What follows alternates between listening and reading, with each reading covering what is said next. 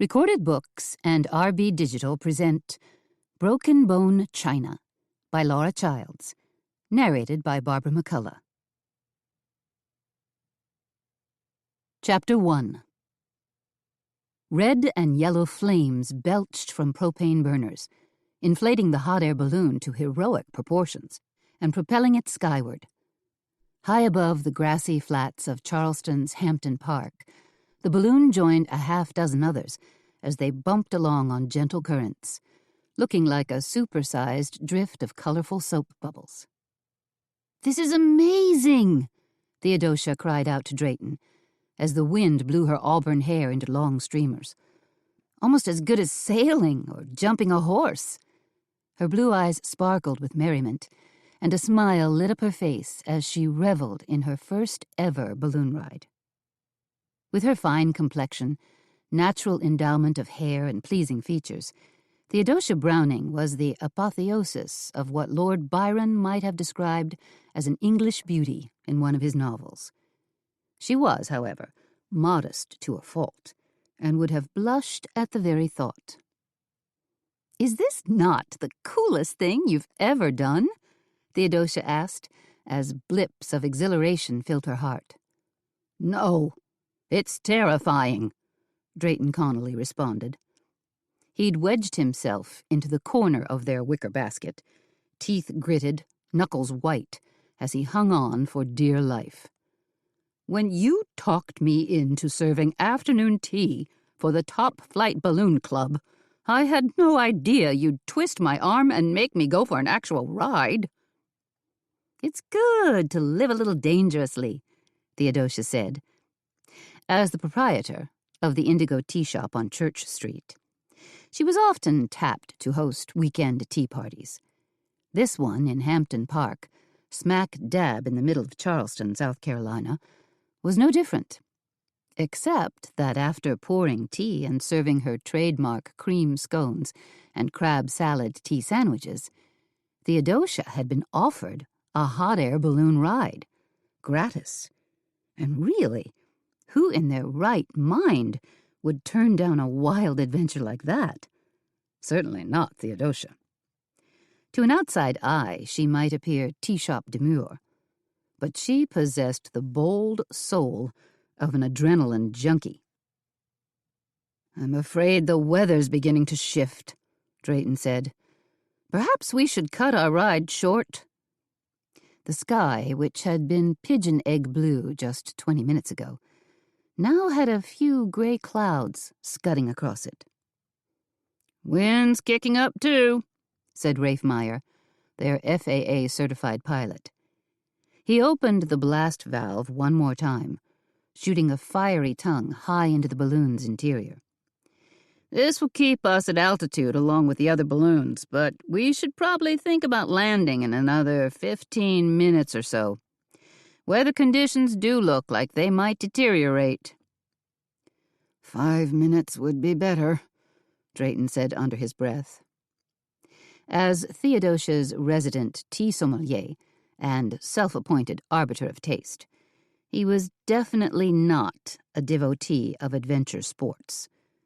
60-something, genteel, with a serious addiction to tweed jackets and bow ties, Drayton's idea of high adventure was sitting in a wing chair in front of his fireplace, sipping a glass of ruby port and reading a Joseph Conrad novel. "Take a look at that patchwork balloon over there. You see how it's descending ever so gently?" Theodosia said. "You don't have a thing to worry about. When we hit the ground, you won't even feel a bump." But Drayton was squinting over the side of their gondola at something else. "What on earth is that whirligig thing?" he asked. Theodosia was still reveling in her bird's-eye view and the hypnotic whoosh from the propane burner, so she wasn't exactly giving Drayton her full attention. "What? What are you talking about?" she finally asked. "I'm puzzled about the small silver object that appears to be flying in our direction." Theodosia could barely pry her eyes away from the delicious banquet of scenery and greenery, history and antiquity, that spilled out below her. Crooked, narrow streets, elegant, grande dame homes lining the Battery, the azure sweep of Charleston Harbor, the dozens of churches that poked their steeples skyward. How lucky was she to live in this amazing city? But as Theodosia turned, she, too, caught a flash of something bright and shiny, buzzing its way toward them. Her first impression was that it looked like some kind of mechanized seagull, something you might see in a stop-action cartoon. Only instead of dipping and diving and surfing the wind, the object was zooming right at them. "I think it's a drone. Someone must have put up a drone," Theodosia said. She watched with growing curiosity as it headed their way, coming closer and closer. The drone swooped upward and then dipped down, doing a fancy series of aerial maneuvers. Finally, it zoomed in and hovered alongside their basket for a long moment. Strangely, the drone appeared to be making up its mind about something. Then it peeled away. "What's the drone for? Some kind of TV news thing?" Drayton asked. "You know, film at 11? "I don't think it's a commercial drone. Probably someone who's filming the balloons for fun." Theodosia's attention slowly shifted to the weather as she scanned the sky to the east, in the direction of the Atlantic Ocean. A few more clouds had rolled in, turning the horizon into a dim blot. Hopefully there wasn't a storm brewing. "Such a strange, buzzing thing," Drayton said, unable to unkink the knot of worry that had formed in his head. His hands gripped the side of the wicker basket even tighter, like some kind of giant, nasty hornet. Just having it circle around like that gave me the heebie-jeebies. "There's really nothing to worry," Theodosia began. Then she practically choked back her words as she watched the little drone lift straight up like a miniature helicopter or Harrier jet. Up, up, up it rose, until it was flying level with the red and white balloon that hovered just ahead of them, but at a slightly higher altitude. "Now the drone has edged precipitously close to that balloon," Drayton said as he continued to gaze upward. "That can't be good." "No, it's not." Alarmed now, Theodosia tapped their pilot on the shoulder and, when he turned, she pointed wordlessly at the drone that now hovered some 40 feet above them. The pilot glanced up and frowned, his expression telling her all she needed to know. "That shouldn't be there," he said. "It's strange, almost as if the drone is checking out each of the balloons," Drayton said, "peeking in the baskets to see who the passengers are." "Because it has a camera," Theodosia said slowly. She glanced down toward terra firma, wondering who in the crowd below them might be manipulating the drone. And why were they doing so? Was it for fun? Or a joke? Or maybe some kind of daredevil promotional film? But the balloon she was riding in was flying way too high to make out anything meaningful. "I think the object is flying away," Drayton said. "Good riddance." But the drone didn't fly away. Instead, it circled back around, hovered for a few moments, revved its engine to an almost supersonic speed, and flew directly into the red and white balloon. Rip! Zist! Whomp!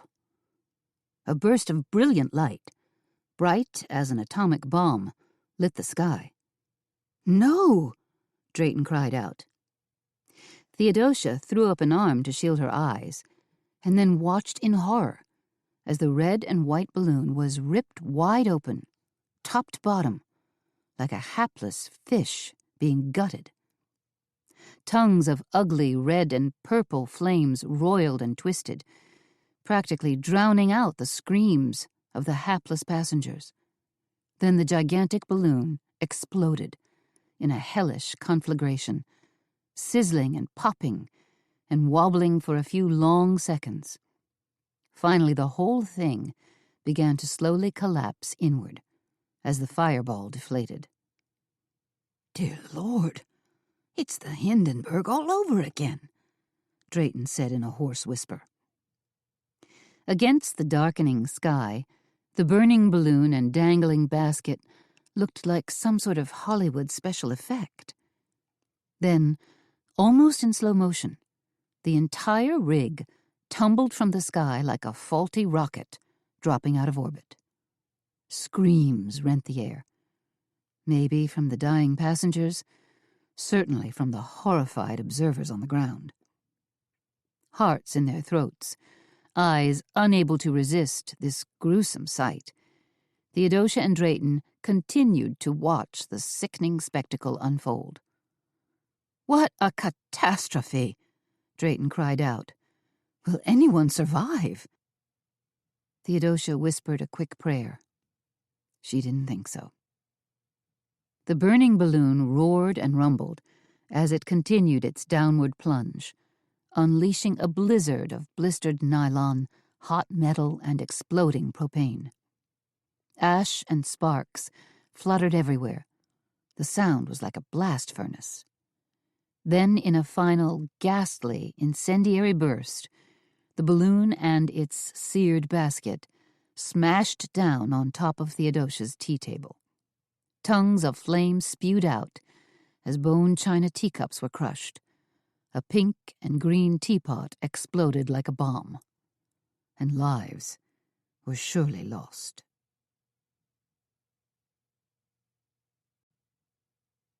Chapter 2. Almost as a climactic final act, the heavens opened up and a fierce rain hammered down. "Hang on! This is going to be a hard landing," the pilot yelled to Theodosia and Drayton.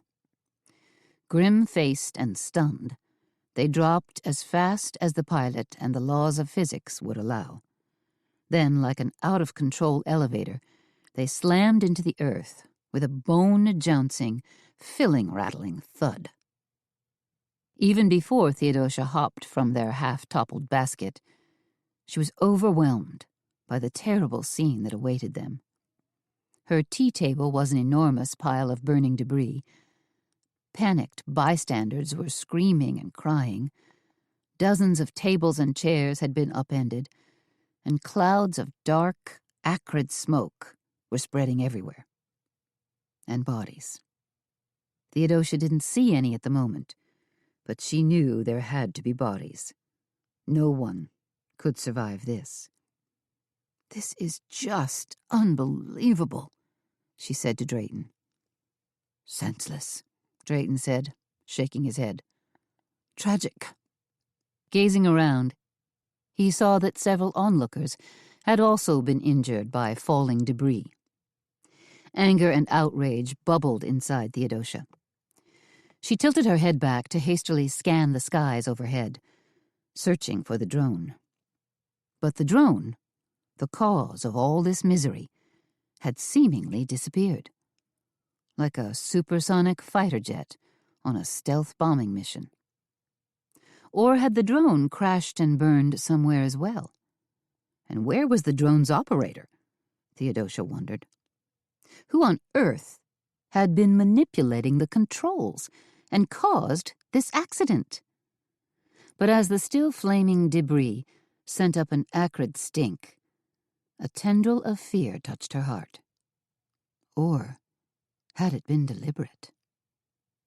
To make matters worse, low-hanging clouds had cut visibility to a minimum, and the storm's onslaught was whipping everything into a frenzy.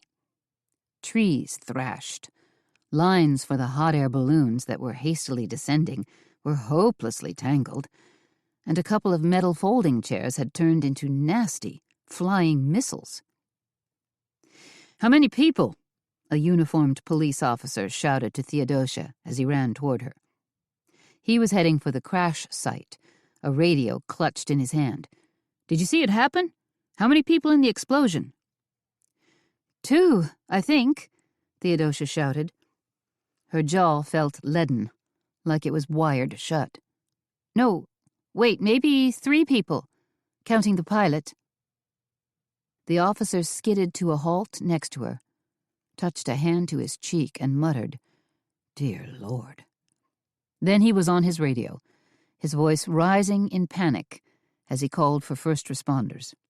Police, ambulances, firefighters, whatever help he could muster, as fast as possible. Unfortunately, KTSC-TV, Channel 8, arrived first. The white van, emblazoned with the red TV8 logo and supporting a satellite dish on top, careened across the grass at an ungodly speed, rocking to a stop directly in front of Theodosia and Drayton. Dale Dickerson, one of TV8's roving reporters, jumped out, looking perfectly attired and blow-combed, even in the pouring rain. Dickerson nodded to himself when he recognized Theodosia and immediately stuck a microphone in her face. "Tell us what you saw," Dickerson said. "It was awful," Theodosia said. She could barely comprehend the magnitude of what had just happened. "Tell us how you felt when you saw the hot air balloon catch fire and come crashing down," Dickerson said. Theodosia lifted a hand and pushed the microphone away. This wasn't right. People had been killed. "No," she said. "I'm not doing this. I can't." "The station will want this footage for the 5 and 6 o'clock news," Dickerson said, as if he was offering a huge incentive. Theodosia couldn't care less. "No. Go pester someone else." Dickerson gave a hopeful glance in Drayton's direction, then caught the look of utter disdain on Drayton's face. "Whatever," Dickerson said, rushing off. Police cruisers, ambulances, and fire trucks arrived, adding to the mayhem. A young man, his face pale as a ghost, sprinted past them. He skidded to a stop a few feet away, both arms extended, and spun around full tilt on the soggy grass. Then he ran back toward them, clearly in a blind panic. "Whoa!" Theodosia reached out and snagged his jacket sleeve. "Slow down. Take it easy." "Did you see it? Did you see Mr. Kingsley's balloon get hit?" the young man screamed at her. "Is that who was in the balloon?" Theodosia asked. "A man named Kingsley?" She knew the police would need to know these names. "Who else was with him?" Drayton asked. It was... The young man suddenly fell to his knees and dropped his head, as if he were bracing for a plane crash. "Take a deep breath," Theodosia said. She leaned down and put a hand on the young man's shoulder. He was hyperventilating so badly, she feared he might give himself a stroke. "Yeah, okay," the young man said as he struggled to his feet. "But who's going to tell Mrs. Kingsley?" he asked with a sorrowful moan. Theodosia grabbed his shoulders and gave him a small shake, to try to rouse him from his confused state. "Who are you?" she asked. I'm Charles Townsend." "Do you work for Mr. Kingsley?" Drayton asked.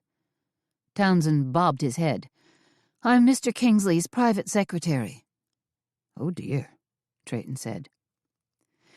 "You need to pull yourself together and identify yourself to those police officers over there," Theodosia said. "Tell them who exactly was in the hot air balloon that crashed."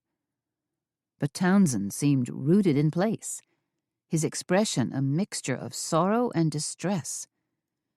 "And what are we going to do about the flag?" he whispered. "I don't think he's tracking all that well," Drayton said in a low voice. "No, he's not," Theodosia said. "I think I'd better..." She spoke louder and more forcefully now. "You'd better come with me, Mr. Townsend."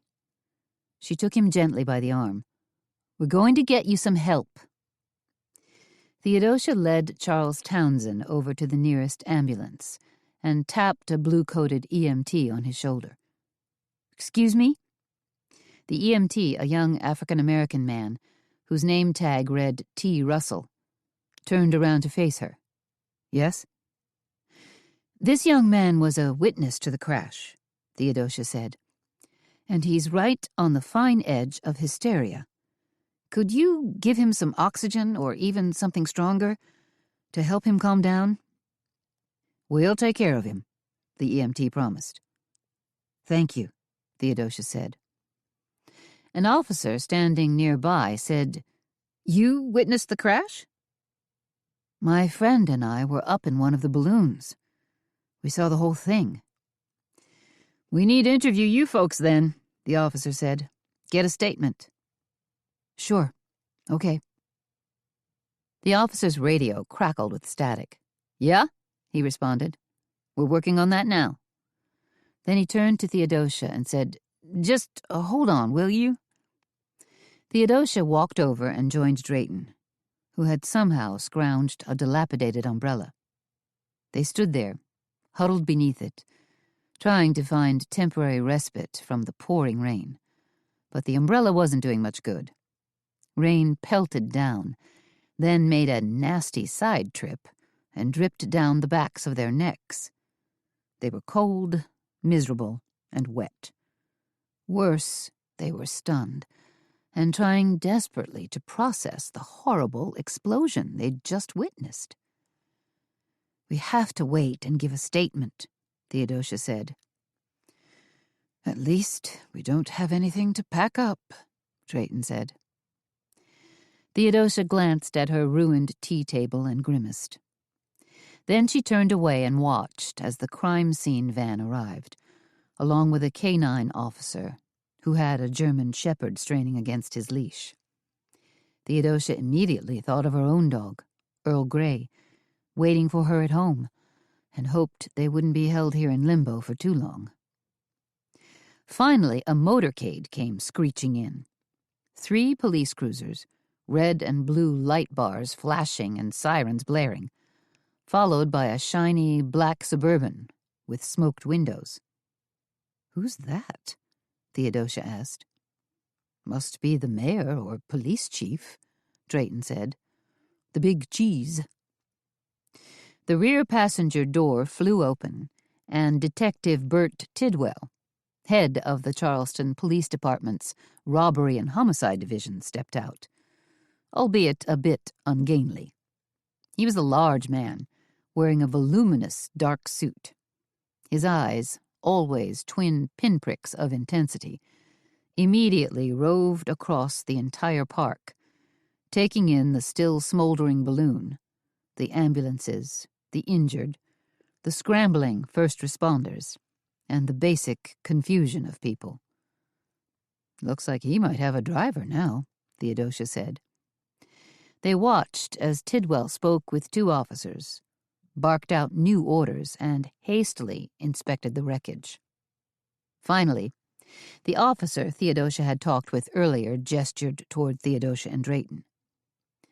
Tidwell glanced around again, then those beady, insightful eyes landed squarely on Theodosia.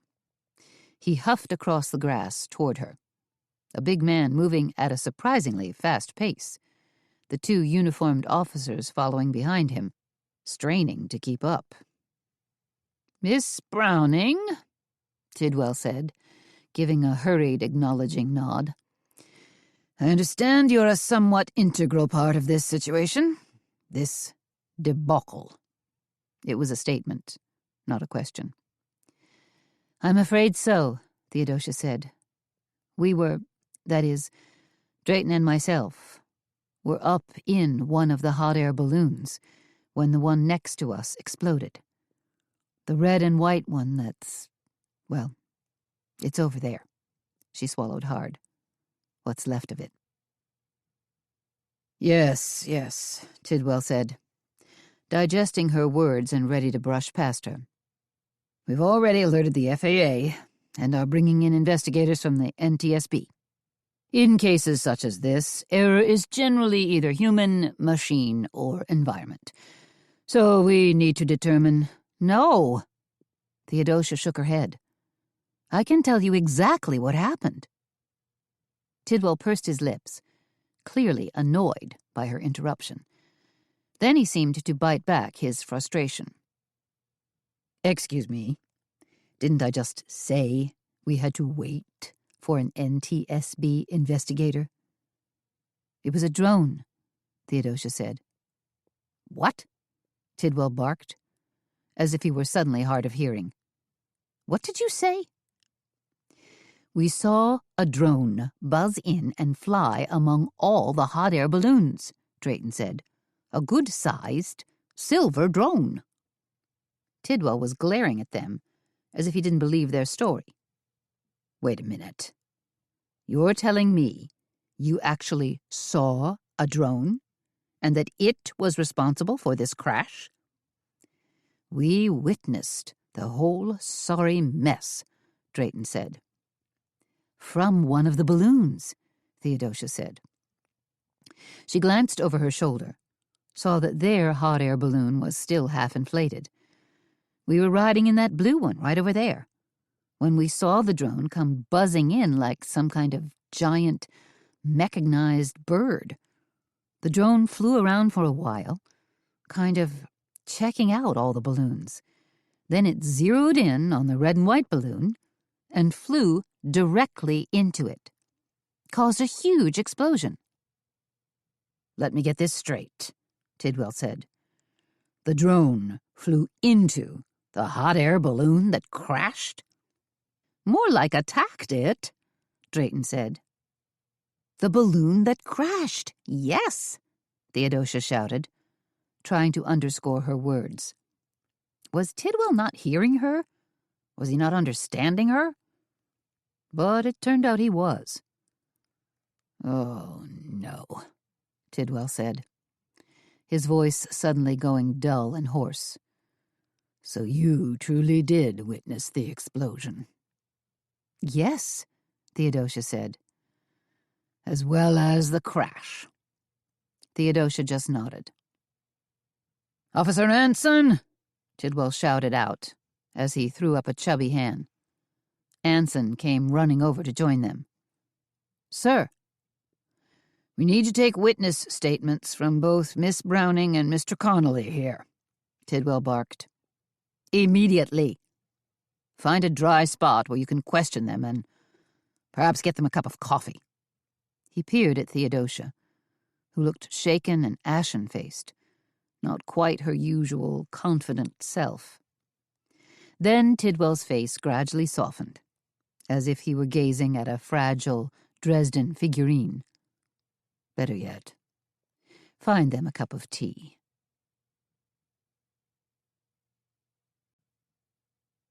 Chapter 3.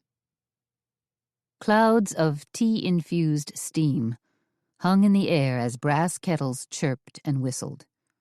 Malty Assam, smoky gunpowder green, and fragrant Darjeeling drifted in delightful currents, then merged in an aphrodisiac swirl.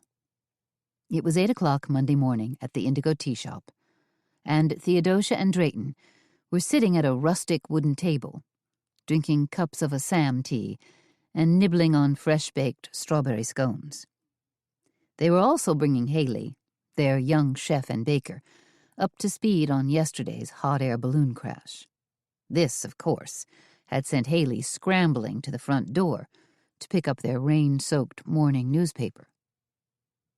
So, it says here on the front page of the Charleston Post and Courier that 3 people were killed, Haley said, as she bounced on the balls of her feet, next to the table where Theodosia and Drayton sat. They're calling it the Hot Air Balloon Massacre. She wrinkled her pert nose and shook back her shoulder-length blonde hair.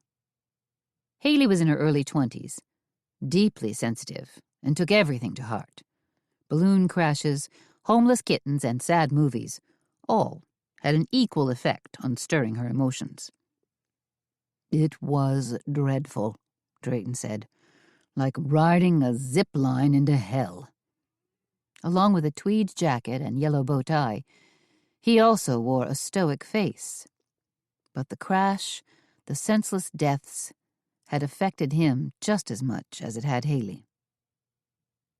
"It also says here that the crash was probably deliberate," Haley said. "May I see that article?" Theodosia asked, reaching out a hand. Haley passed over the main news section, and Theodosia quickly skimmed the article. She thought she'd recovered from the initial shock of the crash, but reading about it today made her feel sad and a touch anxious all over again. "I mean, what do you guys think?" Haley asked. "You were there, after all. The newspaper even mentioned you by name, because you hosted the Tea Party thing." "Oh, no," Drayton said. "That kind of PR we don't need." Theodosia's eyes searched for her name as one of the witnesses, skimmed a bit more of the article, and slumped back in her chair.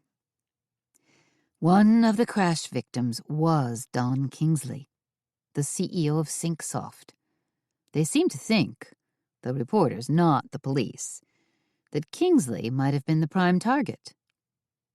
"So we're talking cold-blooded murder, and not just a terrible accident," Haley said. She sounded interested, and a little scared. Drayton set his pink Shelley teacup into his saucer with a tiny clink. "What, pray tell, is SyncSoft?" "It's a local technology company. Actually, one of over 250 that now call Charleston home," Theodosia said. SyncSoft, as I recall, develops different types of software. One of their products was written up a few weeks ago in the business section. A software for designing algorithms. Drayton held up a hand and made a whooshing motion past his head. "I have no idea what that means." "Wait a minute. Doesn't Angie's boyfriend work for a software company?" Haley asked. She was referring to their friend, Angie Congdon, who owned the Featherbed House B&B a few blocks away. "Does he really?" Drayton asked. "I thought, what's his name? Harold. Just puttered around the Featherbed House, doing odd jobs for Angie and tending the garden. No, I'm pretty sure that Harold has an actual day job in marketing," Haley said. "He does work for SyncSoft," Theodosia said. "Harold used to work at Datametrics. Now he's at SyncSoft. Angie was quite excited when Harold landed the job.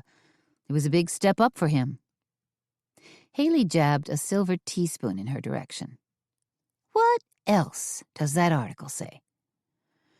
"The reporter probably included a horribly vivid description of the crash," Drayton said, "pandering to readers who love to salivate over every macabre detail." "You mean like blood and bones sticking out and stuff?" Haley asked. Drayton scowled. "No need to be so graphic." "Actually, this article puts more of a focus on the victims than the actual crash," Theodosia said. "It says that Roger Bennett, a major client of SyncSoft, was also killed, along with Kirstine, the balloon's pilot." "Anything else we should know about?" Haley asked. Now she was peering over Theodosia's shoulder, squinting at the newspaper pages. "Let's see, there's also a sidebar written by a different reporter, the Post and Courier's financial reporter. Anyway, his piece is a little murky, but it alludes to missing corporate funds," Theodosia said. "Missing funds from SyncSoft?" Haley asked. "That's what it says," Theodosia said. "Interesting," Drayton said. "Perhaps now we're getting to the heart of the matter." Theodosia continued reading the sidebar. Apparently, Don Kingsley was under fire from his board of directors for misplacing a great deal of money. Exactly how great is a great deal? Haley asked. It says here $5 million, Theodosia said. Drayton's eyebrows shot up. So it's possible the crash was connected to missing money? Theodosia gave a slow nod. Maybe. Could be. Geez, I hope Harold still has a job to go to, Haley said. You always hear about companies that lose their key execs in a private plane crash or on some team-building trek in the Himalayas. Once the head guys are out of the picture, the whole company is basically kaput. I can't imagine that's going to happen in this case, Drayton said. SyncSoft obviously has a board of directors, along with vice presidents and such. That's good, Haley said. I guess. She twirled a finger in her hair. I'm just happy you guys were able to land safely.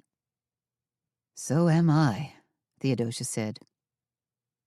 In her mind, she could still feel the heart-stopping, gut-wrenching jounce as their basket slammed into wet earth. Unnerved by the explosion and subsequent fireball, their balloon pilot had brought their craft down at an accelerated rate of speed. To make matters worse, we landed just as the big storm hit, Drayton said. He glanced out the front window where rain continued to spatter down, practically obliterating any view of traffic going by on Church Street. The weather people, the meteorologists, are predicting that it's going to rain all week. He touched a finger to his bow tie. That could be disastrous for business. Let's not worry about what could happen, Theodosia said, and try to focus on the present. After all, we've got some lovely tea events planned and have probably sold enough tickets to guarantee fairly good-sized crowds. The hot air balloon disaster had left her feeling nervous and on edge. Now she knew it was time to try and put it behind her. After all, there was nothing she could do for those 3 poor souls who'd perished. I'm looking forward to our Nancy Drew tea this Wednesday, and especially to our Beaux-Arts tea on Saturday, Drayton said. He glanced at Haley. Are you still working on those surprise centerpieces? For the Nancy Drew tea? Yeah, Haley said. And FYI, I'll be leaving work a little early tomorrow. I've been tapped to judge the floral teacups competition, Theodosia said. What's that all about, anyway? Haley asked. It's basically a fundraiser for the Heart Song Kids Club, Theodosia said. The rec center that Miss Josette's nephew runs, Drayton said. Of course. Miss Josette was the African-American artist who'd created the stellar sweetgrass baskets that hung on one wall of the tea shop. Baskets that were always in high demand. Theodosia nodded. Anyway, it's basically teacup art. I'll be judging and awarding prizes to the teacups that showcase the best miniature floral displays. You know, flowers, mosses, grasses, vines, perhaps even miniature trees. Like Drayton's bonsai? Haley said. From what I understand, there are supposed to be almost 50 entries, Theodosia said. Entries from whom? Haley asked. Not us. Garden clubs, floral shops, antiques shops, vintage jewelry shops, even a few companies have seriously gotten into it, Theodosia said. Really anyone who aspires to be creative. I believe there are a few corporate sponsors, too. That's nice. For the rec center, anyway, Drayton said. Theodosia focused her gaze on Drayton and smiled. It seems our Drayton also has a major event coming up later this week. Drayton's shoulders rose and dropped in a long, drawn-out sigh. I suppose you're talking about the crew of photographers, lighting people, and stylists that will be invading my home, he said in a flat tone.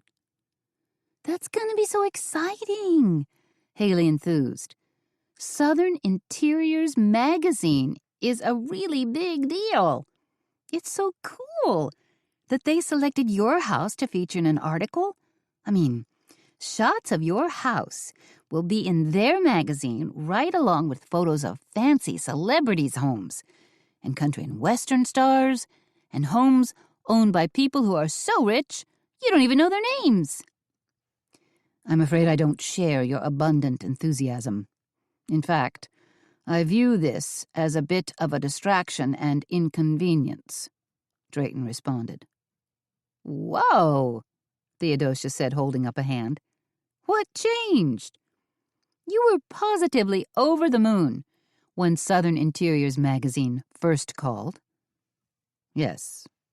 Well, in thinking about the disruption to my private life, my enthusiasm has since waned, Drayton said.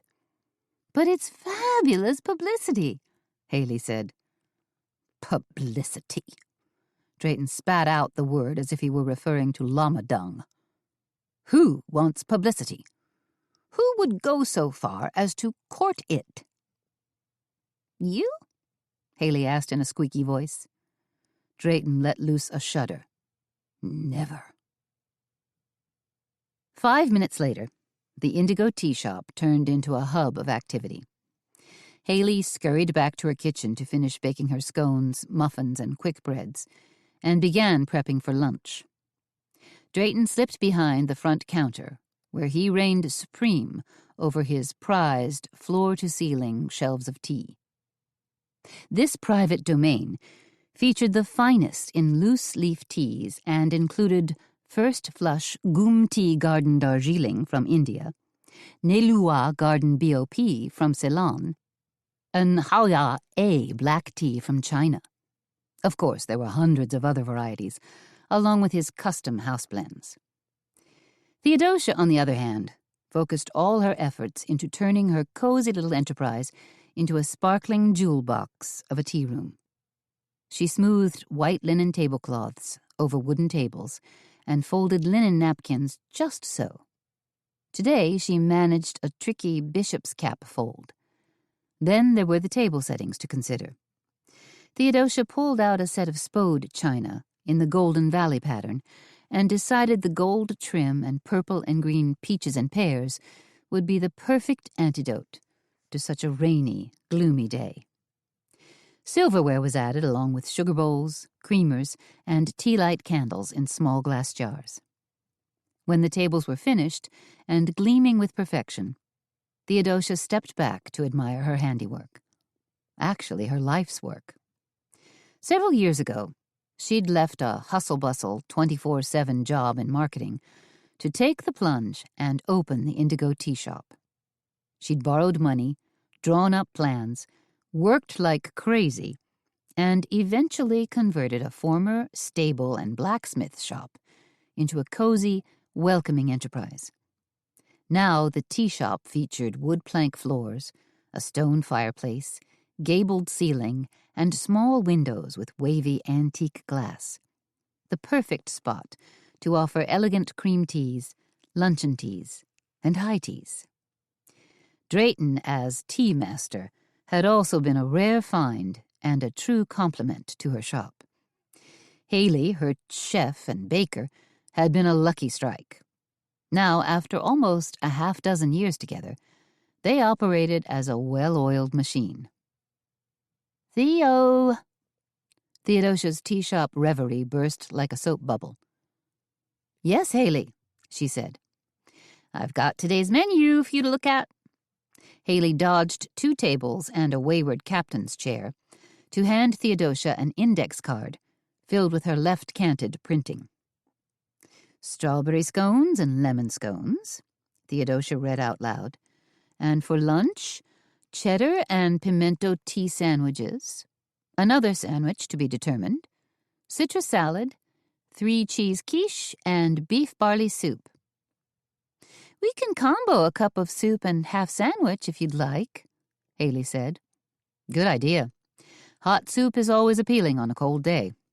You got it. Haley disappeared as quickly as she'd appeared. She was an autocrat in the kitchen, and ruled her domain with an iron fist in a quilted oven mitt. No greengrocer would dare stick Haley with wilted butter lettuce or slightly over-the-hill tomatoes. If they did, the full wrath of Haley Parker would descend upon their shoulders, and they'd be cut out from her carefully cultivated list of providers. "What's on the docket for today?" Drayton asked Theodosia. "Anything I can do a tricky match with?" He was balancing a tin of Taiwanese oolong in one hand and a tin of Plum Deluxe's Candlelight blend in the other, deciding which tea would be the most apropos for a morning brew. Theodosia read Haley's menu to Drayton. Drayton smiled. "I've also got an itch to brew a few pots of Chinese gunpowder green tea, which I think will be the perfect accompaniment to Haley's lemon scones." "Go for it." "And I've been wondering about—" Drayton's words were cut short by an ear-splitting crash at the front door. What could it be? Had a hit-and-run accident on Church Street sent a car skidding onto the sidewalk? Did one of the horse-drawn jitneys throw a wheel? Then the door flew open and whapped hard against the wall, ushering in a nasty onslaught of rain and cold air. From out of the fog and dampness, a distraught-looking man careened toward them. The man stared at Theodosia and Drayton for all of 1 second and then cried, "I need some help." He slammed the door behind him and stomped his feet. Drayton was instantly on alert. "Are you injured? Were you in an auto accident? I'm sure the driving out there is terrible. Do you want me to dial 911 or call a tow truck?" The man vigorously shook his head no, while he flapped his arms about his body like a flightless bird. Drayton relaxed some. Not an accident, just someone caught in the storm. "Perhaps we could offer you a cup of hot tea on an emergency basis." Looking more desperate than ever, the man gazed about with wild eyes. "No," he barked out.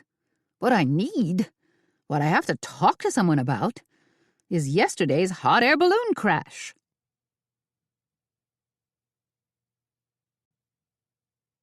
Chapter 4. "Who are you?" Theodosia asked. She'd crept forward to intercept this stranger, this interloper, before he advanced any farther into her tea shop. Yes, she was territorial, and proud of it. "Forgive me," the man said. A modicum of courtesy had returned to his voice. He touched a hand to the front of his beige, rain-spattered trench coat. "I should introduce myself. I'm Todd Slauson." "The antiques dealer," Drayton said immediately. Slauson nodded. "That's right." He was tall, at least 6'2", with slicked back, dark blonde hair, a slightly hawk nose, and soft amber eyes that darted to and fro. Theodosia thought he looked like an Englishman who'd inherited a minor title and a dilapidated manor home, someone who raised sheep, read poetry, and was slightly long in the tooth but short in the jaw. But Drayton clearly knew who Slauson was. "You specialize in Chinese antiques," Drayton said. "Not anymore, I don't," Slauson said. He brushed at the front of his coat. "Now you can't give away Ming and Qing pieces.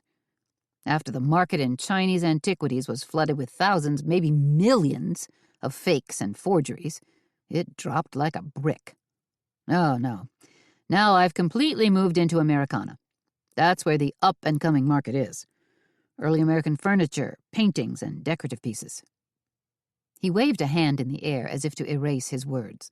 "But enough about me. I need to know what the two of you saw yesterday at the crash site."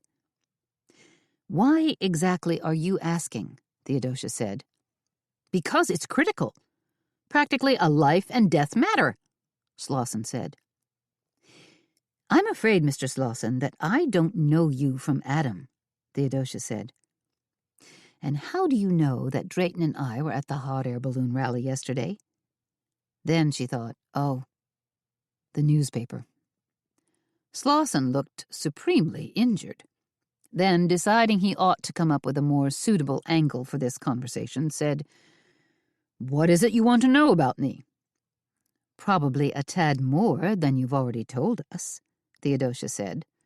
She was polite, but firm. Slauson frowned. He clearly wasn't used to being stuck on the hot seat. "For one thing, I own Marquee Antiques over on King Street. We're one of the premier antiques dealers in Charleston, and my clients include some of our fair city's finest families. The Ravenels, the Calhouns, the—" "Oh," Theodosia said, interrupting him and looking slightly startled. "I do know who you are." Deep in the recess of Theodosia's brain, she remembered her friend Elaine Dish rhapsodizing about a new boyfriend who was elegant, sweet-natured, and didn't mind accompanying her on the occasional shopping trip. A man named Todd Slauson. Clearly this had to be the same Todd Slauson. "I believe you're dating a friend of mine," Theodosia said. "Delane Dish." "Yes, Delane," Slauson said. He gave a perfunctory smile and said, "Now that we're all one big happy family, perhaps we can skip my curriculum vitae and you can help me out? Answer a couple of questions? You see, I need to know exactly what you saw yesterday. Every single detail about the hot air balloon crash that took the lives of those 3 people." "Why do I have a feeling you're interested in one of those people in particular?" Theodosia asked. Slauson's hands flew up, and he turned his palms toward her as if in capitulation. "You're right. I am," he said. "Let me guess," Theodosia said. "Donald Kingsley." Slauson pointed a finger at her. "Yes, because I'm convinced that poor Don Kingsley was murdered. That the drone showing up wasn't random at all. That it was a carefully planned and choreographed attack." "When you use the word attack," Drayton said, "you make it sound as if terrorists were at work. Maybe not full-blown radical suicide vest terrorists, but I'm positive that hot air balloon explosion wasn't an accident," Slauson said. Theodosia pretty much agreed with him, but instead of saying so, said to Slauson, "Have you shared your suspicions with the Charleston police?" Slauson nodded. "First thing this morning. I talked to a big guy. Well, he was a big wig, too, I guess. A detective named Tidwell." "Bert Tidwell. Yes, we know him," Theodosia said. Do we ever, she thought. "Tidwell was the one who mentioned you were at the hot air balloon rally. And then I read it in this morning's paper, too." Slauson looked pointedly at Theodosia and then at Drayton. "Tidwell said the 2 of you witnessed the drone flying directly into Kingsley's hot air balloon." "Why would Tidwell talk to you about this?" Drayton murmured. "Because I asked him," Slauson said. "Because this whole thing, this crash, is too preposterous for words. And the crazy thing is, I was supposed to be riding in the balloon with them." A tiny alert pinged in the back of Theodosia's brain. "Why weren't you riding with them?" she asked. Slauson fixed her with a slightly cockeyed gaze. "Why didn't you go up in the balloon with the others?" she asked again. A family matter came up," Slauson said. He held the back of his hand against his forehead, as if his brains were about to explode. "But Don Kingsley and the other 2 getting killed? It's just unbelievable." Theodosia's curiosity was more than tickled. Who wanted Don Kingsley and his client dead, she wondered. Who would send up a drone to purposely take down a hot air balloon? And was the drone attack intended to kill Kingsley, the CEO? Or was his client, Roger Bennett, the target? Maybe Kingsley was merely collateral damage. "Are you familiar with drones?" Theodosia asked Slauson. "Do you know anything about them?" "Only what I've seen on TV, like in a few years they're supposed to be delivering all sorts of things direct to our homes. Books, groceries, wine, whatever. As if that's ever going to happen," Drayton muttered. He was a confirmed Luddite who eschewed cell phones, cable TV, satellite radio, online banking, and the internet. Drayton's idea of current technology was a vinyl record, preferably classical, played on his 30-year-old RCA turntable. "If you're so sure this drone attack was planned, that it was cold-blooded murder, you surely must have a perpetrator in mind," Theodosia said. She was keenly interested in hearing Slauson's answer. "If anyone's capable of murder, it's Earl Bullitt," Slauson said immediately. "Another antique stealer," Drayton said. "Why on earth would you say that?" Theodosia asked. It felt as if Slauson had randomly plucked a rival antique dealer's name out of thin air. And more importantly, why would an antiques dealer murder a software CEO? "I'm afraid I don't see the connection." "There's a huge connection. We were all vying to purchase the exact same item," Slauson said. "Excuse me, you mean like a bidding war?" Drayton asked. "Something like that," Slauson said. "What were you bidding on?" Theodosia asked. "Antiques, this doesn't sound like business, like anything Syncsoft would be involved in," she thought. "So there was some type of private auction?" Drayton asked. "What exactly were you bidding on?" Theodosia asked again. She kept her tone courteous, but direct. "If you must know, it was a flag," Slauson said. "A flag," Theodosia repeated. She recalled that when Charles Townsend had been running around yesterday, he'd been babbling about a flag. "It was... well," Slauson looked unhappy. "I suppose the details are bound to come out one way or another." "What's going to come out?" Theodosia asked. Slauson's double talk was beginning to wear on her. "Details concerning the flag," Slauson said. "You see, Don Kingsley was about to sell an original flag that dates all the way back to the American Revolution." "No," Drayton said, but it was said in stunned surprise, rather than as a negative comment. "There were several of us. Are several of us," Slauson said. "All interested parties that were contacted by Kingsley." "And?" Theodosia said. There had to be more. "And now the flag is missing," Slauson said. "Under what circumstances?" Drayton asked. "Right after the crash, or possibly during, it simply disappeared from Don Kingsley's home. Poof, gone like a puff of smoke. Kingsley's secretary was the one who sent up the hue and cry that it was missing." Slauson massaged his forehead in disbelief. "I can't quite believe it." "This missing flag," Theodosia said, "it's important? In a historical sense?" Slauson screwed his face into an unflattering grimace. "It's an original Navy Jack flag." Drayton was so startled, he practically vaulted across the front counter.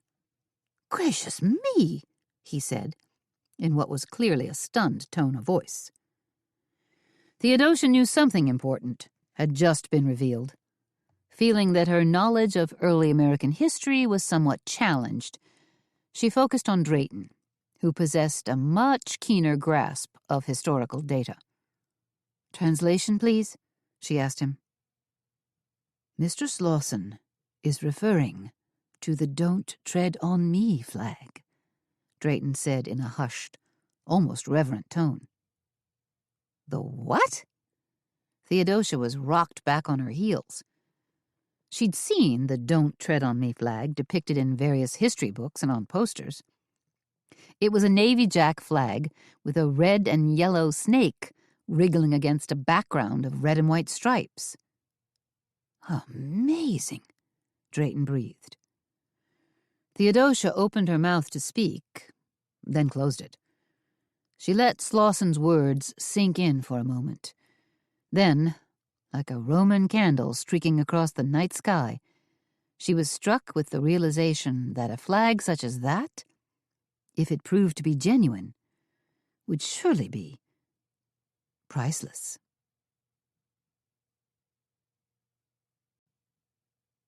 Chapter 5. Could Don Kingsley really have been in possession of an original Navy Jack flag? Theodosia asked Drayton, once Todd Slauson had left. Where would he get something like that? More importantly, could a more than 200-year-old flag have withstood the ravages of time? After these many years, wouldn't a flag of that vintage be in tatters and remnants? Or simply reduced to dust? But Drayton thought differently. If the flag was properly cared for, stored correctly, and by that I mean temperature and humidity controlled, it might still be in fairly decent shape. That would be amazing. Drayton scratched his cheek absently, as if deep in thought. As I recall, there was a Continental Light Dragoons flag that went up for auction at Sotheby's a few years ago. Do you remember what it sold for? It went for a pretty penny, almost $18 million. The number was so vast it took Theodosia's breath away. She cleared her throat self-consciously. So this "Don't Tread on Me" flag might be worth even more? I would guess yes, Drayton said. A lot more. He dropped his voice to a reverent tone. Realize, please, these antique flags are sacred objects. People died defending them. Not just those serving in the Continental Army and Navy, but ordinary men and women who stood alongside them in the American Revolution and believed implicitly in the principles these flags stood for. Dear Lord, Theodosia said, I'm shocked there's a flag of that vintage available. I would have thought most old historic flags were enshrined in museums and history centers. I'm no expert, but I believe there are only 30 or so genuine Revolutionary War flags still in existence, Drayton said. Then I can certainly understand a collector's fervor. A Navy Jack flag is, well, it's incredibly inspirational, Theodosia said. It would be akin to a holy relic. Exactly so. Where would Don Kingsley obtain a flag like that? And why would he want to sell it, if he was a collector himself? Hard to say. Maybe he inherited the flag. Or maybe he picked it out of a junk store bin. Many pieces of fine art have been discovered that way, Drayton said. An occasional Jackson Pollock painting that turns up on Long Island, maybe, but a Revolutionary War flag?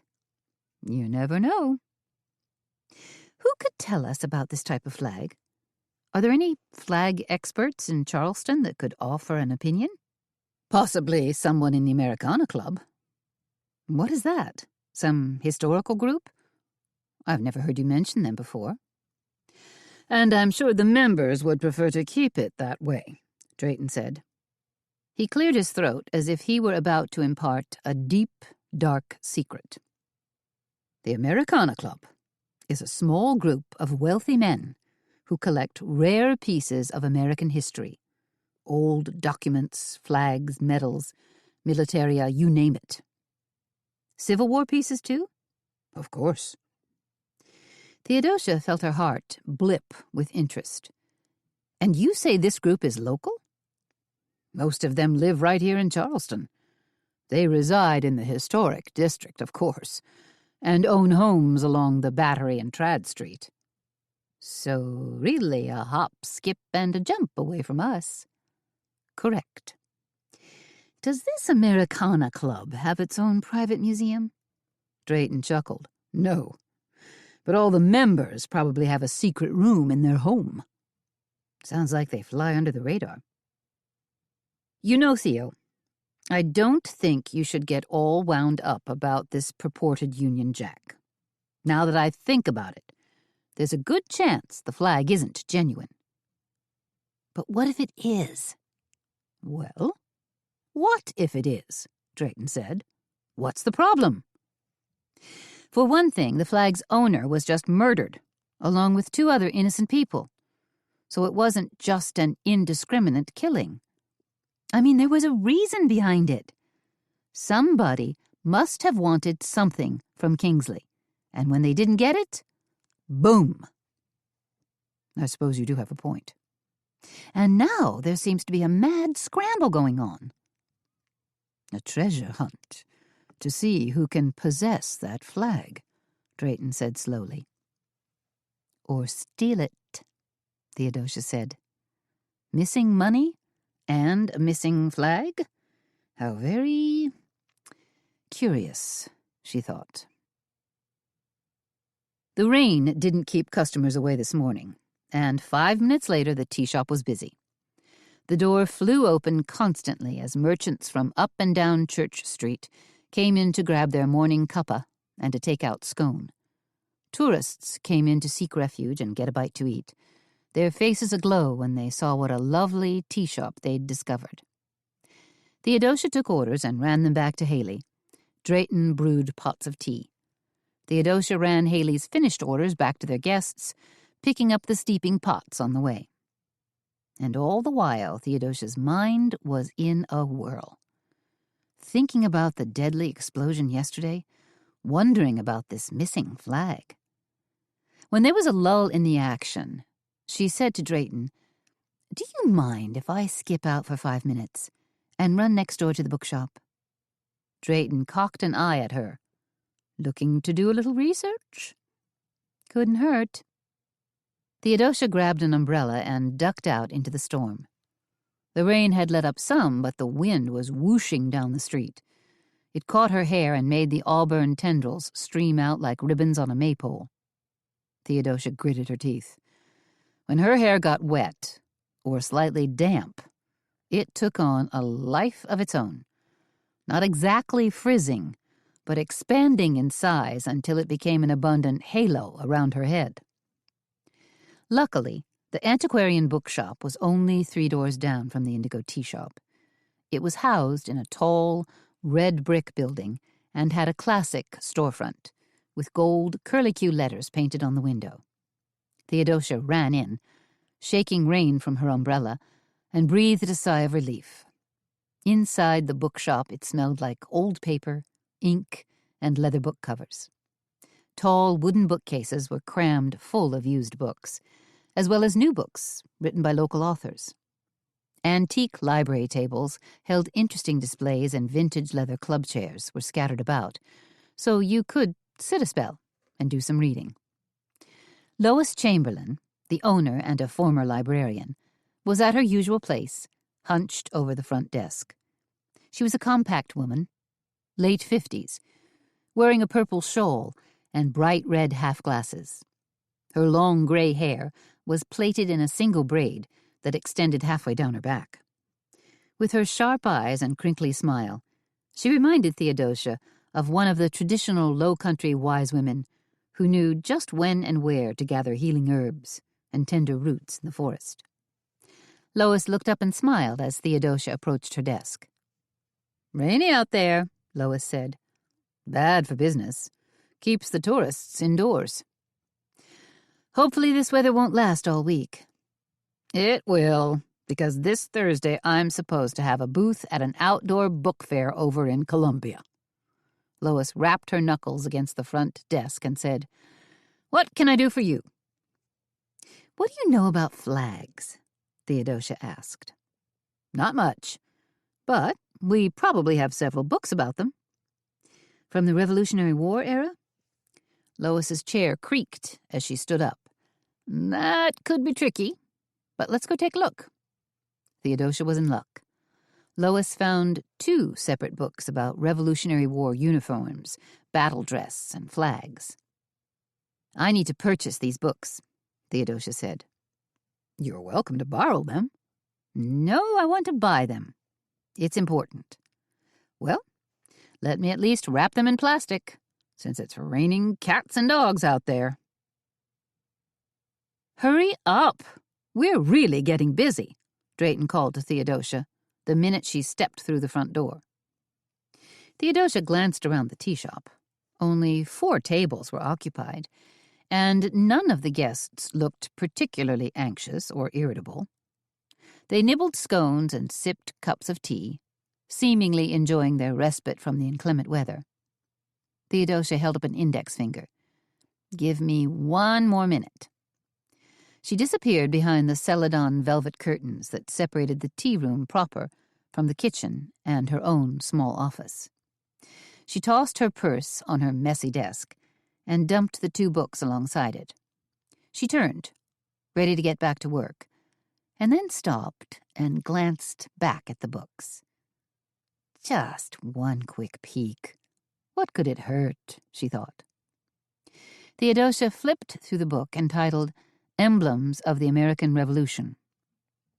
When she got to the chapter on flags, she scanned the illustrations and photos and carefully read the captions.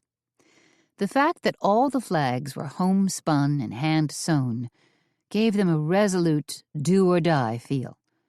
And the more Theodosia studied the flags, the more she had the sense that she was looking at something remarkable, something that carried a great deal of spiritual significance. Yes, it took only a few pages, and Theodosia was hooked.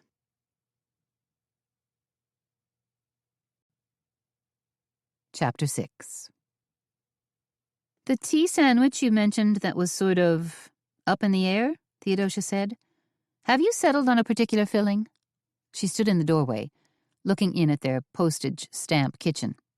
It was remarkable that Haley functioned so well in there. Theodosia was well aware of the space constraints and figured the heat from the oven and dishwasher would drive her bonkers. But Haley loved it, wouldn't have it any other way, didn't want to remodel. "I'm just finishing that now," Haley said.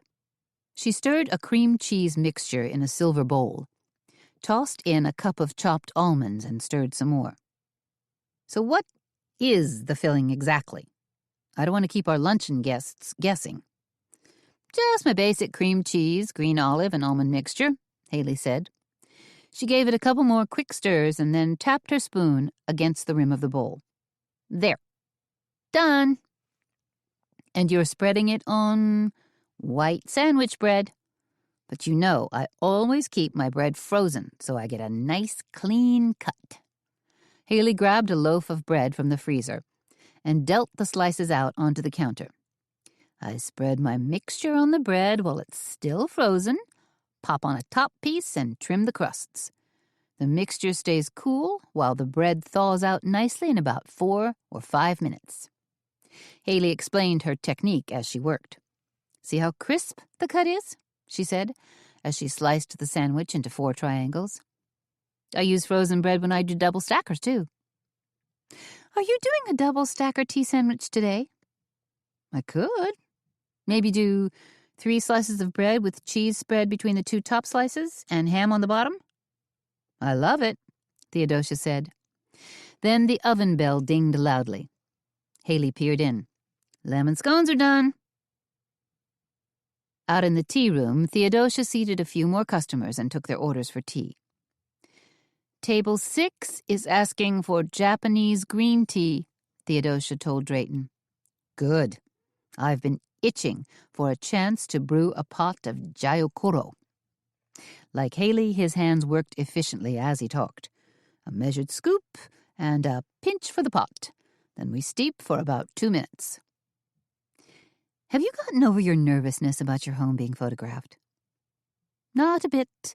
In fact, I'm working myself into a mild panic over it," Drayton said in a pleasant voice. "When the idea was first presented, you were so pleased. We all were. Aunt Libby even wanted to come and watch the photo shoot. Drayton bobbed his head back and forth. I know. I was bubbling over with unbridled enthusiasm as well when Southern Interiors magazine first called. But now the idea of opening up my home to strangers and magazine readers simply paralyzes me. Then don't do it. I have to do it, Theo, Drayton said with intensity. I made a commitment. You know as well as I do that a gentleman never goes back on his word. Then I must not know any gentleman, Haley said. She hurried toward them, carrying a silver tray heaped with a dozen fresh-baked lemon scones, each one dripping with creamy white frosting. Because the guys I know are forever going back on their word. Then they are not gentlemen, Drayton said. Haley smiled sweetly at him. Well, duh. The takeout orders kept coming. Customers and innkeepers alike, mostly from local hotels and B&Bs, called in droves to order lunches. Haley made tea sandwiches and wrapped scones like crazy, while Drayton poured to-go tea orders into indigo blue paper cups and snapped on the tops. Needless to say, there was a steady stream of pickups at the front counter. At 1 o'clock, Bert Tidwell came shuffling in. He wore a strange-looking raincoat that could have been cut from oilcloth, or sailcloth and then coated with wax. Whatever it was, water had beaded up on it to keep him relatively dry. Taking time out from your investigation? Theodosia asked him. Tidwell gave a non-committal grunt. Interested in a spot of lunch, then? Theodosia led him to the small table near the stone fireplace and waited while he got seated. I'll have to run and grab whatever from the kitchen. We've been doing takeout orders like mad, so I can't make any promises about what Haley has left. No problem, Tidwell said. Theodosia went into the kitchen, placed 2 ham and cheese sandwiches on a plate, and then added a lemon scone and a small glass bowl of Devonshire cream. She stopped at the front counter and grabbed a pot of Yunnan tea. The flavor of the tea was slightly peppery, much like Tidwell's general disposition. Setting everything down on his table, Theodosia watched him dig in. Since this luncheon was gratis, Tidwell never paid for anything, never offered to pay. She decided it wouldn't be too forward to ask him a few questions. It's been almost 24 hours since the crash, Theodosia said. Have you dug up any evidence? There's not a lot to go on. The explosion pretty much took care of any fingerprints or trace evidence. Then do you have any suspects? Anyone under suspicion? Tidwell nodded as he pushed the remains of his first sandwich into his mouth. A few, yes. But what I really need is for you to give me a few more details concerning the crash. I don't know what to tell you, Theodosia said. That's never stopped you before. Touché, she thought. Okay, Theodosia thought for a few moments. The whole incident had an almost dreamlike quality about it. I mean, there we were in this gently swaying basket, rising slowly up toward the clouds, almost no sound at all, and suddenly this horrible buzzing thing came out of nowhere. No, Tidwell said. It came out of somewhere. Which way were you facing when you first became aware of the drone? I remember seeing the dog park, so I must have been facing, what, north? So perhaps the drone came from south of the park. What would be back there? Theodosia asked. Parking lot, set behind a row of trees. So you're thinking that the drone operator wasn't someone who was part of the hot air balloon rally? Not a spectator. Not a friendly participant, anyway, Tidwell said. Anybody could have been back there, Theodosia said. It's a 1 in a million shot. I'm sure Charleston PD can narrow our suspect list down to a more manageable number than that. Tidwell picked up his second sandwich and took an enormous bite. "Tell me about possible suspects," Theodosia said. "There were a few people at odds with the victim." "Victims," Theodosia said. 3 people were killed. "Yes, but only one victim has garnered our attention so far," Tidwell said. "Don Kingsley," Theodosia said. She decided Kingsley had to be the main target, since Todd Slauson was so rabid about the missing flag. "So who are you looking at? Disgruntled co-workers? Business rivals?" "Interesting you should ask. I just spent an hour asking Tawny Kingsley those same pertinent questions about her deceased husband." "The wife?" There had been a small mention of Tawny in this morning's paper, and now her name was starting to ring a bell. "Does she have something to do with a brand-new bed and breakfast?" "Tawny Kingsley has recently purchased the Graham Royce mansion over on Trad Street," Tidwell said. "Fancy neighborhood."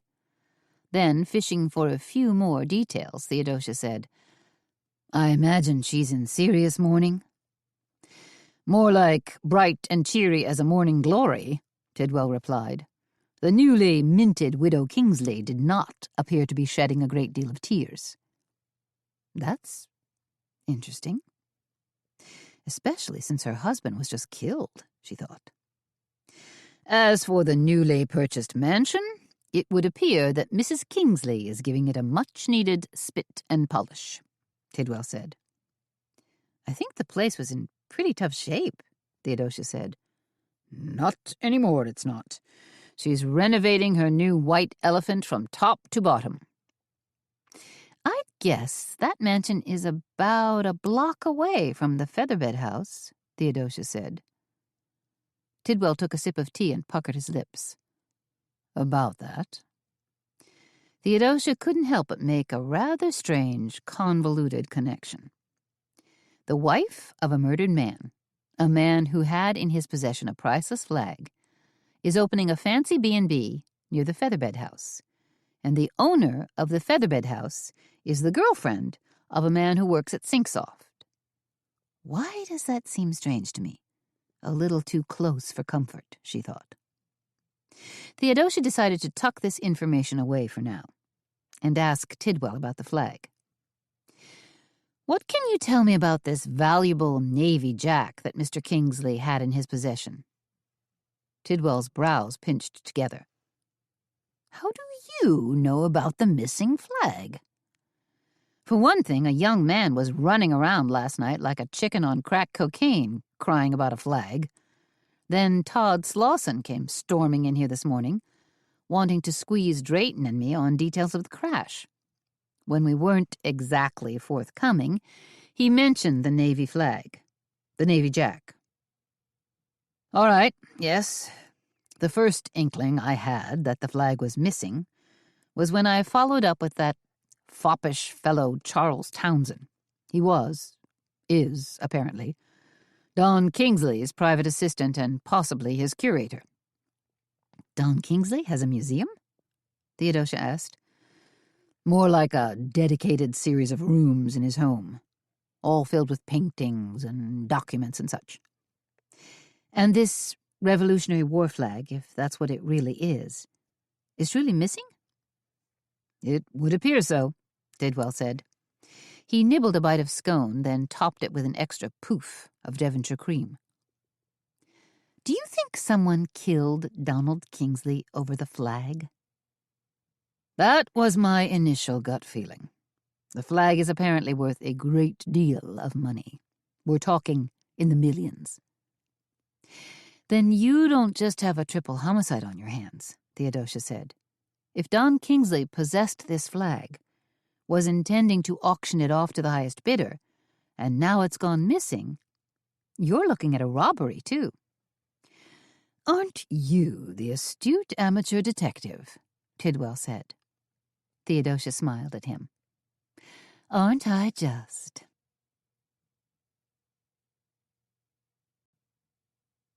Chapter 7. "Did Tidwell pay for his luncheon?" Haley asked. She'd just emerged from the kitchen and was wiping her hands on a blue tea towel. Her outfit consisted of a white chef's jacket over black leggings. Her feet were shod in Ked's high tops that she claimed helped maintain her superior cooking mojo. "He did not pay," Theodosia said. "It turned out to be a sort of quid pro quo." "Meaning you actually pried some information out of him?" Drayton asked. There were still 2 tables of guests left, so Theodosia dropped her voice to a lower pitch. "A few details, yes." Theodosia and Haley crowded up against the counter so they could confer with Drayton. "Tidwell had a talk with Tawny Kingsley, the widow," Theodosia told them. "They were divorced?" Haley asked. "Not yet," Theodosia said. Drayton inhaled sharply. "Then she stands to inherit." "Maybe she does," Theodosia said. "Which makes her a serious suspect," Haley said. She grinned and slapped her hand down hard against the counter. "Man, I love this crazy stuff." Drayton's right eyebrow rose in a questioning quiver. It was one of his unique talents. "You mean you enjoy murder?" Haley tried to backpedal fast. "Well, no. More like the investigating part." "We're not investigating," Drayton said, shooting a warning look in Theodosia's direction. "Not yet," Haley muttered under her breath. "Haley," Theodosia said, suddenly eager to change the subject until she'd had time to ruminate on whether to get involved or not. "What have you come up with for our Nancy Drew tea?" "I was thinking ginger scones," Haley began. "Perfect," Drayton said. "We can also serve cardamom tea." "Along with what else?" Theodosia asked. "The middle part of the menu is still a little iffy. It depends on what kind of fresh crab meat or lobster I can source. But I was thinking dark chocolate cake pops for dessert." "At least we're halfway there," Drayton said. "The sugary part, anyway." "I've got most of the decorations handled," Theodosia said. "And Haley is working on our centerpieces." "Yes, I've been wondering about those. What exactly are they?" Drayton asked. "It's a secret," Haley said. "You'll have to ask our psychic," Theodosia said to Drayton. Haley gave a little shiver. "Ooh, I'm really intrigued by this psychic we've got coming in." "Madame Poparov," Theodosia said. Instead of relying on ESP or mental telepathy, she'd found the psychic the old-fashioned way, through the woman's website. "I understand Madame Poparov claims to be a displaced Lithuanian royal," Haley said. "But of course she is," Drayton said with a wry smile. "Even if she's not of royal blood, do you think she's a genuine psychic?" Haley asked.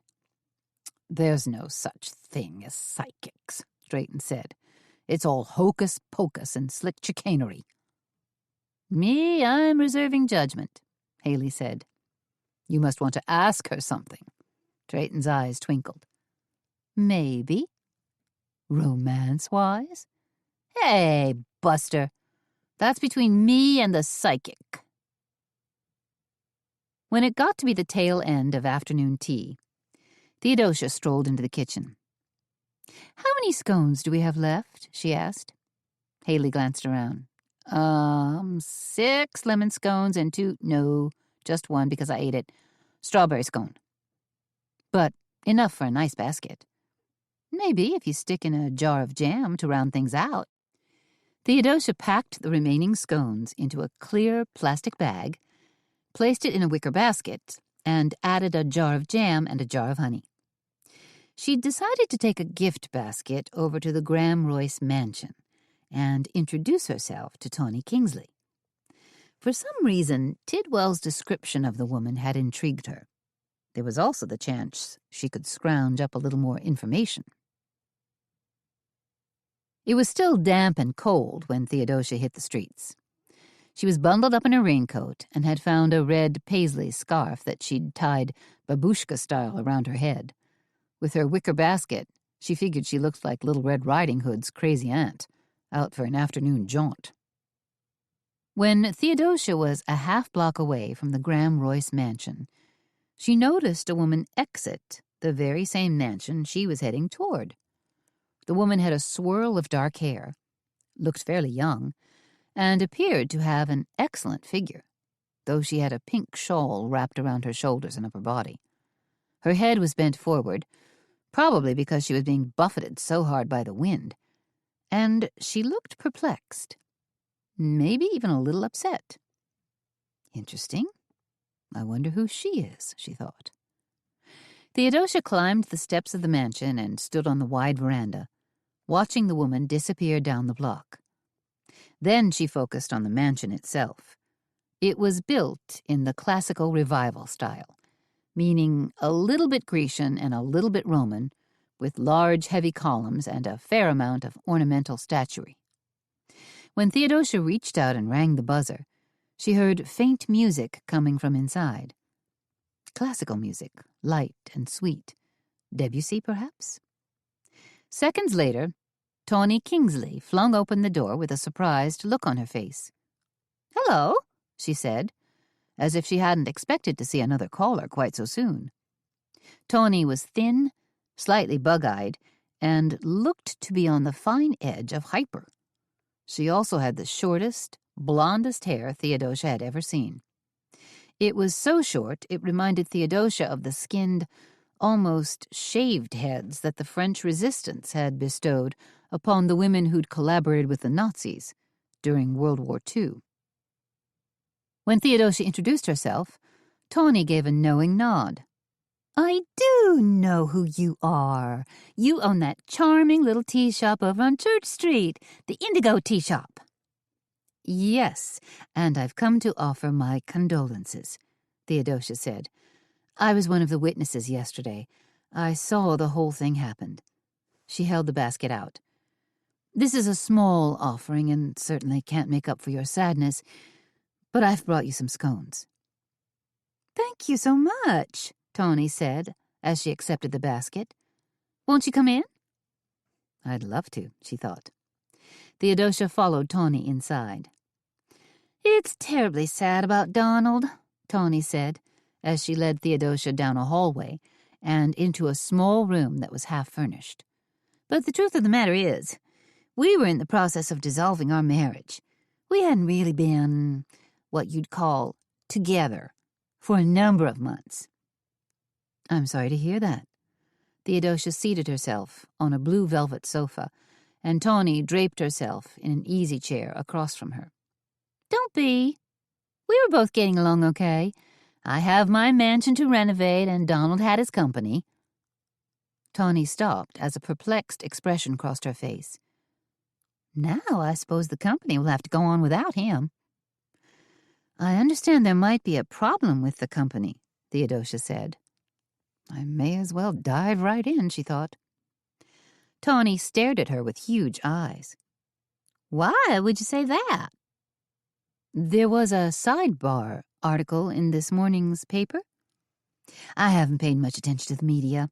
What did it say?" "The article mentioned that some of Sinksoft's money seems to have disappeared."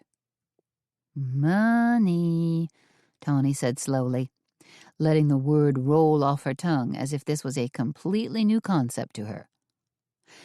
"Yes, they're missing a rather tidy pool of investor funds. Or maybe it was working capital, I'm not exactly sure. Maybe you'd know better?" "I don't know a single thing about their corporate finances. But," Tawny narrowed her eyes in a critical, almost analytical manner, "I wouldn't put it past Donald to siphon off money for his own foolish pursuits and to keep me from getting my fair share in a divorce settlement." She shrugged. "But now Donald is dead, and as the old maxim goes, you can't take it with you." "So now he's left it all behind," Theodosia said. "For you?" she thought. "Not my problem, not my doing." "Isn't it?" Theodosia wondered. "Or is it possible you could have masterminded that drone attack all by yourself. Tawny struck her as being fairly clever, with the potential to be manipulative, a far cry from the little girl attitude she tried to project. Besides offering my condolences, I wanted to ask you about the missing flag, Theodosia said. That's so interesting. The woman who was here just before you wanted to know about the flag as well. I saw someone on your front walk, Theodosia said in an encouraging tone. Maybe Tawny would fill in the blanks? That was Dr. Brooklyn Vance, Tawny said. She represents a museum that also wanted to bid on the flag. I'm guessing she was upset when you told her that it's disappeared? Because she sure looked upset. Or maybe just befuddled, she thought. Oh, Dr. Vance already knew it was missing. Mostly, she just wanted to ask a few polite questions. About the flag? Theodosia said. About what will happen if the flag should turn up. Like, will it still be for sale? Theodosia said. And who will be in charge of selling it or auctioning it off? Those questions came up, yes, but in an easygoing manner. Dr. Vance struck me as being smart and highly cultured, quite dedicated to her job at the museum. Which museum is she affiliated with? It's in North Carolina. Tawny looked around with a helpless glance. I put her card somewhere. Getting back to the flag, you don't really know what happened to it? Theodosia asked. Perhaps your husband removed it from his home and placed it in a lockbox for safekeeping? Maybe it's not really missing at all. Tawny's eyes grew larger. I already pointed the police in the direction of the First Security where Donald did his private banking.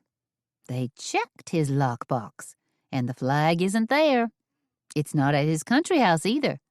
In fact, no one seems to know where the flag has disappeared to.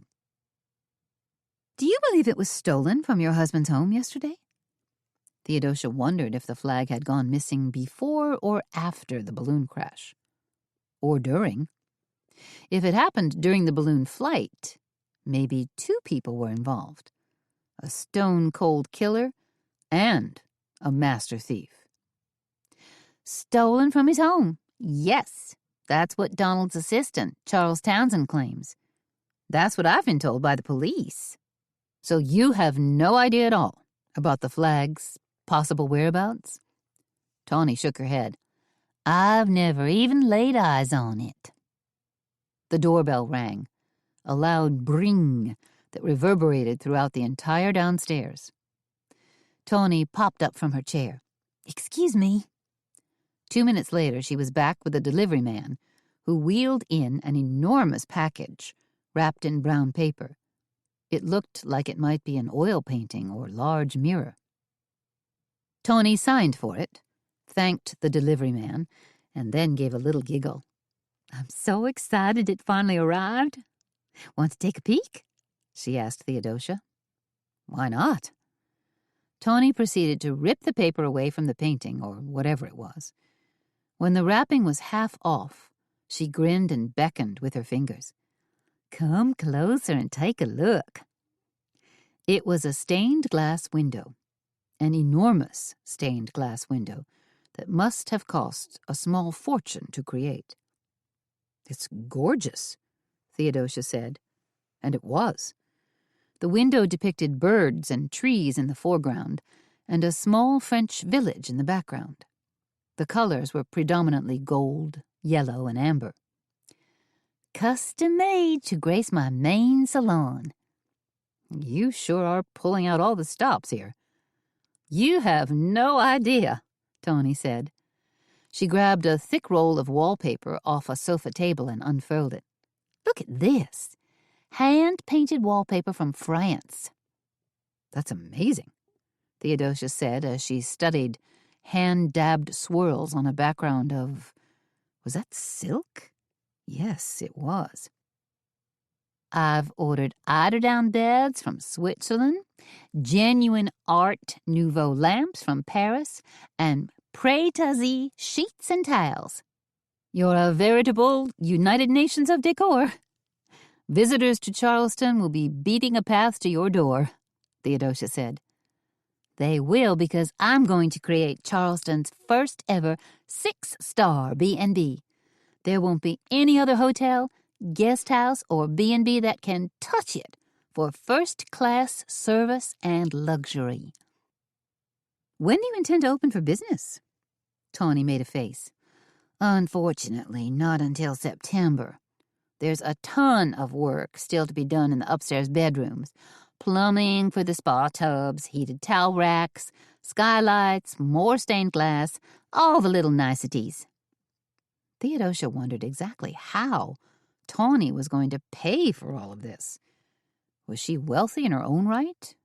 Or, and this would be the kicker, had the sink-soft money somehow found its way into Tawny's pocket, or was about to? And if Tawny was using sink-soft money, it meant she could have had a hand in the death of her husband, as well as his client and balloon pilot. What are you going to call this place? Theodosia asked as she looked around. Will you be keeping the name Graham Royce Mansion, or... Her eyes landed on Tawny's shoes. Purple suede uppers, bright red soles. Christian Louboutin. Known simply, by ladies who lunch, as Le Boutins. I'm calling it Chateau Rubin, after my favorite wine chateau in Provence, Tawny said. I feel that particular name conveys class, elegance, and luxury. After all, I desire only the best. Theodosia nodded. I can see that. Not a single guest amenity will be spared. Does that mean you'll have dog-friendly rooms, like several of the other B&Bs? Tawny frowned. Dog-friendly? Absolutely not. Back on the sidewalk, Theodosia decided to give Drayton a call at the tea shop. She struggled to dial the number with one hand as she fought pounding gusts of wind and rain that threatened to rip her umbrella right out of her hands. When Drayton answered, she said, How would you like to come to my house for dinner tonight? Drayton was instantly on alert. What's wrong? Nothing's wrong. I just want to talk. Tell you about my meeting with Tawny Kingsley and get your take on a couple of things. All right, then. That does sound lovely. What time do you want me to darken your doorstep? 7? I look forward to it.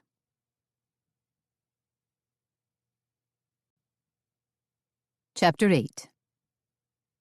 Hoppin' John was a sort of southern chowder soup stew that everyone and his brother-in-law had a favorite family recipe for. Well, Theodosia had her own recipe as well, handed down from her Aunt Libby, and she figured it was the perfect antidote to the cool, rainy weather that had swooshed in, stalled out, and seemed determined to hunker over Charleston for a while. So she'd chopped celery, onions, a bell pepper, and garlic, and sautéed it with some thick-cut bacon in a pan. Now, as her black-eyed peas and Carolina gold rice bubbled in the mixture and offered up a tantalizing aroma, she buzzed about her kitchen, finishing up the salad. As she worked, Theodosia heard the rain beating down and could almost feel her little house utter the occasional creak and groan. I'll bet Mrs. Barry didn't take you for a very long walk today, did she? Theodosia said to Earl Grey. Mrs. Barry was a retired schoolteacher and the neighborhood dog walker. Earl Grey was Theodosia's dog, but really her roommate, constant companion, and jogging partner. He was basically a Heinz 57 dog, but Theodosia had decided Earl Grey was a nice medley of Dalmatian and Labrador. So, a Dalbrador. Did you wear your plaid coat? Theodosia asked. Then she spotted his coat, folded across the back of one of the kitchen chairs, along with a note from Mrs. Barry. Theodosia smiled as she read it. Short walk today. Earl Grey unhappy about paws getting wet. Be back tomorrow, Mrs. B. The phone rang while Theodosia was fixing dinner. Is Drayton calling to cancel, she thought? No, it was Pete Riley, her amour du jour, and one of Tidwell's assistant detectives, calling from Minneapolis. Theo, he said. Riley, she said, sounding pleased. That was how they addressed each other. He called her Theo, and she called him Riley. Hey, Riley, pick up a bottle of wine, will you? Want to go to a jazz concert this Saturday, Riley? It suited him. Actually, it suited both of them. I didn't think you were going to call until tomorrow night, Theodosia said. He'd only been gone 2 days, but she was secretly pleased that she was talking to him now. Would you believe I miss you? Riley asked. He sounded as intense as he looked. Tall with an aristocratic nose and cheekbones. Cobalt blue eyes. Quite a hunk. I certainly hope you do. Theodosia felt a little thrill just hearing the sound of his voice. How's your seminar going? It's interesting, Riley said, but he actually sounded so disinterested he was practically stifling a yawn. That bad? Oh, it's just repetitive. Nothing I don't already know or couldn't get from reading a book. Or from practical experience, Theodosia said. Well, I did attend a 2-hour-long seminar today on mitochondrial DNA. How was that? As exciting as the previous lecture on mass spectrometry, which means I didn't understand a single word.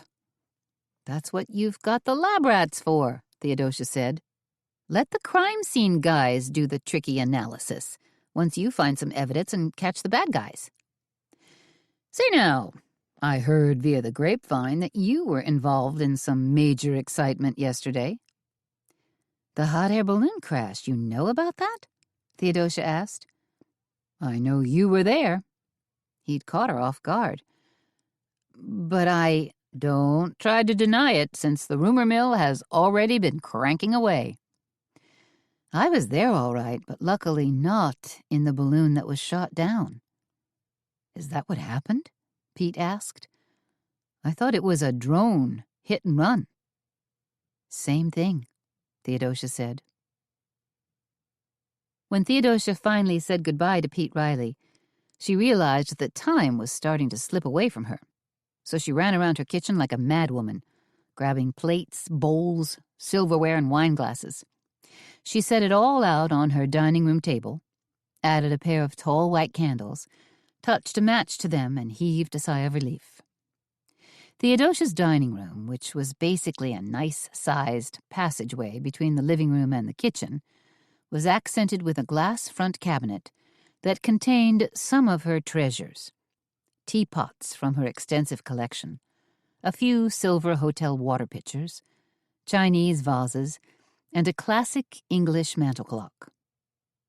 But it was her living room that was really her pride and joy. Wood-burning fireplace, beveled cypress walls, beamed ceiling, and a polished wood floor.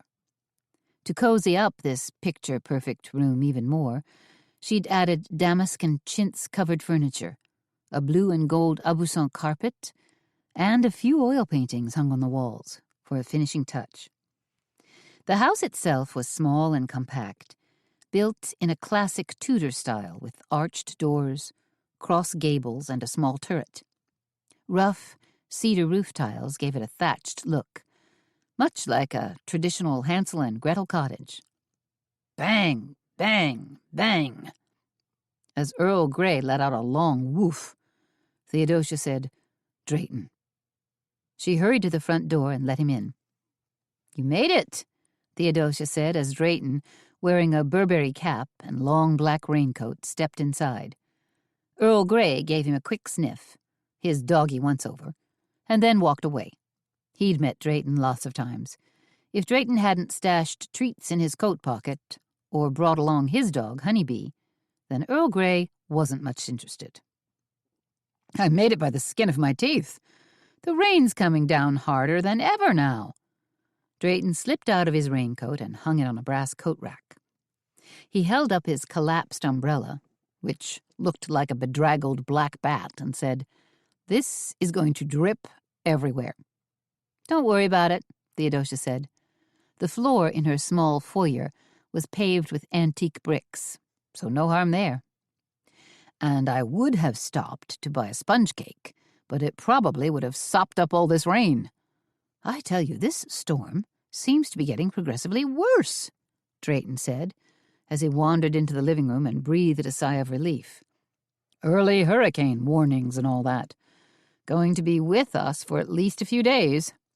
He stopped, lifted his nose like a hungry coyote, and said, "Please tell me what smells so delightful." "I made Hoppin' John." "Be still my heart. You really did?" "I labored over a hot stove just for you. Are you hungry? Do you want to eat right away?" "Are you serious? I'm famished." In the kitchen, Theodosia picked up a wooden spoon, gave her Hoppin' John a final stir, and took a taste. Good. Actually, better than good. "This is definitely ready to serve," she told Drayton. "Shall we open a bottle of wine to go with it?" "Perhaps a Cabernet?" Drayton said. Theodosia grabbed 2 bottles from her wine rack. "I've got a Côte du Rhône red and a nice Cabernet from Caymus Vineyards in California. Your choice." The Côte du Rhône, please." Drayton grabbed it and was already working the wine opener into the cork. I believe Wine Spectator gave this something like 97 points. They sat down at the dining room table to a mixed green salad with blue cheese and golden beets, bowls of steaming hot Hoppin' John, and glasses of red wine. "Delicious," Drayton proclaimed. "The wine, the salad, or the Hoppin' John?" Theodosia asked. "Everything. You are a secret gourmet cook." "Shh, don't tell Haley." As they enjoyed their dinner, Theodosia told Drayton all about her earlier visit with Tawny Kingsley. She described the huge mansion and the fantastic renovations the woman had planned. "I tell you, Drayton, Tawny's got hand-painted wallpaper from France, a stained glass window, Swiss beds, prêt-à-zi linens, and she's even ordered heated towel racks. Talk about glam. More like expensive first-class taste. It sounds as if Tawny wants to recreate the Doge's Palace or Versailles. Tell me, can she really afford this over-the-top decor?" "That's the interesting thing," Theodosia said. "I figure Tawny is either enormously wealthy in her own right, or she must have siphoned off some serious money from Sinksoft." Drayton stopped, his spoon in midair. "You think Tawny stole money from her husband's company and then murdered him when she was found out?" "I don't know. It's a theory, albeit a shaky one." "Maybe you could run a Dun & Bradstreet to check on the free-spending Mrs. Kingsley. It might give you a more accurate picture of her finances." "That's not a bad idea. Oh, and there was another woman, a Dr. somebody Vance, who was also there inquiring about the flag," Theodosia said. "You talked to this woman, too?" "Afraid not. She was rushing down the sidewalk just as I showed up. I only caught a quick glimpse of her." "Was this woman another buyer or bidder?" "Tawny said yes. Of course, Tawny also denied any knowledge about her husband's flag. Claimed she's never laid eyes on it." Drayton took a sip of wine. "Did you believe her?" "I kind of did. Tawny's got this wide-eyed, childlike quality about her. She makes you want to believe." "Except you think she could have also stolen money from Sinksoft," Drayton said. "Well, there's that." "Money and flag aside, is there any chance Tawny could have been the one who brought down the balloon?" Theodosia shuddered. "I thought about that, and I was suspicious of her at first. But now I've pretty much discarded that idea. It would mean Tawny Kingsley is a cold, calculating woman with ice water running through her veins. "There are female killers," Drayton said, "though most of them become so by dint of killing a husband or boyfriend." The corners of his mouth twisted up in a semi-smile. "They keep it in the family." "And I'm so glad you mentioned that." Drayton picked up the bottle of wine, ready to pour Theodosia another glass. "A refill for you?" Theodosia held up her hand. "None for me, thanks." Drayton refreshed his own glass, then said, "Do you think a fancy new B&B, so close to the Featherbed house, will have an impact on Angie's business?" "I'm not sure," Theodosia said. "The newness of Tawny's B&B might pull customers away initially, but over the long haul, I think it'll be fine. There are quite a few B&Bs and guest houses in the historic district already. They compete with one another, but they also seem to get along quite well, given there's enough business for everyone. Sometimes the B&Bs get together and advertise." "Definitely good camaraderie," Drayton said. They talked a while longer, mostly about the tea events they had coming up later that week. When they were finished, they cleared away the dishes and carried them into the kitchen. "If you want to fix us a pot of tea, I'll go start a fire," Theodosia said. "Perhaps a dessert tea?" "There's a tin of Grand Kimum in the cupboard." "Perfect," Drayton said. Theodosia was on her hands and knees in front of the fireplace, arranging a pile of kindling when the doorbell did its ding-ding. Drayton was still in the kitchen fixing a pot of tea. "Somebody's here!" Theodosia yelled loud enough for Drayton to hear.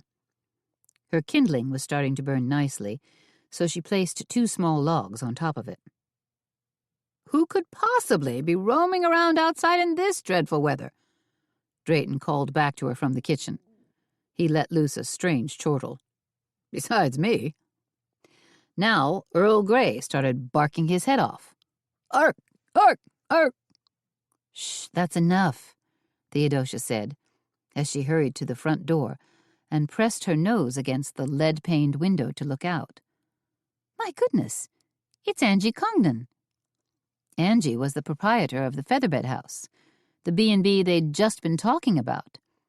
Her showing up at this time of night and in this horrific weather was a huge surprise. Pulling the door wide open, Theodosia said, "Angie, you must be soaked to the bone from being out in this rain. Come on in." Angie Congdon stepped across the threshold into the small entryway. Her strawberry blonde hair was plastered against her head, and her slim figure was camouflaged by a bulky tan raincoat. Standing there, ready to take Angie's coat, Theodosia was suddenly aware of the look of consternation on Angie's face. "Angie, what's wrong?" "Everything," Angie said, her voice quavering.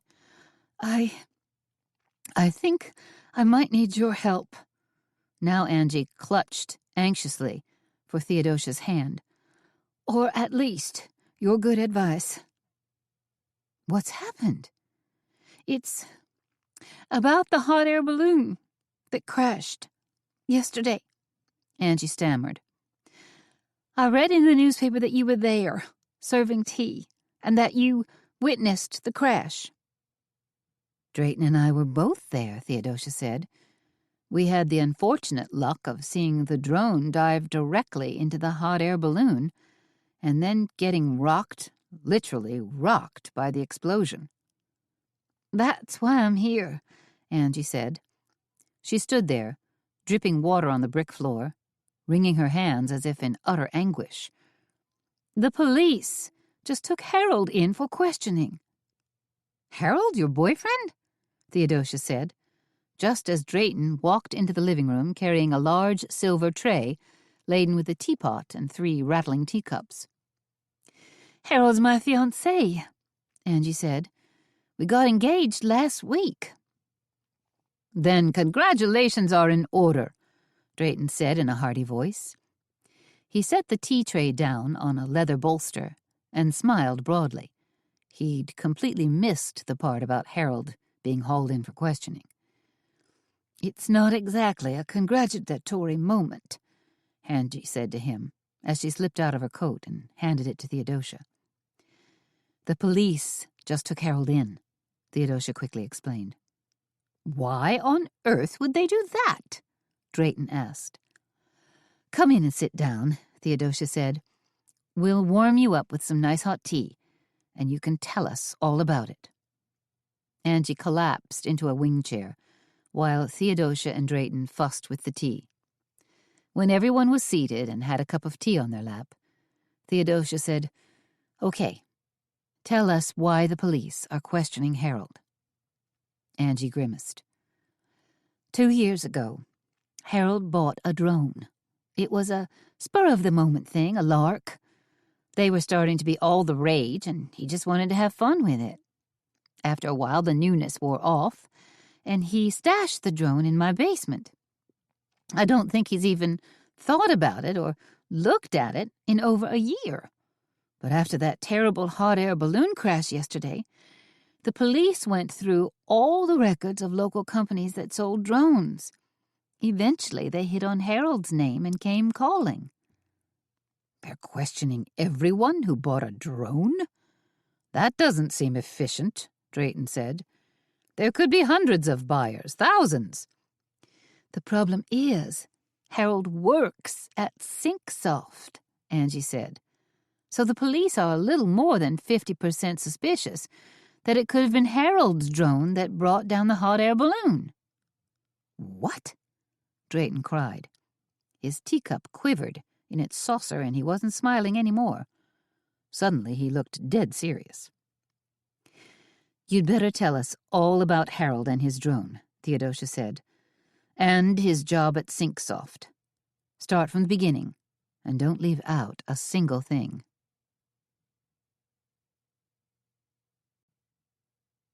Chapter 9.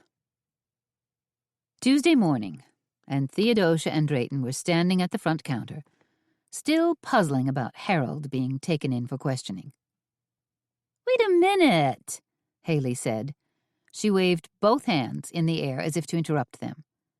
"You're talking about Angie's boyfriend, Harold?" "He's not her boyfriend anymore. He's her fiancé," Drayton said. "They got engaged?" Haley asked. "That's right," Theodosia said. "And now poor Harold's being questioned about the hot air balloon crash because he happens to own a drone and works at SyncSoft." "Harold Affolter?" Haley said. "That's the Harold we've been talking about, yes," Drayton said. He sounded slightly annoyed with her. "Harold is like your basic little lamb," Haley said. "I worked with him when we catered the Valentine's Day brunch at the Featherbed House. You know, when we did the chocolate scones and the chicken salad sandwiches. I don't think Harold is capable of hurting a fly." "That's not what the police are saying," Theodosia said. "Or the NTSB," Drayton added. Haley put a hand to her mouth. "You're telling me that Harold's in serious trouble? But why?" "Because of what looks like an amazing coincidence," Theodosia said. "Think about it. Harold owns a drone, and he works at SyncSoft." Haley nodded. "Something to do with marketing." "Actually, he's an assistant product manager, and apparently very good at his job," Theodosia said. She glanced at Drayton and then continued. "But according to Angie, Harold spotted some sort of design glitch in a new software product just as it was about to go to market." "Well, that's good, huh?" Haley said. "To catch a problem like that?" "You'd think so. But when Harold brought it up to his boss, he was told to leave it alone," Theodosia said. "To let it go.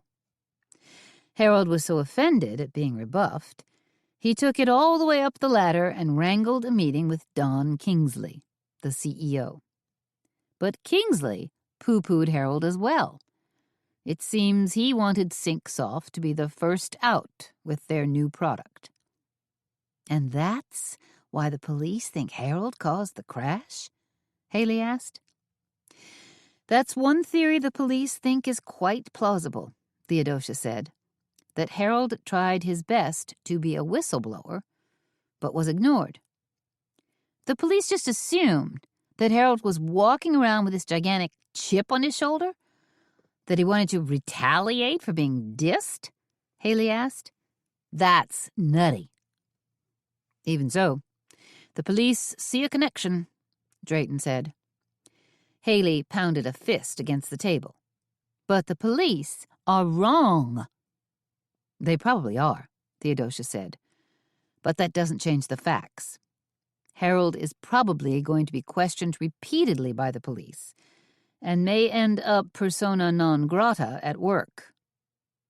That's why Angie asked Theodosia for help, Drayton said, which I'm afraid is quite impossible.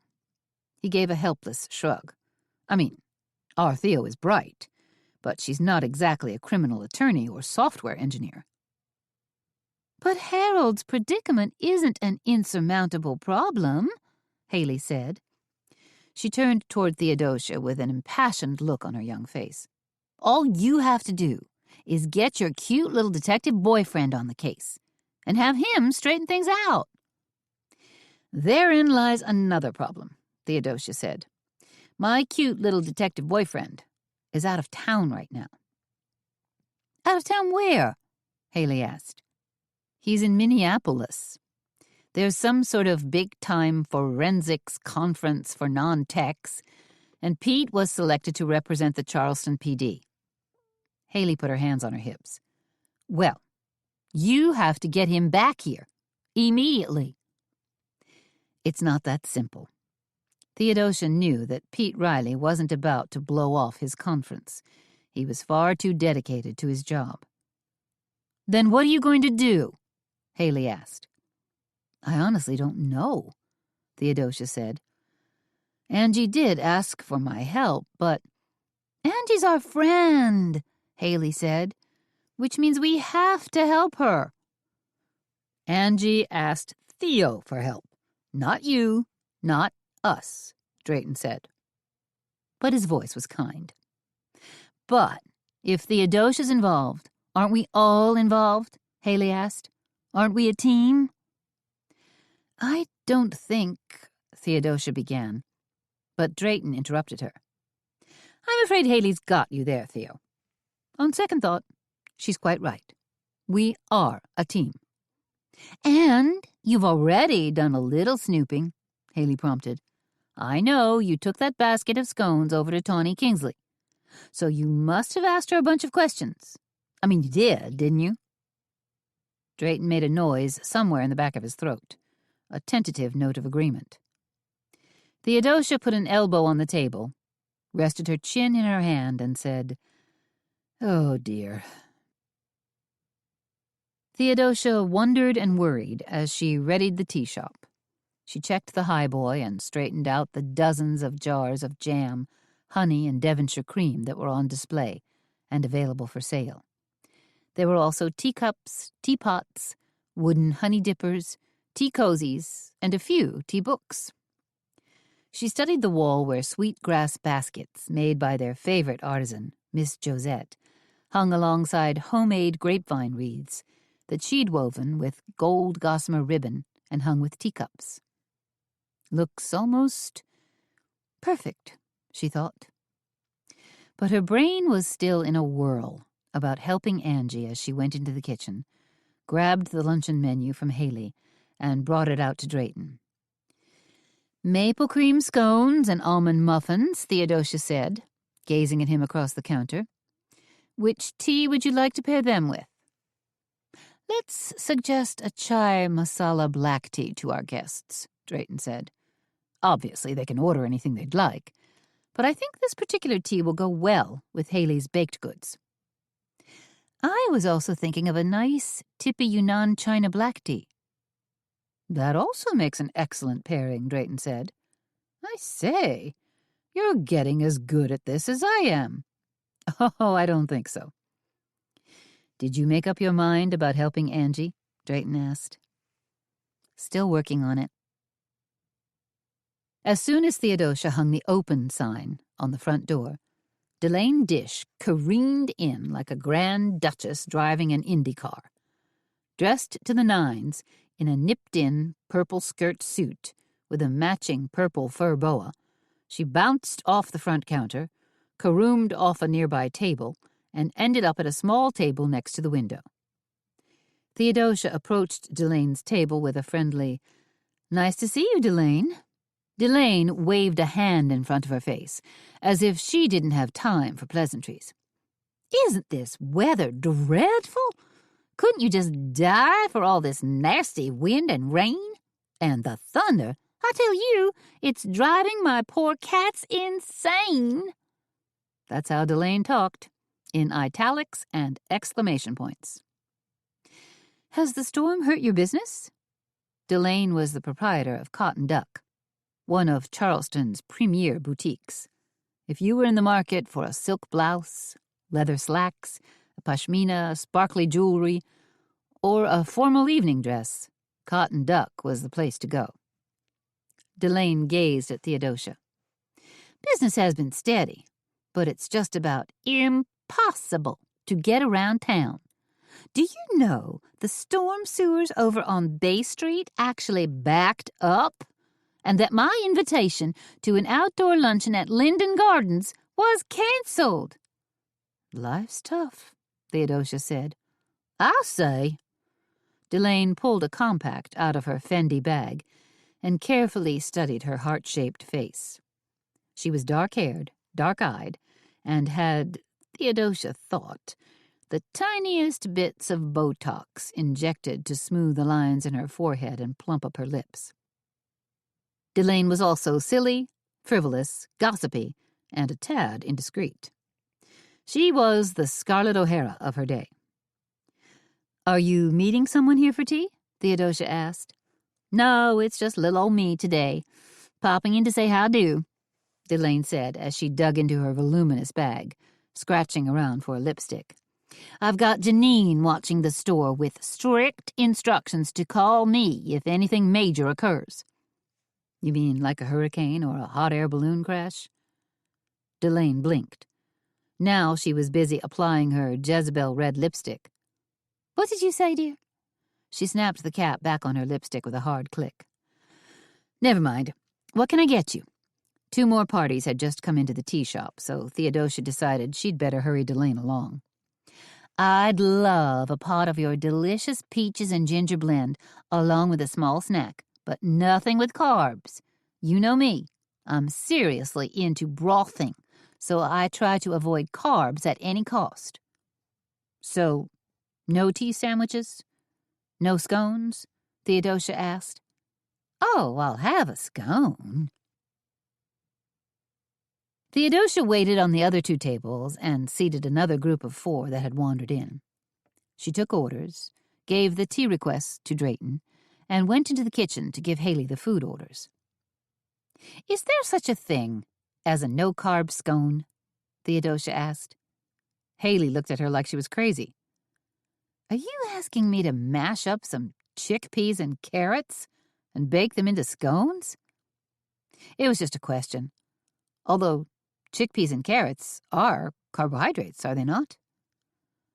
"This is about Delane, isn't it?" Haley said. "She's sitting out there, being her usual difficult self." "Yep." Haley just shook her head and went back to plating orders. When Theodosia delivered Delane's tea and scone, fully carbed, to her table, she decided to broach the subject of Todd Slauson. "Delane, are you aware that your antiques dealer friend, Todd Slauson, was angling to purchase a famous flag that just went missing?" Delane responded with a dazzling smile. "I don't know anything about a flag, but I'm thrilled that you know my sweet Toddy." She touched an index finger to her cheek. "I didn't think I'd introduced the 2 of you yet. I was saving that for a special occasion." "Todd Slauson came stumbling in here yesterday, asking Drayton and I about the hot air balloon crash, where Donald Kingsley was killed." Delane wrinkled her nose. "Such a nasty business, that crash." Theodosia decided to give it a second try and reframe her question. Did Todd Slauson mention anything to you about trying to buy a Revolutionary War flag?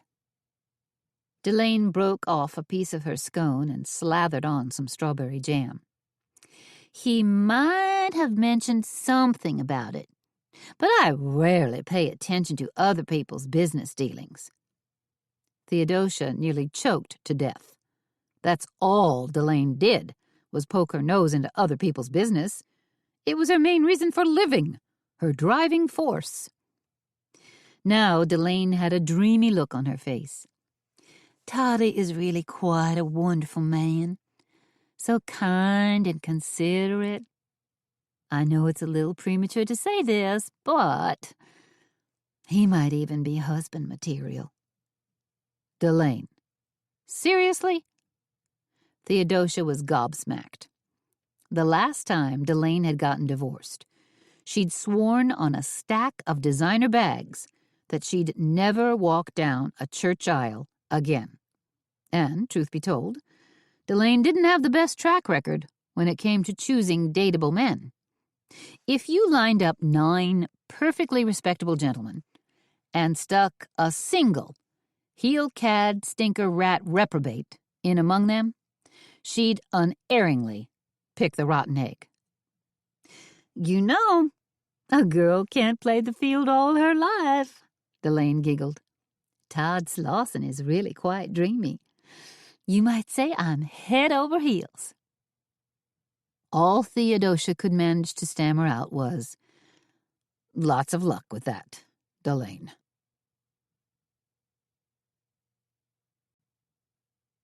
Chapter 10. They were smack dab in the middle of a surprisingly busy lunch service. Thankfully, the rain had abated somewhat, allowing regulars and visitors to make their way to the Indigo Tea Shop. There was even a tour group of 8 that had just completed a fascinating, though somewhat damp, ramble down Gateway Walk. Theodosia was delivering a pot of pu'er black tea and a 3-tiered tray filled with scones and tea sandwiches to their table when the front door flew open and Brooklyn Vance walked in. Theodosia recognized Brooklyn immediately. This was definitely the same woman she'd seen leaving Tawny Kingsley's house yesterday afternoon. Though Brooklyn had been hunched and huddled against the wind yesterday, Theodosia's impression today was that she moved like a cat, quiet, contained, and graceful. Her second impression was that Brooklyn looked like a fairly smart cookie. And it wasn't just because she had a Ph.D. attached to her name. She carried herself well and projected an air of confidence. Theodosia immediately headed over to greet her. "Welcome to the Indigo Tea Shop," Theodosia said, and then added in a friendly aside, "I think we might have passed each other yesterday morning, on the sidewalk outside Tawny Kingsley's place." Brooklyn gave her a look of keen interest. "We could have. I was completely lost in thought and feeling somewhat upset. So if I was rude to you, I apologize." "No need for that. We don't know each other, and I thought you did look somewhat preoccupied." "It's this awful hot air balloon crash and missing flag." Brooklyn made a distracted hand gesture. "Yes, I spoke to Tawny about some of that right after your visit with her," Theodosia said. "She's a lovely person, but—" "Yes," Theodosia said. Brooklyn was looking at her somewhat strangely. "I'm afraid she wasn't much help." Brooklyn gave a nervous laugh. "That's why I came here today. I understand that you were an eyewitness." When Theodosia hesitated for a moment, Brooklyn said, "I also spoke with the police and then contacted the Charleston Historical Society, where you came highly recommended by Timothy Neville, their executive director, as did your tea master, Drayton Connolly." At the mention of Timothy's name, Theodosia gave a warm smile. "Timothy," she said. "He's a dear soul." "Well, I didn't get that impression from him," Brooklyn laughed. "But Mr. Neville was quite polite and amenable to all my questions. And he did mention that you were, let's see, how did he phrase it? The friendly neighborhood sleuth. Oh, dear. Brooklyn grinned. His words, not mine. May I ask what your interest in this is? Theodosia said, though she already knew. Tony had mentioned that Brooklyn Vance represented a museum somewhere in North Carolina. Brooklyn nodded. I'm looking to purchase the Navy Jack flag, of course. Still hoping to track it down. The word on the street is it was stolen, Theodosia said, during or right after the hot air balloon crash. Yes, but there's stolen and then there's missing. That's an interesting way to look at it, Theodosia said. The thing is, I represent a private collector in Wilmington, North Carolina, Brooklyn said, handing Theodosia a crisp, creamy business card. This collector is in the initial stages of opening the Keystone Museum and wants to add the Navy Jack flag to his collection. There's a lot of that going around, wanting dibs on the flag, I mean. Of course there is, because the flag has such immense historical significance. But my client doesn't want it for his personal pleasure. He's working to build a museum collection, yes, but not one for public gazing. The Keystone Museum will be geared to serious scholars only. It will be a place where students, professors, and other museum and historical society educators can come to do research on the American Revolution, as well as early American history in general. That does sound rather academic and worthwhile, Theodosia said. It's a long-time dream of my client. So you also reside in Wilmington? I do now, but I'm originally from Bluffton. My father is Joshua Vance. Drayton glanced up from behind the counter. Colonel Joshua Vance? Brooklyn smiled warmly. You know him? Only by reputation, Drayton said.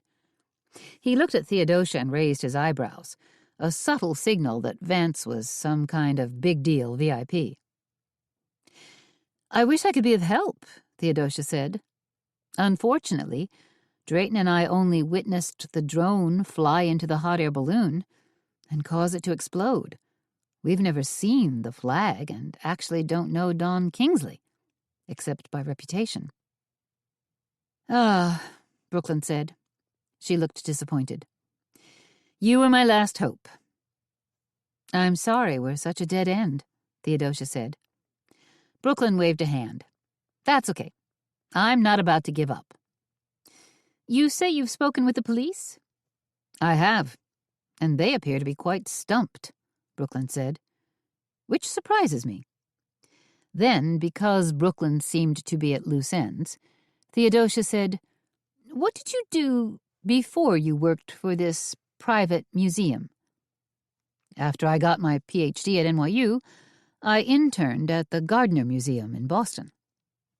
Where the Rembrandt and Vermeer were stolen. Yes, but not on my watch, thank goodness. After the Gardner, I worked as a sales agent for the Neufeld Gallery in Zurich, Switzerland, where I had a kind of hit list of international clients. Brooklyn shrugged. It was an awful lot of fun, but I'm glad to be back home again. You've had an intriguing career so far, Theodosia said.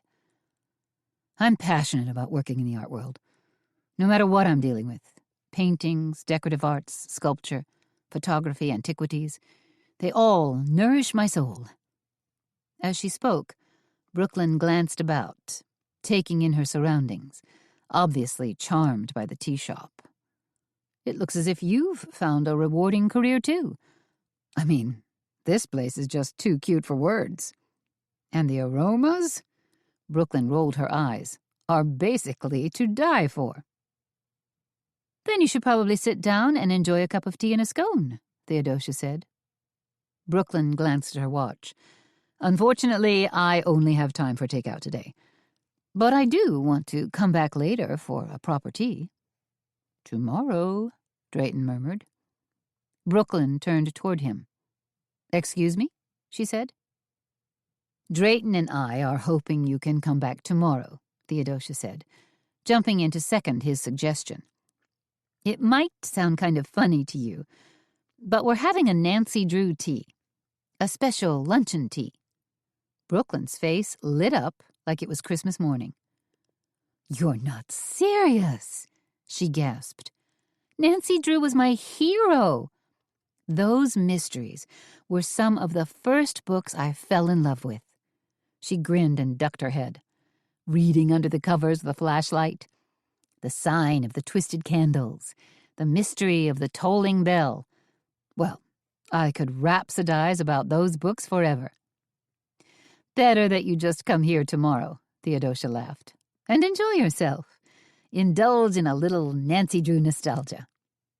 I will. Brooklyn clapped her hands together. This has to be kismet. Tell me, what shall I bring? Just yourself and a love for Nancy Drew are all that's required. Thank you, Theodosia. She gave a little wave in Drayton's direction. And thank you, Drayton. You're quite welcome, dear lady, Drayton said. And this is for you. He pushed a take-out cup across the counter to her. Gratis. Thank you again, Brooklyn grinned. She picked up her tea and then turned and grasped Theodosia's hand. I look forward to seeing you tomorrow. You too, Drayton. And I'd be ever so grateful if you kept me in the loop. I'll do my best, Theodosia said, but her words felt slightly hollow. This whole murder and missing flag business was so confusing. Theodosia wondered if even she was in the loop. So tell me, Theodosia said to Drayton, who is Colonel Joshua Vance? He's a West Point graduate who, for a while, served as a state representative.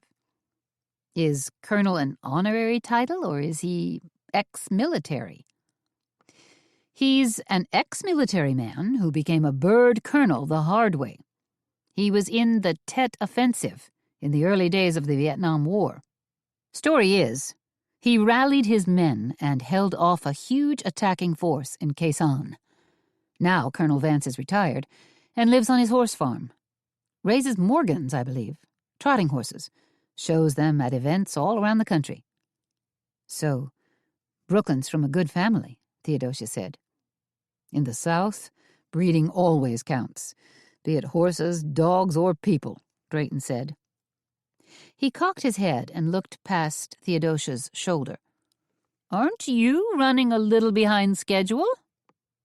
Theodosia whirled about to find Miss Dimple, their twice-monthly bookkeeper and occasional server, hurrying toward them. Before the front door swung closed behind her, she was frantically pulling off a pink chiffon scarf and shucking off her raincoat. Apologies, Miss Dimple cried. She flung her coat toward the coat rack, missed, and then had to try again. This time she made it. The buses were running late and I couldn't get a cab. Probably because there aren't any cabs anymore, Drayton said. Now everyone uses that Uber thing. Uber, Theodosia said. Then to Miss Dimple, you're here now, so no problem. Because it wasn't. Miss Dimple was an incredible sweetie and had a heart as big as all outdoors. Barely 5'1" tall, pleasingly plump, and with a cap of silver-white curls, Miss Dimple had edged up into her early 80s, but was still a capable little dynamo. But I was supposed to be here at 11, Miss Dimple lamented. I missed lunch service. No, it's okay, Theodosia assured her. You can start now and work through afternoon tea. Miss Dimple touched a hand to her ample chest, said, Really? Oh, goody. That was the way she really talked. Used quaint words and phrases like goody-goody gumdrop, kinfolk, and persnickety, which endeared her to Theodosia even more. How are the cats? Drayton asked. Miss Dimple was completely over the moon about her two cats, Samson and Delilah. In this weather, they're permanently curled up on the sofa, sleeping, Miss Dimple said. Which isn't a completely horrible idea, Drayton said. You're still going to help us with the Nancy Drew tea tomorrow, aren't you? Theodosia asked. Honey, I wouldn't miss it for the world, Miss Dimple said. Even though I started out as a Trixie Belden fan, dear old Nancy eventually won my heart. Then you're going to love our decor, Theodosia said. Miss Dimple's eyes sparkled. What you gonna do for decorations and centerpieces? It's a surprise, Drayton said. Or so I've been told by Theo and Haley. Come on, you can tell me, Miss Dimple said. Mum's the word, Theodosia said. You see, Drayton said as the phone rang, you'll just have to wait and see like the rest of us poor souls. He picked up the receiver. Hello? He listened for a hot moment and then passed it to Theodosia. For you. Theodosia grabbed the phone. This is Theodosia. Miss Theodosia Browning? Said a friendly-sounding woman on the other end. That's right. I understand your tea shop is hosting a Beaux-Arts tea this Saturday? Yes, we are, Theodosia said. Do you need a ticket? We still have some seats available. We've already purchased tickets, said the woman. I'm just calling to give you a heads up. Tea Fair magazine is sending a secret sipper to your tea. Theodosia's knuckles turned white on the phone. This was a big deal. Tea Fair magazine was a big deal. Your what? She'd heard her, but she wanted to hear it again. If all goes well, there'll be a favorable review in our magazine sometime in the next 3 months. And if it doesn't go well? Theodosia asked. There was a warm chuckle. The Indigo Tea Shop has an impeccable reputation. I can't imagine anything could go wrong. Theodosia's mouth twitched into a wry smile. But I can, she thought.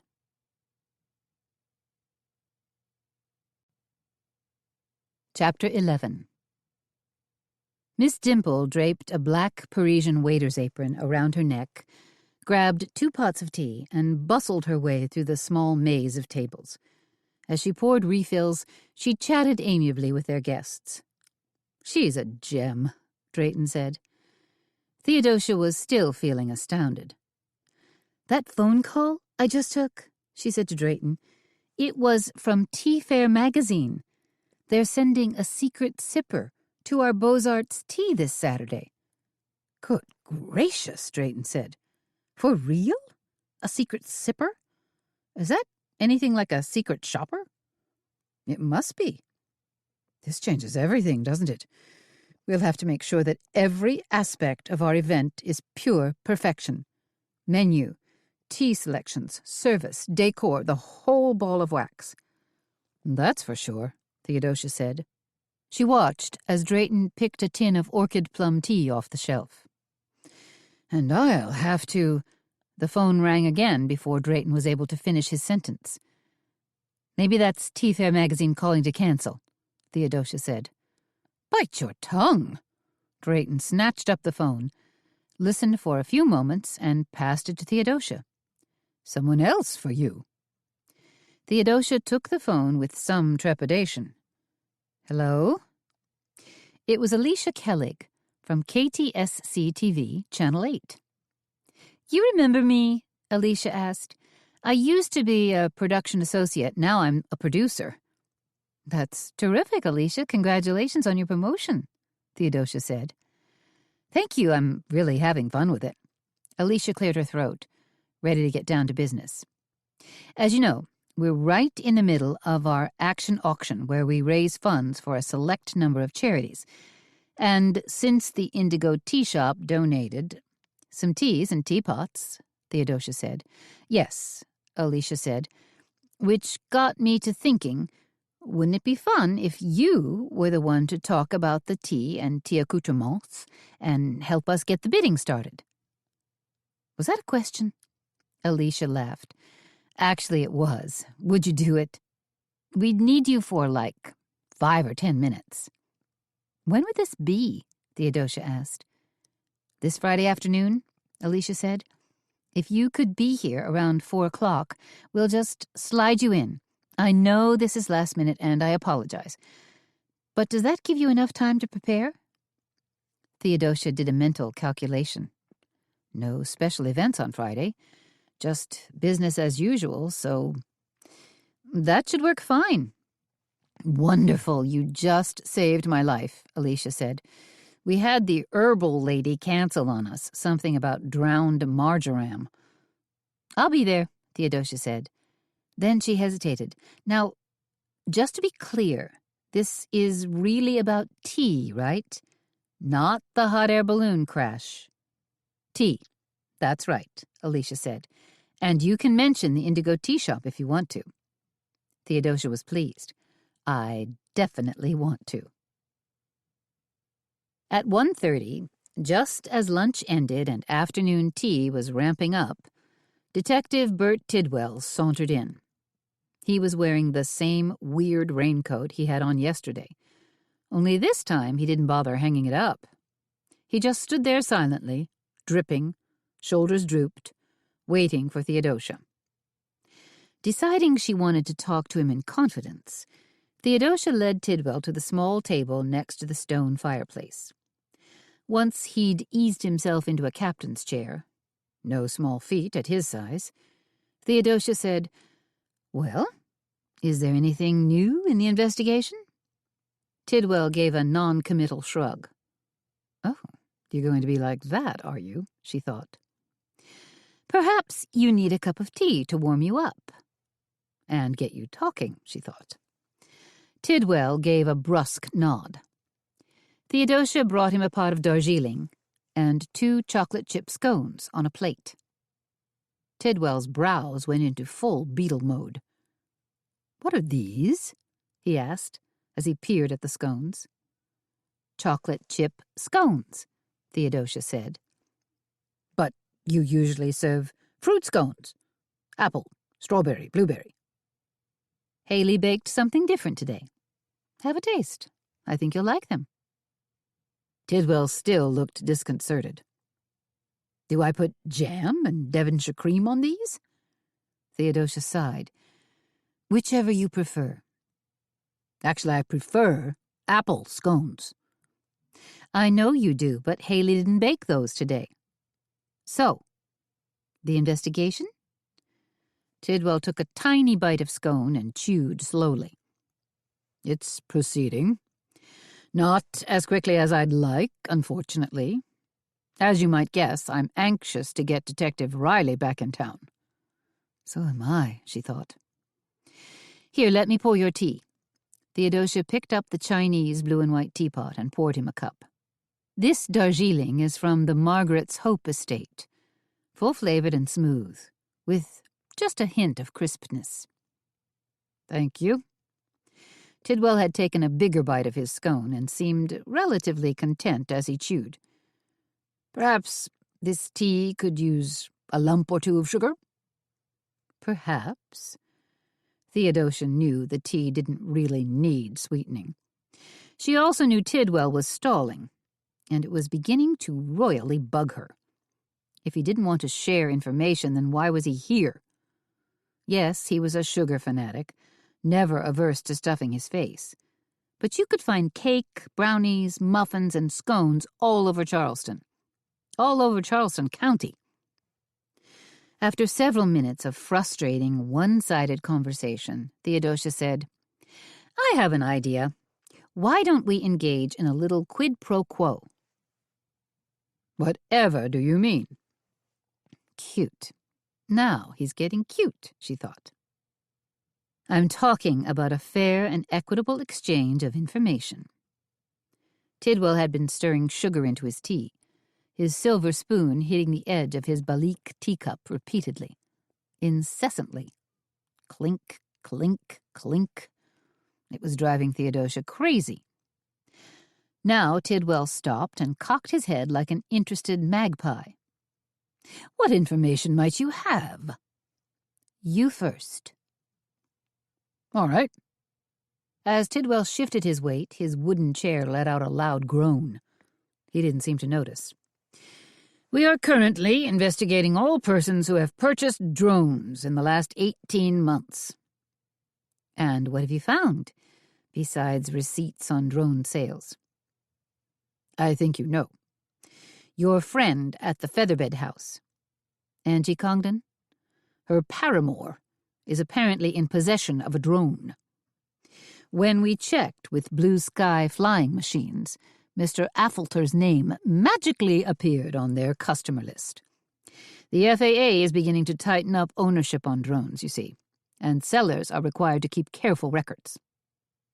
Tidwell took a sip of tea. But the connection I find most troubling is that Harold Affolter is an employee of Syncsoft. So you really are investigating Harold? Theodosia had been holding out hope that Angie had misread the situation, or that the police had talked to Harold and then discounted him. This is a murder investigation. Of course we're going to look at him. We have to look at him. It's a dead end. You're wasting your time. Harold didn't do it.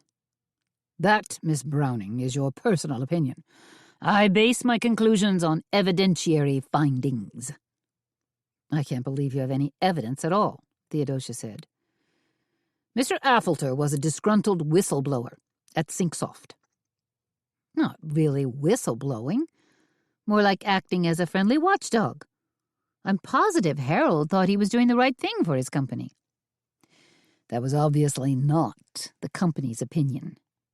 Tidwell's lips curled into the smile of a hungry wolverine. Your turn. There's a group of local men who call themselves the Americana Club. What?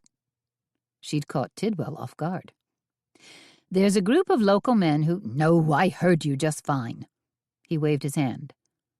Continue with your narration.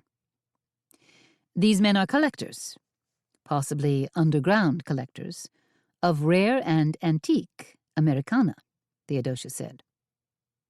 I've not heard of any such organization. Drayton tells me they're rather secretive.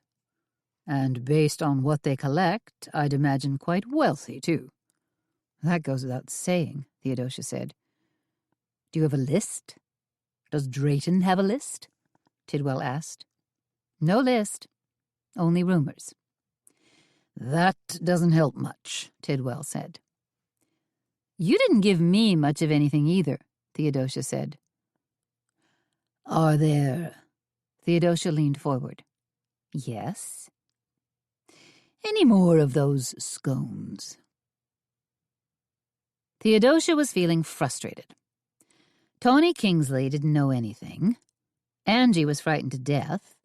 Todd Slauson and Brooklyn Vance had been counting on her for help. And Tidwell wasn't exactly a fountain of knowledge. You look like you could use a pick-me-up, Drayton said. Here, try this. He slid a cup of tea across the counter to her. What is it? You tell me. Have a taste. Theodosia took a sip. A black tea? Maybe from India? But with a bit of mint? Well done. I added peppermint, licorice, and anise to give the black tea its velvety taste. Consider it one of my new house blends. The tea's delightful. Do you have a name for it? Black velvet, Drayton said. Are you still nervous about the secret sipper? More like concerned. This week has suddenly turned into a sticky hodgepodge of concerns. Some might call them problems, Drayton said. Theodosia thought about the terrible crash she'd witnessed, the fear that Angie had expressed over Harold being arrested. She took another fortifying sip as a kernel of an idea began to form in her head. Was it a good idea? Maybe. All she could do was give it a shot and try to shake something loose. You know, since everyone keeps coming in here asking about the hot air balloon crash, it might be high time we pay Charles Townsend a visit, Theodosia said. You mean the associate professor or curator or whatever he is? Drayton asked. Probably more like Donald Kingsley's personal assistant, also known in some companies as a gopher. Interviewing Townsend is an intriguing thought, but how are we going to pull it off? Drayton's fingers nervously touched his polka-dot bow tie. We don't know Townsend. In fact, we only saw him flitting about in a blind panic that terrible afternoon. You're going to call Townsend and ask him for an appointment, Theodosia said. Drayton reared back, stunned. Me? You're just as capable of spinning a fanciful story as I am. Besides, as a board member at the Heritage Society, you've got impeccable credentials. To talk about what with Mr. Townsend? About the flag, Theodosia said. About its history. Whatever. Our ultimate goal is to get him talking and hope he divulges a few crucial details.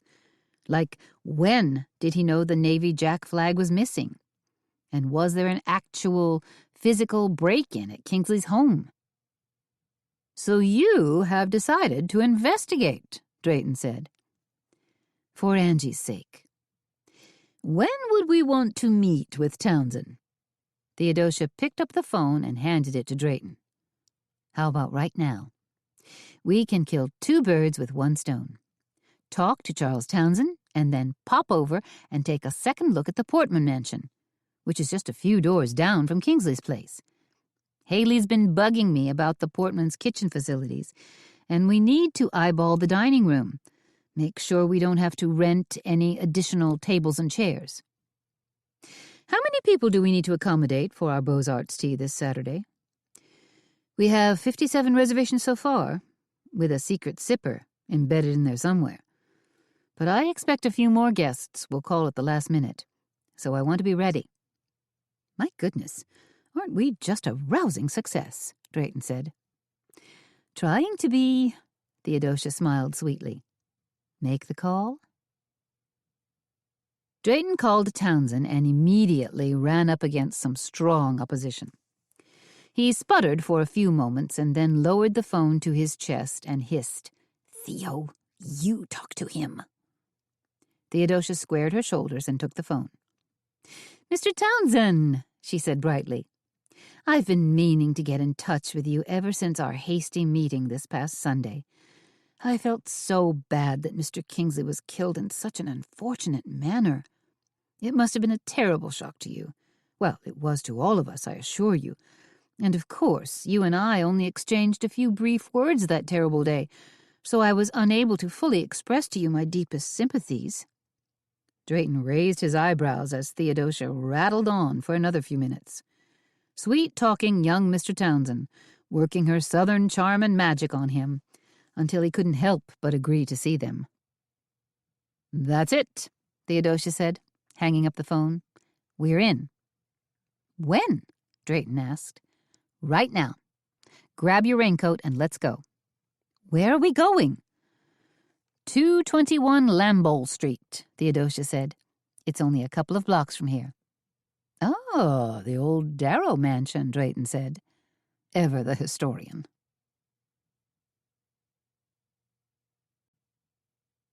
Chapter 12. Any walk in Charleston is a scenic, practically cinematic walk. There are block after block of elegant mansions, walled gardens, historical markers, old churches, fountains surrounded by riots of greenery and narrow cobblestone alleys. Theodosia and Drayton were taking a shortcut down one of those alleys right now. Price's Alley. Every time I stroll through here, I feel like I'm on a treasure hunt, Theodosia said. Indeed you are, because there's so much to see, Drayton said. He stopped and pointed to a metal plaque embedded in stone. It read, Price's Alley. Amazing, isn't it? A narrow alley that can barely accommodate a single horse-drawn carriage, a wall of red bricks that were probably used as ballast in some old sailing frigate, and a peek into hidden gardens and the occasional undraped window. Like falling down the rabbit hole, Theodosia said. The slow drip-drip of falling raindrops and swirling tendrils of Atlantic fog gave the alley an ethereal feel. "Look here," Drayton said, pointing. "Copper lanterns and hitching posts. It isn't often a city has the fortitude and strength of will to fight change for over 300 years. "Don't knock change," Theodosia said. Drayton smiled. "Don't knock tradition." "I'm always tempted to stand on tiptoes and peer over this brick wall," Theodosia said. "Drink in the beauty and lushness of these private gardens." "Then let's do so." They both stopped, curled fingers over the top of the brick wall, and pulled themselves up.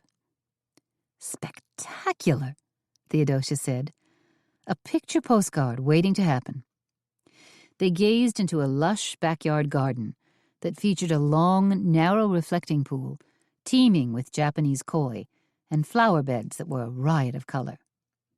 When they finally emerged from the alley onto Lamble Street, Drayton said, "There's a reason Charleston has been dubbed the Holy City. How many church spires can you count just from here?" Theodosia spun around slowly. 4, no, 5. And we have another 24 churches with spires all piercing the sky. I'd say it's a fine testament to the different faiths that make up our rich history. Of course, the churches do a fine job of showcasing our elegant 18th and 19th century architecture, too. "Take a look at this particular bit of architecture," Theodosia said. They had walked halfway down the block and were standing in front of the enormous brick mansion that had served as Don Kingsley's home. "Federal style," Drayton said, "keenly influenced by Roman architecture, and a kind of refinement of the Georgian style. You see those panels and friezes?" Theodosia nodded as they went up the walkway and stepped onto the piazza that fronted the home. "And the columns and moldings are narrower and less ostentatious. I'm curious about the interior." "We'll know soon enough," Theodosia said as she rang a large brass doorbell, stepped back, and heard a hollow boom inside the enormous house. When Charles Townsend met Theodosia and Drayton at the front door, he was polite but formal. He ushered them into a lovely wood-paneled entry, took their coats, and then led them down a long center hallway that had a breathtaking tea-stained, definitely on purpose, oriental carpet. He stopped abruptly and gestured to his right, a signal that Theodosia and Drayton should precede him. What they walked into was a suite of 3 connecting rooms that looked like the period rooms at the Gibbs Museum, or maybe Thomas Jefferson's house at Monticello. At any rate, the 3 rooms were all furnished in early American furniture. Pine tables, Chippendale chairs, desks, sugar chests, and sideboards. But these were not pieces one could sit on or actually use. They were old and clearly museum quality. The walls were hung with framed documents, flags, and oil paintings. Pottery, pewter candlesticks, and crystal inkwells sat on shelves, and antique books were housed in glass front cabinets. Theodosia turned around to face Townsend. "This is all Don Kingsley's collection?" "Most of it, anyway," Townsend said. "There are a few pieces in storage." "Magnificent," Drayton said. "This is practically a museum." "Mr. Kingsley always nurtured the dream of having his own museum separate from this house," Townsend said. "But now," Townsend's face fell, "I'm afraid it's not to be." "What a lovely silver coffee pot," Theodosia said, pointing to a tall, elegant pot. "Sheffield," Townsend said. "One of our more recent acquisitions." Drayton put on his tortoise-shell half-glasses and studied a framed flag that hung on the wall. "This flag is old?" he asked. It had 13 stripes and 33 small stars, clustered into one great star. From approximately 1860, Townsend said. And where was the Navy Jack flag stolen from? Theodosia asked. She decided they'd had enough polite conversation. Now it was time to cut to the chase. Townsend moved to an antique case and pointed to an empty spot. It was here. Right here. You noticed that the flag was missing when you returned from the balloon accident last Sunday? Theodosia asked. That's right, Townsend said.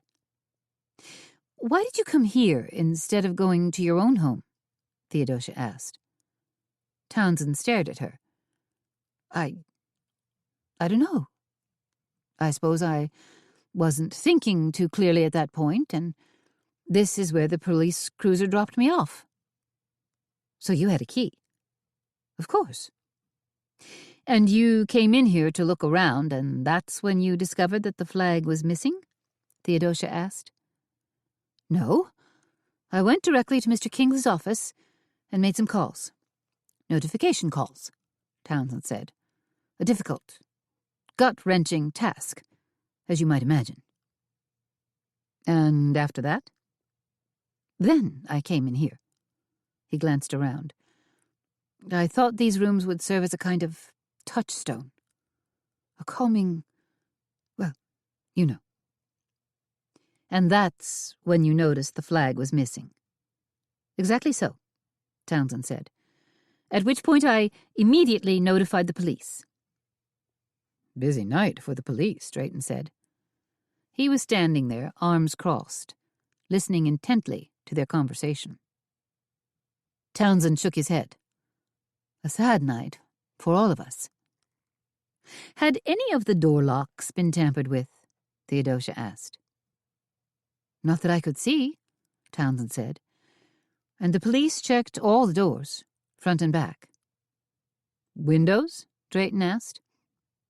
Townsend shook his head. Nothing looked disturbed. Ghosts, Drayton said. I hope not, Townsend said. The lack of forced entry seemed strange. That's why I told the police I thought it might be an inside job. An inside job? How? Theodosia asked. Mr. Kingsley entertained many visitors here. Friends, antiques dealers. People from the Americana Club? Theodosia asked. A few, yes. Interesting, Theodosia said. Townsend gazed at her. Is it? Because the police haven't come up with anything yet. Will you be staying on here? Theodosia asked. Since Townsend's employer had just been murdered, she figured there was probably some confusion as to his status as an employee. You mean with the collection? That's right. Theodosia decided that if Townsend talked a good game and put up a brave front, he might be enlisted to help find a new home for all these objects. Or if Tawny was still in charge and had her way, to oversee their sale at Sotheby's. I would hope I'm staying here. That would be my first choice, Townsend said. Best of luck to you, then, Drayton said. If I had my druthers, I'd want to remain among these precious objects, too. Townsend took a step backward, edging for the door. I take it you've seen everything that you wanted to see? That I've answered all of your questions? Actually, we'd like to talk with you a little more, Theodosia said. Townsend seemed taken aback. Why is that? Because you're the one who's smack dab in the middle of this flag and drone furor, Drayton said. We're interested in your reaction. How you're making sense of all this, Theodosia said. Well, I'm not, Townsend said, with as much earnestness as he could muster. It's been just horrible. I'm sorry to hear that. Theodosia smiled at Townsend, who seemed to gather his wits about him and relax after a few moments. Then she dropped her bombshell. If you had to point the finger at someone, who would it be? Theodosia asked. Townsend made a choking sound in the back of his throat. He was either stalling for time or taken aback by the audacity of her question. Finally, he recovered enough to say, "You mean for crashing a drone into Mr. Kingsley's hot air balloon, or for stealing the flag?" "How about both?" Theodosia said. "Oh, well, I really couldn't say," Townsend said. "As I just mentioned, the police are completely stumped. And if they have stumbled onto something or someone, they haven't shared their findings with me. They're playing it close to the vest." Theodosia gave a tight nod, but was determined to hold Townsend's feet to the fire. "But you must harbor some suspicions," she said. "Well," Townsend said, stalling. "I'm sincerely interested in your opinion," Theodosia said. "And after witnessing that horrific crash, you can see why Drayton and I also have a vested interest." Townsend swallowed hard and then said, "Please don't tell anyone." His face puckered up, as if he'd just swallowed a sour pickle, and then he said, "But I do have. This would be pure speculation. Some ideas, I guess." "Mum's the word," Drayton said.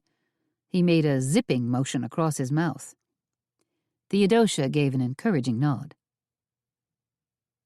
"I think it could have been Tony Kingsley, or possibly that horrible antiques dealer, Earl Bullitt," Townsend said. "Why Tawny?" Theodosia probed.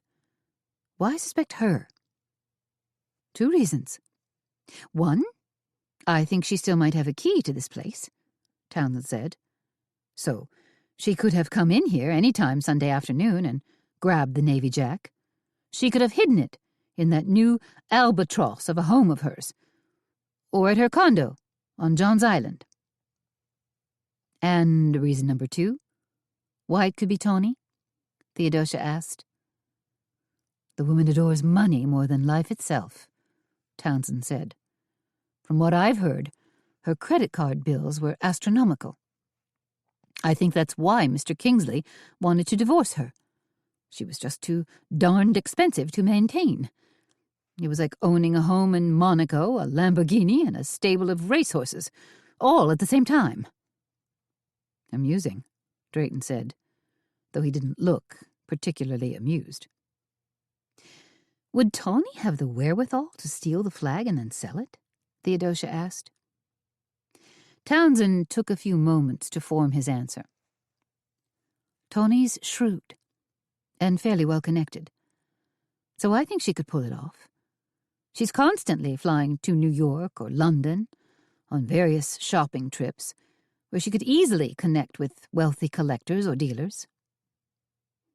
"Just as easy as Earl Bullitt could," Theodosia said, referring to Townsend's second choice of suspects. Of course, she was already familiar with Earl Bullitt.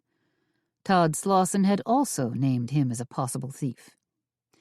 And Bullitt's reputation preceded him as a local antiques dealer who was a definite hustler. Slauson might sell the occasional top-dollar, A-plus piece, but Bullitt moved his inventory, the good, the bad, and the ugly. "Earl Bullitt is a distinct possibility," Townsend said. "How did you get involved with him?" "I didn't, but Mr. Kingsley had some dealings with him," Townsend said. "Bullitt tried to sell him an original painting by Thomas Hicks, but upon closer inspection it turned out to be not so original." "So Bullitt is a crook," Theodosia said. "Bullitt is as crooked as the day is long," Townsend said. "He sells fakes, and he's a schemer. I understand he works with a whole network of other dealers in New York, Miami, and Dallas, most of them just this side of the law." Theodosia glanced at Drayton. "Do you know anything about Mr. Bullitt's nefarious dealings?" I don't like to speak ill of anyone, but I have heard rumors, Drayton said. But rumors were only rumors, Theodosia told herself.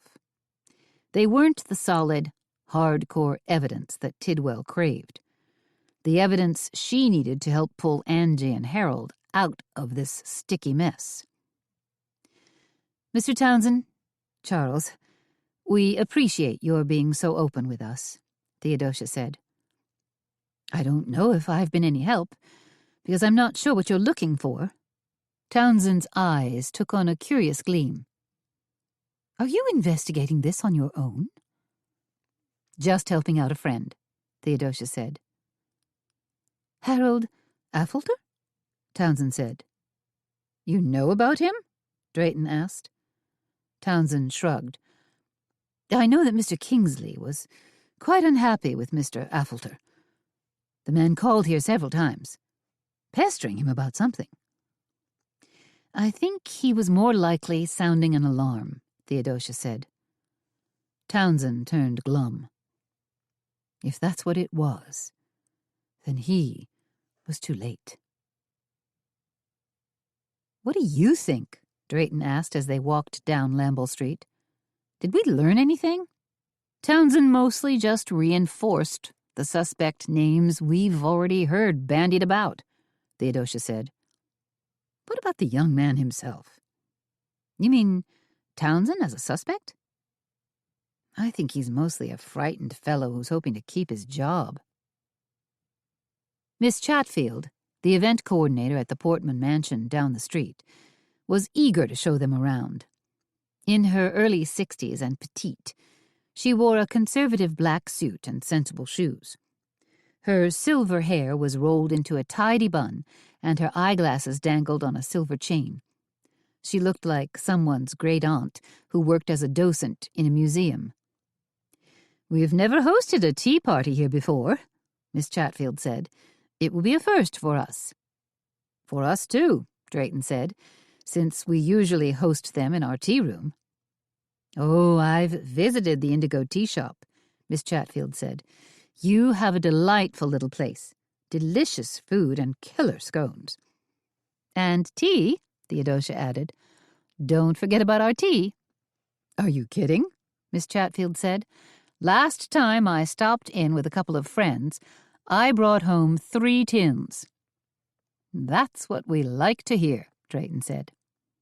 So, a quick tour, Miss Chatfield said. She took a deep breath and continued. The Portman Mansion was built by an early phosphate manufacturer for his family. Then it served as a single-family home for almost 10 decades. 8 years ago, a consortium of investors purchased this place, made some needed renovations, and turned it into an event center. This is lovely, Drayton said, as they peered into a side parlor. All this crown molding and hand-carved wood. Wait until you see the dining room, Miss Chatfield told them. And what a fanciful dining room it was. Impressive, Drayton said, gazing around. Very Gilded Age, Theodosia said. Perfect for our tea. Though the storm was still raging outside, the dining room felt light and airy, thanks to a wall of 12-foot-high windows with insets of Tiffany glass at the top. The floors were made of inlaid marble, an enormous crystal chandelier hung overhead, and a mirrored china case filled with wine glasses and champagne flutes reflected what felt like 1,000,000 points of light. We have tables and chairs to accommodate up to 85 guests in here, and another side parlor that can handle an additional 25 guests, Miss Chatfield said.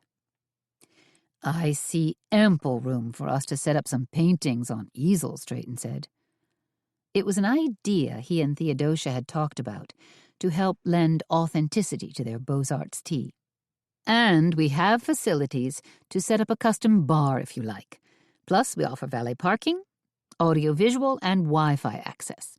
We're also happy to provide security if you need it, Miss Chatfield added. Security, Theodosia thought. That's what we could have used at the hot air balloon rally. From the dining room, they looked at the kitchen, which Drayton deemed to be absolutely perfect for Haley's purposes. "If it wasn't raining, I'd open the French doors and show you our back courtyard," Miss Chatfield said. "That's okay. I'm sure it's lovely," Theodosia said. Miss Chatfield gave a little shiver.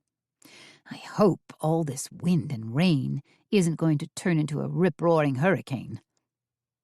"I believe it's too early in the year for hurricane season," Drayton said. Theodosia glanced out the window where trees were shaking and rain continued to slice down. "Tell that to the weather gods."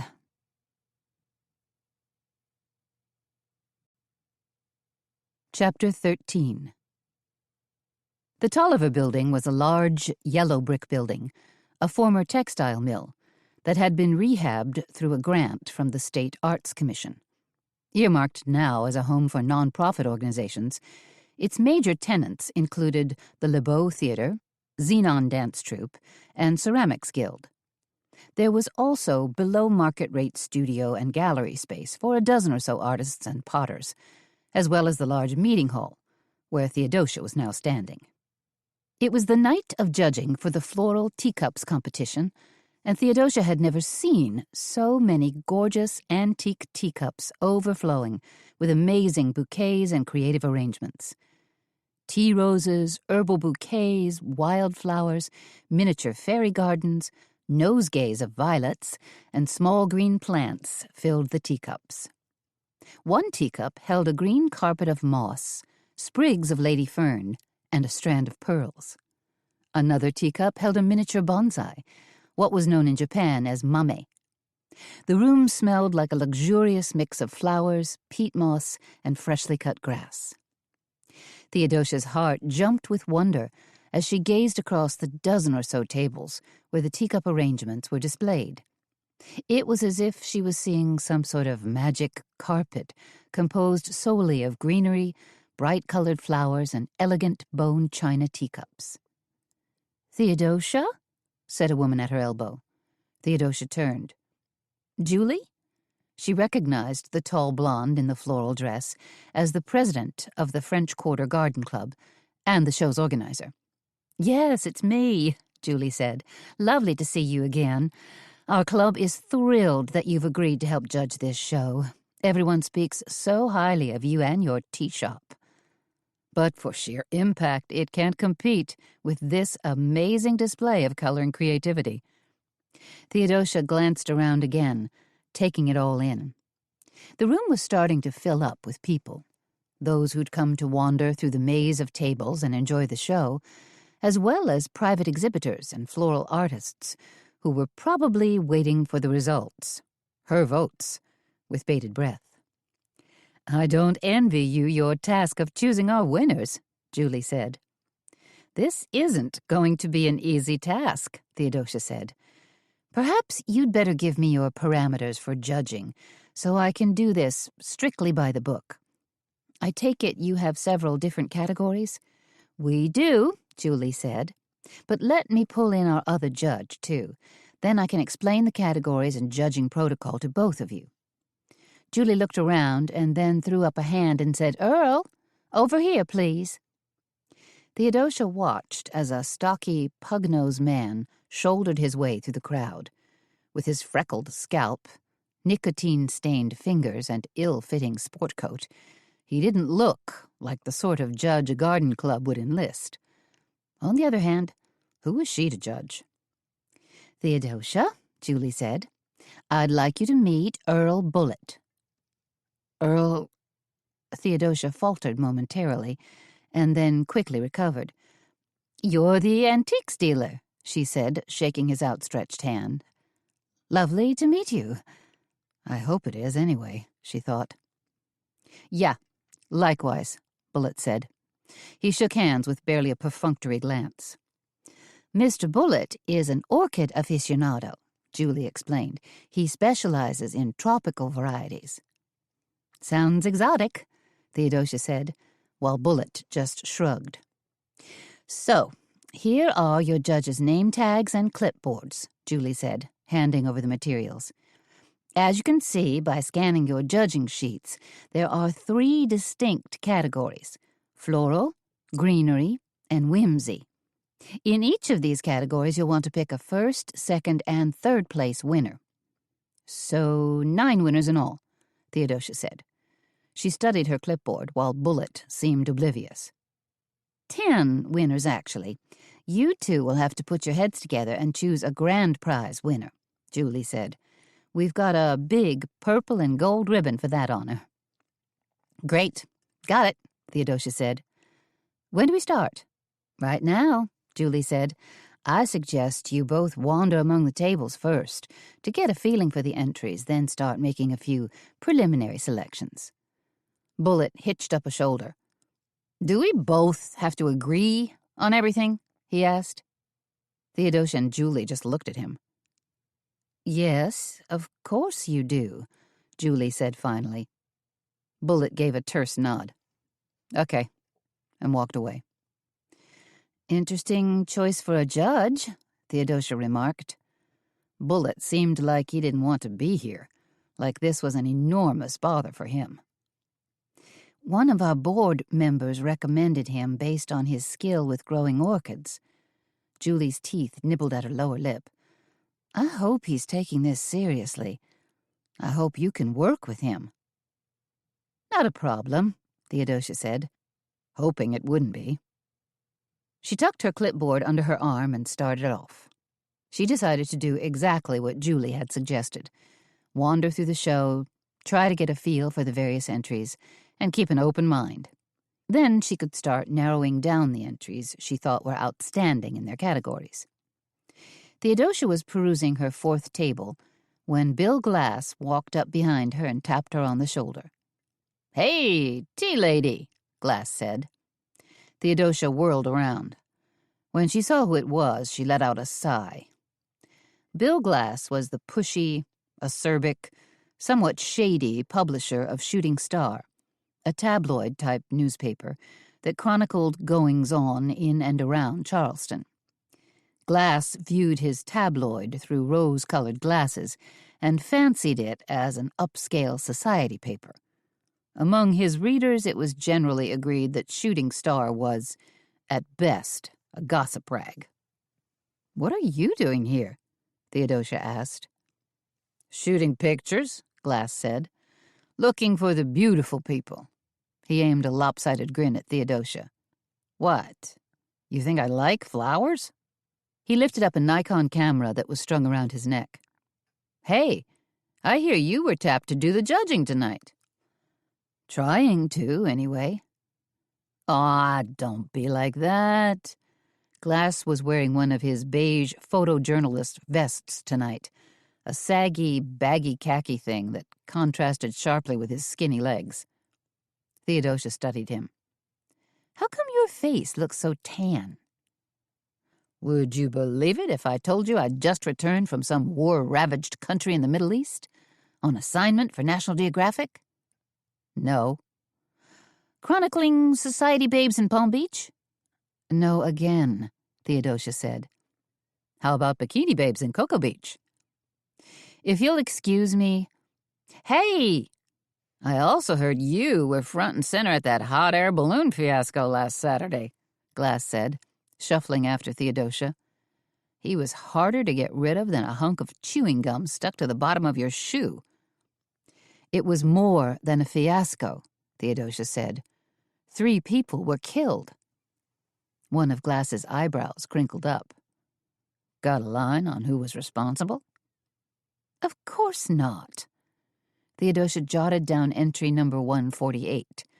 It was a swirl of bog grass in a Limoges teacup, accented with a tiny ceramic toadstool and a few stems of Sweet William. Aw, you disappoint me, tea lady. I thought you'd be poking around like crazy by now, looking for suspects. Glass favored her with a horsey grin. Man, I wish I could have been there. I'd have gotten some terrific crash shots. He grasped his camera and aimed it at her. Flames and rubble. Just like when that Zeppelin thing crashed back in the day, you know, the Hindenburg. Excuse me, Theodosia said. and this time she really did push her way past him. Hoping and praying for no more interruptions, Theodosia buckled down to business. The entries, all ensconced in elegant teacups, were absolutely incredible. Pink roses with baby's breath, bundles of crocus, shoots of fresh heather, succulents, and lots of small green plants. There were also entries with birds' nests, robins' eggs, and tiny silk butterflies tucked in. One teacup was completely covered in bright green moss, and another teacup was tipped on its side, with English ivy tumbling out of it. Theodosia was jotting down a few notes when Delane sidled up to her. "So, who's the big winner going to be?" Delane purred in a soft voice. She was wearing a daffodil yellow sweater, cream-colored pencil skirt, and floral high heels. She looked as fresh and perky as the entries. "Hard to say, but I've already noted 5 excellent contenders," Theodosia said. "You can tell me who's at the top of your list," Delane said in a pouty voice. "Of course she can't," came a woman's voice. "Theodosia has principles." Theodosia and Delane both looked up to find Brooklyn Vance smiling at them. "What are you doing here?" Theodosia blurted out, then realized her question sounded awfully rude. But Brooklyn didn't take it that way at all. She shrugged and said, "Having fun? Killing time?" Then, of course, Theodosia hastily introduced Delane and Brooklyn to each other, and wouldn't you know it, 2 minutes later the two of them were chatting away like old friends. Favorite fashion designers were mentioned and shrieked about. And then they moved on to comparing each other's gold charm bracelets. Sensing a photo opportunity, Bill Glass moved in. "Here now," Glass said with a cheesy smile. "Why don't you lovely ladies all squeeze together and let me take a few snaps? Put your picture on the cover of Shooting Star." He chuckled. "I can title it The 3 Graces." "Please don't," Theodosia said. But Delane was already mugging for the camera, doing her fashion model pose, and Brooklyn wasn't far behind her. Oh, all right, she thought. Theodosia joined in and smiled for the camera. "Are you going to keep me waiting forever?" Earl Bullitt called out loudly to Theodosia, interrupting their impromptu photo shoot. Delane turned toward Bullitt, her eyes narrowed like a predatory cat, obviously upset by his words. "Excuse me, but how rude are you?" she said. Bullitt simply ignored her. He gazed at Theodosia with darkly hooded eyes and said, "Hurry up, will you? We need to put our heads together and decide on these winners. I haven't got all night." "I'll be there in a moment, Mr. Bullitt," Theodosia said. She pulled away from Delane and Brooklyn, not wanting to ruffle anyone's feathers or cause any unnecessary problems. "Bullitt?" Brooklyn Vance suddenly cried out in a sharp, staccato tone. "Earl Bullitt?" Her eyes blazed and her complexion darkened as her emotions seemed to rise to the surface. "I know who you are. I know all about you." Brooklyn's mood had downshifted, and she was suddenly very upset. "That's nice, lady. Now kindly get out of my way," Bullitt said. But Brooklyn stood her ground. "You were one of the bidders on the Navy Jack flag." Delane's brow crinkled as her mouth formed a perfect O. Quickly putting 2 and 2 together, she said, "Oh, Brooklyn, I guess you were trying to buy that same flag?" "You're Brooklyn Vance?" Bullitt snorted. "Huh. You don't look like any kind of hotshot." "That would be Dr. Vance to you," Delane said. "Delane," Theodosia said in a warning tone. "Please don't get in the middle of this and cause any problems," she thought. But it was Brooklyn who had her claws out, ready to tangle. "I've heard the gossip about you and your tacky little antiques shop," Brooklyn said. "You're a crook and a laughingstock." "What do you know about antiques?" Bullitt fired at her. "You're a snotty, not very bright academic, who sits in an ivory tower. That's better than being a repugnant little reptile who lives under a rock, Brooklyn flung back at him. Say now, Bill Glass said, aiming his camera at the snarling group. Or, as Theodosia saw it, a group that might now be categorized as Dante's third ring of hell. Please don't, Theodosia said to Glass. But Glass's reporter's antennae were up and twitching like crazy. Hot dog, he cried. I thought this teacup show would be a complete and total snooze, but suddenly it's gotten very interesting. He thrust his camera out and dove forward to capture the fight. After all, a picture was worth 1,000 words.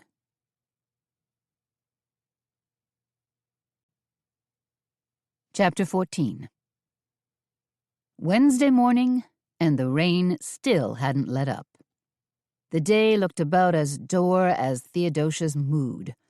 She hated the fact that Brooklyn Vance and Earl Bullitt had gotten into a nasty sniping match last night, and though no blows had been struck, it was pretty much over in a heartbeat.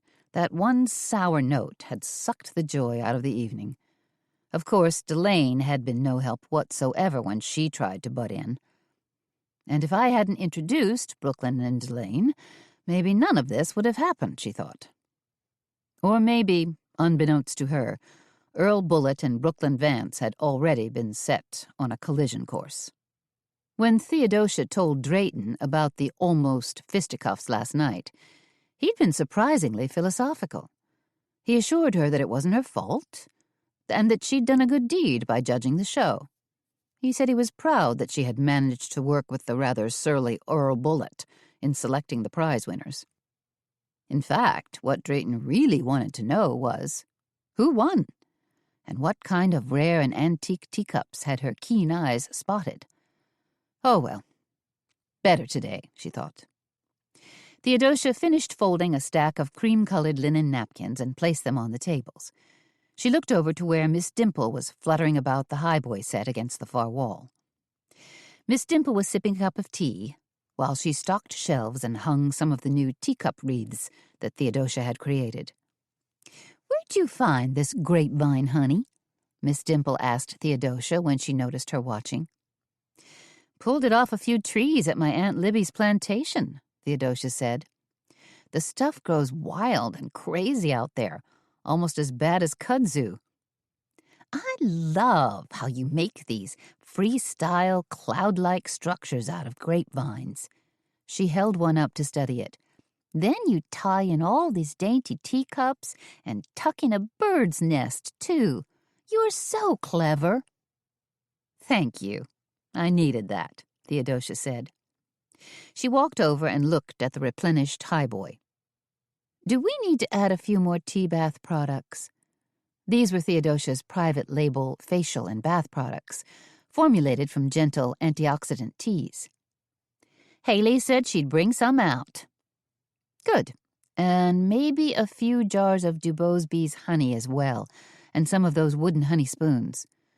"Got them right here," Haley said, as she walked toward them, struggling to balance the enormous cardboard box she was carrying. "Is that you back there?" Miss Dimple called out merrily. Then she reached out to grab the box and help Haley muscle it to the floor. "Everything going okay in the kitchen?" Theodosia asked. "Right as rain," Haley said. "Most of the food is already prepped. I'm just waiting for scones and such to come out of the oven. Then I'll put the quiche in." She glanced around the tea room. "You want me to bring out the you-know-whats?" "Maybe wait until I get the tables set up," Theodosia said. "Then we'll put them out." "What exactly are the you-know-whats?" Miss Dimple asked. "Have to wait and see, I guess," Haley said. Miss Dimple practically stomped one of her chubby little feet. "How can you keep me in suspense like this?" "It's a mystery tea," Theodosia said with a twinkle in her eye. "Thank goodness we're only doing takeout this morning," Haley said. "Gives us time to get our ducks in a row for lunch." "Drayton's the one who's been shouldering most of the load," Theodosia said, "taking care of our pop-in customers." They all glanced toward the front counter, where Drayton had take-out cups and packaged scones precisely lined up and ready to go. "He's doing a great job, too," Miss Dimple said. Drayton glanced over at them. "Neatness counts," he said, "and thankfully I do have a penchant for order and organization." "Some might call it OCD," Haley said. Before Drayton had a chance to answer, the bell above the front door dinged once again, and he had to ready himself for yet another influx of eager customers. "I can't wait to see what you're baking," Miss Dimple said to Haley. "The aromas wafting out of your kitchen are making my nose twitch. You're such a talented baker." "Thank you," Haley said, giving her a mock curtsy. "Did you ever think about entering the Sugar Arts competition that the Commodore Hotel sponsors every year?" Miss Dimple asked. "You're as good, if not better, than some of the artisans at our local bakeries and patisseries." "I don't know about that," Haley said. "I think you should enter," Theodosia said, jumping on the bandwagon. "After all, you won that chocolatier contest a couple of years ago." "Yeah, but chocolate is easy," Haley said. "It's mostly melting and swirling and using molds. In those sugar arts contests, you need to really wow the judges. Incorporate flakes of gold leaf, create lots of three-dimensional flowers, and do special effects, like spun sugar birds and butterflies." "Haley, if anybody can master that, you can," Theodosia said. Haley looked hopeful. "You think?" "I know," Theodosia said. Theodosia went back to primping her tables for the Nancy Drew tea. First, she set out placemats that she'd made herself. These were color copies of classic Nancy Drew book covers that had been enlarged and laminated with clear plastic. Then she added teacups, saucers, and luncheon plates in Coleport's Academy pattern, as well as crystal water glasses. "Okay, now for some fun," she thought. The tables were pretty, to be sure, but Theodosia was ready to funk it up. After all, this was a fun, nostalgia-inspired tea. So, in keeping with the book titles, she added vases of lilacs, pewter candle holders with twisted candles, a couple of old clocks, still ticking, and a few magnifying glasses that she'd borrowed from the antiquarian bookshop. "I see where you're going with all this," Miss Dimple said as she twirled a finger. "But what about these mysterious centerpieces I keep hearing about?" "Haley," Theodosia called out. "I think it's time."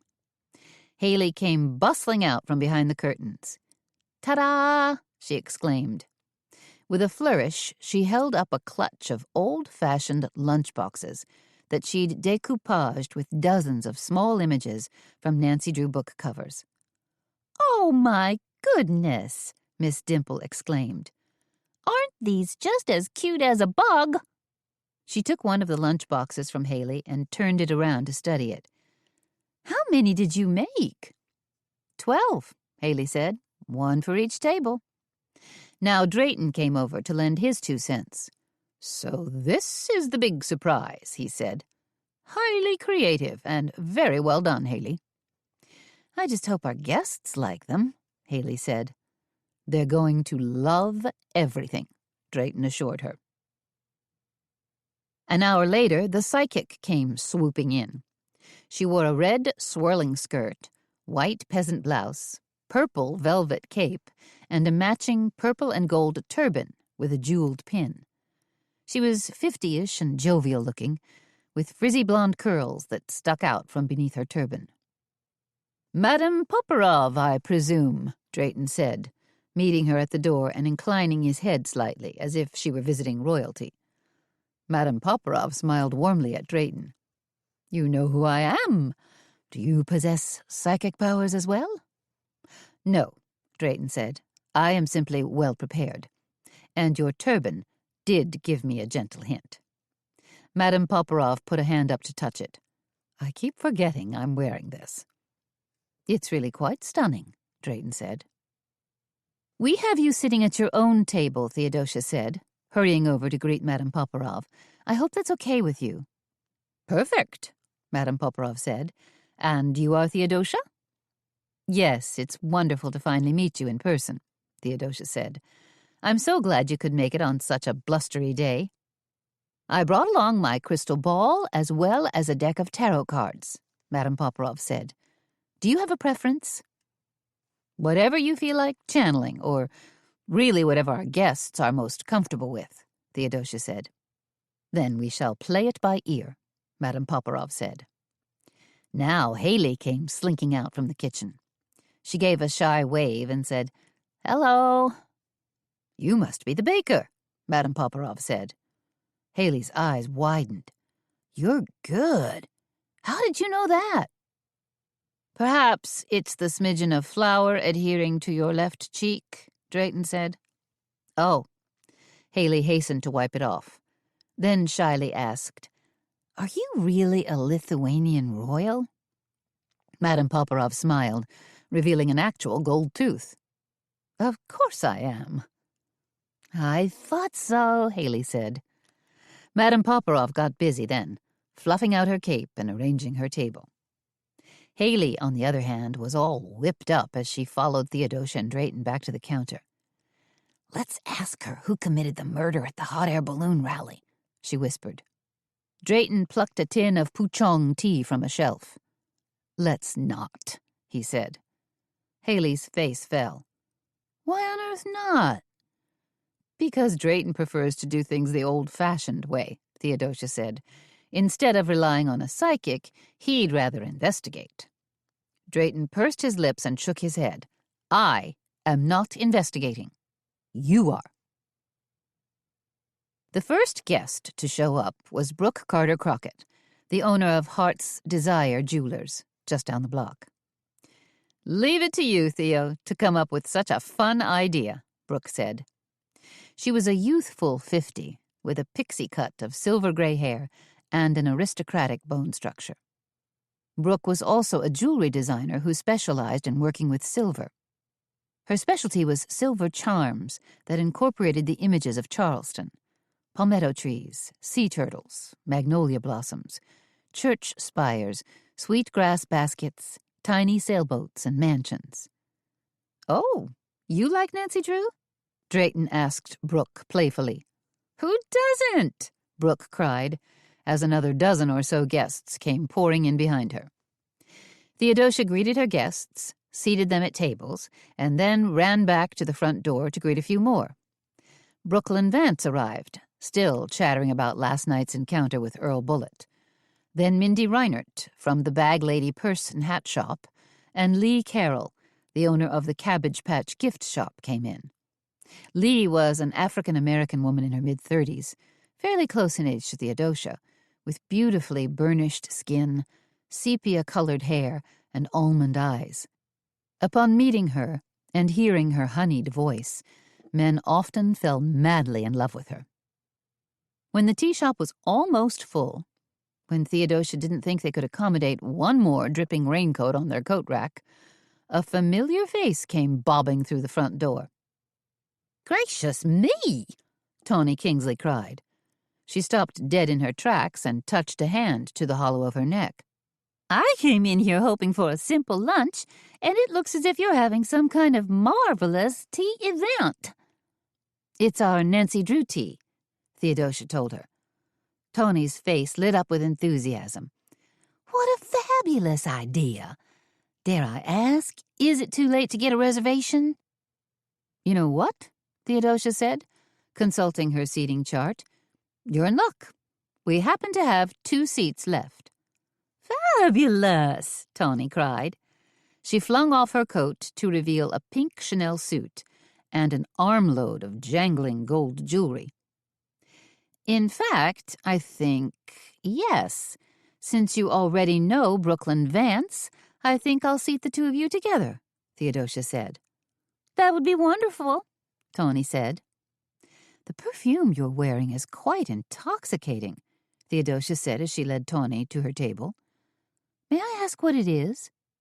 Tawny fluttered her manicured fingers. Just a fun fragrance I had custom blended at Le Fleur Parfumerie in Miami. Asian lotus and almond with a top note of bergamot.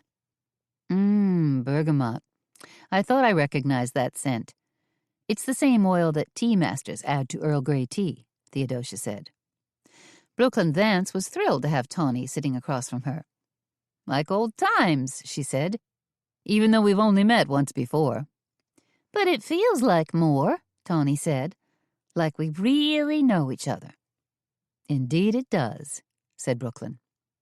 I have to confess, Tawny said, leaning forward and whispering to Theodosia and Brooklyn. I'm dying to learn as much about tea and tea etiquette as is humanly possible. That way I'll be able to serve afternoon tea to all my guests at my fabulous new B&B. I'm sure, Theodosia said to Tawny, and I'll be right back with your pot of tea. At the counter, Drayton leaned forward and said to Theodosia, I think your friend Tawny wants to learn the drill so her waitstaff can serve tea to her guests. Just from a fast first impression, I doubt she'll be any kind of hands-on innkeeper. You never know, Theodosia said. On the other hand, if it turned out that Tawny had killed her husband, she might be doing 20 to life at the Women's Correctional Center in Columbia, or having just a single tea bag would be a luxury. Theodosia and Miss Dimple each grabbed pots of tea to deliver. As Theodosia slipped a Brown Betty teapot onto the table that Brooklyn and Tawny were sharing, Tawny touched a hand to her arm. I'd like to invite you to my husband's memorial service tomorrow. Brooklyn's eyebrows shot up. They've released his body? Just this morning, Tawny said. Anyway, the service is going to be short and sweet, just the way Donald would have wanted it. We'll do a private cremation, then friends and colleagues will gather for a few graveside prayers in Magnolia Cemetery, where his family has a small plot. That sounds lovely, Theodosia said. Brooklyn bobbed her head. Dignified. Tawny's smile was sad as she gently squeezed Theodosia's arm again and said, I feel like we've also become good friends. I hope you can make it tomorrow. Brooklyn, if you could come too? Brooklyn nodded as Theodosia said, Of course. Though Tawny featured on her suspect list, the poor woman had just lost her husband. And no matter what petty grievances the Kingsleys had harbored between each other, they had been husband and wife. So how could she not go and support Tawny? And, as a lucky strike, do a little more snooping. See if a killer turned up at the grave.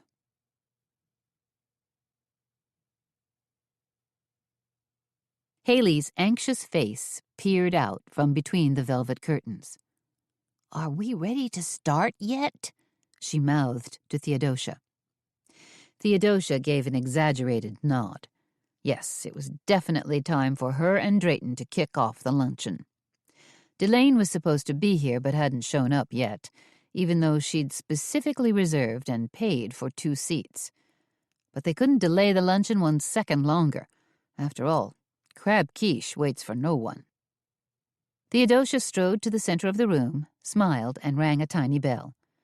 The buzz of conversation died down immediately. Welcome, everyone, to our first ever Nancy Drew tea, Theodosia said. Her words prompted a spatter of applause and a few rich chuckles. To celebrate our favorite girl detective, we're going to lavish you with a wonderful luncheon today. We'll start out with Bess's ginger scones, slathered with Devonshire cream.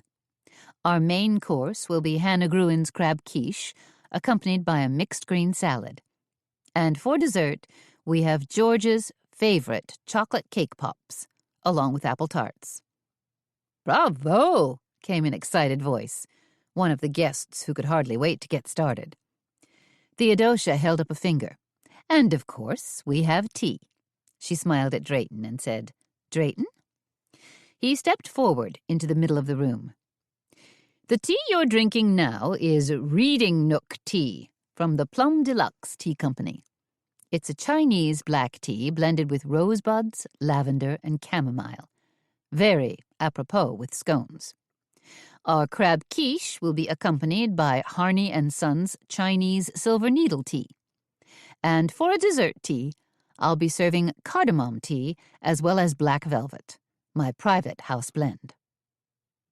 Our resident psychic, Madame Poporov, is also with us today, Theodosia said. So whenever you're ready to cut the cards or gaze into her crystal ball for a peek at the future, just head over to her table and say hello. Tell them about the contest, Drayton said.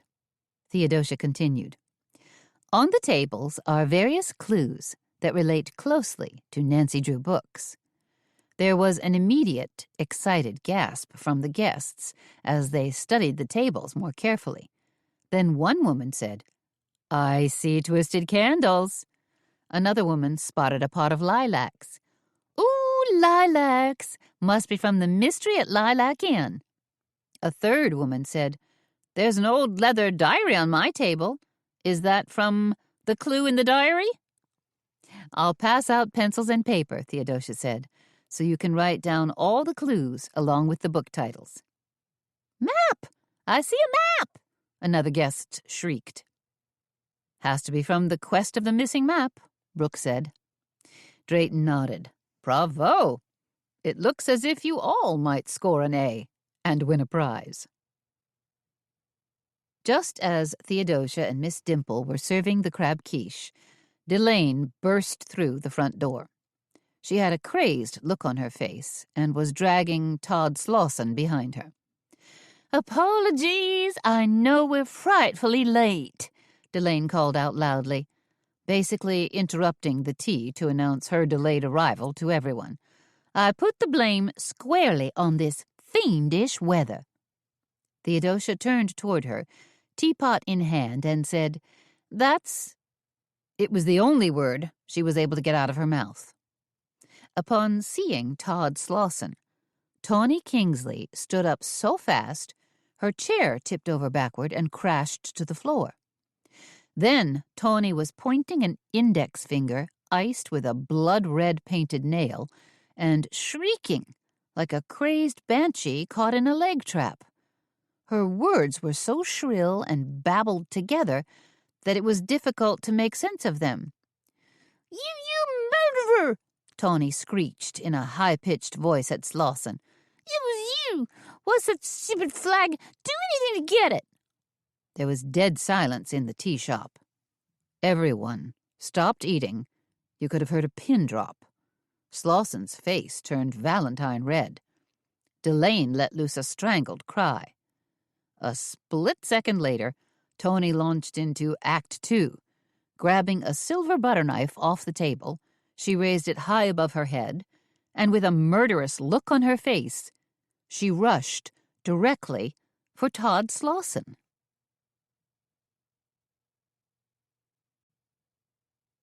Chapter 15. No, no, no, Theodosia cried, as she and Drayton both launched themselves like bottle rockets. Making a mad sprint for Tawny, they batted wildly at her butter-knife-wielding arm, trying to stop her from jabbing a cowering Todd Slauson in the eye. No, you don't, Drayton shouted at Tawny, as he got a hand on her and wrenched her arm sideways. Drop it, Theodosia ordered. That man's a killer, Tawny shrieked, as she flailed away, still trying to stab Slauson. You lunatic, Delane yelped at Tawny. Then she fought to get in a quick punch at the woman. What do you think you're doing to my poor Toddy? Now Miss Dimple rushed to join the fray. Do you think I should call 911? She quavered. No, Drayton panted. I've got... He was still wrestling with Tawny, trying to gain control of her right arm. Theo, grab her around... Theodosia grabbed Tawny around the waist and squeezed her with a python's grip. Tawny gasped for air and bent forward slightly. She wiggled clumsily as she clutched her knife tightly and levered it at Slauson's face. Finally, with one explosive jerk, Drayton pried the butter knife out of Tawny's hand.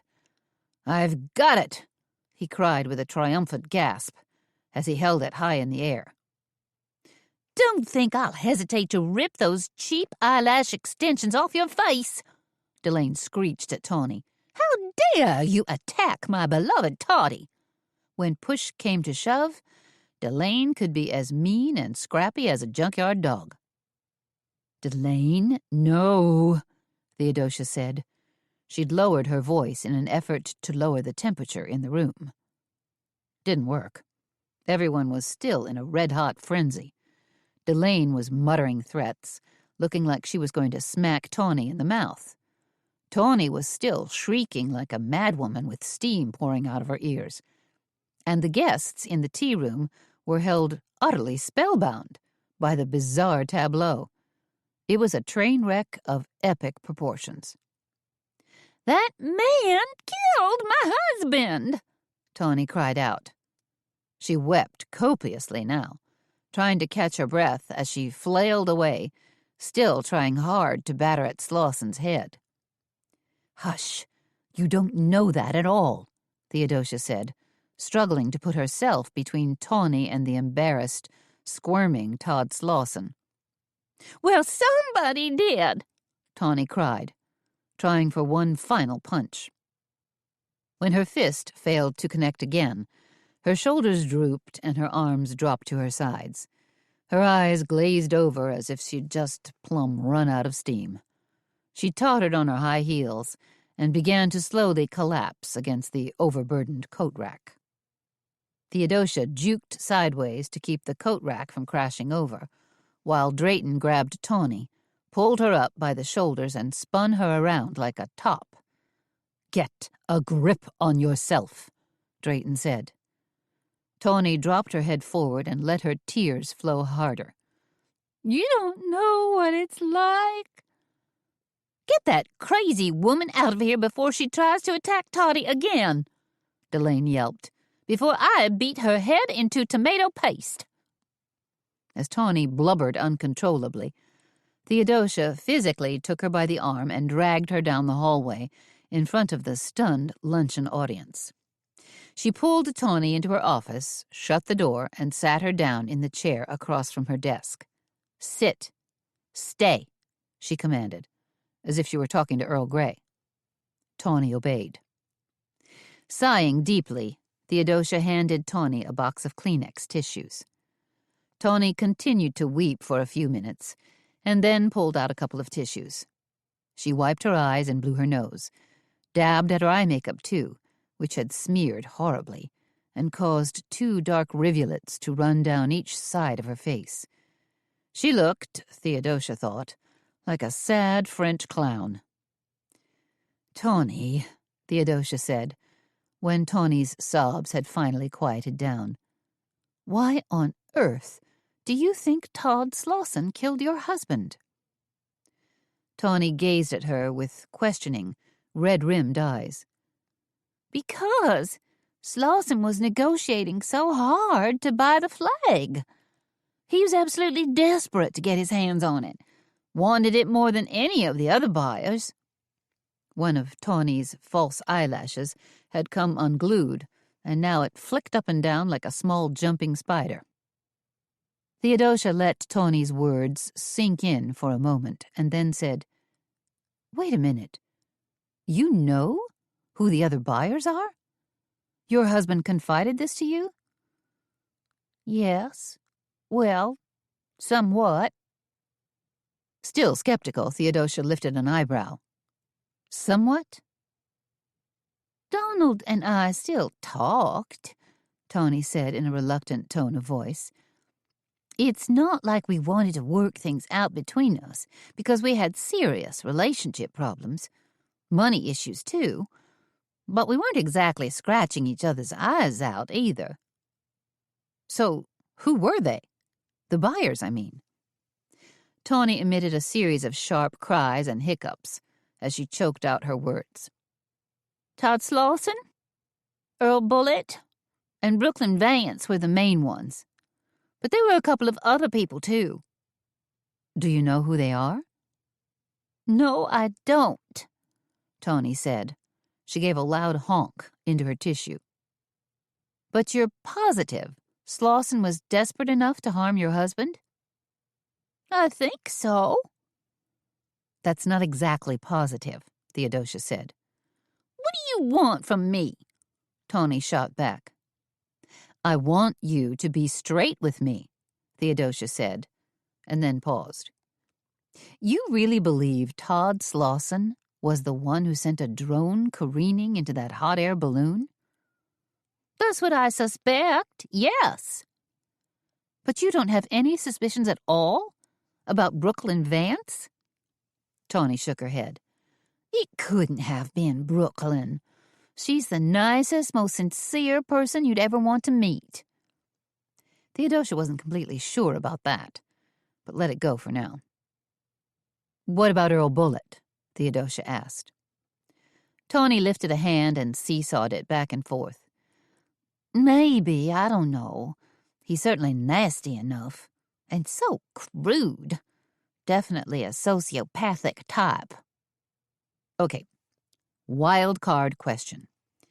Do you think Harold Affolter could have killed your husband? I don't know, Tawny said. I mean, I've never actually met the man. But the police told me he was a whistleblower at Syncsoft, that he was responsible for trying to stall a major product release. So, you know, he could have had a really big chip on his shoulder. I hope not.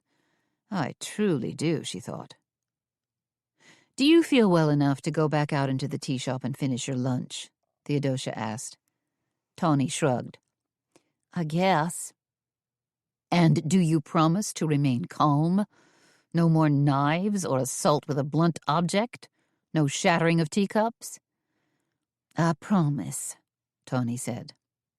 Theodosia gave her an encouraging smile. Okay, then. Theodosia led Tawny back to her seat, poured her a fresh cup of tea, and brought her a slice of quiche. Brooklyn, with sympathy on her face, reached across the table and patted Tawny's hand. She was clearly sensitive to the woman's emotional needs. Delane and Todd Slauson were seated on the far side of the room, well away from Tawny. Neither party spoke to or acknowledged the other. They'd settled into what a political scientist would probably call a non-aggression pact. Never going to be friends, but they weren't about to kill each other either. At least, not here and now.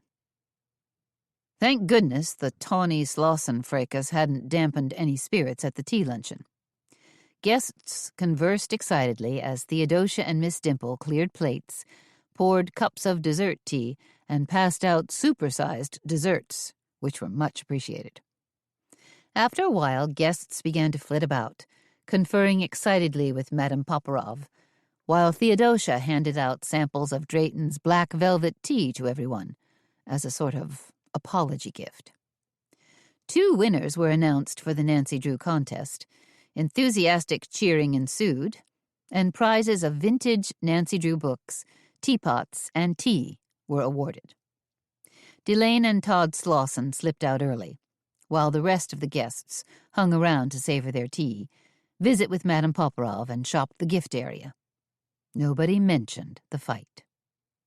When Tawny Kingsley finally departed, and there were only a few stragglers remaining, Drayton blew out a long breath and said, "Wasn't that a laugh and a half?" "I've never seen anything like it," Theodosia said.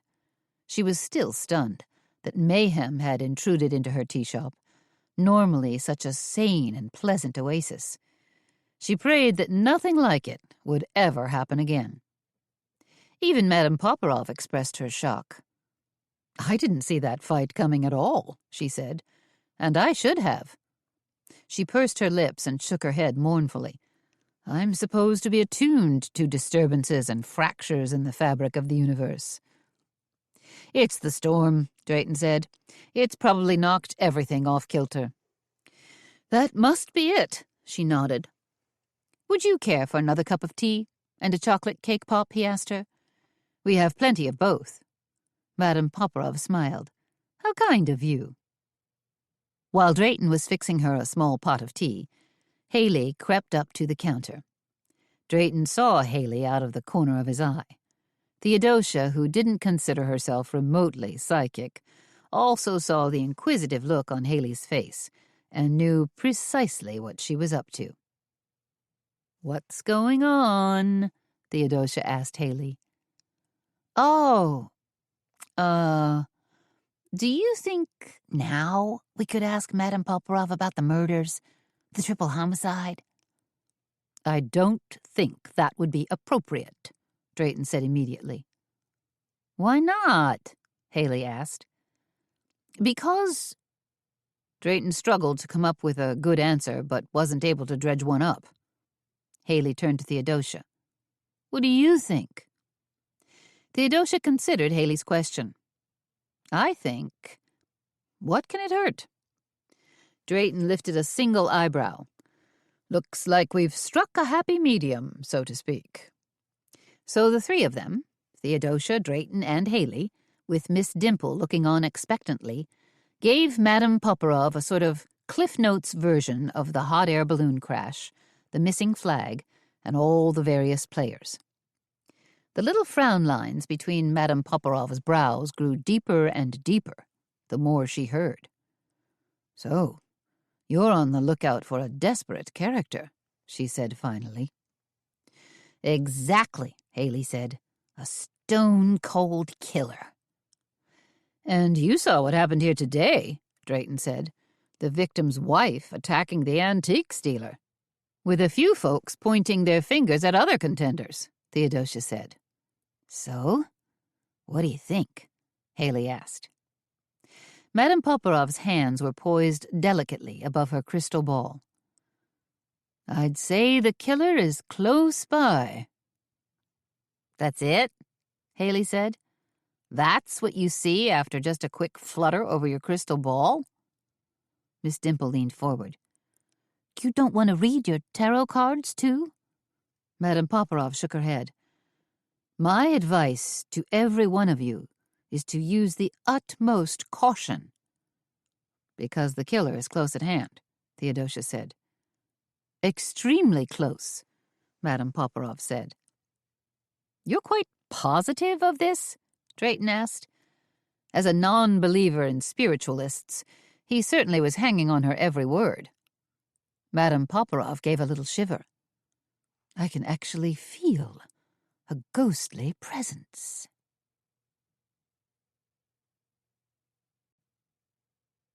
Chapter 16. As Theodosia bussed dishes and put away candlesticks, her mind was in turmoil. Could Tawny have been right about Todd Slauson? Had Slauson cleverly engineered the drone attack and then managed to steal the Navy Jack flag for himself? Or was Tawny the real killer and flag thief, and she'd just been throwing up a hellacious smokescreen today? Garnering a bit of sympathy so she was sure to get a nice piece of Sinksoft, as well as Don Kingsley's money, life insurance, and stock options. And if Todd Slauson was the guilty party, would Delane associate with a killer? Maybe, but only if she didn't know the real truth about him, and instead thought that he was a terrific guy. Marriage material. And what about Earl Bullitt? He'd been bidding on the flag, too. Plus, he was rude and boorish, the proverbial bull in a china shop. And not only was he sneaky, but there was no love lost between him and Brooklyn Vance. They'd pretty much demonstrated that last night at the floral teacups competition. Bullitt. Even his name sounded dangerous. Just speaking it was like spitting out a hunk of gristle. Theodosia set down her plastic tub full of dishes and reached for the phone. It took her 5 minutes and the persistence of Job to get through to Detective Tidwell. But now she finally had him on the line. "What? What do you want now?" Tidwell asked. He sounded gruff, busy. "I want to know what you have on Earl Bullitt so far," Theodosia said. "Who is this again?" "You know who this is. I'm wondering if you've turned up anything on Earl Bullitt." "Even if I had," Tidwell said, "why would I share such pertinent information with you?" "Because I have a vested interest in this case," Theodosia said. Not really. Of course I do. Listen, you weren't there. You didn't see that hot air balloon suddenly explode into flames and crash to the ground. You didn't hear the victim's screams. Tidwell was silent for a few moments. Are you still there? Theodosia asked. I'm here, and I despise the fact that you're poking around in this. I'm sorry. No, you're not, Tidwell said. I don't think you have any idea how desperate this situation really is. Now you're worried about me? I have concerns for everyone involved. Let's get back to Earl Bullitt, Theodosia said. Do you consider him dangerous? Yes, I do, Tidwell said. Like crazed, sociopathic, dangerous? Define crazed. Do you think Bullitt could be the killer? Could be. However, I have no proof, Tidwell said. Proof.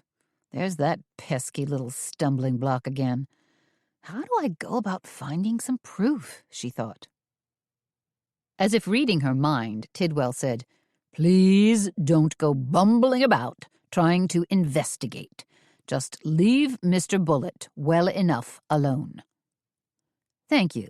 I'll take that under advisement, Theodosia said. She hung up the phone and walked to the front counter, where Drayton was swishing out his last teapot. Come on, Theodosia said. Grab your coat. We need to go bumbling in somewhere where we've been warned not to go. We need to what? Drayton said. We need to check somebody out. Ask a few probing questions. Drayton's mouth twisted up at the corners. Who exactly are we going to probe? Earl Bullitt. Earl Bullitt's shop, Bullitt's Antiques and Collectibles, was located on King Street, a fairly glitzy, high-traffic shopping area where dozens of galleries, restaurants, and antiques shops were located. Bullitt's shop was located in a traditional red brick building with dapper white shutters. Gold letters, like an old-fashioned mercantile sign, arced to form the words Bullitt's Antiques and Collectibles, buy and sell. Parking space, Drayton sang out, because it wasn't always easy to find a spot in this neighborhood. Theodosia slid her Jeep into a spot directly behind a black Porsche Carrera that was parked in front of Bullitt's shop. The car looked sleek and dangerous, like some kind of predatory animal.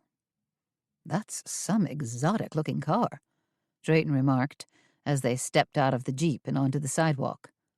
You think it belongs to Bullitt? Take a gander at the license plate, Theodosia said. The blue and peach-colored South Carolina plate, with its signature palmetto tree, read Bullitt. Ah, personalized, Drayton said. There was the slightest tone to his voice. Hard to keep a low profile driving around town with a plate like that, Theodosia said. Early on, she'd toyed with the notion of getting a tea lady license plate. Then she'd dropped the idea like a hot potato once Bill Glass had started calling her that. Theodosia had also reached the conclusion that she didn't need to announce herself wherever she went. Better to be subtle. Something Earl Bullitt clearly didn't have a handle on. Earl Bullitt was on the phone when they walked through the front door of his antiques shop. Looking past a tasty array of items that included a silver soup tureen, cut glass cruet set, brass clock, and Wedgwood vase, Theodosia could see Bullitt in his back office. He was sitting behind his desk, phone held tight to his ear, talking in a loud, hail-hearty voice. From the sound of it, he was probably trying to woo a client, or potential client. Yes, of course I can get it, Bullitt said. Don't worry, I'm going to come through for you. He glanced out into the shop and noticed Theodosia and Drayton wandering around. He dropped his voice to a hoarse whisper. Remember the Drews painting? I managed to snag that, didn't I? Theodosia glanced at Drayton and raised her eyebrows. This guy Bullitt was some kind of operator. Mr. Bullitt seems like a lovely man to do business with, Drayton responded in a quietly facetious voice. Remember what Todd Slauson said when he first came crashing into the tea shop? He said Bullet was a crook. Maybe so, but he has some first-class pieces here. Take a look at this music box. Made by Bremen of Geneva, Switzerland. One of the best. Drayton lifted the burnished wood music box up, wound it, and then opened the top to let tinkling music flow out. You see how it replicates the effect of a mandolin? Bullet also has some lovely antique jewelry, Theodosia said. She'd spotted a Burmese ruby ring, a Verdura cuff, and a spectacular South Seas pearl necklace, whose price tag made her gasp. $128,000? Yow, she thought. A few minutes later, Earl Bullet emerged from his office with a snarky grin pasted on his face. Well, well, we meet again, Miss Browning. Tell me, are you unhappy about how I cast my votes last night? I think, all in all, we did a fine job, Theodosia said. Good. Bullet seemed satisfied with her response. I do too. So, Drayton stuck out his hand. And I know who you are, Bullet said. You work with her. He rocked back on his heels, obviously a lot more relaxed now. How may I help you, folks? Are you looking for a particular item? I'm always interested in antique teaware, Drayton said. Bullet squinted at him. Oh, yeah? I do have a rather nice Victorian bachelor teapot. He reached into a glass case and pulled it out. Sterling silver, manufactured around 1865. You see, there's a hand-embossed scene of the fox hunt on the side of the teapot, and the hinged lid is crowned with a fox-head finial. Quite nice, Drayton said. I've not seen one like this. May I ask how much? I've had it priced at $2,000, but there's a little wiggle room in that number. I'm sure we could work something out, Bullet said. You come highly recommended as an antiques dealer, Theodosia said. She'd decided to use the honey versus vinegar ploy. Is that a fact? Bullet said. Who recommended me? Todd Slauson, Theodosia said. She wondered how Bullet would react. He didn't disappoint her. Earl Bullet curled his lip and practically chortled. That crook! I hear the police are nipping at the heels of his fancy French loafers. They think he might have been responsible for that hot air balloon explosion, that he might have stolen the Navy Jack flag, too. Theodosia decided to take the gloves off. Not that they were ever on. I understand you were also one of the bidders, she said. Where'd you hear that? Bullet growled. Drayton folded his arms across his chest. Basically, all over town. But mostly from Tawny Kingsley, Theodosia said. Huh, that lady's a sneaky one, Bullet said. One day she professes to despise old Don. Can't wait for their divorce to go through. And now that he's dead and buried... Wait, is he buried? Tomorrow, Theodosia said. Anyway, Bullet continued, now that Tawny stands to inherit every dang cent, she suddenly paints herself as the poor, grieving widow. He flashed a smile that was all teeth and not a hint of warmth. Nice job, if you can get it. Maybe Tawny's the one who stole the flag, Theodosia said. If she's the culprit, she'll get found out soon enough, Bullet said. Hard to sell something that important and keep it on the down low. What if you're dealing with a wealthy collector? Theodosia asked. One who values his privacy above all. There are a number of those types around, Drayton said. Bullet gave an uninterested shrug. Maybe. You were bidding on the flag, Theodosia said. You must have an opinion about these rather strange coincidences. You mean, do I know who crashed the hot air balloon and stole the flag? Bullet said. Maybe it wasn't the same person, Theodosia said. Culprit A could have killed Don Kingsley and the other two passengers, and culprit B, someone entirely different, could have stolen the flag. You pose an interesting theory, Bullet said. But you don't care to wager a guess as to what might have happened? Theodosia asked. Bullet shook his head. Not me. I'm no investigator. Theodosia said. She felt stumped, unsure of what to ask Bullet next. Luckily, Drayton stepped in to fill the void. I was wondering if you ever handled any early American paintings, Drayton said. Bullet cocked his head. Such as? I'm always on the lookout for a nice William Rennie or Martin Johnson Head, Drayton said. You're a high-end collector, Bullet said, giving him a slightly more interested look. Well, the paintings would have to be priced at the lower end, Drayton said. I have a few oil paintings, but nothing of the caliber you're interested in, Bullet said. Could we look at them anyway? Theodosia asked. She'd spotted a door next to a lovely Chippendale highboy that was marked private and wondered what was in there. Are they in... What is this?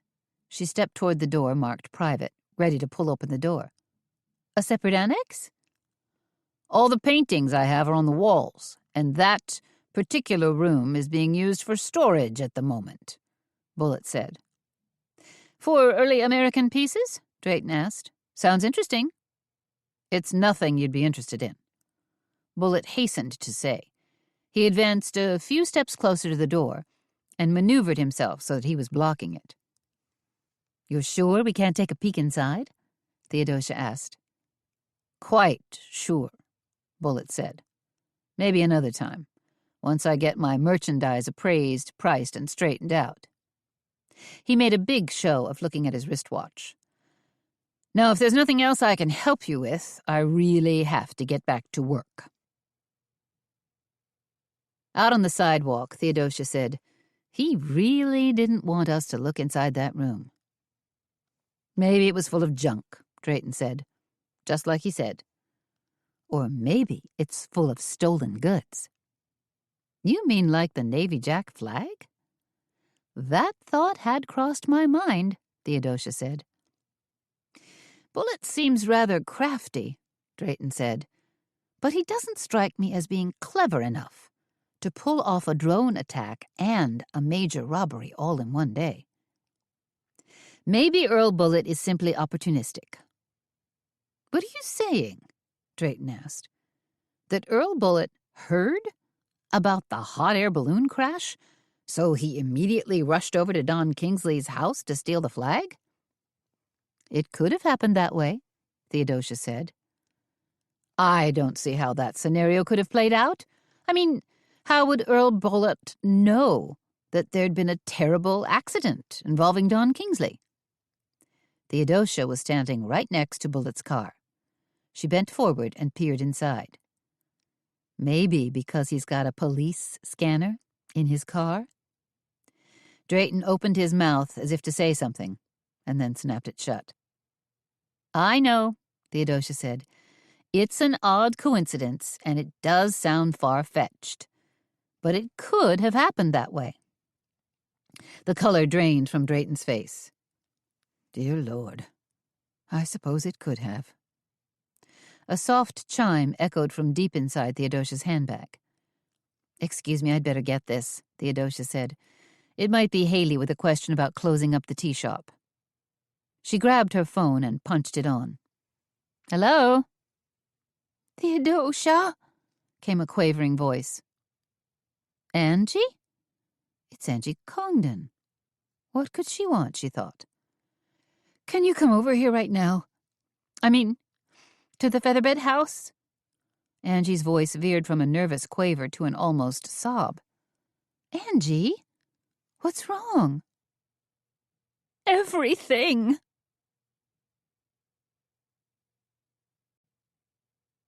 Chapter 17.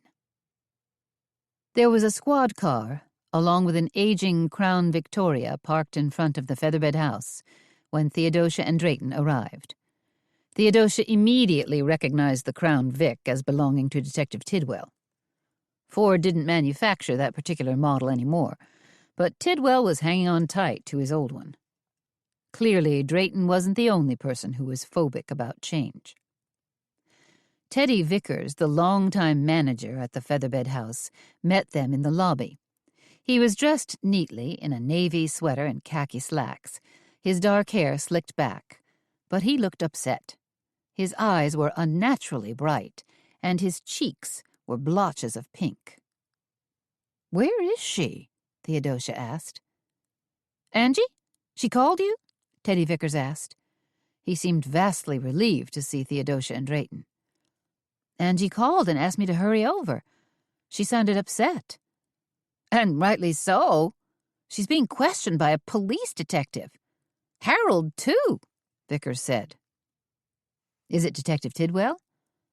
"I think that was his name, yes. And he brought along 2 of his flunkies," Vickers said.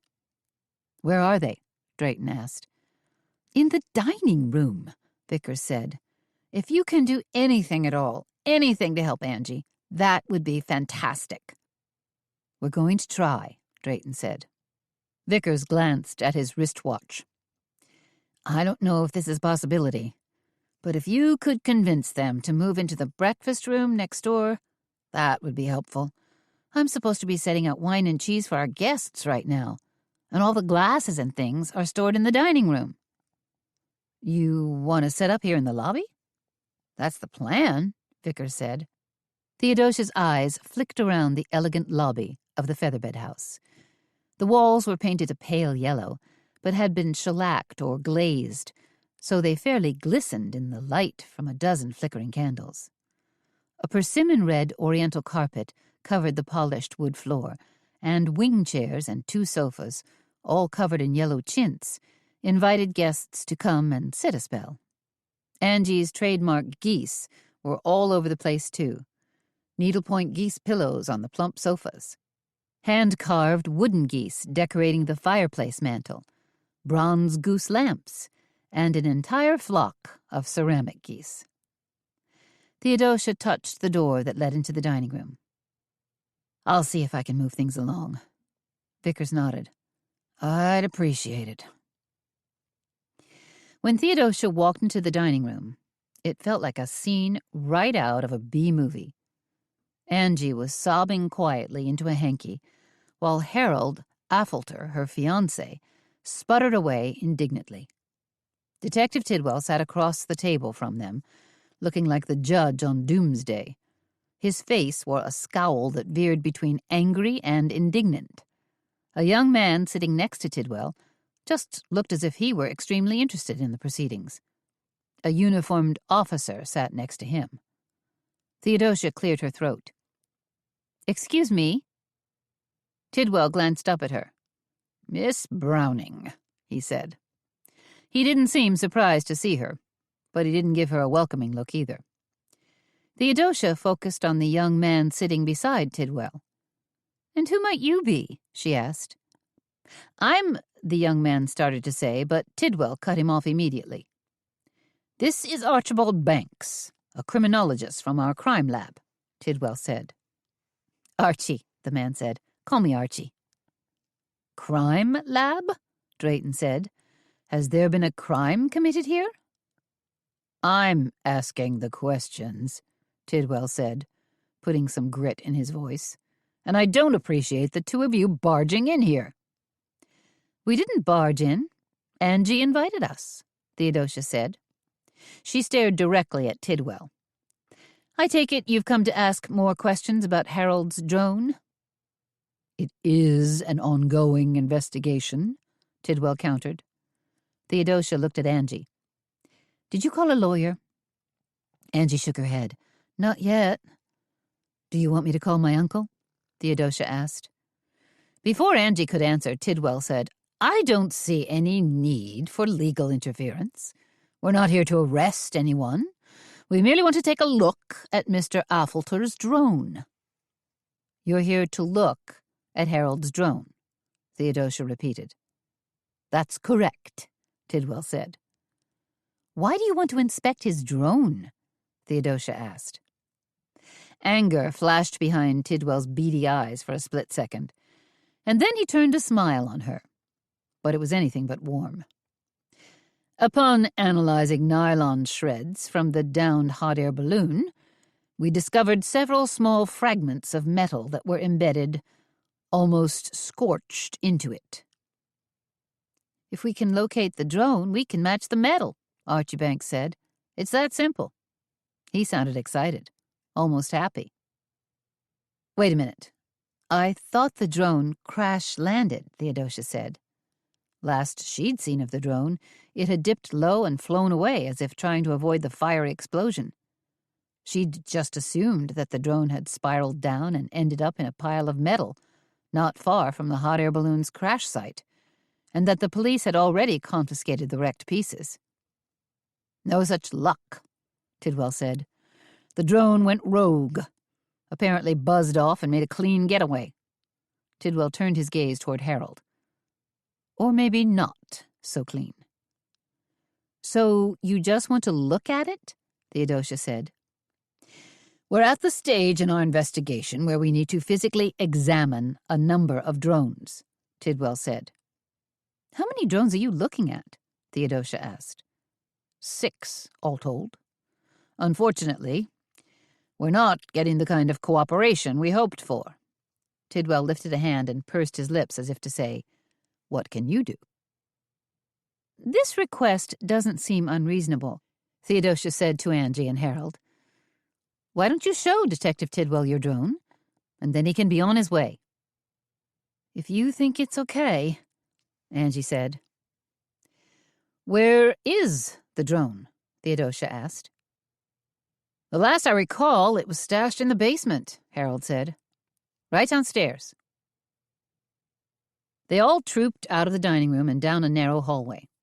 The hallway led into the large kitchen, where 2 young chefs were prepping plates of cheese, fruit, and crackers. There were 2 doors against the far wall. One led to the outdoor patio, the other to the basement. Harold led the way down a narrow wooden staircase.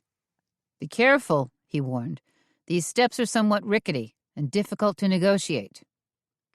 Angie followed behind Harold, and Theodosia went down behind Tidwell, while Archibald and Drayton were last in line. Theodosia was aware of Tidwell's slightly wheezy breathing as he descended ahead of her, but was amazed that he appeared so light on his feet for such a large man. Like a dancer, she thought. One who's still got a few tricky moves left. The first room they encountered was a storeroom. A string of overhead lights lit the place. Crates of oranges, cartons of coffee and other canned goods, extra dining room chairs and extra umbrellas for the outdoor patio tables were piled up against the walls. It looked exactly like what you'd expect in a busy B&B. Not precisely organized, but not a total mess either. The second room housed the wine cellar. At least 300 bottles of wine were on display here, all resting on wooden wine racks. Theodosia spotted a Chateau Margaux and a Chateau Latour. Obviously, Angie had excellent taste, and so probably did a few of her guests. This is a big cellar, Archie Banks said as they walked through. Here the cement floor was uneven and patched. Spider webs hung everywhere. Tidwell sneezed. And quite dusty. I trust we have an actual destination, that we're making forward progress.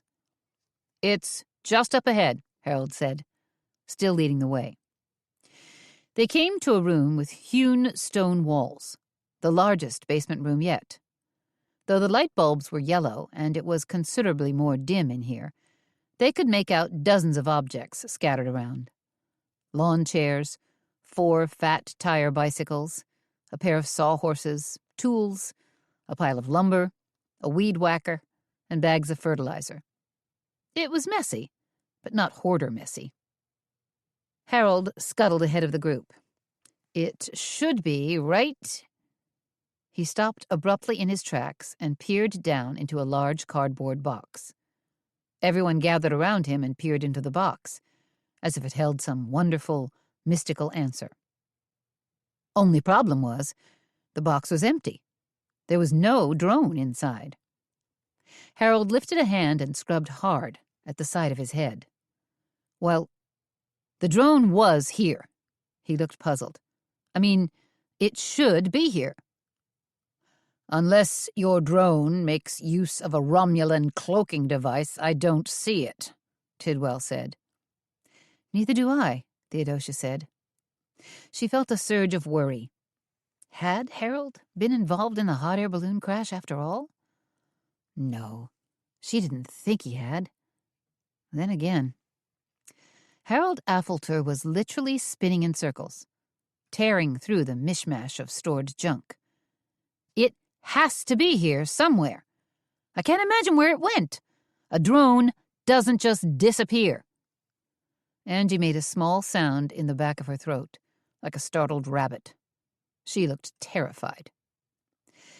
Maybe, during all our construction and rehabbing of the inn, the drone got packed up and moved somewhere, Harold said. Out to one of the garages. He sounded both scared and hopeful. Or maybe the workmen who were here thought it was a pile of junk that needed to be recycled. Let's look around again, Theodosia said. Everybody spread out and take a careful look-see. The search party of 6 combed through the entire basement, going from one room to another, looking behind old furniture, probing tarps and cloths, searching on overhead shelves. They found nothing. I can't believe it, Harold said. His voice had risen 2 octaves to a shrill squawk. It's completely up and disappeared. And we're sure we've looked everywhere? Theodosia asked. This is a large building, so not quite everywhere, Tidwell said. But a search warrant and some police reinforcements could easily fix that.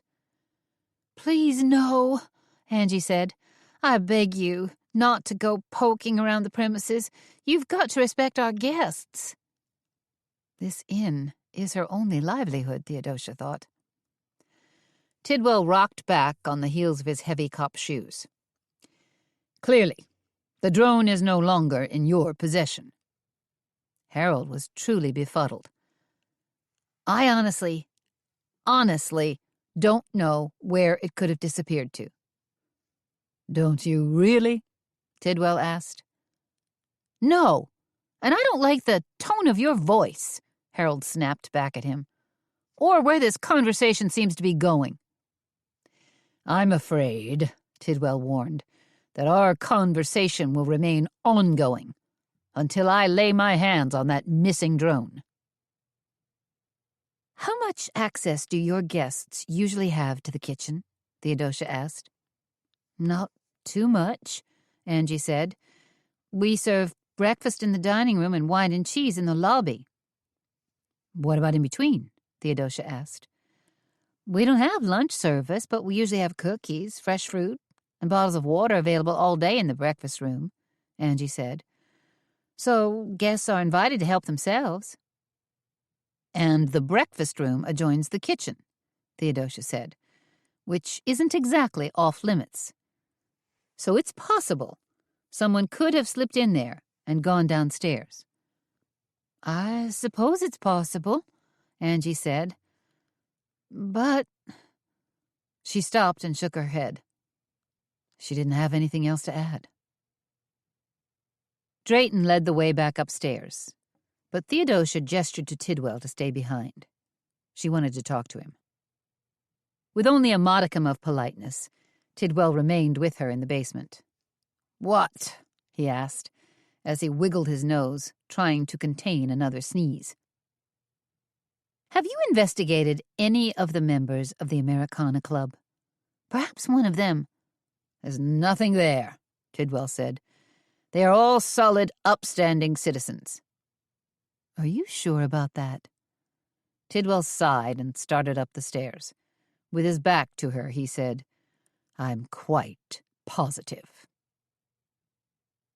Once Tidwell, Archie Banks, and the officer had left the Featherbed house, Angie pulled Theodosia out onto the front veranda. With the scent of magnolia blossoms perfuming the air around them, and the sound of rain gurgling in the downspouts, Angie said, Theo, I need to tell you something. Theodosia nodded. I didn't want to say this in front of everyone because Harold would be terribly embarrassed, but Angie took a hard swallow and waved a hand in front of her face as if to stave off more tears. Take your time, Theodosia urged. Angie nodded. It's just that, well, Harold lost his job. Oh, no. He got a call from Syncsoft's director of HR this morning. It seems Harold's been summarily fired. Can they do that? Is that a legal move? Theodosia asked. Well, they did it, Angie said. They told Harold that his entire department was being downsized and that he was entitled to 2 weeks of severance pay. So he has no recourse whatsoever? He's still in shock, and I'm not sure what to do about it. What I can do about it. Tell me, Theodosia said, has Harold ever said anything to you about the Americana Club? Angie thought for a minute. Maybe. Maybe? When we were doing some major renovations last year, I think Harold might have borrowed a couple books from one of their members. Books about flags? No, architecture. Harold was concerned about preserving architectural integrity. But Harold never joined this club? Theodosia asked. Angie shook her head. No, never. Not to my knowledge, anyway. As Theodosia drove Drayton home, her fingers drummed an anxious beat against her steering wheel. Are you still worried? Drayton asked. Aren't you? Tidwell's on a fishing expedition. Harold didn't crash his drone into that hot air balloon. But what if he did? Drayton said, in a quiet, even tone. Theodosia was so stunned she almost ran a red light. Drayton, you can't be serious. She glanced over at him, a quiet shadow in her passenger seat. How well do you know Harold? I mean, really, Drayton asked. How well does Angie know him? I don't know.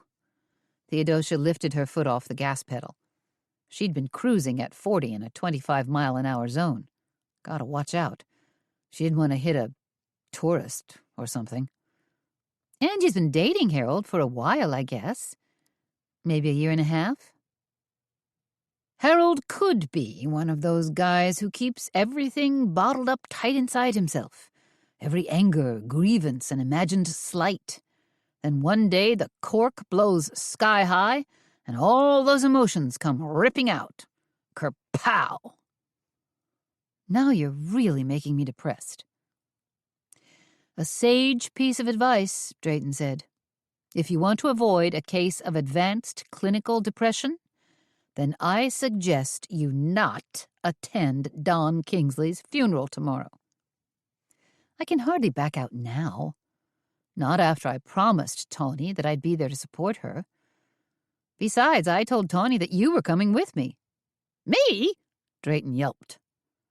Drayton, we need to get to the bottom of this attack drone disappearing flag business once and for all. By attending a funeral? By poking our nose in a murder investigation? Drayton asked. Do you think any of this is wise? Theodosia shook her head. Probably not. But when has that ever stopped us before?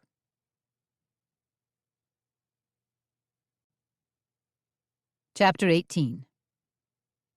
Earl Grey was wolfing down his kibble as Theodosia zipped up her blue nylon windbreaker. It was dark and still drizzling outside, but she felt jazzed and anxious and knew she needed a run. Even if it was a quick twice around the block, it always felt good to inhale a little extra oxygen and get the blood pumping. Running helped clear her head so she could think better. And tonight, Theodosia had an awful lot to think about. Earl Grey finished eating and moved to his water dish. Slop, slop, slop. He drank noisily and greedily, and then lifted his nose. Water streamed onto the floor, making that a slippery, wet mess. Theodosia grabbed an old tea towel and gently wiped her dog's muzzle. "Are you sure you want to go with me tonight?" she asked him. "Oh." "Yes." "Okay, but you could get splashed because there are going to be puddles. You know how much you hate getting your paws wet." Earl Grey stared resolutely at her. His mind was made up. They were going for that walk. "Okay, don't say I didn't warn you." Theodosia grabbed a flashlight, snapped the leash onto the dog's collar, and headed out the back door with him. They splashed past a tiny goldfish pond and ducked under a palmetto tree that was bent and heavy with rain. They walked single file down the narrow flagstone path that ran alongside Theodosia's cottage and led to the front of the house.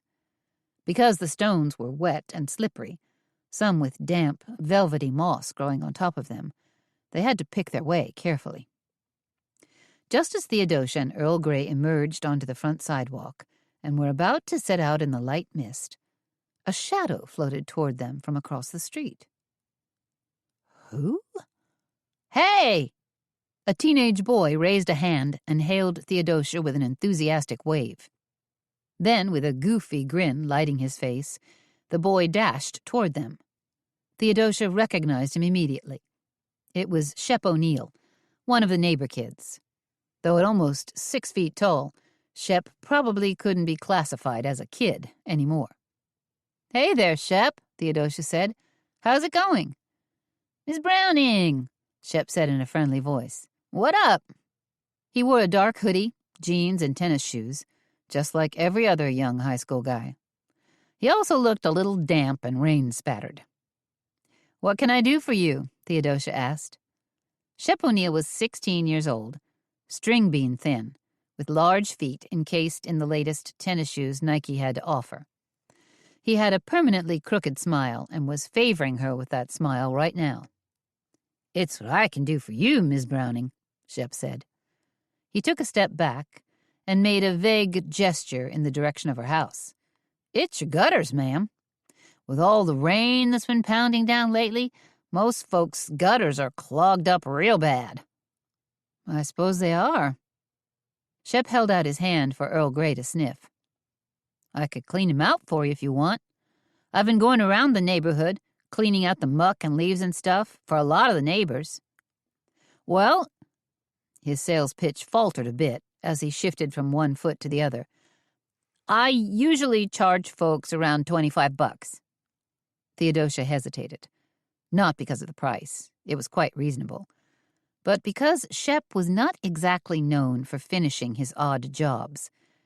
Last summer, she'd hired him to weed her back garden, and halfway through the job, he'd run off to play softball. When Theodosia checked with Shep's mom a few days later, Mrs. O'Neill told her that Shep had been packed off to sailing camp.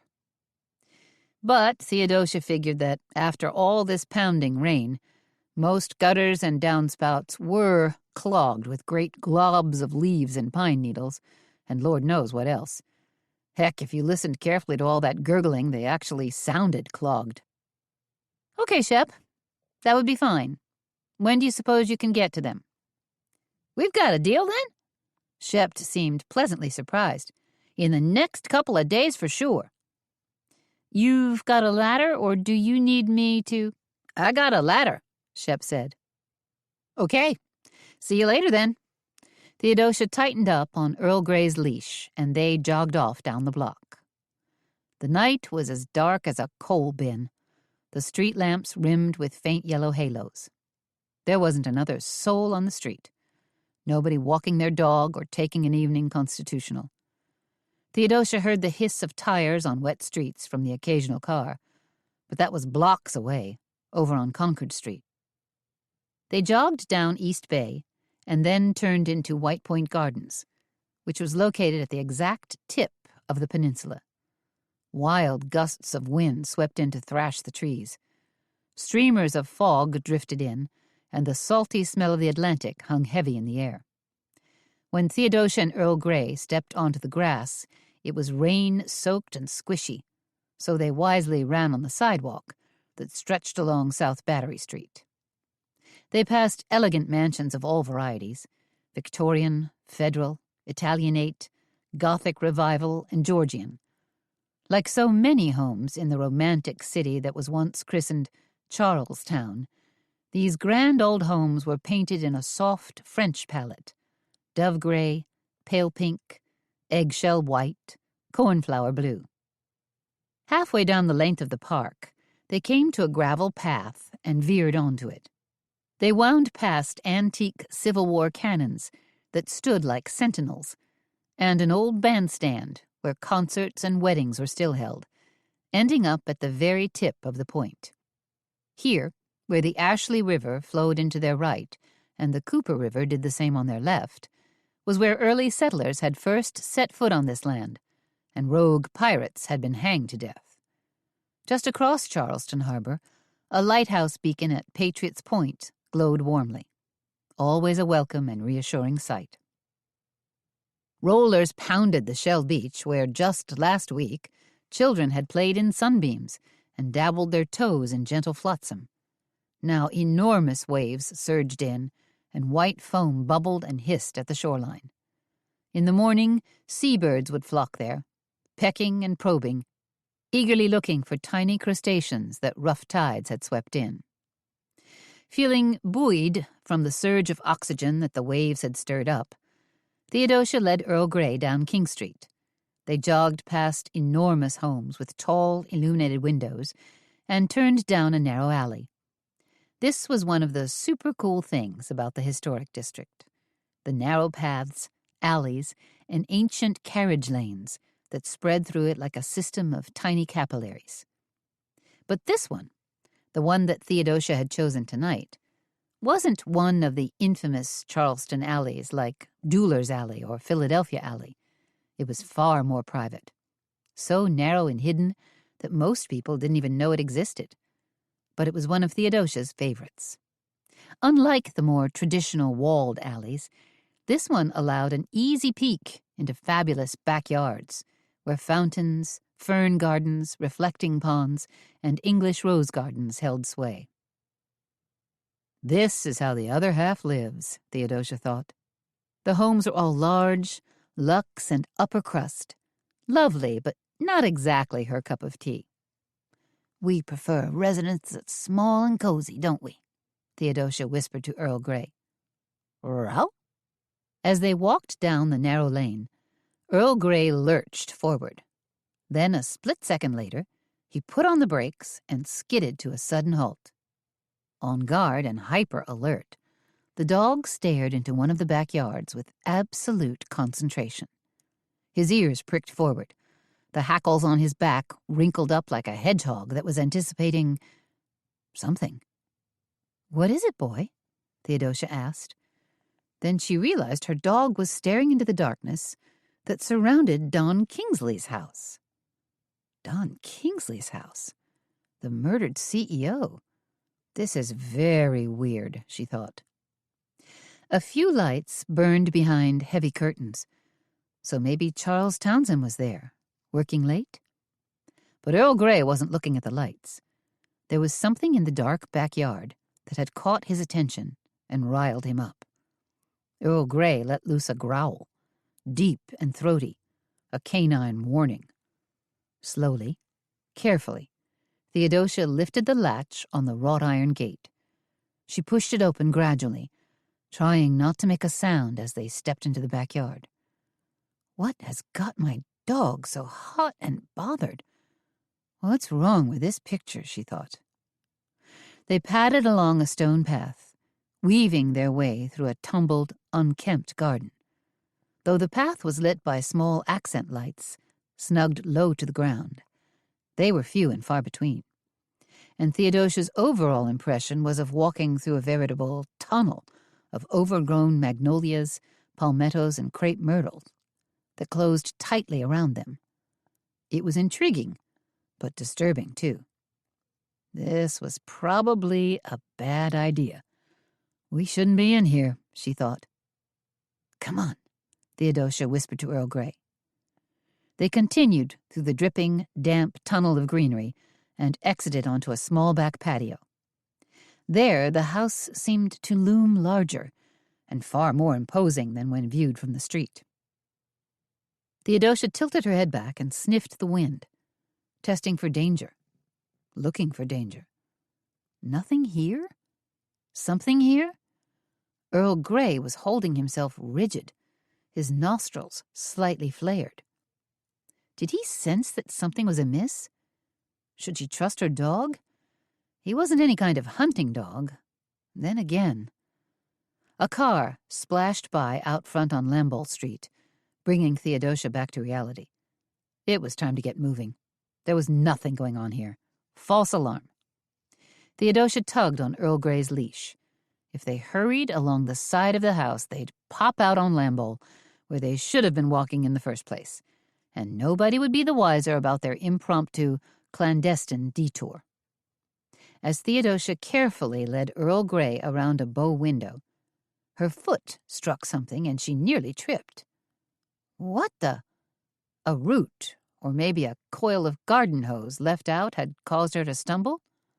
And then, as people so often do when they've been unexpectedly thrown off balance, Theodosia looked down at the reason for her misstep and saw, is that a leg? Or an arm? She thought. Theodosia gasped out loud and put her hand over her mouth to stifle a scream. Just as she gathered herself together to make a mad dash out of there, she heard a dull groan, which caused her to do a complete double take. Because in the split second it took for her eyes to become accustomed to the utter incongruity of seeing human limbs on the ground, she realized a rather large body was attached to those limbs, sprawled on the ground, half hidden beneath a magnolia bush. Hands shaking, Theodosia snapped on her flashlight and could hardly believe her eyes. It looked like— no, it was Detective Tidwell.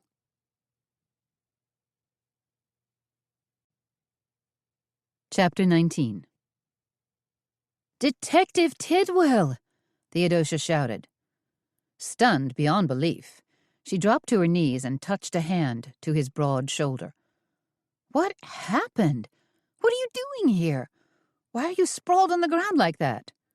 Earl Grey nosed forward, also looking genuinely concerned. "Huh?" Tidwell said. He gazed up at her, but his eyes were unfocused, and he seemed mentally confused. "What did you say?" Theodosia put an arm around Tidwell's shoulders and struggled to get him into a sitting position. "There. Is that better?" "Better than what?" Tidwell said in a cranky, querulous tone. He blinked rapidly and stared at Theodosia, as if seeing her for the first time. "Miss Browning?" "Yes, it's me." "What are you doing here?" A better question might be, what are you doing here, sprawled on the ground, all crumpled up? Tidwell shook his head, still looking a little wonky. "If you must know, I wash on an impromptu stakeout." He slurred his words, saying wash for was and stakeout for stakeout.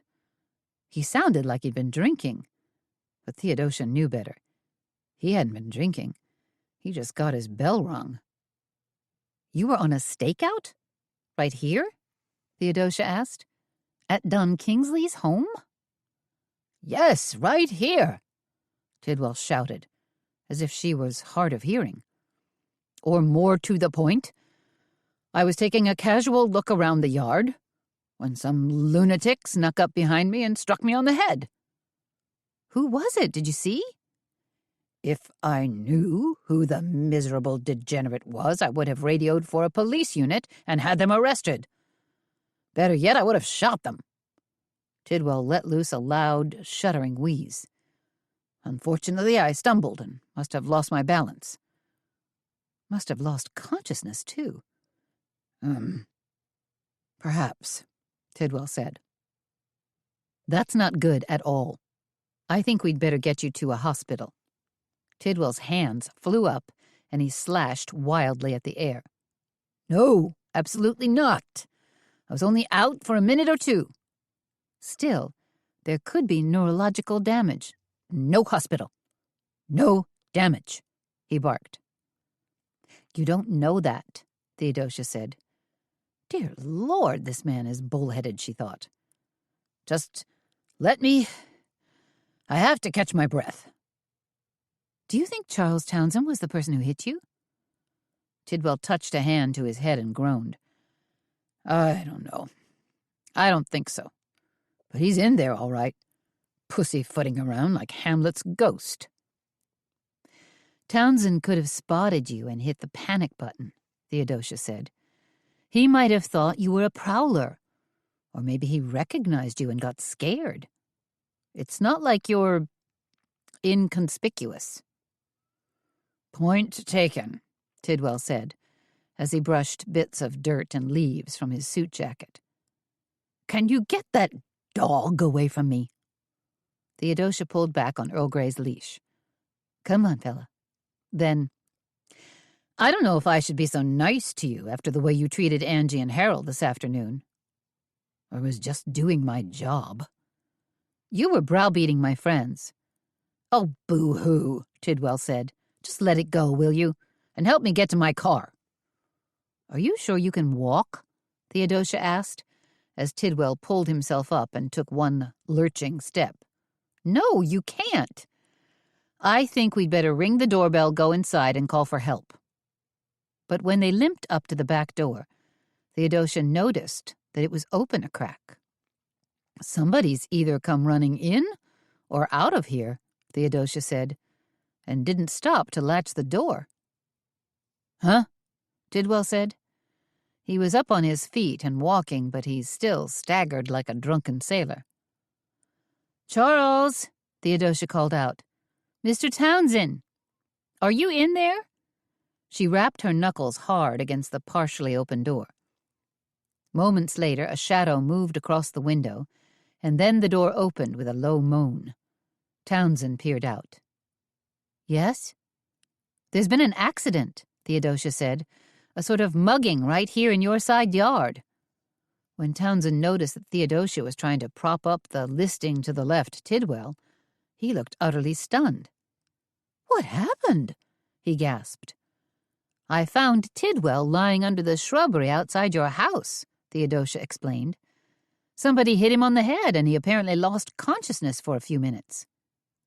Detective Tidwell? Townsend cried. Well, yes. You say he was outside? Here? Townsend stammered. Just doing a little impromptu investigating, Theodosia said. Could we? And someone hit him on the head? Townsend asked. Hit me on the head, Tidwell muttered. You might have had a prowler on the property, Theodosia said. When Townsend didn't respond immediately, Theodosia studied him carefully and said, What's wrong, Charles? You look like you've just seen a ghost. Townsend's face was washed out. His hair looked like it had been electrostatically charged, and his hand shook as he held open the door. I'm fine, Townsend gulped. Just a little surprised. You surprised me. You don't look fine, Theodosia said, as Tidwell started to slump against her. But here, why don't you help me get Detective Tidwell inside? I want to call the duty officer and get a squad car over here to pick him up. I hope you don't mind if my dog comes in, too. No, The police are coming here? Townsend blurted out. Did something happen to you? Theodosia asked. Because your door was partially open and you're acting as if you're terrified. No, it's cool. The door was probably an oversight on my part, Townsend said in a shaky voice. Here, let me give you guys a hand. Together, Theodosia and Townsend walked the still staggering Tidwell into the kitchen and sat him down in a chair. Earl Grey followed. Theodosia called the police station and hastily explained the situation. The dispatcher promised to send a squad car immediately. Lights and sirens. Tidwell cocked an eye open. There's no need for this fuss. I feel perfectly fine. "Everyone's fine," Theodosia said, looking from Tidwell to Townsend, and thinking to herself that people who claimed to be just fine under unusual circumstances generally weren't fine at all. Often they were hiding something. But Theodosia didn't have time to press Townsend on the subject because 2 minutes later a police cruiser pulled up in front and let loose a loud wail on the siren. Townsend ran out to meet the two officers and lead them back to the kitchen. Though Tidwell had tried to reject Theodosia's help, he gratefully leaned on the arms of the two uniformed officers.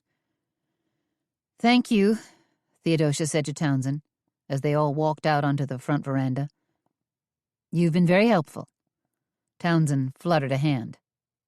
"No problem." "Are you sure everything's all right with you?"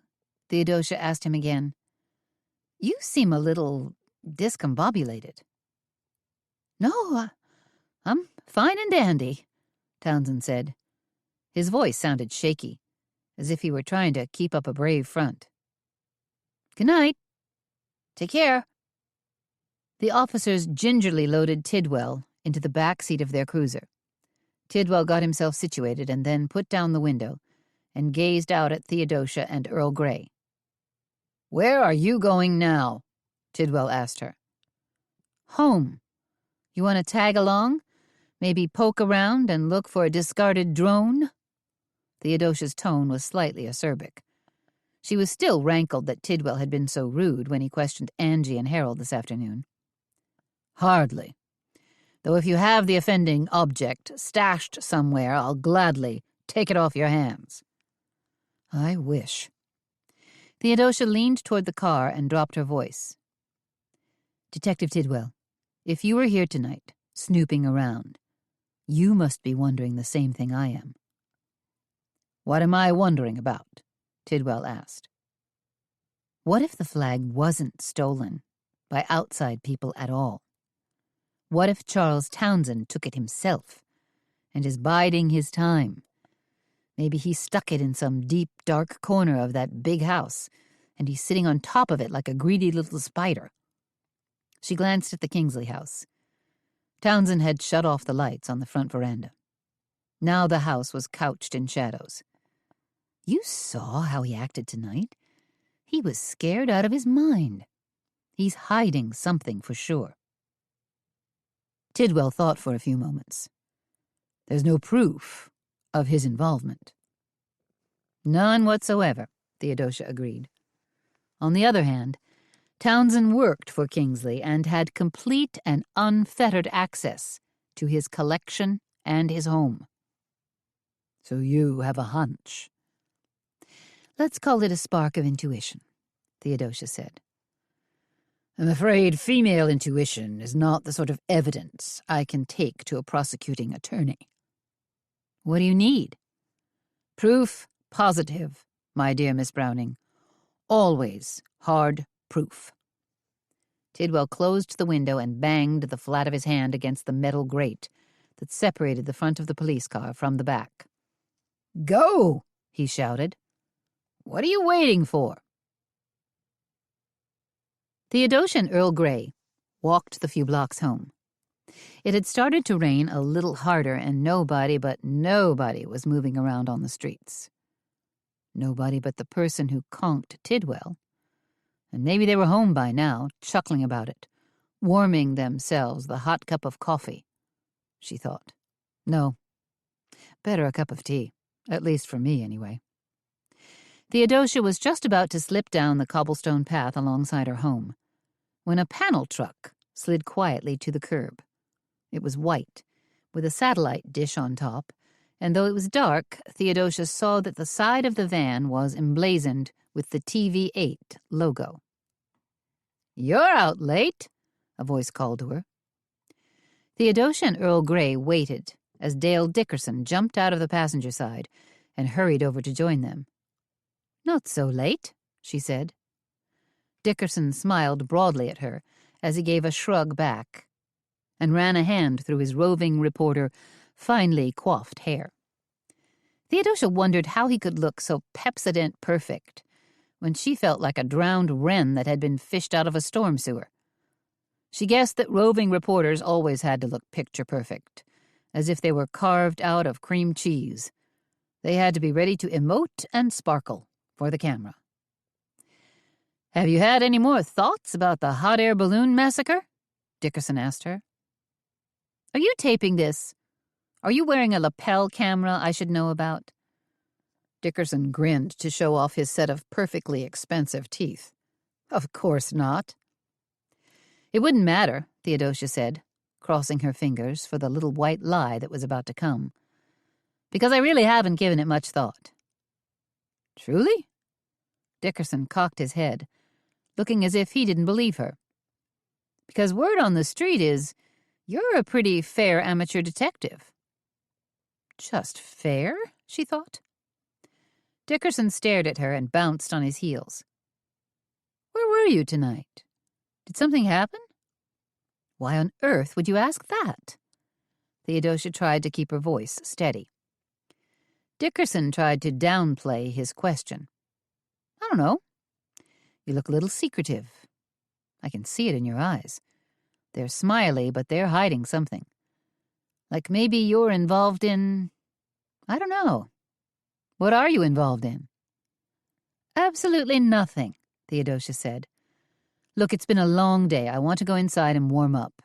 Dry off my dog before he starts smelling like a wet dog." "You're cute when you're trying to act all innocent. You know that?" Theodosia gave a friendly wave as she turned away from him. "Good night. Take care." Once they were inside, Theodosia rubbed Earl Grey with a soft white towel and set the tea kettle on to boil. Then she gifted Earl Grey with a chew bone. He'd certainly earned it. Fixed herself a cup of chamomile tea. She'd earned it. And headed upstairs to her small suite of rooms. As she sipped her tea, Theodosia wondered if Dickerson knew more than he was letting on. Or had this just been a fishing expedition? Maybe that's what roving reporters did. Wander around, try to stir up some trouble. And flirt. Yes, he had definitely been flirting with her. Theodosia sighed. She was definitely not interested in returning the flirt. Certainly not now. Not since she'd begun dating Pete Riley. Smiling about that, and about the fact that he'd be home in a few days, Theodosia rummaged through her closet, looking for something to wear to the funeral tomorrow. Something warm and probably black. Say now, how about this black skirt suit with a pair of black leather boots? Too severe. Way too Elvira, Mistress of the Dark? No, she didn't care. That outfit would keep her warm and relatively dry. Theodosia shuffled back to her tower room and curled up in an easy chair. Outside, the rain was coming down harder. Rain gurgled in the gutters and downspouts and sluiced off the edge of her roof, creating a burbling symphony. She decided it was a good thing Shep was going to clear out all the debris. And as the wind picked up in intensity and whooshed through the crawl space above her, a branch scratched at the window, sounding like some kind of wild, clawed creature. Still, Theodosia sipped tea as Earl Grey snoozed on his tufted dog bed. And she wondered what else she could do to help Tidwell. And, of course, Angie.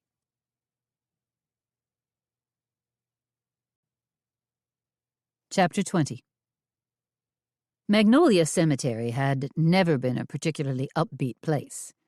Today, with rain sluicing down, with thunder rumbling overhead like some kind of unholy bowling alley, the atmosphere was downright terrifying. And then there were the tombs. As Theodosia and Drayton drove through the wrought iron gates of this Victorian-era cemetery, their eyes were immediately drawn to the tablets, tombs, mausoleums, and enormous assemblage of marble statuary. There were angels with hollowed-out eyes, dogs that were perpetually on guard, and a marble monument to a dead infant that was carved in the shape of a baby stroller. Drive deeper into this eerie park-like setting, with its winding dirt roads, and you'd also find a pyramid-shaped crypt, and a spooky-looking mausoleum that looked like it had been built for a French emperor. "So many people buried here," Theodosia said, a kind of awe coloring her voice. "From what you told me about the mishap last night, about Tidwell getting assaulted, it sounds like the population could have easily been increased by one more," Drayton said. He was hit hard, but not that hard. And so strange that it happened outside the Kingsley mansion, right under Charles Townsend's nose. "I grant you it's fishy, but we still can't prove anything." "You think Townsend will be attending the funeral today?" Drayton asked. "I don't think he'd miss it for the world. Probably trying hard to remain in Tawny Kingsley's good graces, so he can continue doing whatever it is he does," Drayton said. Theodosia frowned as she drove along. They were approaching a fork in the road. "Which way do you think to the graveside service?" Drayton strained to see out the rain-spattered windshield. "There are a few cars parked over to our left." Theodosia slowed as Spanish moss from giant oak trees whumped damply against her windshield. "Oh, I see them." She cranked her windshield wipers to high and headed up a steep hill. "Huh," Drayton said. "I believe this is Green Hill." "What's so special about Green Hill?" "Supposed to be haunted." Drayton peered out the side window, as if he were expecting an apparition to leap out at them. There was a married couple interred here, just 2 years apart. First the wife, then the husband. When they were finally reunited in death, a number of people claimed to see their spirits waltzing together among the tombstones. "At night, I presume?" "Under cover of darkness, yes." "But you don't believe in spirits or haunts," Theodosia said. Drayton hunched his shoulders forward.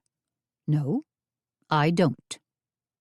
"Except for the glowing orbs you once saw in St. Philip's graveyard." "Except for the glowing orbs," Drayton said. Theodosia parked behind a long line of cars and said, "Better grab your umbrella. I'm afraid we're in for a bit of a hike." They turned up their collars to block the elements and climbed out of Theodosia's Jeep, reluctant to leave the warmth spewed out by the car's heater. Drayton glanced at the sky where lightning strobed amidst a turmoil of dark clouds. Besides this chill rain, all those lightning flashes are disturbing. If a lightning bolt should hit my umbrella, I'm sure the current would travel right down the metal shaft, and I'd be sizzled like a game bird on a spit." "That's a colorful metaphor," Theodosia said. "Do you want to hold the umbrella?" "No." Splinters of rain pelted down as Theodosia and Drayton walked gingerly across the cemetery lawn, shoes squishing loudly in the damp grass. They headed in the direction of a small black canopy stretched above a tiny patch of bright green plastic funeral grass that was situated next to a small lagoon. "There's already a sizable crowd gathered," Drayton whispered. "We're never going to find a suitable seat under that shelter." Theodosia patted his arm as she tried not to slip on the grass and twist an ankle. "We'll be fine." But they weren't fine. They ended up being cold, miserable, and wet the entire way through the service. Tawny Kingsley sat in the front row, of course, well protected from the elements. Charles Townsend and Brooklyn Vance sat in the row directly behind her. And, interestingly, Earl Bullitt sat hunched in the back row, his eyes downcast. He was either freezing cold or bored out of his skull. Theodosia didn't see a freshly dug grave anywhere, and then decided it must be hidden under the ghastly, bilious green indoor-outdoor carpeting. For modesty purposes, no doubt, or maybe because the grave was already half full of water, and the sight would be too much for everyone to bear. The service was fairly standard as memorial services go. A somber welcome by a black-suited minister, a few songs that the mourners were urged to sing a cappella, which never worked out, and glowing eulogies by two executives from Syncsoft about their former CEO, Don Kingsley. Everyone listened politely, but shivered in the chill air. Some 40 minutes later, when the service finally wound down, Tawny stood up and turned to address the gathering of mourners. She wore a snappy black hat, black slacks, and a black jacket with sequins on the lapels. She looked, Theodosia decided, like she was auditioning for the road company of Cabaret. In her hands, Tawny clutched a silver urn that contained the ashes of her deceased and estranged husband. "I'm not a big believer in final goodbyes," Tawny said, in an almost too bright voice, "which is why I've chosen to place Donald's ashes inside a piece of custom-designed origami and float it out across the lagoon." "Say what?" Drayton muttered. Everyone watched spellbound as Tawny pried the top off the urn and poured a stream of gray ashes into a large paper origami crane.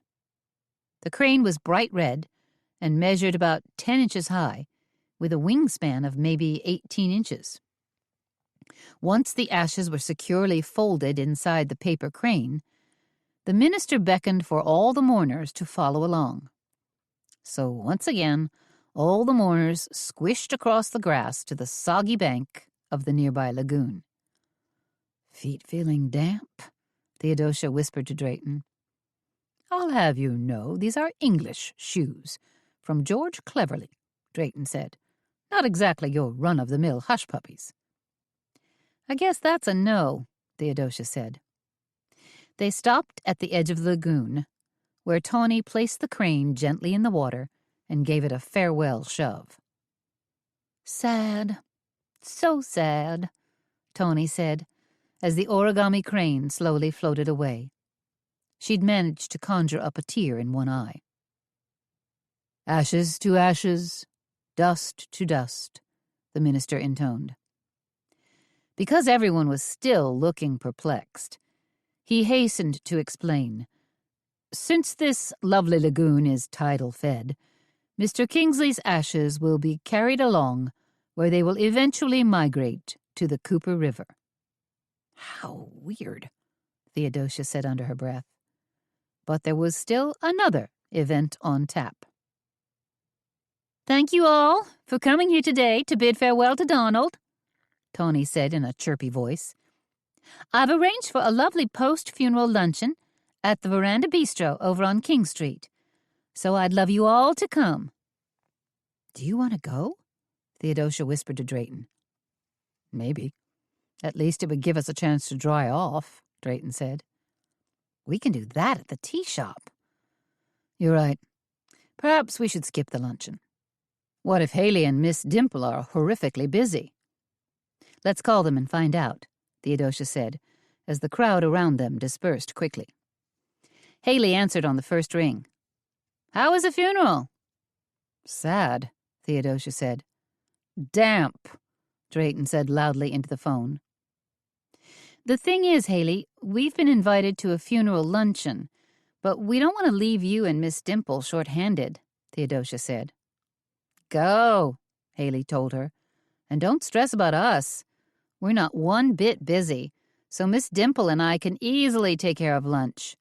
Only 3 tables are occupied right now, and I don't know if any more customers will show up. I even whipped together a banana pudding cake, and now it looks like Miss Dimple and I will have to eat the whole thing." "Okay, Haley. Thanks," Theodosia said. She turned to Drayton. "You catch that?" She checked her watch. "Do you have time? I know your photo shoot is scheduled for this afternoon." Drayton nodded. "No problem, and I think we should attend the luncheon. At the very least, it will give you a chance to snoop around some more and ask a few probing questions." "You think that's what I do?" "Yes, and you have it down to a fine science." Walking into the Veranda Bistro, Drayton said, I'm surprised your detective friend wasn't shuffling around at the funeral, trying to look obscure but failing miserably. I'm guessing that Tidwell is still recovering from last night, Theodosia said. He got whacked pretty hard. From what you told me, it sounded suspiciously like the one who did the whacking might have been Charles Townsend. Theodosia shrugged. Could have been him. Or somebody else. Lord knows there are enough suspects. But you said Townsend acted nervous, as though he had something to hide. Yes, but Townsend always acts a little hinky, Theodosia said. She glanced around the interior of the restaurant. This looks like a spot for ladies who lunch. What gave it away? Drayton asked. The pink floral wallpaper or the white wicker chairs? Tawny's luncheon is in the back room, I guess. The party room. Funeral party room, Drayton said. They walked down a hallway lit with pink lights and hung with etchings of old Charleston scenes, and into a room that was actually called the garden room, probably because it seriously resembled a greenhouse. That is, glass windows formed two of the walls and afforded a nice view onto a small garden, while part of the ceiling was curved glass. Large potted plants were scattered everywhere, and lacy ferns hung from the ceiling. There were a half-dozen large circular tables, and one long table where a buffet lunch was being served. I feel like I'm trapped inside a human terrarium, Drayton said. It is kind of weird to have rain pattering down on top of you, Theodosia said, glancing up at the partially glassed ceiling. But I must say, the food smells delicious. What are we waiting for? Theodosia said. They ambled over to the buffet table, got in line, and grabbed their plates. Look at this, Theodosia said, as she lifted the lid on a silver chafing dish. Barbecued oysters. They knew we were coming, Drayton said. Yum. Theodosia took 3 oysters and moved on. They're also serving ricotta-stuffed crepes with, I think, huckleberry sauce. This is very well done, Drayton said. Tawny spent some money on this spread. Now I'm kind of hoping she's not the guilty party. Jasmine rice purloo and Parmesan-crusted snapper down here, Theodosia said, moving along the line. She held no illusions either way about Tawny. The woman could be guilty or innocent. In fact, just coming here to spy on her today meant Theodosia was leaning slightly toward a guilty verdict. Theodosia and Drayton grabbed glasses of wine and seated themselves at one of the round tables. Tawny sat at the front table, drinking what appeared to be a martini straight up, and accepting condolences from several of the guests. Charles Townsend was at another table, conversing with an older, silver-haired woman that Theodosia recognized as a prominent socialite and denizen of the historic district. She went by the moniker Miss Callie, but Theodosia didn't know her last name. Brooklyn Vance and Earl Bullitt had also showed up for the luncheon. They'd loaded up their plates, and now that more guests had arrived and seating was at a premium, circled each other like a couple of wary alley cats. Theodosia nudged Drayton. Look at Brooklyn Vance. She looks like she wants to claw Bullitt's eyes out. Drayton nodded. Maybe do us all a favor. Theodosia had just headed back to the buffet table to grab another couple of oysters when the proverbial poop smashed into the fan. The door to the garden room burst open, and 2 uniformed police officers walked in.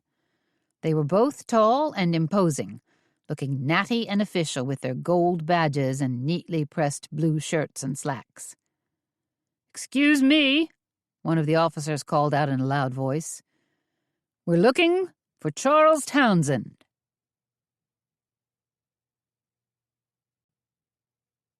Chapter 21. Conversation came to a screeching halt as every pair of eyeballs in the room roved about nervously and then landed squarely on Charles Townsend. For the police officers, it was as if a giant red arrow had been drawn and a target painted on Townsend's startled face. The officers hurried over to Townsend. Theodosia caught the names on their ID tags as they went by. One said Beasley, the other said Powers. "Mr. Townsend," Officer Powers said, "if you would please come with us." Blood drained from Townsend's face as he rose shakily from his seat. "What's this about?" he managed to squeak out. "We'll explain it to you on the ride to the precinct station," Officer Beasley said. "No, I want to know now," Townsend cried. He looked terrified. "We need to ask you a few questions," Powers said. His words were in no way harsh, but they weren't super friendly either. "Just the facts, ma'am." "Am I under arrest?" Townsend's voice quavered, then rose to hit a high note of hysteria. Powers reached out and put a hand on Townsend's shoulder. "Please calm down, sir. Then, we'll explain it all downtown." "Help!" Townsend screeched at the top of his lungs. "Somebody help me!" Nobody moved a muscle. With their mouths virtually hanging open, every guest simply stared at Townsend as if they were an audience watching some sort of experimental, surrealistic play. What was happening on stage, the Sturm und Drang of it all, wasn't their business. They didn't want to get involved. "Please, won't someone help me?"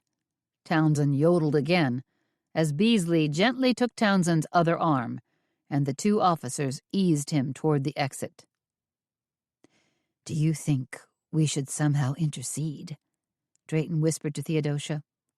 He was clearly uncomfortable with the situation. "Why should we, if Tawny isn't doing anything?" They both craned their heads to get a look at her. Tawny's eyes were focused on her drink, as she basically tried to ignore the fuss. "Besides, what would we do?" Theodosia asked, as Townsend continued his whimpering protestations. "Grab Townsend and try to make a getaway? We're not exactly the Lone Ranger and Tonto with horses saddled up, ready to gallop out of town." Drayton's mouth twitched. "You paint an amusing image." "Made only more ridiculous if Tidwell were the sheriff," Theodosia said. Then she added, "Which he kind of is." 30 seconds later, the incident with Charles Townsend was pretty much forgotten. Guests talked, chuckled, ate, and drank.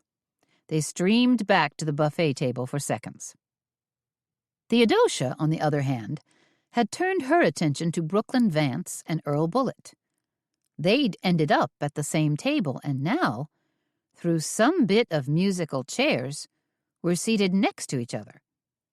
Not only that, they had their heads inclined toward each other and were talking in what looked like a conspiratorial manner.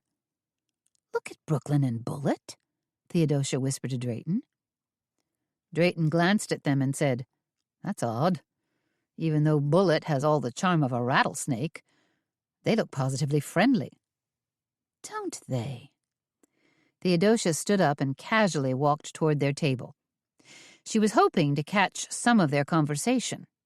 And boy, did she get an earful.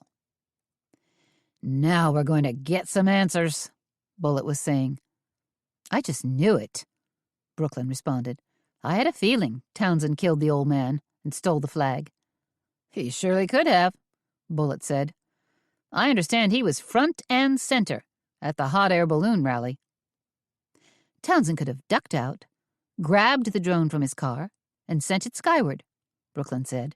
"Then, once the damage was done, he could have ditched the controller and come running back to the scene. Nobody would have been the wiser." "Nobody," Bullitt agreed. Strange bedfellows. This was the one thought that spun wildly through Theodosia's brain. Now the two enemies were actually talking to each other? About the murder? And as Theodosia tried to make sense of this, she suddenly wondered if Brooklyn and Bullitt might not somehow be co-conspirators. Had the open hostility she'd witnessed at the floral teacups competition been a complete sham? Were they somehow working together? Most frightening of all, were they the killers? Theodosia and Drayton batted this idea back and forth as they drove to Drayton's house.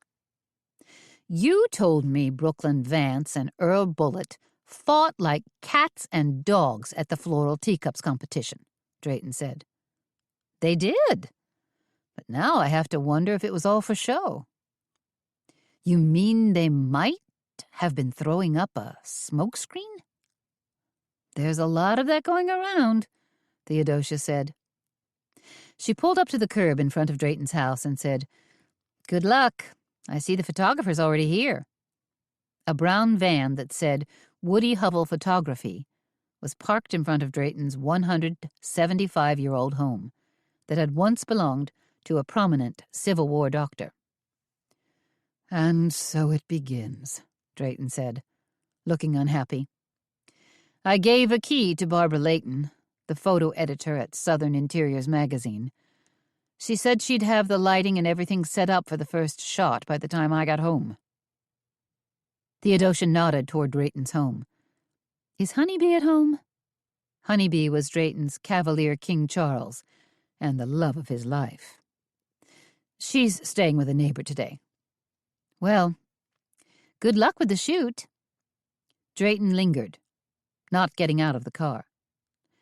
"Theo, if you're not too busy at the tea shop, maybe you could come over and help out." "You know I'm not exactly an art director or stylist." "But you've honchoed photo shoots before," Drayton said, "so you understand the intricacies as well as how to, manage people." "If you want my help, I'll check in with Haley and come back here as soon as I can." "Thank you," Drayton said as he climbed out of her Jeep. "I knew I could count on you." "Hey, look who's back," Haley called out as Theodosia came through the front door of the Indigo Tea Shop. "Honey, you look kind of peaked," Miss Dimple said. "You must have been in the cold and damp all morning." "Kind of," Theodosia said. And then there was the police action at the luncheon, she thought. But the aroma of fresh brewed teas, the flickering candles, the fire crackling in the fireplace was soothing and welcoming. "You want me to fix you a cup of tea?" Miss Dimple asked. She wasn't happy unless she was mothering someone. "Miss Dimple's been playing tea sommelier all morning," Haley said. "Getting pretty good at it, too." "I wouldn't say no to a cup of oolong," Theodosia said. "Coming right up," Miss Dimple said. Theodosia glanced about the tea shop. Only 2 tables were occupied. "So it's been really quiet today, huh?" "Like a tomb," Haley said. 6 tables at lunch, and what you see here is the tail end of it. So this was the perfect day for you and Drayton to be AWOL. She hesitated. "Wait, is Drayton coming back?" "Doubtful. He pretty much has to be at the photo shoot all afternoon," Theodosia said. "You know how fussy he is about his house." "Don't I know it?" "And I think the magazine asked him to pose in a couple of shots." "He'll despise that," Haley said. "They'll want him to wear a tweed jacket and smoke a pipe or something. Try to look like an English lord of the manor." "Drayton asked me to come back and help out. That's if we're not too busy here." "Well, we're not. The only spark of life was a huge takeout order from the Lady Goodwood Inn. I think they were having refrigeration issues." "Here you go, dear." Miss Dimple slid a cup of tea across the counter to Theodosia. Theodosia took a grateful sip. "Delicious. Thank you." "Oh," Haley said. "Bill Glass dropped by. He left a few copies of Shooting Star for us." "Such a nice man," Miss Dimple said. "You know, he's really not," Theodosia told her. Haley reached behind the counter and grabbed one of the copies. "Take a look. It's actually pretty interesting." The first thing Theodosia saw on the front page was a hugely unflattering photo of Brooklyn Vance and Earl Bullitt. They'd obviously been caught mid-argument, with their mouths gaping wide open, looking like a couple of T-Rex dinosaurs about ready to rip each other to bits. Delane was standing in the background. Not surprising, she looked great. "This is weird," Theodosia said. She studied the photo a second time, again wondering if they could be working in collusion. Then she turned the tabloid face down on the counter. "Is there anything else going on that I should know about?" "Angie Congdon called," Haley said. "Said she needed to talk to you." "Did she want me to call her back?" Theodosia asked. "No. Angie said she had to run a couple of errands. She sounded pretty frazzled." "I can't imagine why," Theodosia said. Poor Angie. Her first husband, Mark, had died a few years ago. Now, when she should be celebrating her engagement, her fiancé had been summarily fired from his job, and she was desperately trying to untangle him from this drone attack mess. She'd had a tough string of bad luck. Theodosia went into her office, kicked off her boots, and shoved her feet into a comfy pair of loafers that she kept there for emergency purposes. She speed-checked her email, and then paused to thumb through a tea magazine, noting a nice feature article on Yixing teapots. She raised her head when she heard a knock at her door. Haley. "Did you want something to eat?" Haley asked. "Because I have some clam chowder in the kitchen. Serve it with a cream scone if you'd like, and add some cinnamon honey butter." "That sounds great," Theodosia said, "but I ate too much at the luncheon as it was." "Where was it held?" "The Veranda Bistro." "Good food?" Haley asked. "Pretty good." "Not as creative as your menus, though?" Theodosia asked. Haley flipped a hank of long blonde hair over her shoulder and turned to leave. "Why am I not surprised?" Haley went back in the kitchen, and Theodosia went back to her tea magazine. As she skimmed an article on tea spots in Paris, she heard voices out in the tea room. Slightly raised voices. Uh-oh. Some kind of trouble, she thought. Theodosia was about to get up and see what the fuss was about when Angie Congdon suddenly appeared at her office door. Her face looked drawn and tense, and her hair was slightly unkempt. But that could have been from the rain. "You went to Don Kingsley's funeral?" Angie asked Theodosia. She was cranked and in full-blown need-to-know mode. No, "Nice to see you." No, "Hi, how are you?" "I just got back," Theodosia said. Angie walked a few paces into Theodosia's office. "And I just got done putting the Featherbed house up as collateral for bail money." "What?" Theodosia stood up so fast her chair almost flipped over backward. "Because Harold's been arrested?" "No, but it's only a matter of time. I can feel the noose starting to tighten." Angie staggered another step and collapsed in the tufted chair across from Theodosia. Tears sparkled in her eyes, and her voice shook with fear. "I'm afraid I'll lose everything if Harold is arrested, and this murder isn't solved." "Angie, no," Theodosia hastened to say. She came around her desk and sat down next to Angie, put her arms around her. "That's not going to happen. You don't know about this, but right after the funeral, at the funeral luncheon, 2 police officers came in and took Charles Townsend away for questioning." "What?" Angie pulled back, her expressive eyes wide with surprise. "What are you saying, Theo?" "Maybe. I don't know.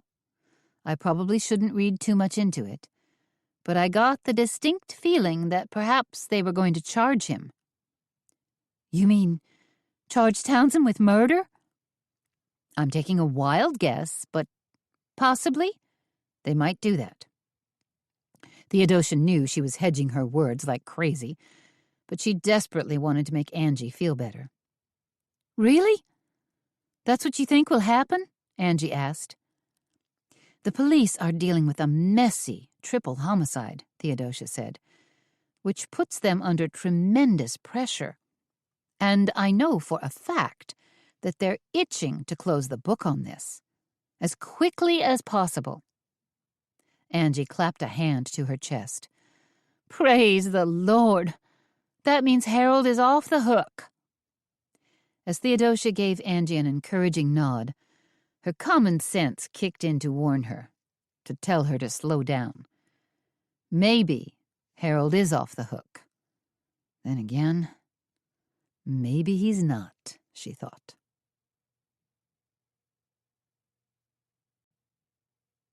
Chapter 22. Drayton's home was a hive of activity when Theodosia arrived. Everyone, including Barbara Layton, the photo editor from Southern Interiors magazine, Woody Hovell, the photographer, Woody's 2 assistants, a stylist, 2 lighting guys, and 2 interns, was working like crazy. This photo shoot not only looked like a big deal, it pretty much was. Theodosia spotted Drayton wringing his hands and looking generally miserable as he stood in the dining room with his back up against a barrister bookcase. As she walked toward him, strategically dodging lights and stepping over black cables that snaked across his blue and persimmon Persian carpet, his expression brightened somewhat. "How's the shoot going?" Theodosia asked. Drayton turned soulful eyes on her. "Basically, I'm enduring it. You know what a private person I am, Theo, so this is baptism by fire for me.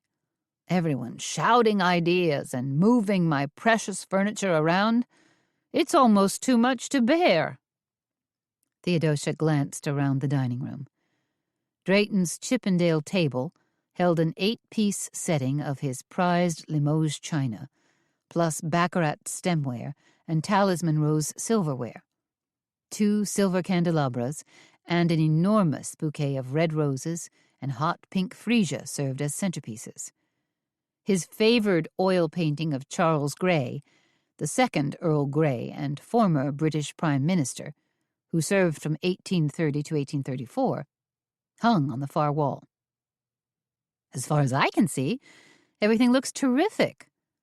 I can understand why Southern Interiors magazine was so eager to photograph it," Theodosia said. "They're not just doing a photographic spread," Drayton said. He was poised on the verge of panic. "They're asking for actual text to accompany some of the photos." "I'm sure they are. The magazine appeals to readers, after all." "The editor wanted to know all about the history of my house and what kind of restorations I did." "Because it's interesting. And all those details will serve as inspiration to people who are trying to update their own homes while remaining historically accurate." Drayton looked nonplussed. "You think that's it?" "Yes. And it's all going to work out wonderfully," Theodosia said, infusing her voice with unbridled pep, hoping it might be contagious. "What did they photograph first?" "My kitchen, which is drop-dead gorgeous, especially with your copper sink and all those lovely cupboards that house your teapot collection." "I put my Chinese famille rose teapot front and center," Drayton said with some pride. "Good for you. That one's a beauty. And from the Qianlong dynasty at that." Barbara Layton came over to join them and introduce herself to Theodosia. She was mid-40s, wearing a black turtleneck, slim black slacks, and black flats. She looked like the epitome of a working editor, with her honey blonde hair pulled back in a tiny ponytail and a pencil tucked behind one ear. Once they'd exchanged pleasantries, Barbara said, "The shoot is coming along beautifully." "I'm sure the photos will be gorgeous," Theodosia enthused. They'll do Drayton's house proud. We've got good stuff to work with, Barbara said.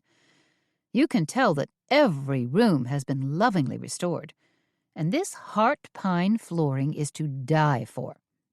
She flashed a dazzling smile at Drayton. Drayton looked like a deer caught in the headlights until Theodosia bumped him with her elbow. Thank you, Drayton said to Barbara. They watched the goings-on for a few more minutes, and then Woody, the photographer, called out, That's it. We're good. Let's move all the equipment into the next room. He came over to join them, and Theodosia was introduced once more. Woody was tall and lanky, wearing a retro Stone Temple Pilots t-shirt and faded blue jeans. He had intense, glacier blue eyes and wore his sandy blonde hair pulled into a tight man bun, almost like an ancient samurai. Are you finished? Drayton asked Woody, a hopeful note creeping into his voice. Oh, no, Woody said. We've still got the most important room to do, your living room. How long will that take? Drayton asked. As long as they need, Theodosia said. Yeah, Woody looked thoughtful. We got to move our equipment, and I want to fire off a few test shots.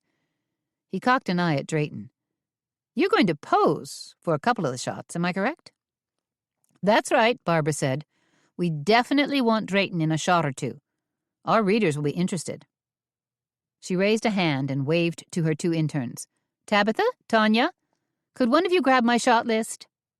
The identical-looking interns nodded and scrambled off to find Barbara's shot list. We should go pick out a couple of jackets for you, Theodosia said to Drayton. That'd be great, Woody said. You've got time, too. Our stylist is going to experiment with a few different decorative pieces for your mantel.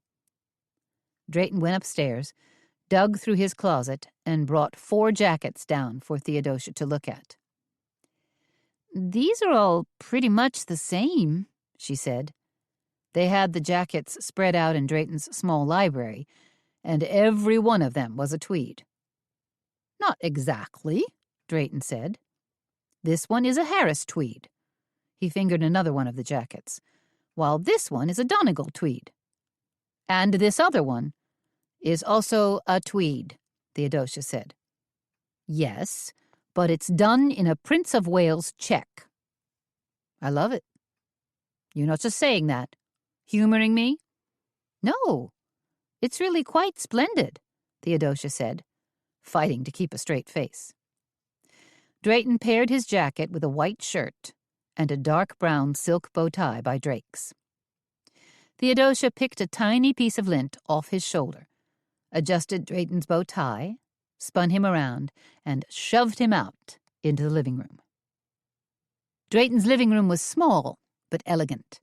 A white marble French fireplace, tufted leather sofa, Georgian mahogany coffee table, and 2 French provincial side chairs. Plush draperies swagged the bevel glass lattice windows, and a celadon and gold Chinese rug covered the floor. It was also busy as all get out. Woody and his assistants had almost finished setting up the lights and camera. The interns were running around handing out cups of coffee, while pausing to gape at the screen on an open MacBook Pro computer. The stylist was trying out an assortment of props on the mantel. No, too big, Woody said, looking through his lens. He straightened up and said, We need something smaller. Colorful, but smaller. Candlesticks? Said one of the interns. Either Tabitha or Tanya. More colorful, Woody said. Where's that antiques dealer we contacted? Barbara asked. He should have been here by now. What about a Chinese blue and white vase? Theodosia suggested. That's okay, dear, Barbara said. We've engaged an antiques expert who'll take care of that. Tanya, could you? I'm Tabitha. Be a dear and call our antiques fellow, will you? Make sure he's on his merry way. They're bringing in outside props, Drayton fussed to Theodosia. What's wrong with my pieces? Listen, Theodosia told him. The magazine people haven't made many changes so far, so why not let them try their own accent pieces? If the mantle ends up looking junky and horrible, then we'll lodge a protest. I suppose. That's the spirit. Theodosia patted his arm. But 2 minutes later, Theodosia was more than ready to lodge a formal protest, because who should suddenly appear but Earl Bullitt? "There you are," Barbara said, sounding relieved. "What tasty little pieces did you bring for us?"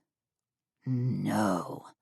Drayton seethed under his breath as Earl Bullitt set a box of bubble-wrapped objects on the coffee table. "Not him."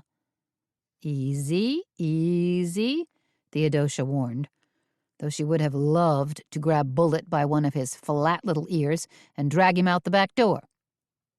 Bullitt gently unwrapped a Ming vase, a brass and glass clock, and a pair of antique Staffordshire dogs. Barbara exclaimed over each piece as Bullitt schmoozed her outrageously. Finally, when Theodosia and Drayton couldn't take it anymore, they pushed forward to find out exactly what was going on. But Barbara had pulled Woody into the conversation with Bullitt, and now he was smiling as well. "Perfection," Barbara said. She held up one of the Staffordshire dogs for everyone to see. "Isn't this little guy adorable? And we have a pair." "I knew you'd love those," Bullitt said. He grinned at Barbara and then turned his attention on Theodosia and Drayton. "Well, hello there," he said, his voice fawning and smarmy. "Staffordshire dogs," Drayton said between clenched teeth. "Fine porcelain from the Victorian era. $3,500 for the pair," Bullitt said. He seemed to relish the fact that he'd been invited into Drayton's house. "They should help punch things up a notch." "Pricey little pooches," Woody said. "Then we'd better not drop them," Theodosia said. "If they're even genuine," Drayton muttered. It took forever to achieve the lighting that Woody was looking for. But finally, with the help of various scrims and key lights, they were ready. And then Woody clicked and clicked and clicked. He photographed all aspects of the room from every angle. "Do you think we have it?" Barbara asked. It was 6 o'clock at night, and she was starting to look pooped. The interns had gone home. Even Earl Bullitt had gotten bored and left, with an admonishment to the crew to be sure to return his Staffordshire dogs. "Just a couple more setups," Woody said. He straightened up, glanced at Drayton, and said, "Mr. Connolly, I'd like to get one of you standing in front of your fireplace." "Now?" Drayton asked. Woody nodded. "Last but not least." Drayton was still reluctant, until Theodosia stepped in. "You look elegant," she whispered to him. "And remember, this is your home. This is your big moment. So get over there and strike a pose like the dashing southern gent that you are." Drayton walked over to the fireplace, threw back his shoulders, and positioned himself directly in front of the Staffordshire dogs, so they were no longer visible. Theodosia gave him a thumbs up. "Perfect," Woody said. "Now tilt your chin up and hold perfectly still." "Good. I like that. See? You're a natural." The more shots Woody took, the more comfortable Drayton became. Finally, with arms folded across his chest, looking directly into the camera, Drayton hit the perfect pose. "That's it," Woody said. "That's the money shot." "And that's a wrap," Barbara said, sounding happy but exhausted. Lights were suddenly dimmed and everyone scurried to pack up the equipment. Theodosia was especially pleased. Drayton had been so reticent and nervous, but in the end, he'd turned out to be a real trooper. "You looked great," she told him. "Natural, but with a lot of camera presence." I gave it my best, Drayton said. The only thing that bothers me is the fact that it's digital photography. I hate the idea of not using actual film. That the photos will exist only in that cumulonimbus thing. Theodosia had to chuckle. She couldn't help herself. You mean the cloud? Is that the technical term?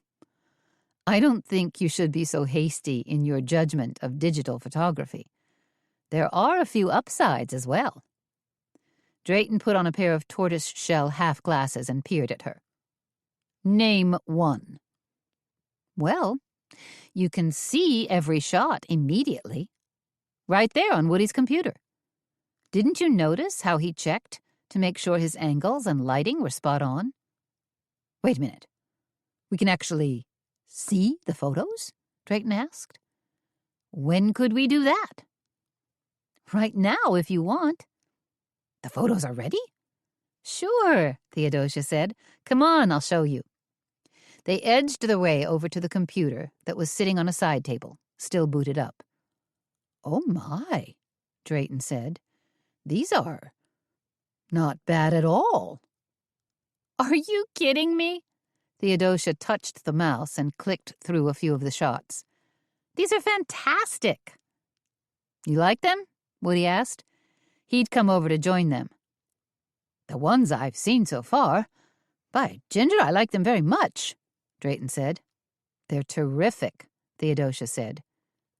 You want me to email these photos to you? Woody asked. You guys can take a look, maybe give input to Barbara on which ones are your favorites. Drayton looked startled.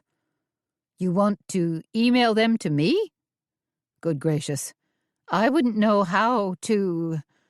He gave a helpless shrug and glanced toward Theodosia. Theo? Send the photos to me, Theodosia said. She pulled out one of her business cards and handed it to Woody. My email address is right there on the card. Woody nodded and stuck her card in the pocket of his jeans. Great, but give me a day or so. Tomorrow I have to run down to Savannah and shoot a big, fancy wedding at the mansion on Forsyth Park.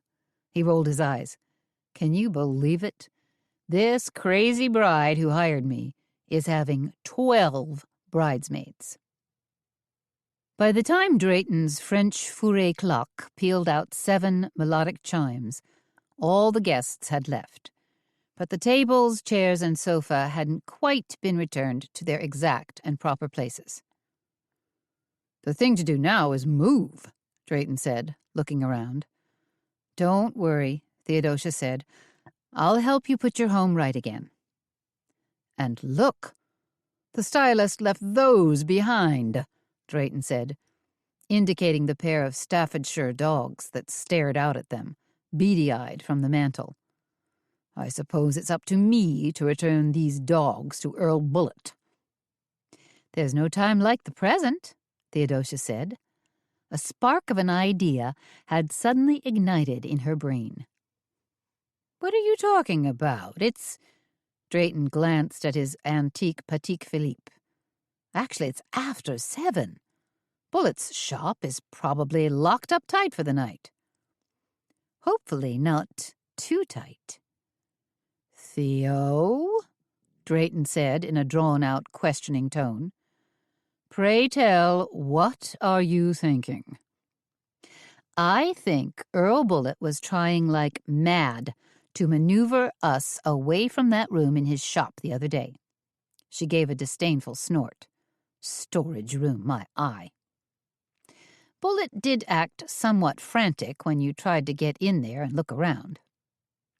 What if he has the Navy Jack flag stashed in there?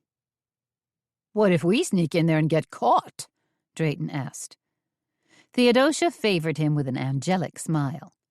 We'll say we're returning the Staffordshire dogs.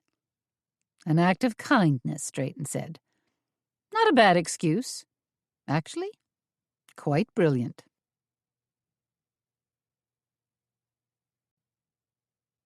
Chapter 23. When they pulled up in front of Earl Bullitt's antiques shop, the lights were still blazing inside. Look at this, Theodosia said. Someone's still minding the store. "I wonder who it is," Drayton said. "I doubt that it's Bullet himself at this late hour." They got out of the car, Drayton gently cradling the Staffordshire dogs in his arms, and glanced up and down the street.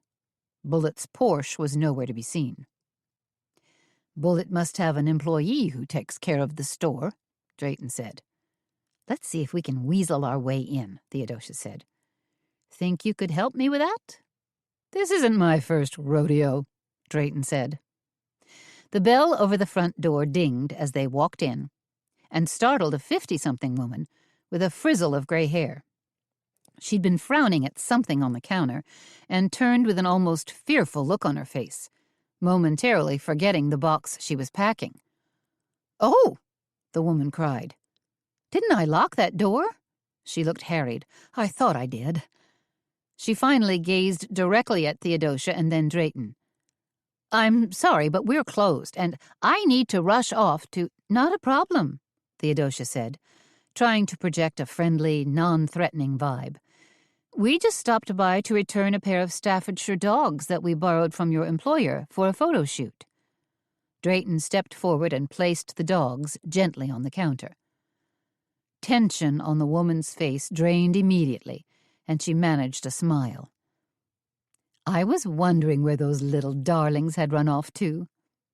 Her voice dropped to a confidential whisper. "I had my fingers crossed that Mr. Bullet hadn't sold the pair. I so love having them around. Mr. Bullet is always telling me, 'Be careful, Mrs. Winkleman. Don't fall in love with the merchandise because every single piece is for sale.'" She smiled. "But I do love these dogs." "It's a good thing we caught you," Theodosia said, "so these sweet pups could come back to their rightful home." Mrs. Winkleman gave an offhand wave. "I had to stay late anyway and pack up a parcel for Mr. Bullet. He sold a pair of antique andirons to a customer down in Beaufort who's doing a total restoration on an old plantation house. Since we missed the last FedEx pickup, I promised Mr. Bullet I'd run this package out to the airport. The FedEx office there accepts deliveries up until 10 o'clock. She made a face. "But these darn things are made of cast iron, you know, and so heavy, which is why I had to pack them in a reinforced box." That was the tiny crack, the chink in the armor that Theodosia had been hoping for. "Why don't you finish your packing, and we'll have Drayton carry that box out to your car?" Theodosia suggested. "I'd be most happy to help," Drayton said, jumping in. He was no dummy. He knew exactly what Theodosia was doing. "Would you really?" Mrs. Winkleman looked thrilled. "That would be wonderful. These andirons are heavy as all get out, and I'm guessing the shipping's going to cost almost $200. But listen to me going on like this. I promise it won't take me more than 2 minutes to finish up. I'll just tape the box shut and make out a label." "Take your time," Theodosia said. "We'll just look around." Theodosia moseyed from counter to display case, keeping an eye out for the Navy Jack flag, or any flag for that matter. She didn't see a thing. There were oil paintings, brass figurines, antique china, jardinières, clocks, and old tin signs, but nary a flag in sight.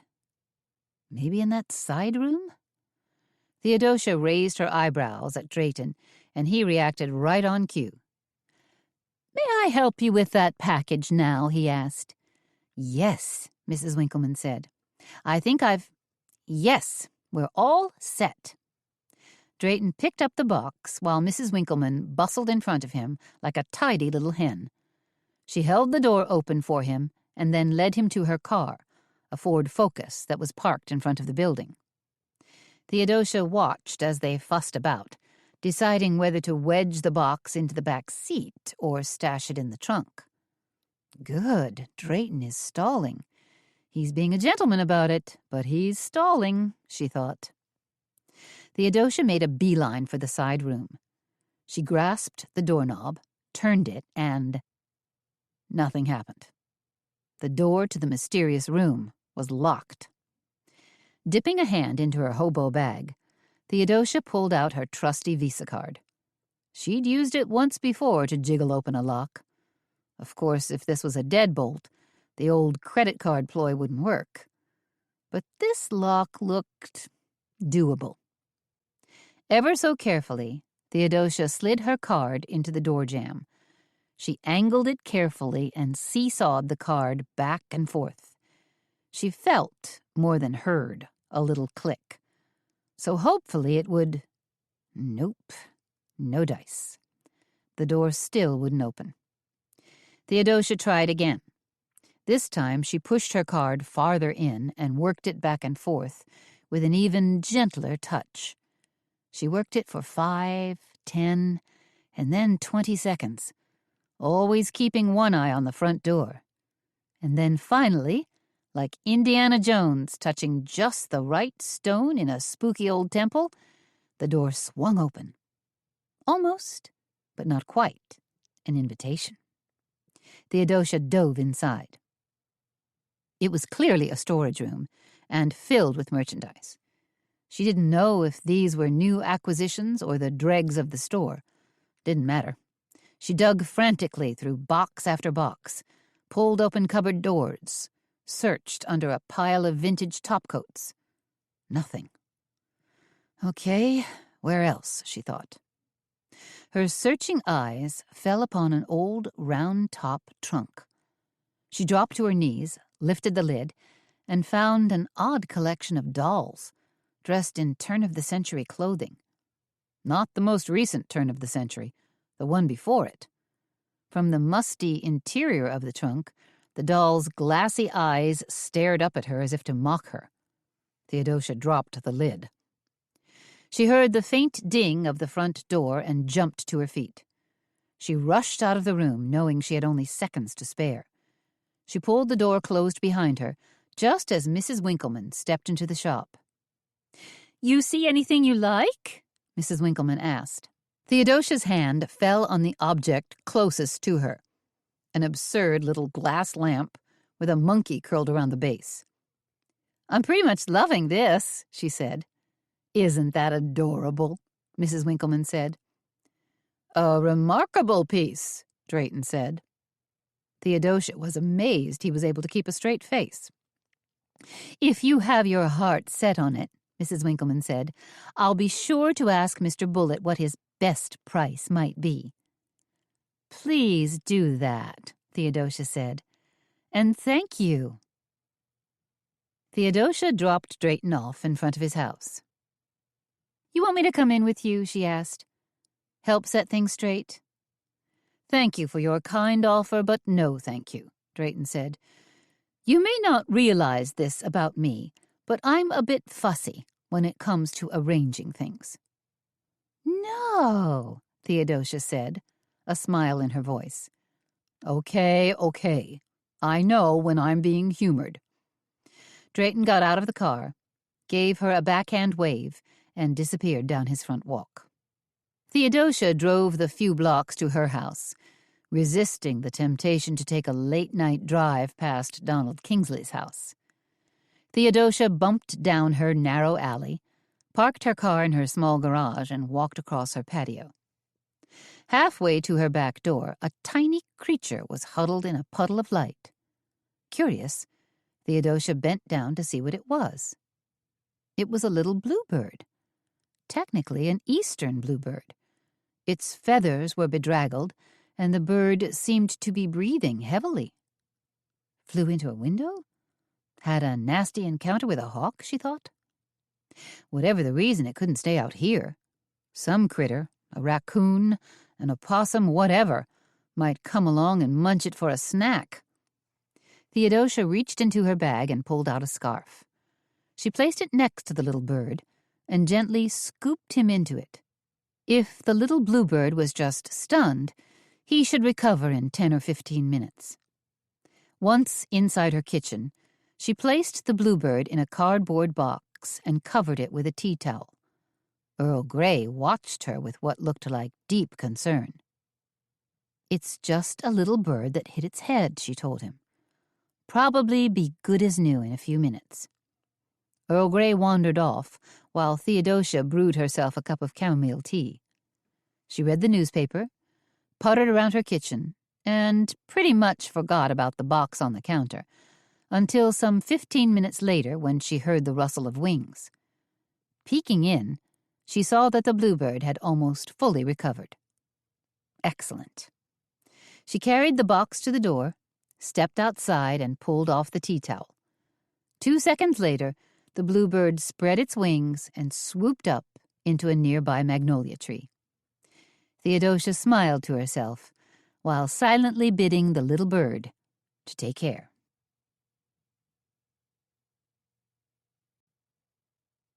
Chapter 24. Friday morning, and the skies over Charleston were still a mottled gray, but the rain had receded to a slight mist. If conditions continued to improve, Theodosia figured they might see a peep of sunshine, peep being the operative word. Theodosia fussed about the tea shop. Haley was in the kitchen. Drayton was searching through his tea trove, happy to be setting up the tables by herself this morning. She smoothed pink placemats onto her tables and pulled out cups and saucers in Royal Albert's old country roses pattern. She figured the red roses and greenery would brighten everyone's day. Next came glass teapot warmers, tiny votive candles, flatware, and finally, newly filled cream pitchers and sugar bowls. It felt good to be busy, as the scent of cinnamon scones, jasmine tea, and fresh oranges slowly permeated the indigo tea shop. Still, the triple murder hung heavy over Theodosia's head. She supposed it was mostly because Angie had the most to lose and had begged her for help, and Theodosia, being a stickler for justice, for desperately wanting things to come to a logical conclusion, felt frustrated, because that surely wasn't happening. Strolling up to the front counter, Theodosia said, "It's a pity about last night, isn't it? I figured we might be onto something." "A pity," Drayton echoed. He was standing there in deep contemplation, as if he was working out a new theory for particle physics. In reality, he was trying to decide between Earl Grey and an English breakfast tea. "What's it going to be?" Theodosia asked. "The tea, I mean." "I'm thinking the Earl Grey," Drayton said. "Haley tells me she's baking cinnamon scones and orange tea bread this morning, so it seems like a fine match." "A match made in heaven." Bang, bang, bang. "Is the front door locked?" Drayton asked. "Probably not, from when I went out to grab the Post and Courier." There was another loud bang, and then the door snicked open a few inches. "Hello?" Theodosia said. The door opened wider, and Bill Glass marched in, slick as you please. He wore his khaki photojournalist vest, a floppy Indiana Jones hat, and a smug smile on his face. He looked like he'd just been ousted from an illegal archaeological expedition, but didn't care. "I'm sorry, but we're not open for business yet," Theodosia said. She didn't want to deal with this loutish man so early in the morning. Glass ignored her admonition. "I just heard the most interesting bit of news," he said, his voice slightly teasing. Theodosia shook her head, but Drayton's curiosity rose up and got the best of him. "What might that be?" Drayton asked. "The police just released Charles Townsend," Glass said, "like 10 minutes ago." "What?" Theodosia stopped in her tracks, stood there like Lot's wife turned to salt. Only, unlike Lot's wife, Theodosia was holding a teapot. "Yep, Townsend's a free man," Glass said. "Free as a bird." He fluttered his fingers and made an annoying little twittering sound as he meandered over to the counter and set down his camera. "What I heard was this. The police admitted they made a mistake with Townsend and now claim to be looking elsewhere for the hot air balloon killer." He poked a finger in Theodosia's direction. So you better watch out, tea lady. There's still a vicious killer stalking our city. How did you find out about Townsend's release? Drayton asked. I'm press, Glass said. It's my job to know. You're not press, Theodosia said. You publish a skunky little gossip rag, which people in high places would kill to get their pictures in.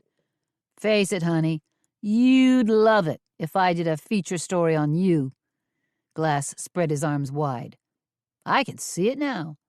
Tea shop owner helps police solve baffling murder.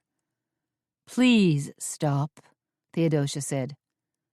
You're upset because I hit a nerve. Glass winked at her. You've got your own covert operation going, don't you? I can't imagine what you're talking about, Theodosia said. We don't have time for any kind of amateur investigation, Drayton said in a haughty tone. We're far too involved with our tea events. Yeah, right, Glass snorted. For Theodosia, the news about Charles Townsend being released didn't come as good news. It meant that Harold wasn't off the hook at all, that he might be the next one to be taken in for questioning, but maybe not released. Poor Angie. The bail bondsman might just take her B&B as collateral after all. Glass snapped his fingers in front of Theodosia's face. Hey, did you drift off to Planet X or something? How about comping me a cup of tea? Drayton, why don't you give Mr. Glass a complimentary cup of tea? Theodosia said. To go. Aw, don't you want me around? Glass asked. Like I said, we're awfully busy, Theodosia said. And they were busy. Once Bill Glass left, Haley ducked out of the kitchen, all jacked up about reviewing the menu for tomorrow's Beaux-Arts tea. We've already agreed on the scones, salad, and lobster bisque soup, Haley said. But instead of serving the soup on its own, I'm thinking of adding a small accompaniment, a crostini topped with thin slices of London broil. You had me at London broil, Drayton said.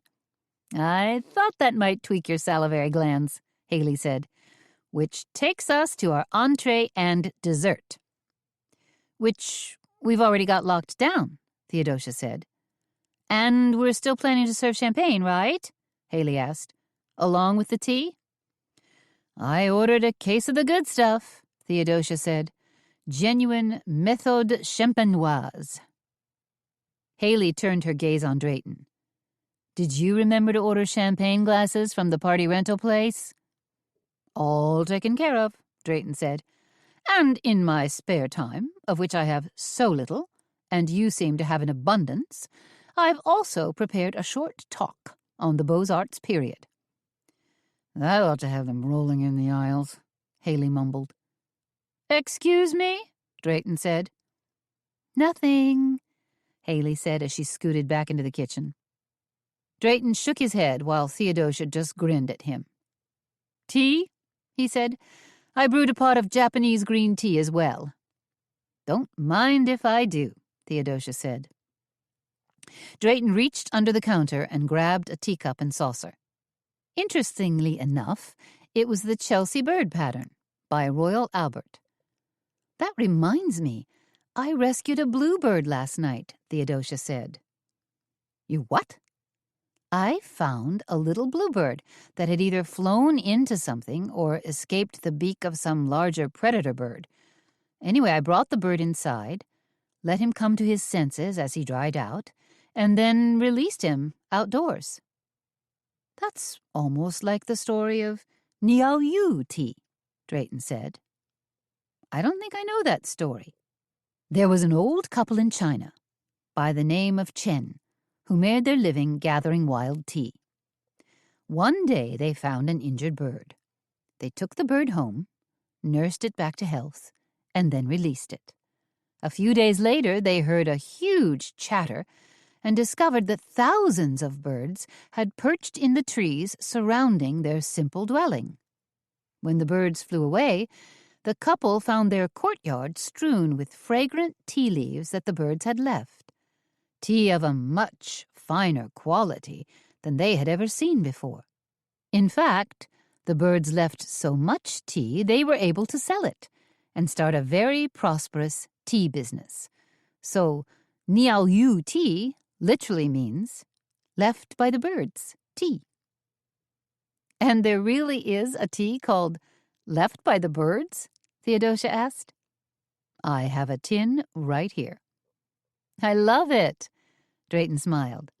Somehow I knew you would. Maybe it was the warmer weather and the absence of rain, or the return of a lovely spring. Whatever was swirling about the ozone this morning caused the Indigo Tea Shop to suddenly get busy.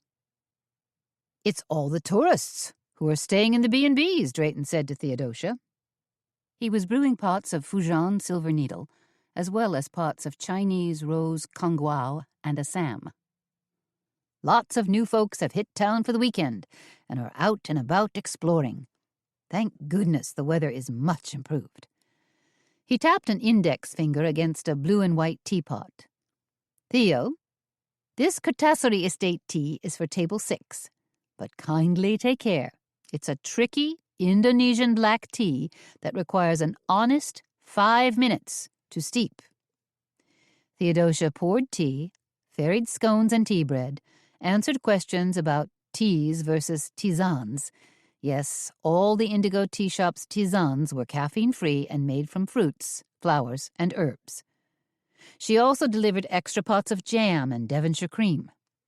When 11:30 rolled around, they were hit with a new influx of customers, the luncheon crowd. I do believe we're going to make up for all the business we didn't have this past week, Theodosia said to Drayton. I hear you, he said, but all in one day? He was manning the phones and writing down takeout orders while he brewed and timed out pots of tea. Thank goodness Haley's luncheon offerings were simple to serve. She'd prepared shrimp salad, hearty vegetable soup, grilled cheese sandwiches with apple and arugula, and something she called a scone slider. What's a scone slider? Theodosia asked Haley as she picked up 2 soup orders. It's a cheddar cheese scone stuffed with ham, white cheddar, and honey mustard, Haley said. Did you just make that up? Haley gave her a shy glance. Yeah. You like it? I'm in awe. Just when all the tables were occupied, when a bright yellow horse-drawn jitney delivered yet another load of tourists to their front door, Delane showed up. She cut through the waiting crowd like the Titanic rushing to meet its destiny. Only instead of being shrouded in gray steel, she wore a perky pink jacket with white slacks. Theodosia, Delane called out. I don't need a table today, but I am going to need 2 takeout lunches, like right away, s'il vous plaît. Theodosia had a teapot clutched in one hand and a tray full of luncheon salads balanced against one hip. Talk to Drayton at the front counter. All takeout orders are going through Drayton today. Delane eyed the salads. What are those yummy things? Shrimp salads, that's what I want. Talk to Drayton. Theodosia delivered the salads, poured fresh cups of tea, and circled back to the front counter. I take it you and Janine are eating in today? She said to Delane. Janine was Delane's long-suffering assistant at Cotton Duck. Delane shook her head, causing her dangly diamond earrings to gently swish against her cheeks. No, Janine's on vacation this week. Gone to visit her sister over in Waterboro. She wrinkled her nose. Some nasty business about having a bunion removed. Then she brightened. As luck would have it, my niece is in town visiting me. Well, actually, I'm hoping she'll stay on a while. I can always use the extra help on the sales floor. That sounds great, Delane, Theodosia said. She glanced at the front door, where 6 people were waiting. Do you think I could bring her to the Beaux-Arts tea tomorrow? My niece, I mean. Absolutely, Theodosia said, heading for the crowd at the front door, hoping to placate them. She called over her shoulder. Tomorrow we'll have plenty of extra room. But things have a way of working out, and by 1:30, life at the Indigo Tea Shop had settled down. The tables were still filled to capacity, but the takeout orders had stopped flooding in, and there weren't any more nervous Nellies waiting at the front door. "You hanging in there?" Theodosia asked Drayton. His bow tie was crooked, and he looked as if he'd just run a half-marathon. "I think so, but my goodness, that was a trial," Drayton sighed. "That's what you said about your photo shoot yesterday." "Did I? I don't recall saying that." "Face it, Drayton, you're a worrywart," Theodosia laughed. "No." Theodosia held up a finger. "Still, you always accomplish your tasks with great style and finesse." "Such a lovely backhanded compliment." The phone rang and Drayton heaved another sigh. "Please let this not be another takeout order." It wasn't. "Call for you," Drayton said, handing the phone off to Theodosia. "I think it's Angie." "Angie?" Theodosia said into the phone. "I know this is last minute," Angie said, "but Harold and I were wondering if you could join us for dinner tonight. But a little later, maybe around 8 o'clock. "You want to talk about—" "No, I really don't," Angie said. "This would be more like a thank you dinner. A thank you for sticking your neck out for us." "You don't have to do that." "But I want to." "Okay, that sounds lovely," Theodosia said. "I'll see you tonight. I look forward to it." Not 10 seconds after Theodosia hung up the phone, it rang again. "Dear Lord," Drayton said. He snatched it up, listened, and handed it to Theodosia. "For you." Again. "Hello," she said. Charles Townsend's anxious, breathy voice was suddenly in her ear. "It's urgent that I talk to you," he said. Theodosia was instantly on alert. "Why? What's going on?" Obviously, Townsend was freshly sprung from jail, just as Bill Glass had suggested. "I don't want to breathe a single word over the phone," Townsend said. "In fact, I really don't even want to show my face at your tea shop. Maybe we can meet someplace nearby? Somewhere that's, like, extremely hush-hush and private." "You're being awfully mysterious. And scaring me a little bit, too," she thought.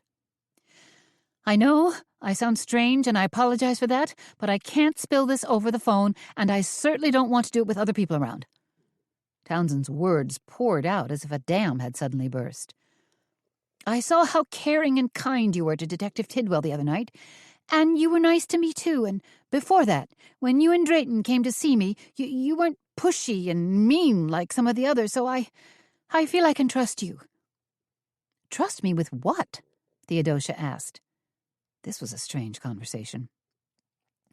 "I have to tell you in person," Townsend said in a tight, strangled voice. "Can we meet somewhere? In secret?" "How about I meet you in front of St. Philip's Church?" The church was just down the block from the Indigo Tea Shop. It was the historic edifice that bumped out into the street and had given Church Street its eponymous name. "That's way too public." "What if we met in back?" "You mean in the graveyard?" "Perfect," Townsend said. Theodosia looked at her watch. "When?" "Can you be there in 20 minutes? "Okay. Yes. I'll see you there."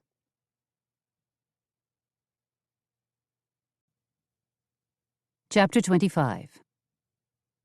"I have to run out," Theodosia said to Drayton once she'd hung up the phone. "What's up?" Drayton asked matter-of-factly. He was stacking tea tins back on his shelves, alphabetically, of course, and color-coded. "That was Charles Townsend. He wants to meet with me in secret." Drayton stopped stacking. "Why don't I like the sound of that?" "He says he has something important to tell me." Drayton lifted a single eyebrow. What? Something the police weren't able to beat out of him? I don't think the police went that far. Could it be a confession? I don't know, Theodosia said. Townsend was quite mysterious about the whole thing. Maybe I should come with you. No, Townsend was specific in his request. He said he wanted to speak to me alone in private. He practically begged me not to tell anyone else. Where are you supposed to meet him? Drayton asked. St. Philip's graveyard in about 20 minutes.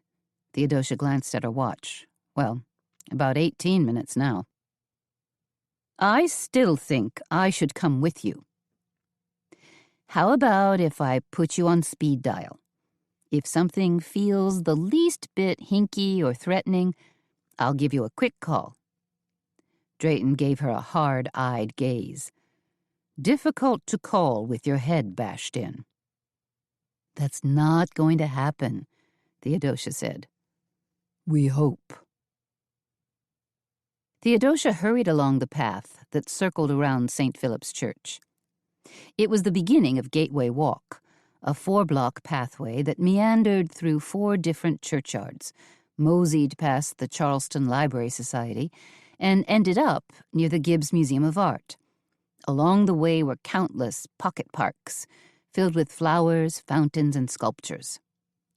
Today, however, Theodosia's ramble would be an abbreviated one. She was meeting Townsend in the antiquated cemetery directly behind St. Philip's Church. It was a historic old place where brigadier generals and signers of the Declaration of Independence were buried. It was also a place of shadows and gloom, where tilting tombstones covered in dark moss looked like rows of rotted teeth. Many of the ancient tombs had sunk halfway into the ground, and most of the mausoleums were chipped and pitted with age. Live oaks, dripping with Spanish moss, made sure the place remained dank and cool. This was one of Charleston's so-called haunted spots. Several ghost tours stopped here, and visitors were encouraged to try to commune with the dead and possibly even snap a photo that captured a faint outline of the cemetery's infamous weeping woman ghost. This is where Drayton and many others had also witnessed slow-moving orbs. Standing half-hidden behind a rounded tablet, on which names and dates were carved in French, Theodosia waited nervously for Charles Townsend.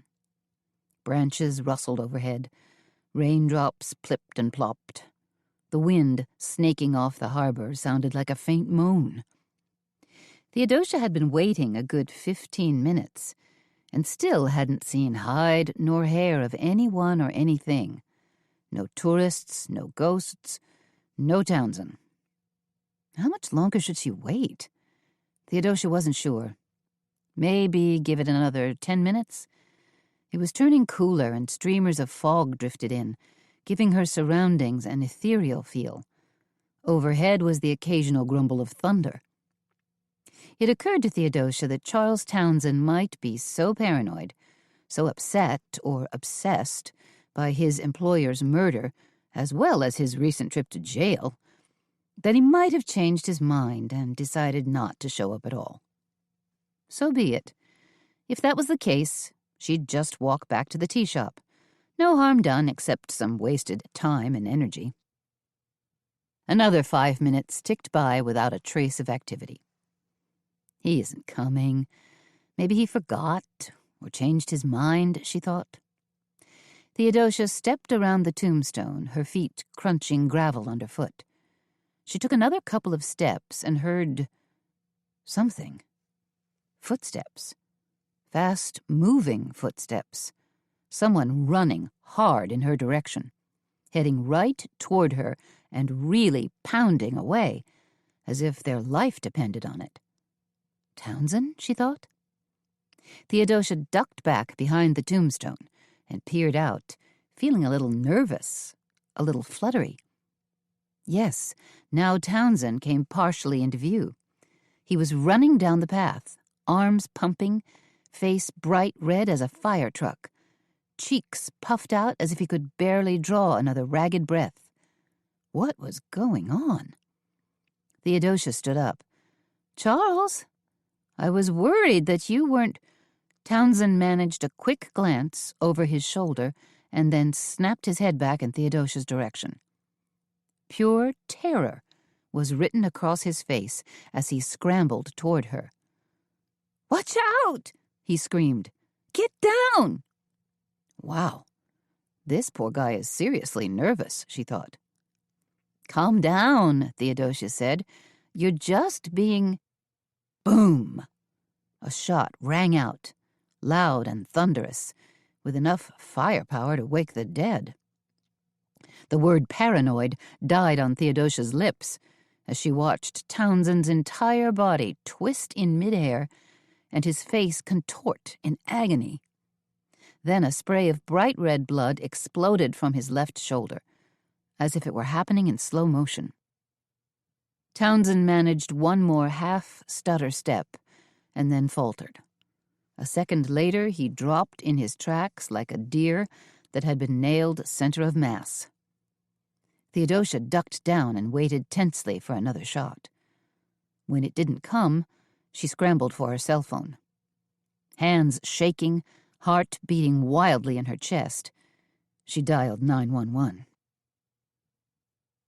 Only when Theodosia heard the faint wail of a siren, some 3 minutes later, did she creep out from behind the tombstone to check on Townsend. He was lying where he'd fallen, face down, his entire body quivering. His shoulder was leaking blood like crazy, and the fingers of one hand made crab-like motions in the white gravel. Still alive, but wounded, she thought. Theodosia kicked it into high gear then. She whipped off her scarf, balled it up, and pressed it hard against Townsend's shoulder to try to stop the flow of blood. "Help me," Townsend croaked. He turned his head so one glazed eye stared up at her. "I called 911. You hear that siren? Try to hang on. Help should be here any minute." "No, I mean—" Townsend groaned, and the eye drooped shut. Seconds later, a uniformed officer was bending over Townsend. 10 seconds after that, 2 EMTs arrived on the scene with medical equipment and a gurney. They wrapped his wound and did their standard emergency ABC life check: airway, breathing, and circulation. One of them pulled out a portable ventilator bag and got some oxygen flowing into Townsend. While they worked on Townsend, the uniformed cop, whose name tag read T. Morrow, questioned Theodosia. She answered him as best she could, who she was, why she was there, what she'd seen. Finally, she said, "You've got to call Detective Tidwell about this." "Bert Tidwell?" Morrow said. "The head of RHD?" He meant the Robbery and Homicide Division. "He's been in charge of this case," Theodosia said. She pointed to Townsend. "The man who just got shot here, Charles Townsend, was a kind of suspect in that hot air balloon crash." Morrow looked at her for a few long seconds and then said, "Holy crap, lady. Seriously?" Theodosia nodded. "Call Tidwell. He'll fill you in." It wasn't until the EMTs loaded Townsend into the ambulance, and the ambulance took off with a whoop-whoop burst of its siren, that Theodosia took a deep breath. She wondered what it was that Townsend had been so all fired up about. Just what had he been so anxious to tell her? And who on earth had shot him?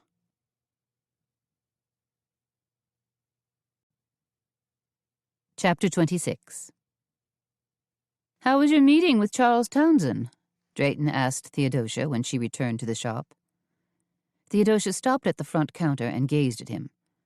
She was feeling unsettled and more than a little freaked out. "What?" he said. "There was no meeting." "Just as I figured." Drayton nodded sagely.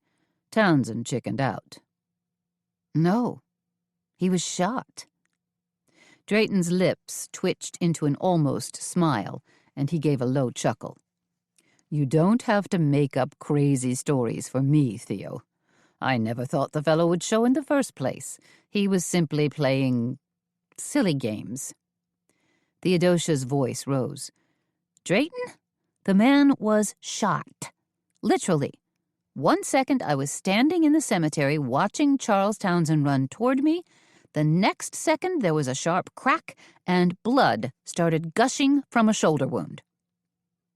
Drayton wagged his head in a sort of double-take. But he still looked hesitant, as if he didn't believe her. Shot? He said. With a bullet. You know, bang, bang. Right before Theodosia's eyes, Drayton's face morphed from disbelief to stunned. Great Caesar's ghost! Tell me the whole thing, he cried. Tell me what happened. So Theodosia told him about waiting in the cemetery, hearing the frantic thud-thump of running footsteps, seeing the fear on Townsend's face, and then watching him jerk and twist like a game bird who'd been hit with a load of buckshot. Then what did you do? Drayton asked. Theodosia shrugged. What could I do? I dove behind a tombstone so I didn't get shot and called 911. Hunkered there until the police showed up, and an ambulance. Did you see who shot him? No, I did not. You know how spooky and shrouded with foliage that place is, and the fog didn't help either. Is he dead? Whoever it was just winged him. He'll live. Theo! Now Drayton's eyes bugged out like an animated cartoon character. You're talking as if this was an episode of Wyatt Earp. But, wait, all of this really happened? Cross my heart. Somebody took a shot at Townsend, just as we were about to meet up. I couldn't make this stuff up if I wanted to. Who do you think shot him?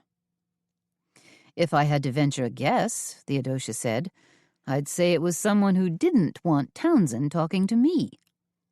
She drew a deep breath and then blew it out, feeling a glint of fear. Someone who almost pulled off a fourth murder. Theodosia was still shaking, but she managed to show up at KTSC-TV right on time. Theodosia Browning to see Alicia Kellig, she said to the gum-chewing receptionist, who sat at their swoopy white front desk. The rest of the lobby was white as well, white chairs, tables, and lamps. The only spot of color was a large, shaggy, purple and orange rug. She supposed the place was intended to look industrial chic, but it looked more like a set out of 2001: A Space Odyssey. Do you have an appointment? The receptionist asked. Actually, Alicia called me to do a quick on-air segment for your action auction. Oh, the girl said, reaching to hit a button on her console. That's different. That makes you talent. Theodosia smiled. I wouldn't go that far. The receptionist mumbled something into her headset and said, Okay, I'll tell her. She turned to Theodosia. Do you know where Studio B is? Right down this corridor, and I think I can find it, yes. Alicia said she'd meet you there. Theodosia walked down the hallway, amused by all the colorful, severely retouched photos of on-air personnel that were hanging on the walls. Here was Weston Keyes, the genial host of Charleston Today, wearing an inch of pancake makeup and a pound of pomade. And there was Chip Monson, one of the evening sports anchors, with sparkling white teeth, a golfer's tan, and more hair than anyone had a right to. Just past the lunchroom, where a security guard was slouched in a chair, eating a donut and studying his cell phone, Theodosia arrived at Studio B. Large red letters on the door said, Closed set, absolutely no entry. But she went in anyway. And there was Alicia, clipboard in hand and wearing an earpiece. Girl, you made it, she whispered. I almost didn't, Theodosia thought to herself, and then said, "Thanks again for inviting me." "Thanks for donating such good stuff," Alicia said. White blonde, super short hair framed her wide-set eyes that were tinged with pink mascara. Her slight figure was encased in skin-tight jeans and a white T-shirt that said Gucci Girl. Theodosia had always thought of a producer as a frazzled, middle-aged TV veteran who ran around constantly trying to keep things organized. Now it looked as if her image was slightly out of date. Well, good. Theodosia glanced about the enormous studio. It was dimly lit, with cameras and dollies parked everywhere, and thick rubber cables snaking underfoot. At the far end of the studio was a brightly lit row of tables that held all manner of auction items: instant pots, a paddleboard, luggage, an oriental carpet, some kind of home Pilates system, an antique clock, a cookware set, and, of course, Theodosia's tea and teapots. A perky female host was facing a camera, talking up the merits of a matching set of zebra-striped luggage. "And when you return home from your fabulous vacation," the host cooed, "each piece of luggage nests right inside the other. So hurry up and call those bids in right now." "This is going out live?" Theodosia asked. Alicia nodded as she touched a finger to her lips. "Come this way. We'll get you on next." Theodosia followed Alicia toward the long table that was mounded with action auction items. The on-air host saw them coming and quickly wrapped up her presentation. "Stick around, because when we come back, we're going to talk about the most exquisite tea and teapots you could ever imagine." The camera pulled back, and the cameraman, a pear-shaped man in crepe-soled shoes, said, "And we're out, Josie." The host, Josie, took a step back and fanned herself. "Phew," she said. "Hot under those lights." She was in her early 30s, super skinny, with an extremely pale complexion and long dark hair with a skunk stripe on one side. As a makeup artist hurried over to give her a touch-up, Josie said, "Use the absolute whitest, lightest powder you've got. No color, except on my lips." While Josie was having her lips lined, her face powdered to a corpse-like pallor, and her hair vigorously poofed, a sound man crept in and clipped a tiny microphone to Theodosia's jacket lapel. Once Josie had been beautified, embalmed, she turned a bright TV smile on Theodosia. "You're my tea lady?" "That's me," Theodosia said. "Come on around here and stand next to me," Josie said. She peered at the cameraman. "Frankie, we're going to want to open and hold with a 2-shot, then do a tracking shot into the teapot." She glanced at Theodosia. "You ready to give us the poop?" "This particular teapot is made by Shelley, which is—" "Whoa! You don't have to sell me," Josie chuckled. "Just worry about pitching it out to our TV audience." Gulp. "You'll be fine," Josie said. "Theodosia's done this before," Alicia said. "She's a natural." 2 minutes later, nerves fizzing, Theodosia was selling it like her life depended on it. She told the TV audience about the Shelley teapot in the melody pattern and sang sweet siren songs about Drayton's new house blends, his Imperial Oolong and Chocolate Cherry Paradise tea. "And these particular teas are blended right there in your tea shop? The Indigo tea shop?" Josie asked. Theodosia nodded. "Absolutely. We're right over on Church Street, and stock at least 200 different varieties of tea." Theodosia's segment was over before she could say Egyptian chamomile spice. "Well done," Josie proclaimed. "Thank you," Alicia said. She touched a hand to her earpiece. "I'm getting word from our call center that bids are coming in." "Already?" Theodosia asked, as the sound guy reached in and unclipped her mic. "Don't you just love live TV?" Alicia said. It scares us half to death, which is why we hardly ever do it. Except for the news and weather, of course. And if we could pre-tape that, we would. Live TV is kind of thrilling, Theodosia said.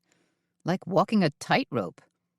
Her palms felt sweaty, and her heart was still pounding, but in a good way. Thank you again, Alicia said as she walked Theodosia through the studio. Hope to see you soon. Just as Alicia pushed open the door to the outside corridor, a man eased his way in. Hey, you must be my 4:45? She clicked her pen and pointed it at him. The antique clock, right? Right, said the man, which caused Theodosia to give him a startled glance. Todd Slauson? Theodosia said. What are you doing here? Slauson gave her a lazy grin and pointed at Alicia. Just like she said, I'm her 4:45. You donated a piece to the auction? Theodosia asked. A Biedermeier mantel clock, Alicia said. And we are scheduled to go on... She glanced at her clipboard and grabbed Slauson by the sleeve. Right now. Just as Theodosia was leaving the building, she ran smack dab into Dale Dickerson, the roving TV reporter. She gave him a friendly, neutral smile, while Dickerson fairly beamed at her. What are you doing here? Dickerson boomed. He looked coiffed and buffed and ready to leap in front of a camera. Just a quick on-air thing for your action auction, Theodosia said. You donated something? A teapot. Aren't you a sweetheart? Dickerson said. He was blocking the doorway, trying his best not to let her get past him. It's so great that our paths crossed again. Ever since he'd started flirting with her, Theodosia wondered if Dickerson was interested in her or in trying to worm a few more details out of her for his story. It was nice seeing you, Theodosia said as she tried to ease her way past him. Hey, don't be in such a hurry. Have you got time for a cup of coffee? I'm sorry, tea? Or we could go somewhere and have a drink if you'd like. Sorry, but I have to be going. Dickerson leaned toward her, not exactly invading her space, but certainly getting close. I'd like to see you again, he said. Again? We've barely seen each other a first time. You know what I mean? I feel like we have a genuine connection. Mr. Dickerson, Theodosia said in a mock formal tone, are you trying to pry more information from me about the crash? No, Theodosia smiled. I do believe you are. Dickerson looked supremely disappointed. Another time, then, Theodosia said, wincing because she really didn't want to encourage him, but she didn't want to be impolite either. Breathing a sigh of relief, Theodosia walked across the parking lot and climbed into her Jeep. Just as she was about to start her engine, her cell phone rang. She scrambled to dig it out of her purse. Hello? She was expecting it to be Drayton, asking her how her TV gig had gone. Big surprise. It was Tidwell. I think you'll be interested in what has become a radical new development, Tidwell said without any sort of introduction or preamble. We have a confession. Granted, it's a trifle overwrought, but it's a confession nonetheless. What are you talking about? Theodosia stammered. What was Tidwell talking about? She thought. A confession from whom? She asked. Your little friend, Charles Townsend. Theodosia dropped the phone to her chest. Oh, dear Lord, I knew it all along. Townsend was the one who caused the hot air balloon crash that killed those 3 people. The idea's been pinging around in my subconscious all week long. Only I didn't listen carefully enough. I didn't do anything about it, she thought. Theodosia recovered seconds later and said, Townsend caused the hot air balloon crash? He drove his drone right into it? No, he did not, Tidwell said. Wait a minute, Theodosia said. I'm confused then. What exactly is Townsend confessing to? It's complicated, Tidwell said. Better you just get yourself over here, to Mercy Hospital.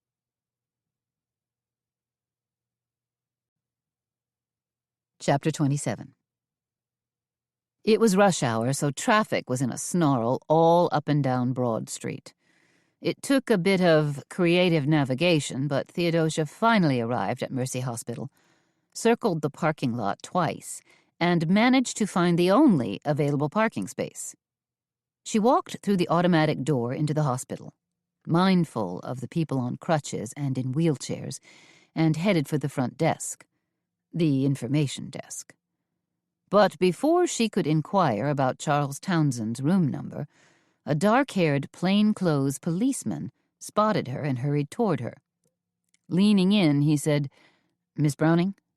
Theodosia straightened up. "Yes?" "Detective Tidwell asked me to send you up to room 415. "That's where—" "Yes, ma'am." Theodosia rode up in the elevator with 2 orderlies and a laundry cart, wondering the whole time what kind of confession Charles Townsend had poured out to Tidwell. Was that what he'd wanted to tell her in the cemetery this afternoon? To spill his guts? About what? If Townsend wasn't the one who'd murdered Don Kingsley and company, then what exactly was the big crime he was confessing to? Theodosia couldn't imagine what it could be. An unpaid speeding ticket? Cheating on his SAT test? Falsifying a resume? Seriously, Townsend was a fairly young guy, so how bad could it be? Well, it was apparently bad enough, because Tidwell had shackled one of Townsend's arms to the railing of his hospital bed. Theodosia figured it had to be Townsend's good arm, right? Or could Tidwell be that much of a sadist? Tidwell stood up when Theodosia entered the hospital room. Townsend just grimaced in her direction and made a dull clank. "Good, you've arrived," Tidwell said. "About time." "I came as fast as I could. It's rush hour out there, in case you hadn't noticed," Theodosia said. "There's little time to waste, so I prefer we get right down to business," Tidwell said. "What exactly are we getting down to?" Theodosia asked. Tidwell stared at her. "Imagine my utter surprise when I found out that young Mr. Townsend here had been shot," he said, "and that it happened on his way to meet you." Theodosia met his gaze evenly. "I didn't think it was supposed to be a social call." "I dare say it wasn't," Tidwell said. "Yet you continue to insinuate yourself into any number of bizarre situations surrounding this case. And since you've been so blasted involved in what has become a thorn-in-the-side homicide for me, I wanted you to hear Townsend's confession directly from the horse's mouth." "I guess that makes me the horse," Townsend said, licking his lips and finally speaking up.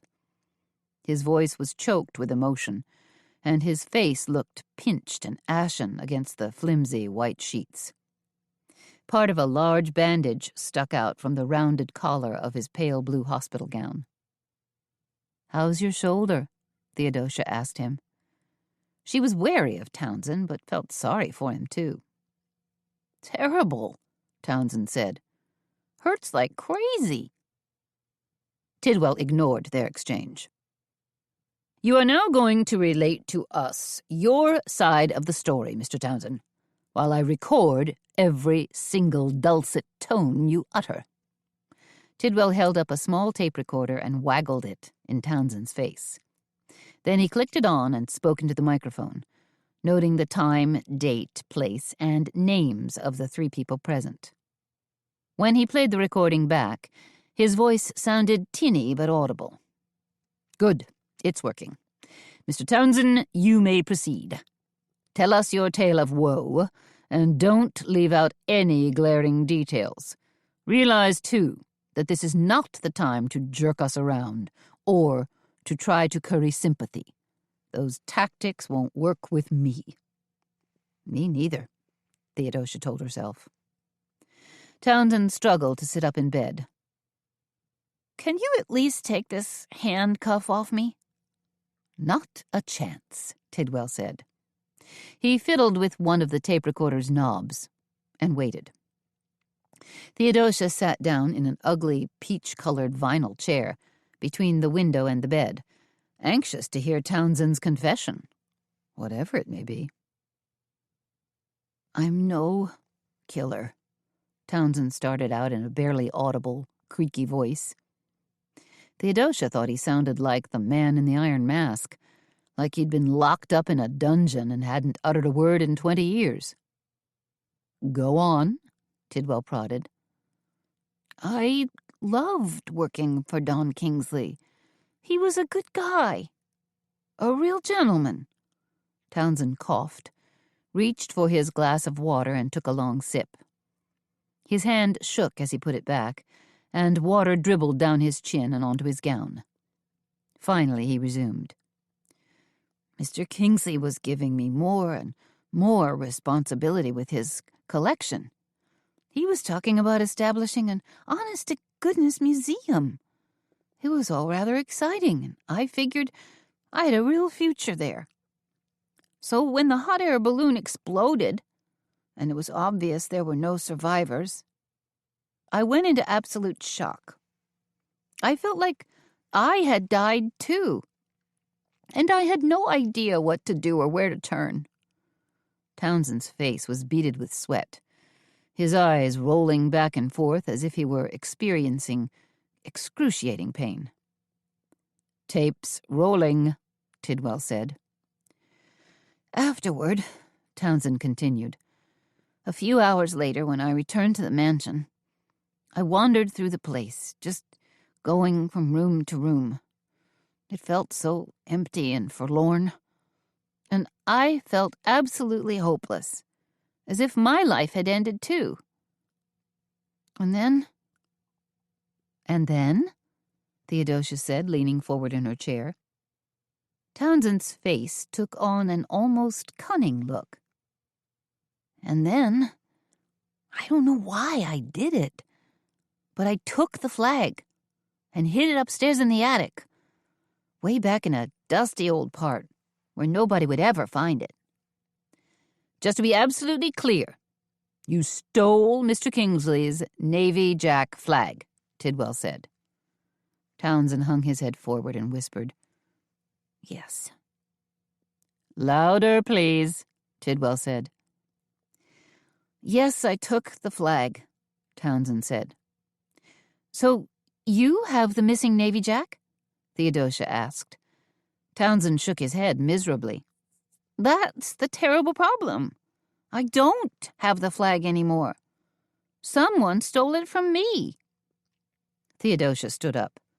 "What are you talking about? Who stole it?"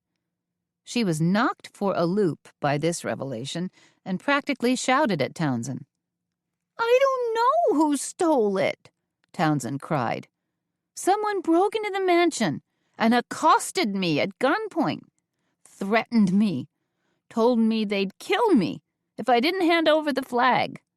So I did. I had to. You can't believe how terrified I was." "And when exactly did this hold-up occur?" Tidwell asked. "You know when," Townsend said, ducking his head and giving Tidwell a nervous, guilty look.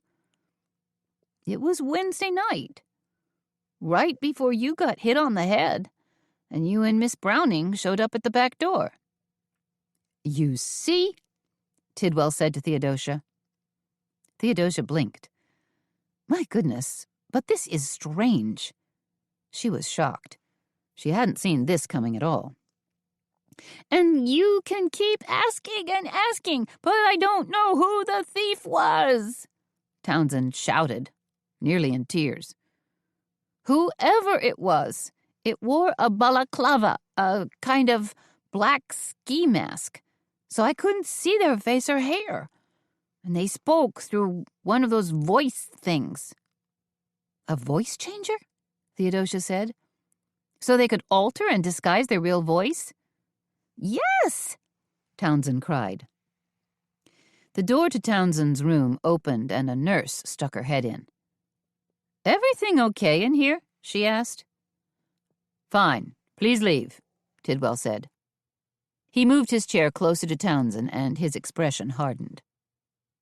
"Young man, were you the one who struck me on the back of the head while I was investigating outside the Kingsley mansion?" "What?" Townsend looked astonished. "No, I figure it had to be the same person who stole the flag. After they threatened me, they ran out the back door and must have encountered you." "This is all rather confusing," Tidwell said. "Maybe you got hit harder than you thought," Theodosia said. She sat back down again and said, "So let me get this straight. You were threatened by someone with a gun, at which point you turned over the Navy Jack flag to them, and then this same mystery person rushed out and, in trying to get away, struck Detective Tidwell on the head?" "Probably," Townsend said. "I mean, that scenario sounds right." "Why didn't you say something when I brought Detective Tidwell to the back door? When he limped in and I asked you for help?" Theodosia asked. "That's the point at which we could have done something." "I was terrified and not thinking straight," Townsend cried. "I'd just been threatened with bodily harm." "You're sure you weren't covering up for someone else?" Theodosia asked. "Of course not." "So our desperate killer is still out there," Tidwell said. "And now it turns out our killer is also a thief." "I suppose that's it in a nutshell," Theodosia said. "Which puts us back to square one." But even as she said that, a random thought streaked through her brain. Unless somehow, somewhere, there's a second person involved. Theodosia had just enough time to get to the Featherbed House for dinner. She pulled to the curb some 50 feet from the front door and sat there, thinking. Her engine ticked down as she wondered if she should tell Angie and Harold about Charles Townsend's hospital bed confession. She was still wondering about it when she walked into the lobby. "Checking in?" the young woman behind the front desk asked. Theodosia touched a hand to her chest. "I'm Theodosia Browning. I'm supposed to be joining Angie and Harold for dinner tonight." "Of course," said the young woman. "Angie told me you were coming. Right this way." Theodosia was led through the ample, elegant lobby where guests sipped glasses of sherry, lounged on sofas and chairs, and browsed through an extensive library of books on Charleston history. "In here," the young woman said. "The breakfast room." "Thank you," Theodosia said. The white, linen-clad table was set with service for 3. Candles glowed and soft music played. "Theo," Angie said from behind her. "I'm so glad you could make it." Theodosia turned and gave Angie a warm hug. "And I'm so glad you invited me. This looks lovely. If your young man had been in town, I would have invited him too." "Pete will be back tomorrow," Theodosia said. "You must be happy about that." "You have no idea." A door at the far end of the room creaked open, and Harold appeared with a tray of appetizers. "Talk about timing," he said. "These stuffed mushroom caps just came out of the oven." They all sat down then, as Angie poured glasses of red wine, and Harold served his baked mushrooms sprinkled with breadcrumbs and Romano cheese. Dinner was lovely. Angie brought out a second course of angel hair pasta, swirled in a light lemon and fresh herb sauce, what Harold called a segundo. Then a main course of grilled pork medallions and broccolini was served. Conversation was easy and upbeat. The missing drone was not mentioned, nor were the deaths of Don Kingsley and his fellow hot air balloonists, or the fact that Harold had been summarily fired from his job at Sinksoft. "This is a wonderful treat," Theodosia remarked. "Usually I'm the one who's serving food, and then dashing back into the kitchen to grab more." "Harold's become quite the food service manager," Angie said. "He's completely updated our breakfast menu." "We've added crepes," Harold said. "Turns out they're not all that hard to make. The trick is using a blue steel pan and then seasoning it correctly." He ducked his head. "I meant seasoning the pan, not the crepes." "And he's been handling all our food ordering," Angie finished. "I take it you're still keeping your complimentary wine and cheese each evening?" Theodosia asked. "That's squarely in Teddy's wheelhouse, so I dare not touch it," Harold laughed. It wasn't until Harold brought out dessert, raspberry torts, that the fateful balloon crash was finally mentioned. "I want to thank you for all you've done," Angie said to Theodosia. "Standing up against that awful Detective Tidwell and trying to ferret out suspects. But I've got to ask, have you learned anything more?" Theodosia was about to tell her about Townsend getting shot in the cemetery and his subsequent revelation from his hospital bed. Then she stopped, hushed herself. Instead, she shook her head. "I'm afraid," Theodosia said, "that I'm just as much in the dark as you are." She wasn't going to mention the flag being stolen for a second time, because after all, who knew who'd been wearing that balaclava and carrying a pistol? Earl Grey scrambled to his feet when Theodosia came flying through the back door. "Did Mrs. Barry feed you?" She glanced at Earl Grey's stainless steel dog bowl where a few hunks of kibble remained. "Oh, good. She was here." The dog walked over to her and poked her with his muzzle. "Give me a pet, why don't you?" "You are such a dear boy," Theodosia crooned to him. She cupped Earl Grey's head in her hands and gently tugged his ears. "Have I told you how much I love you?" "Row." "Tell me again." "How about a jerky treat?" Theodosia pulled the treat bag out of the cupboard and fed one to Earl Grey, just as the phone rang. It was Pete Riley. "You sound like you're close by," Theodosia told him. "Did you catch an early flight? Are you by any chance back in Charleston?" Hope, she thought. "Does fantasizing about being back with you count?" "It's nice, but certainly not as good as the real thing." "But I am in my hotel room packing," Riley said. "So you'll be back tomorrow for sure?" "I'm catching the 3:00 plane out of here." Not until then." Theodosia's brows pinched together. "That means you'll be arriving fairly late." "Isn't dining late the fashionable thing to do?" Riley asked. Theodosia smiled to herself. "What exactly did you have in mind?" "I could stop at Harris Teeter for groceries on my way home and then whip up my famous brown butter sea scallops." "You're on." Riley was no Ina Garten, she knew that. Still, this was a man who owned a mortar and pestle, and he'd once cooked scrumptious crab cakes for her.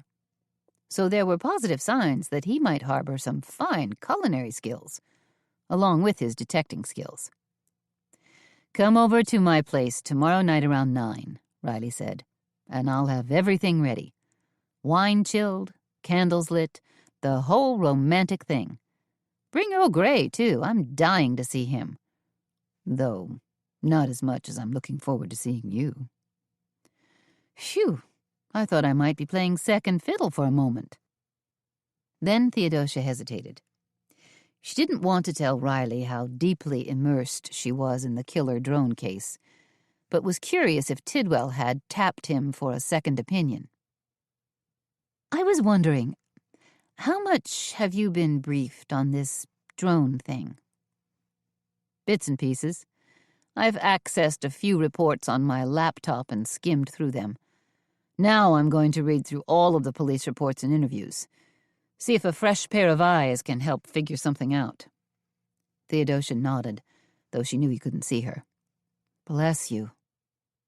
I'll see you tomorrow night, sweetheart.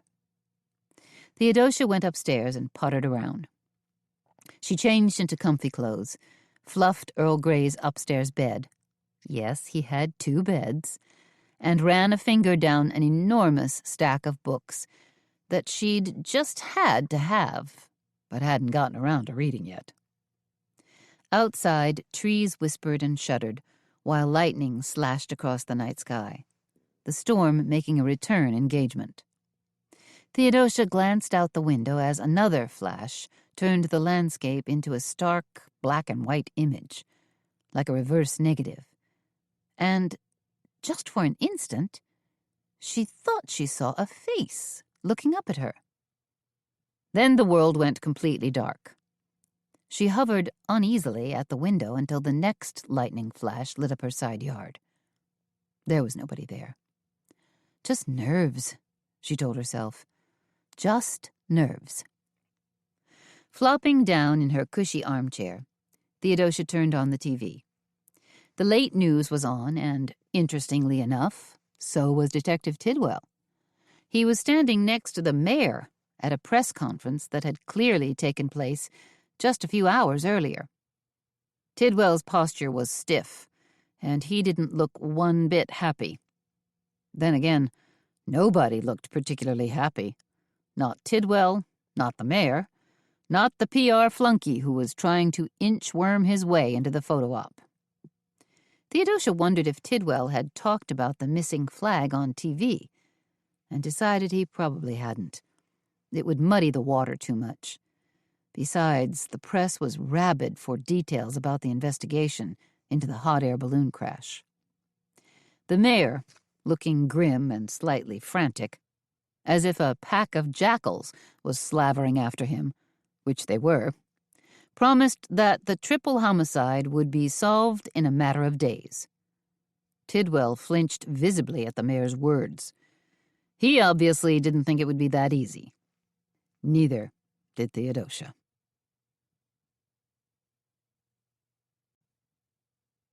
Chapter 28. Wonder of wonders, the sun was out. Well, technically it had made a guest appearance for all of 5 minutes on this Saturday morning. Still, it was a huge improvement. The sky was definitely brighter, with an occasional hint of blue breaking through. The breeze off Charleston Harbor was pleasant and tinged with warmth. Theodosia, who'd shown up bright and early at the Portman mansion, along with Drayton and Haley, figured this nicer weather heralded abundant good luck for their Beaux-Arts tea. "You're sure those gold tablecloths are appropriate?" Haley asked. They were clustered in the dining room and had just draped a single table to test Drayton's design and color scheme. "They're perfect," Drayton said. "Spot on, in fact. You realize we're also using brocade placemats, and we'll have huge bouquets of white roses set on top of octagonal mirrors for our centerpieces." "All that? Plus tea accoutrement and candles?" Haley asked. Drayton smiled. "I'm putting white tapers in those gilded cherub candelabras that you adore so much." Haley made a face. "If you throw those ghastly, grinning little celestial beings into the mix, that's going to make for an awful lot of ornament." She pushed a hank of blonde hair back behind her ear and squinted at him. "Maybe too much?" "Consider it embellishment, not merely ornament," Drayton said. "There's a world of difference between the two. What we're striving to achieve today is rich, decorative detail, layered with gilt and gold. We want our table decor to hold true to our Beaux-Arts theme." Haley curled a lip. She still wasn't convinced. "It still looks like the last dregs of the Austro-Hungarian Empire to me." "I know you're a shabby chic kind of girl," Drayton chuckled, "and next time we need quaint patterned linens and paint-spattered wooden chairs, I promise I'll look to you for expertise." Theodosia was unpacking their Sèvres china, slightly bemused at the way Drayton and Haley were going back and forth. They didn't exactly fight as much as they quibbled with each other. It was kind of like watching a hot dose of Housewives reality TV. "While you two layer on the schmaltz, I'm going to get cracking in the kitchen," Haley said. "Do you need any help?" Theodosia asked. She was mindful that this was a big undertaking for all of them. "Nope," Haley sounded confident. "Miss Dimple should be arriving any minute. But fear not, I'll yell if I need help." Once Haley had disappeared, Theodosia said, "I've got to bring you up to speed on something that happened." Drayton said. He was focused on polishing the silverware, or rather, repolishing it, and buffing each piece with a soft cloth so it shone even more brilliantly. "I have to tell you about last night." Drayton stopped polishing and stared at her. "What happened last night?"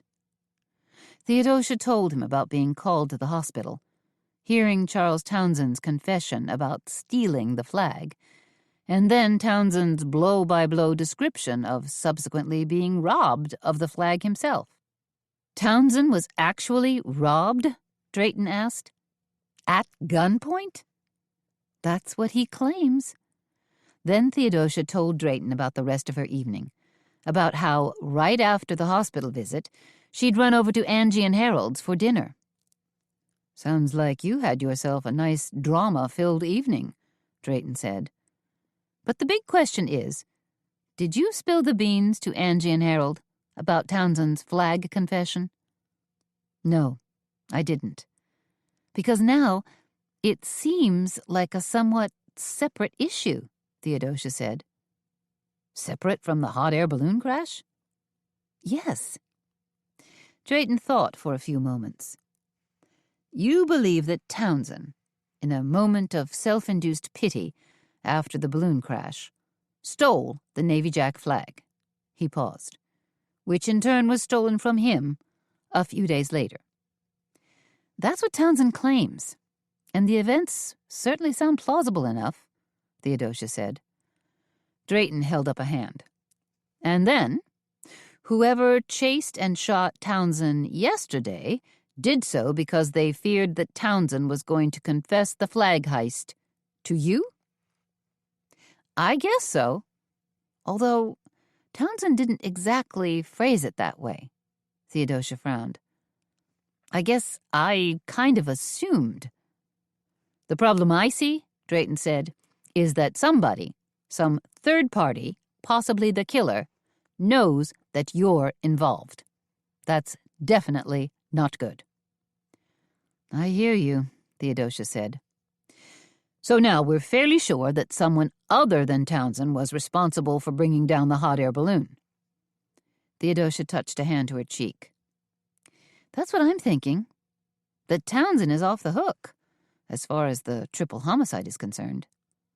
But he's on the hook for the flag, and so is the person who stole it after he stole it. Maybe it was the killer who came back and held Townsend up at gunpoint to steal the flag, because that was his aim all along, to get his sticky hands on that flag," Theodosia said. "This situation gets more and more convoluted," Drayton said. "I know. I keep thinking I should take Detective Tidwell's advice and bow out." "You mean bow out of the investigation?" "That's right," Theodosia said. Drayton shook his head. "You can't do that." "Why not?" "Because we need to find that flag, the Navy Jack.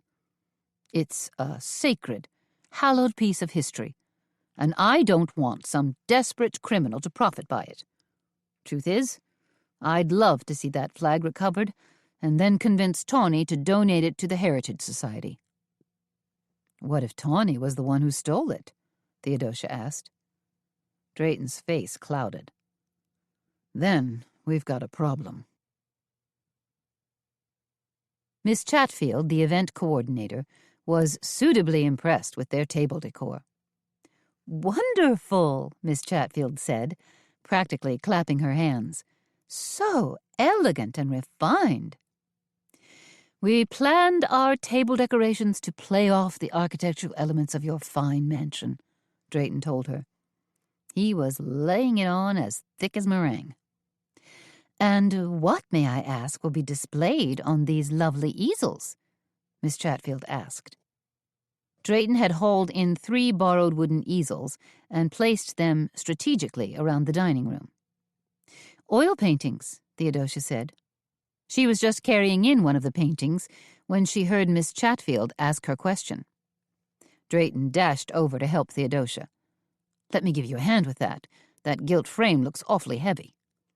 Miss Chatfield's eyes widened as Drayton gently unwrapped the painting and placed it on one of the easels. It gleamed under the light of the room's chandelier. "My goodness, but you pulled out all the stops," Miss Chatfield said. "Did you borrow your paintings from the Gibbs Museum or—" "The Dolce Gallery over on Church Street," Theodosia said. "Tom Ritter, the gallery owner, let us pick out 3 works that had a late 19th century Beaux-Arts feel." "Your tea is going to be fanciful as well as amazing," Miss Chatfield said. "I'm going to run and grab my camera so I can capture a few shots of this table decor. It may serve as inspiration to other potential clients who plan to hold an event here." Just as they finished carrying in the paintings and Theodosia was busily arranging long-stemmed white roses in silver teapots, Haley came back in from the kitchen carrying a plate. Miss Dimple was with her. She'd arrived on time as promised. "Teapots instead of vases, huh?" Haley said as she studied the tables. She'd changed into a black blouse and skirt with a frilly white apron. "I thought they might be kind of fun," Theodosia said. "We hardly ever use these really large teapots." "Everything looks beautiful," Miss Dimple beamed. "And I really love the paintings. They lend such a Parisian art gallery feel." "Are you ready to help serve, dear lady?" Drayton asked Miss Dimple. "It promises to be a busy day." "I'm ready as ever," Miss Dimple said, giving him a slow wink. Her frilly white apron was worn over a simple black dress. "What have you got there?" Theodosia asked Haley. "Something delicious to tempt us with?" "I wanted to show you guys our dessert cookies." Haley tipped her plate so everyone could see. Vanilla tea cookies, piped with gold trim, and a sugary Napoleon bee in the center. "Now this would definitely fit in the sugar arts category," Theodosia said. Haley bobbed her head. "I think so." "Cool, huh?" "Beyond," Miss Dimple said. Drayton and Miss Dimple fussed with the tables, making tiny adjustments here and there, while Haley helped Theodosia finish arranging the floral bouquets. When they were all done, when the plates, teacups, and crystal were perfectly set and sparkling in the light, Drayton glanced around and bobbed his head. He was pleased. "All right, now we need to synchronize our watches." "Why?" Haley asked. "Will we be blowing up a bridge?" Theodosia and Miss Dimple burst out laughing, while Drayton tried not to smile. Didn't work. "Gotcha," Haley said to him. "I got you good this time." "Yes, you did," Drayton said. "Do you two need any help with the food?" Theodosia asked Haley and Miss Dimple. They were zeroing in on 11 o'clock. Their guests would be arriving precisely at 12. "Nope," Haley said. "Miss Dimple and I have it covered." "Can I at least come back and take a peek?" "Of course," Haley said. Theodosia followed them into the kitchen, where scones baked and lobster bisque simmered. Just as she was admiring Haley's cookies again, the ornate wall phone rang. "I hope it isn't one of your guests calling to cancel," Miss Dimple said. Haley picked up the phone and listened for a few seconds. Then she rolled her eyes and handed the receiver to Theodosia. "For you," she said. "I guess." "Who is it?" Theodosia whispered. Haley frowned and shook her head. Don't know. It's either a hysterical woman or someone's playing badminton with a squawking chicken. I could barely make out what she was saying. Theodosia took the call with some trepidation. Hello? Theodosia! Came a loud, high-pitched screech. I need you to come over here immediately. Who is this? It's Tawny Kingsley. I need your help. I'm desperate. Tawny, I'm desperate myself. I'm an hour away from seating 57, almost 60 guests for my ultra-fancy Beaux-Arts tea. Now, I don't doubt that you have a major problem on your hands, but could you possibly ask someone else to lend a hand? I'm just not... Please, Tawny implored. I need your cool head. I'm smack dab in the middle of a gigantic emergency. Life and death, actually. You see, I just received an extremely bizarre delivery. Or at least I think I did. I'm sorry. I have no idea what you're talking about. Haley was right. The poor woman sounded absolutely bedbugs. Don't you want to get to the bottom of this hot air balloon murder? Tawny yelped. Those were the words that stopped Theodosia from hanging up and writing this off as a frivolous call from an overwrought, probably overindulged woman. Well, yes, she said. Of course I do. Then get over here! A tearful Tawny met Theodosia at the front door of her soon-to-be ultra-fancy bed and breakfast. She wore an embroidered pink crepe dress that was probably Gucci, but her complexion was blotchy, her hair as frizzled as a Medusa, and she was in the middle of an ugly cry. You came, Tawny cried. Thank goodness. What's the problem? Theodosia asked. She wanted to figure out what Tawny's problem was and then hand it off to someone who could actually help. One and done, and back to her tea. You said there was some kind of weird delivery? Not just weird. Horrible, Tawny cried. Cruel, in fact. Whatever it is, I'm sure we can send it back. Did you call FedEx, or... No! This box didn't come from any reputable delivery service, Tawny shrieked. When did it arrive? Theodosia asked. Tawny's teeth chattered as she shook her head frantically. I don't know. It just showed up this morning. I've gotten so many deliveries lately, I can barely keep track of them. Maybe you'd better just show me this mysterious package, Theodosia said. Tawny waggled a finger. In here. In the side parlor. I dragged the cardboard box in here because I thought my Italian towel warmers had arrived. Little did I know. Theodosia followed Tawny into the parlor, where a large cardboard box sat in the center of the room. Brown tape had been pulled away, and the box had been partially ripped open. Tawny pointed at it. I don't know what to do, she said tearfully. Maybe you can figure something out. Theodosia glanced at Tawny as she walked over to the box. Something in that box had made Tawny come completely unhinged. No, she's not just unhinged. The woman acts like she's scared to death. So what could it be, she thought. Theodosia took a deep breath and leaned forward. She folded back a top flap and gingerly peeked into the large box as if she were expecting an angry clown with red-rimmed eyes and vicious teeth to leap out at her. It was worse. Inside was a pile of shattered metal. Is that what I think it is? Tawny asked in a frightened little girl voice.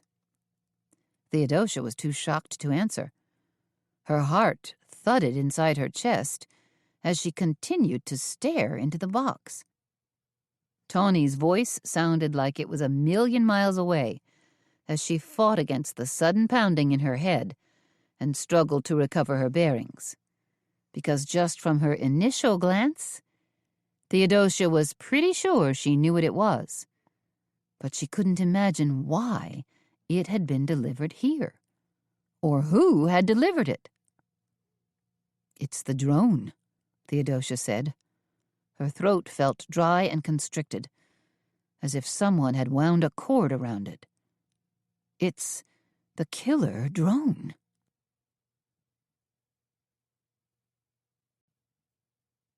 Chapter 29. It took forever for Theodosia to talk her way through the gatekeepers at police headquarters and get Detective Tidwell on the line. But once she was talking to him, once she told him about Tawny's bizarre delivery, Tidwell was suddenly on full alert.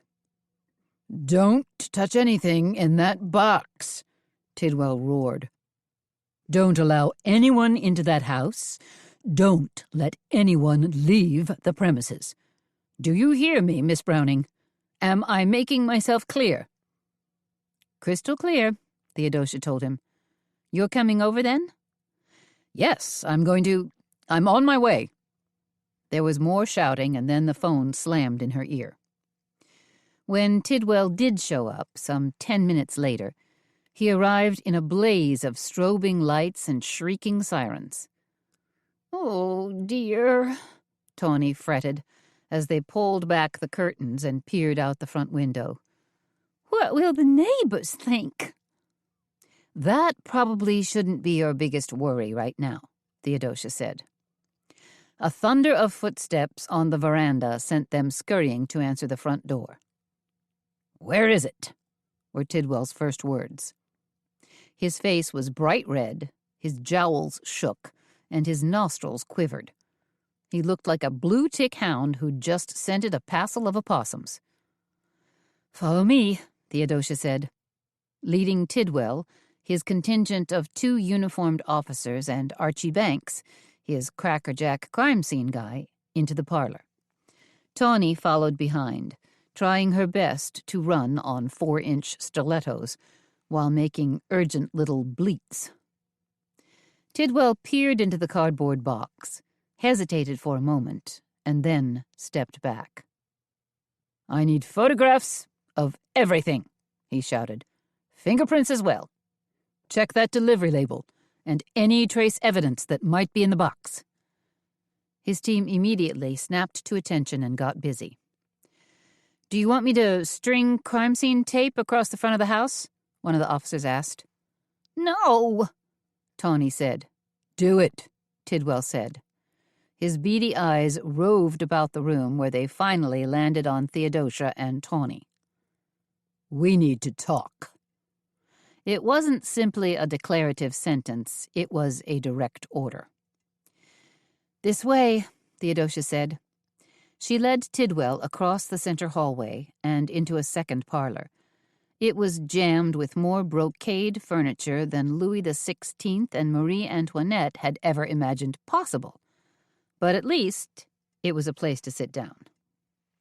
Once the 3 of them were perched on $400 silk and velvet pillows, Tidwell licked his lips and said, "Tell me the circumstances. Don't leave anything out." Theodosia gave Tawny an encouraging nod. "Tawny, go ahead." In a halting, hiccuping speech, Tawny told Detective Tidwell about the box showing up on her front step, her dragging it inside and then opening it to discover the remnants of the dreaded drone. "I thought it was my heated towel racks," she said in a quavering voice. "Towel racks?" Tidwell looked puzzled. "Heated?" "Sounds nice, doesn't it?" Theodosia said. Tidwell ignored her. "Someone," he said, "is determined to stir up a ridiculous amount of trouble." He focused his fierce gaze directly on Tawny. "Am I to believe, Mrs. Kingsley, that you're telling me the absolute truth about this cardboard box magically appearing on your doorstep?" "I wouldn't lie to you," Tawny squeaked. "Most suspects lie their fool heads off," Tidwell muttered. "Why should you be any different?" "I'm a suspect?" Tawny's mouth flew open in surprise. "If you could have heard her," Theodosia said, "if you could have seen how frantic Tawny was." "I was kapow out of my mind," Tawny cried. She tapped a finger against her forehead to underscore her words. "For all I know, you may be an extremely skilled actress," Tidwell said. "I'm not," Tawny said. "I'm terrible. My junior year in high school, we did Guys and Dolls, and our drama teacher, Mr. Langschwert, kicked me out of the play." Tidwell leaned back in his chair and stared at her. Somehow her ditziness had registered with him. "No, I don't believe you are acting, Mrs. Kingsley. But someone, quite probably your husband's killer, is following this investigation closely and doing his best to toy with us and try to knock us off track." "But who?" Theodosia asked. "It can't be Charles Townsend, as we first suspected. I mean, he didn't orchestrate the drone showing up. He's probably still in the hospital." "Townsend's in the hospital?" Tawny looked shocked. "What happened?" "Somebody shot him," Theodosia told her. Tawny's eyes widened in shock, while her pupils seemed to contract. "They shot him? Someone shot Charles? Dear Lord, what if I'm next? What if the killer tries to shoot me, too?" She put a hand to her mouth as if to stifle a sob. "I don't want to be a shooting victim," she cried, in what appeared to be genuine anguish. "It's highly doubtful that you shall be," Tidwell said. He rubbed the back of his hand against his bristly cheek. Now he looked anxious and preoccupied. "What I need to do is question Townsend again, on the off chance he may have an accomplice." "You don't think Townsend's story holds water?" Theodosia asked. "You did last night." She glanced at her watch. She had 15 minutes left before her Beaux-Arts tea got underway, and the secret sipper showed up. She had to get moving. Tidwell shrugged. "I don't have any cut-and-dried answers just yet. I'm obviously still investigating." "Well, hurry it up, will you?" Theodosia said, in a slightly acerbic tone. "And would you kindly ask one of your officers to move your Crown Vic? It's blocking my car." "What in heaven's name happened to you?" Drayton asked, when Theodosia finally returned to the Portman mansion. "Where did you disappear to? I thought you'd been kidnapped by a band of roving troubadours. I've been tearing my hair out." He looked frantic, and his bow tie was askew. "I'll tell you later," Theodosia promised him. She was breathless from rushing around, feeling frantic about the tea party. "But I guarantee it's something big." Drayton's eyes drilled into her. "Big, as in majorly serious and having to do with the recent murders?" Theodosia nodded. Drayton put his hands on his hips. "Then I insist you spill the beans. Toot sweet." "Okay," Theodosia relented. "Here's the deal. Somebody boxed up the killer drone and shipped it to Tawny's B&B. Drayton's mouth opened, but not a single solitary word came out. Finally, he cleared his throat and said in hushed tones, "Theo, you can't be serious." "I am. That's where I ran off to." She reached up and straightened his bow tie. "That's where... I mean, you actually saw this drone with your own eyes?" Drayton asked. "What I saw was a bunch of jumbled metal parts lying inside a box. But there were enough pieces so you could tell what it was. What it had been, anyway. A drone." Drayton was suddenly jazzed with excitement. Do you think it was the actual drone that took down the hot air balloon? That killed Tawny's husband and his cohorts? Theo, you can't be serious. I saw the stupid thing with my own eyes. Lots of shiny metal basically smashed and crumpled. So I'm guessing it probably was the same drone that crashed into Donald Kingsley's hot air balloon. That's astonishing. Who would... Drayton fumbled to find the right words. Could this have been Tawny's clever but obtuse way of confessing to her husband's murder? I thought about that. I really did. But Drayton, if you could have seen the look on Tawny's face, she was rocked to the core. The poor woman was shattered. She could also be a fantastic actress, Drayton said. That's exactly what Tidwell said. He was there? I had to call him. What choice did I have? Theodosia said. Probably none at that point. Drayton looked thoughtful. Sending the drone to Tawny sounds like the kind of nasty prank Earl Bullitt would pull. Theodosia cocked a finger at him. Now that hadn't occurred to me. But you're right. It does sound like his kind of rotten, taunting stunt. They batted the idea of Tawny masterminding the drone attack back and forth, of Earl Bullitt doing it, then asked themselves whether Todd Slauson or Harold Affolter could be responsible. But they never came to any firm conclusion, and there wasn't any more time for speculation, because at 12 o'clock sharp, the doorbell rang, a long series of melodic chimes that pealed like church bells. And by the time Theodosia and Drayton went to answer the door, a half-dozen women, all dressed in pastel dresses and suits, and wearing elaborate hats and fascinators, were waiting expectantly. Drayton immediately shifted into genteel host mode. He welcomed all the guests, sprinkling compliments like fairy dust. Then he led the ladies, arm in arm, into the magnificent dining room. Of course, his tablescapes were greatly oohed and awed over, and he humbly accepted their excited praise. Then it was back to the front door to greet the next round of guests. Drayton did more gallant gushing while Theodosia ticked off names from her checklist.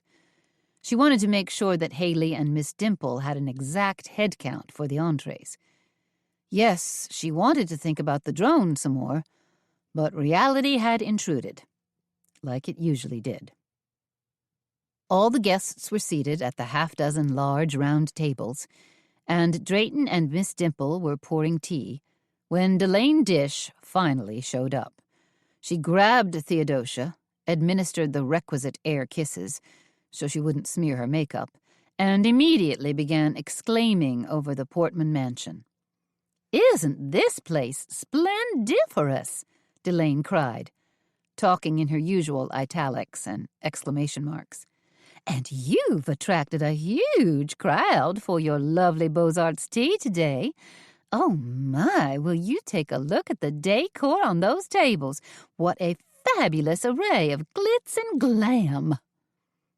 Drayton pretty much art-directed the whole thing, Theodosia told her. "Oh, Theo," Delane said, almost as an afterthought. "You remember my dear sister Nadine from New York, don't you?" "I certainly do," Theodosia said. She recalled that Nadine had presented a bit of a problem on her last visit. Nadine was, to put it bluntly, a kleptomaniac. Theodosia looked around worriedly. Did you bring Nadine along as well?" "Please, no," she thought. "Unfortunately, Nadine wasn't able to make it. She's tied up with some legal matters at the moment. But as I mentioned to you earlier, I brought her daughter as my guest." Delane turned and pulled a young woman to the forefront. "Theo, I want you to meet Bettina, my sweet, darling niece." "Wonderful to meet you," said a relieved Theodosia. At least the candlesticks won't get clipped, she thought. Bettina had luminous brown eyes and curly brown hair. Her angular but interesting face had a sharp nose, and she wore a clingy knit dress in a pale peach, that showed off her skinny hip bones to perfection. "Scrumptious dress you're wearing," Theodosia said. Bettina smiled. "Thank you." "Bettina will be working right alongside me at Cotton Duck," Delane explained. "She recently graduated from the Fashion Institute of Technology in New York with a degree in marketing, so I expect big things from her." Bettina blushed prettily. "Nice to meet you, Miss Browning. Delane has told me so much about you, about what dear, close friends the two of you are." "Are we really?" Theodosia wondered. "The thing is, I'm pretty much a neophyte when it comes to retail," Bettina said. "Most everything I know so far I've learned in a classroom, but Aunt Delane is such an experienced pro." She gripped Delane's arm and gazed fondly at her. "So I'm counting on Aunt Delane to teach me the critical ins and outs of fashion merchandising and sales. Remember, dear, that I asked you to call me Delane." Delane's tone was slightly cool. "I prefer to think of us as contemporaries." She gave a little shudder. "Honestly," she trilled. "A title like Aunt makes a person sound positively ancient." The Beaux-Arts tea had also been advertised as a champagne tea, so of course champagne corks began to pop almost immediately. Drayton poured bottles of bubbly with great flourish and explained the difference between the champagne flutes they were using versus the traditional coupes, or cup-shaped glasses. "Coupes were the choice of champagne drinkers for many years," Drayton said, "until a few clever glassware manufacturers designed the flute. This tall, narrow glass reduced the surface area to help preserve carbonation." "In other words, more bubbles," one woman offered with a laugh. "Exactly," Drayton said. "Coupes enjoyed a fine tradition for many years, as did the art of sabering a champagne bottle." He picked up a bottle to demonstrate. "Sabering began when Napoleon's officers wanted to celebrate a victory.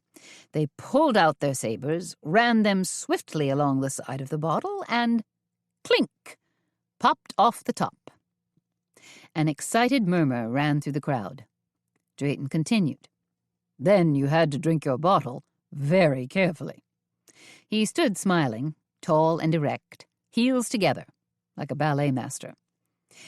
"Of course, there's another champagne I want to tell you about. Darjeeling, often called the champagne of teas."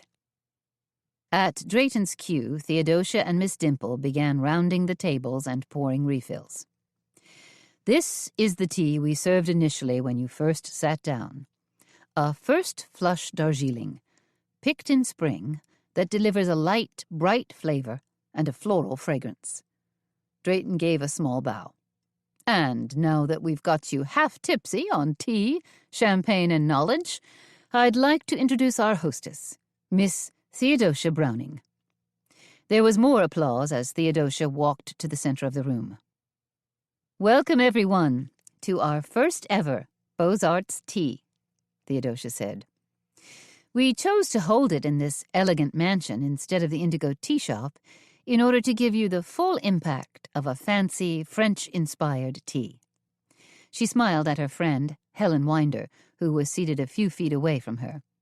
"And the Portman Mansion also has a larger kitchen, which means we can serve a greatly expanded menu." Now there was excited applause. "So, let's get to it, shall we?" Theodosia said. "Our first course consists of eggnog scones served with strawberry butter and Devonshire cream. Following that will be our salade Josephine, a mixture of spring greens topped with toasted pecans, dried cranberries, blue cheese crumbles, and sliced pears.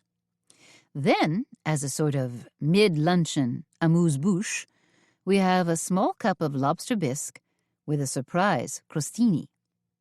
And I hope you'll still be hungry for our main course of chicken Françoise. These are grilled chicken breasts with tomatoes, basil, and pesto aioli served on a toasted mini baguette. For dessert?" Theodosia hesitated, a definite twinkle in her eye. "Well, I think we'll reveal that a little later." And they were off and running. Theodosia and Miss Dimple brought out the scones. Drayton poured tea and worked the tables like a pro, and Haley remained in the kitchen, tossing the salad and then plating it just so. By the time the salad and lobster bisque had been served, Theodosia knew she had a hit on her hands. "We're golden," she told Drayton. "Everything is going beautifully." "But have you figured out who our secret sipper is?" Drayton asked. "Perhaps the blonde in the beehive fascinator?"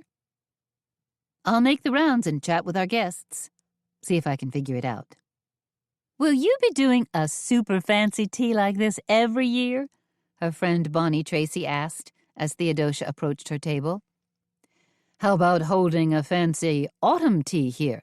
another friend inquired.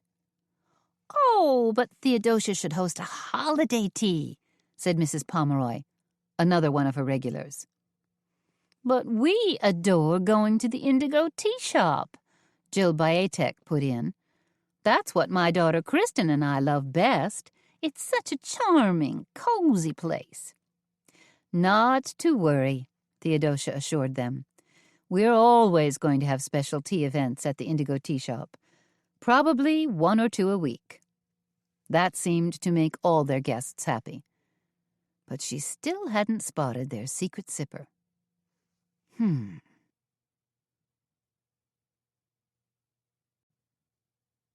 Chapter 30. Theodosia hurried into the kitchen to give Haley an update. "Our guests are absolutely stark-raving delighted with your food," Theodosia said. "You should probably come out and take a bow." "You take a bow," Haley said as she continued working. "I've got to scoop my chocolate mousse into crystal bowls and accent them with cookies and candied flowers." She glanced up from the stove. "Have you told our guests what we're serving for dessert?" "Not yet. I thought we'd leave it as a surprise." "Works for me."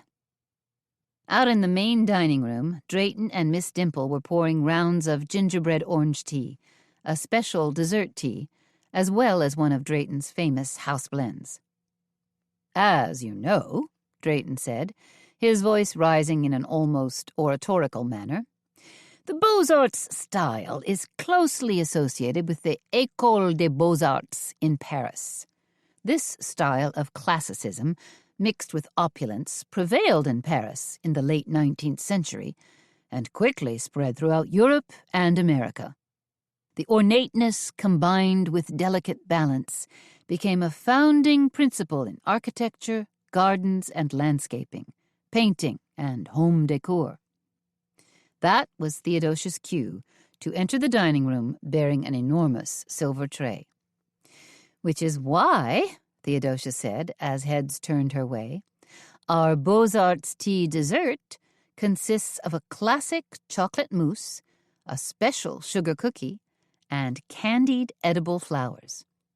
She tilted her tray carefully for everyone to see. "Now I ask you, could there be anything more elegant, decadent, and rich than this?" Needless to say, dessert proved to be an enormous success. Spoons scraped the bottoms of parfait bowls, and a few cookies were wrapped in foil and deposited in fancy handbags to be taken home for later. Delane grabbed Theodosia's arm just as she swung past her, pouring a final refill of tea. "This was just spectacular," Delane purred, "and I absolutely adore this venue." "It's kind of perfect, isn't it?" Theodosia said. She fluttered her eyelashes. "This is the kind of place a girl could get married in." "How's that going, by the way?" Theodosia wondered if Delane was still head over tea kettle for Todd Slauson.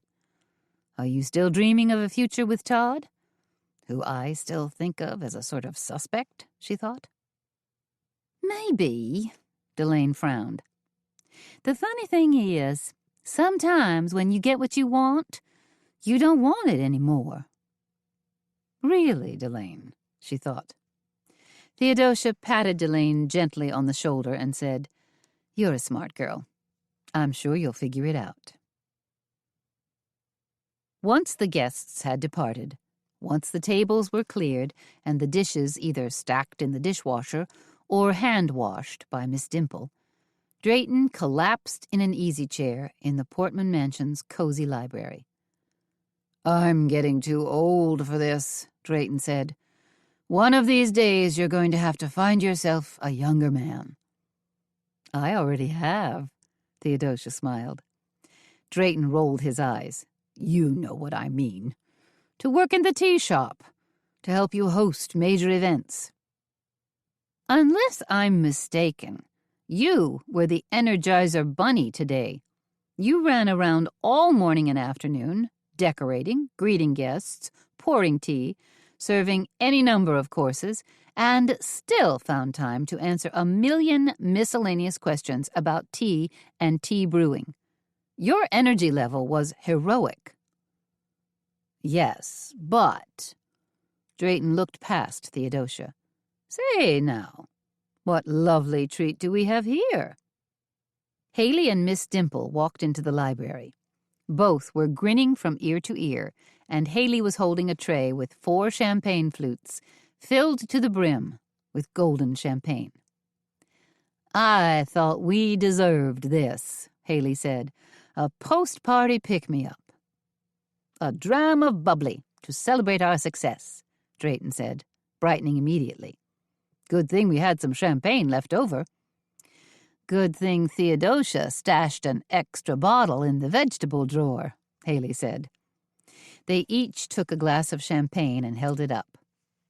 "What are we toasting?" Miss Dimple asked. "Good spirits," Haley said. Theodosia smiled. "Good friends." "And may the angels protect us and heaven accept us," Drayton said. They clinked their glasses together and took a sip. "My, that's delicious," Miss Dimple said. "And quite bracing, I might add," which gave them all a giggle. Theodosia was gathering up the linen napkins and tablecloths when her cell phone made a musical riff from inside her apron pocket. She pulled it out, glanced at the screen, and smiled. Woody Hovell, the photographer, had emailed her the photos from Drayton's photo shoot. "Guess what just popped up on my phone," Theodosia said, as she walked into the library, where Drayton was flipping through a book on Charleston's maritime heritage. He looked up. "Someone called to complain?" "Hardly. Your photos arrived." She started thumbing through them, perusing the first few shots. And did they ever look good? "I'm afraid to ask," Drayton said. "But how did they turn out?" "Are you kidding?" Theodosia said, still flipping through them. "Most of these shots are spectacular." "Truly?" Drayton sounded as if he didn't believe her. "Come on. You know how gorgeous your house is. Now all the readers of Southern Interiors magazine will be swept off their feet by it, too. Here." Theodosia passed her phone to Drayton. "See for yourself." Drayton scanned a few of the photos, his mouth working silently. Was it approval? Disapproval?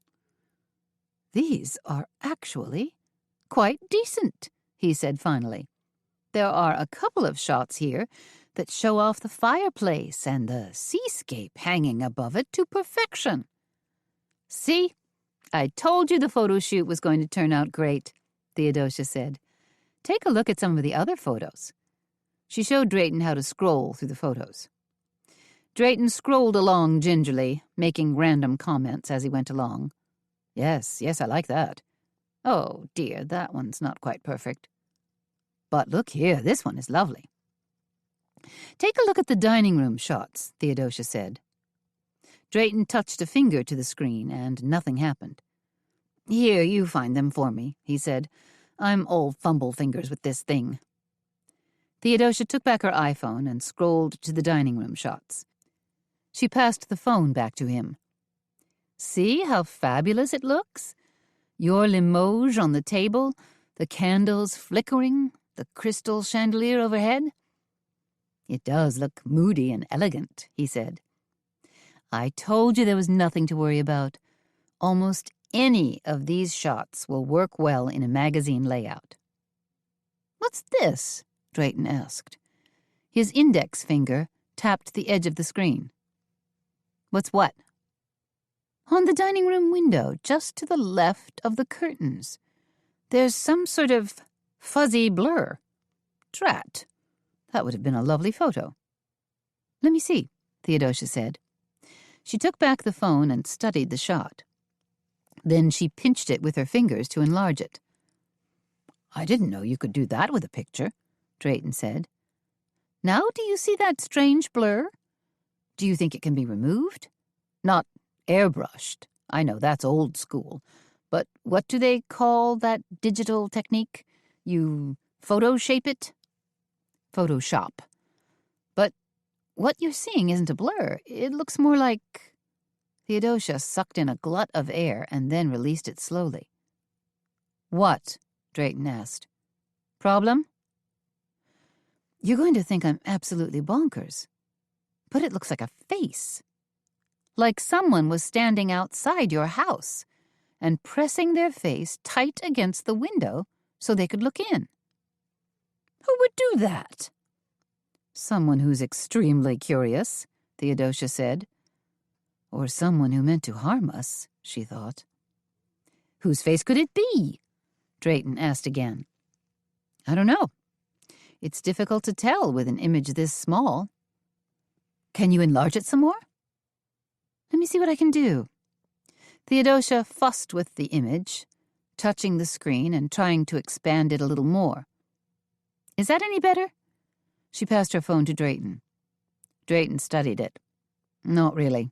Then, well, it does kind of look like a woman. Let me see again. Do you think it could be Tawny? Drayton asked. Theodosia shook her head. She didn't think so. She just hoped it wasn't Angie Congdon.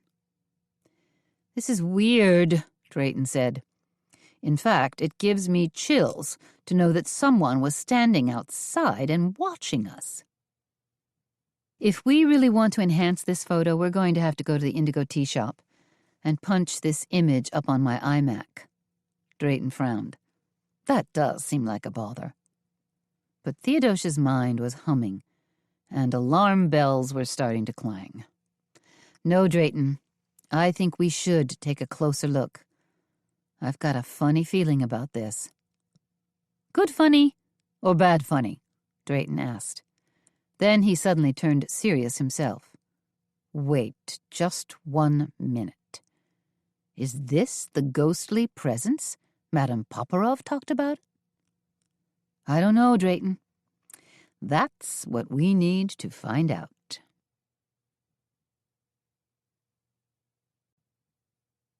Chapter 31. Though the cafe part of the Indigo Tea Shop was dark, a light burned in the back office, where Theodosia and Drayton sat staring at her computer. Theodosia had enlarged the face in the window as much as she possibly could, while leaving the image still readable. It's still awfully blurry, Drayton said. Maybe I enlarged it too much, Theodosia said. Let me try to tighten it up. She manipulated the image using her mouse. Okay, there. Jeepers, look at the ears. Could that be Earl Bullitt? Drayton stared at the slightly reduced image. I was thinking it might be Tawny Kingsley, because it kind of looks like her hair.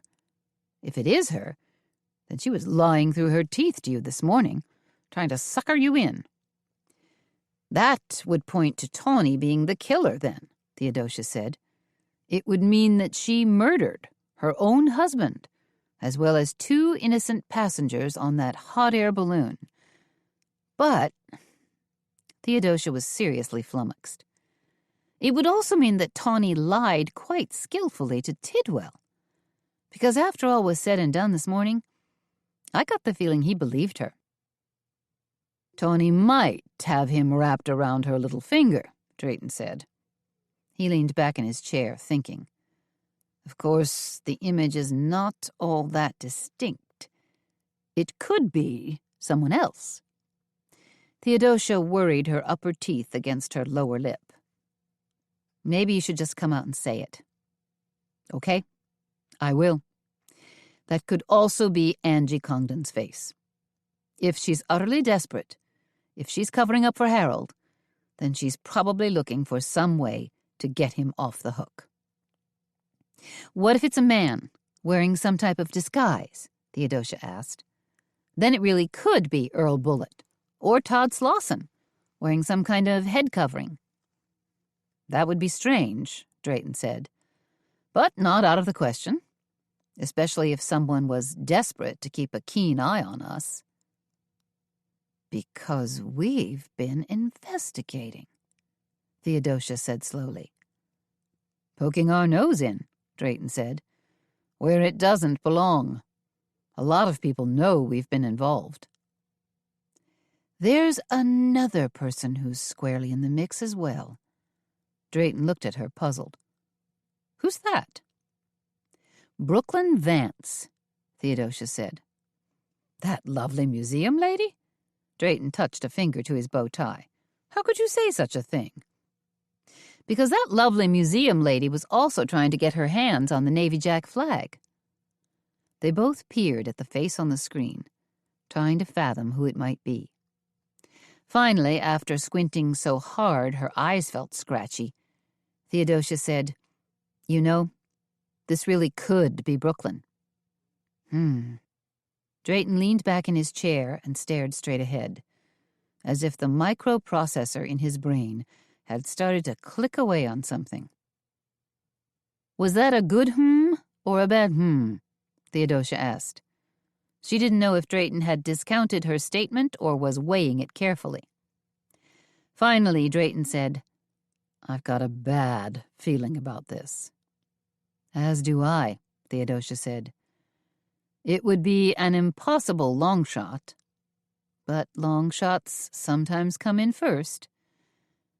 Yes, they do, Drayton said. So it might be. It could be. Brooklyn. But we'd have to be absolutely sure before we pointed a finger or made any accusations against her. Drayton gave Theodosia a cryptic look. How would we go about checking her story? Brooklyn claimed to be the daughter of Colonel Joshua Vance, am I right? She did, Drayton said, though Colonel Vance has an absolute sterling reputation. Good for him. Let's give him a call. Right now? I hate to disturb the man, Drayton said. Drayton, we have to call him. If we're suspicious of Brooklyn, and it looks as though we're together on this, then we have to know for sure. How would we go about finding his number? Internet, Theodosia said. The stalker's best friend. A few clicks later, and they'd found Colonel Joshua Vance's phone number. What am I supposed to ask him? Drayton hissed as he dialed the number. He wasn't just hesitant, he had developed seriously cold feet. Tell Colonel Vance that you're trying to get hold of his daughter. Say it's an emergency, concerning a piece of artwork at the museum she works for in Wilmington. That could work, Drayton said. Theodosia listened with bated breath as Drayton introduced himself, gave a fast little spiel about art at the Heritage Society, and then asked about Brooklyn Vance. Drayton listened for a few more moments, thanked the colonel profusely, apologized for disturbing him, and hung up. Well? Theodosia asked. She was hanging on pins and needles. Drayton's face registered shock as he stared at her. There is no daughter. I knew it! Theodosia whooped. I'll bet there's no Keystone Museum either. We have to be absolutely sure about that. There could be another family named Vance, after all. Doubtful, Theodosia said, but let's check. She Googled Keystone Museum in Wilmington, North Carolina, and found nothing. Tried to locate a website. Again, nothing came up. Nothing at all? Drayton asked. Nada. Maybe because the museum hasn't opened yet? But something should have popped up. It would have been written about in the local papers. A new museum is a really big deal. Someone would have reported on it." "You'd think so," Drayton said. "Wait a minute. Brooklyn gave me her business card," Theodosia said. "Do you still have it?" Theodosia dug into her wallet. "Yes, here it is." "Dial the number," Drayton said. "See who answers." Theodosia dialed and listened while it rang. Maybe Brooklyn is on the up and up after all, she thought. The phone picked up on the other end. "Napoli pizza." Theodosia hung up the phone. "Napoli pizza," she said. Her voice felt hollow to her own ears. So the number's a fake. Drayton's eyes burned into hers. She's a sham, and so is her story. Theodosia wasn't sure if she was feeling anger or a strange relief that the murder mystery was partially solved. So what now? Drayton was looking for Theodosia to take the lead. But Theodosia wasn't sure what their next step should be. "Do you think we have enough evidence to call Detective Tidwell?" "I'm not sure we have any evidence," Drayton said. "All we know is that Brooklyn's a phony. After that, we're just limping along on wild hunches and suspicions." "But we've got this photograph." Theodosia tapped her computer screen. An image that's strangely spooky, but just might lead us down the right path. "She knew about the flag," Theodosia said to Tidwell, once she'd run through a quick version of Drayton's and her suspicions about Brooklyn Vance. And she told him about the shadowy face that had popped up in the photograph. The face that the longer she stared at looked decidedly more like Brooklyn. "And you say she's involved in the art world?" Tidwell asked. "I remember hearing the Vance woman's name mentioned, but I wasn't the one who interviewed her." "Brooklyn Vance claims to have had a career in art, which leads me to a somewhat strange question. You used to be an FBI agent. Doesn't the FBI have some kind of art heist squad?" "You mean the FBI's dedicated art crime team?" "That's a real thing?" "Perfect. We surely could use their help. And yours, too." Theodosia paused. "In fact, what are you doing right now?" "Getting ready to slip into a nice dry martini," Tidwell said. "Could you forego your drink for now and come over to the tea shop? Take a look at this photo. It would mean an awful lot to us." A long silence spun out before Tidwell replied, "If I must." Tidwell showed up at the Indigo tea shop some 20 minutes later, clutching a laptop and looking off-duty rumpled in a pair of ill-fitting khaki slacks and a brown jacket that billowed about his frame. His lips were set in a straight line, as though he was unhappy about being called out on a Saturday night, which he undoubtedly was. "Internet connection?" were Tidwell's first words. "In my office," Theodosia said. She led him through the darkened tea shop and into her office. Drayton stood up hastily and said, "Thank you for coming." Tidwell answered with a shrug and a grunt. Theodosia hoped this wasn't going to turn into a conversation of monosyllabic proportions. It didn't. "You realize," Tidwell said as they fumbled with cords and plug-ins and finally established an internet connection for his laptop, that when the Navy Jack flag disappeared from Don Kingsley's home, I immediately checked the FBI's National Stolen Art File." "But the flag wouldn't have popped up at that point," Theodosia said. "It was too soon. We really didn't know it had gone missing a second time until Charles Townsend's confession last night." "Thank you for pointing that out to me," Tidwell said in a facetious tone. He dropped into her desk chair, straining the side rails and causing the chair to emit a low groan. Theodosia prayed that he hadn't permanently disabled her chair. Tidwell's chubby fingers poked at his computer keys, almost a hunt and peck mode of typing. He called up the FBI website, then entered a long string of numbers and letters, his password code. A whirling ball occupied center screen for a few moments, and then, voila, they were in. "Are you checking stolen art or known suspects?" Theodosia asked. "Suspects, obviously," Tidwell said. "I'm guessing there aren't that many women in the database." Surprisingly, there were almost 100. "We need to narrow this down by parameters," Tidwell said. "Age, hair color, that sort of thing." "I'd say between 30 and 35, Theodosia said. "Dark hair." "Last known address?" Theodosia shrugged. "Wilmington? I don't know. That was probably just a ruse." "People often base their fictional alibis on partial truths," Tidwell said. He tapped away some more until 5 grainy pictures appeared. "Take a look at these possible candidates." Theodosia and Drayton leaned over his broad shoulders and stared at the screen. "Whoa," Theodosia said. It wasn't quite a gasp, but almost. One of the photos looked suspiciously like Brooklyn Vance, only with shorter hair. "Which one caught your eye?" Tidwell asked. "The woman in the middle," Theodosia said. "Is that her?" Drayton squinted at the photos on Tidwell's laptop. "Look," Theodosia said, pointing to the blur on her own computer screen. "The pictures are different enough. Her hair is lighter and wispier in the FBI photo, and now it's dark and worn much longer. But take a look at the curve of her cheekbone, the slightly pointed chin."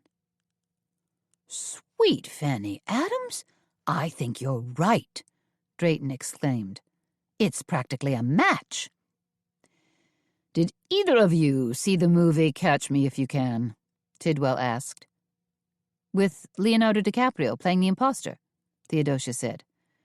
"Figuring out bank routing systems and cashing millions of dollars in phony checks."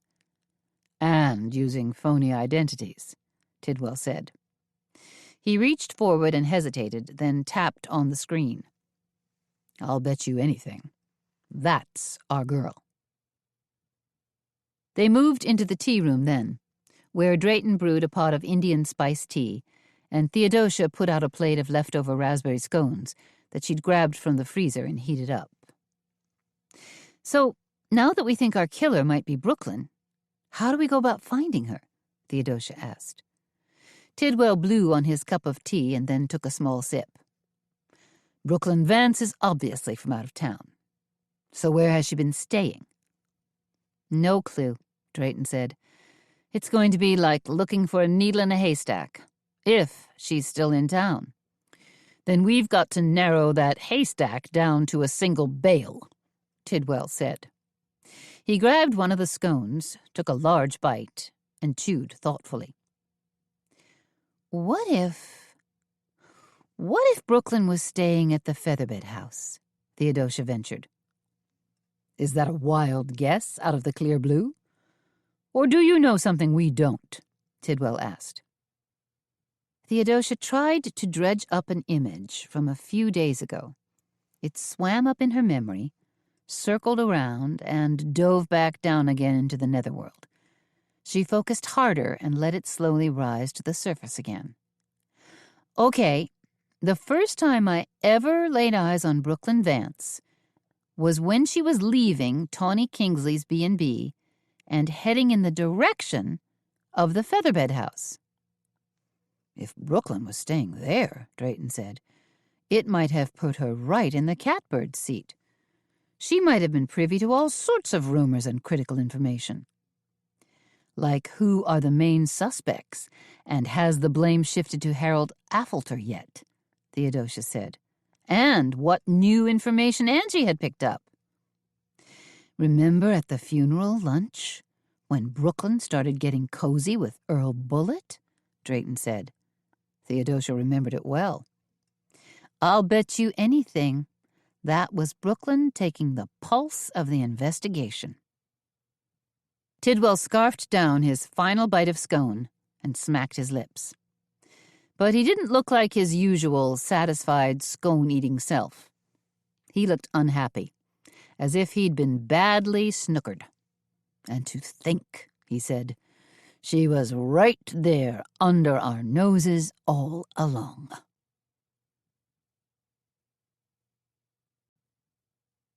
Chapter 32. They rode to the Featherbed House in Tidwell's practically obsolete Crown Victoria.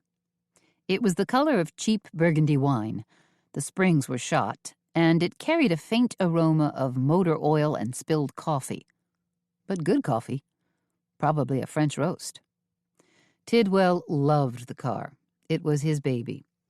As his radio buzzed frantically with static and police alerts, he called ahead and requested that 2 squads meet them at Angie's B&B. When they arrived, 4 uniformed SWAT officers were waiting outside on the sidewalk.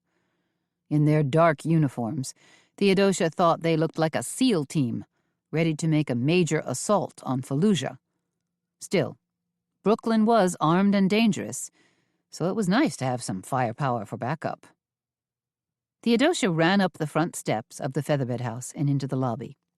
She looked around, saw a half-dozen guests sipping wine and helping themselves to a table filled with hors d'oeuvres.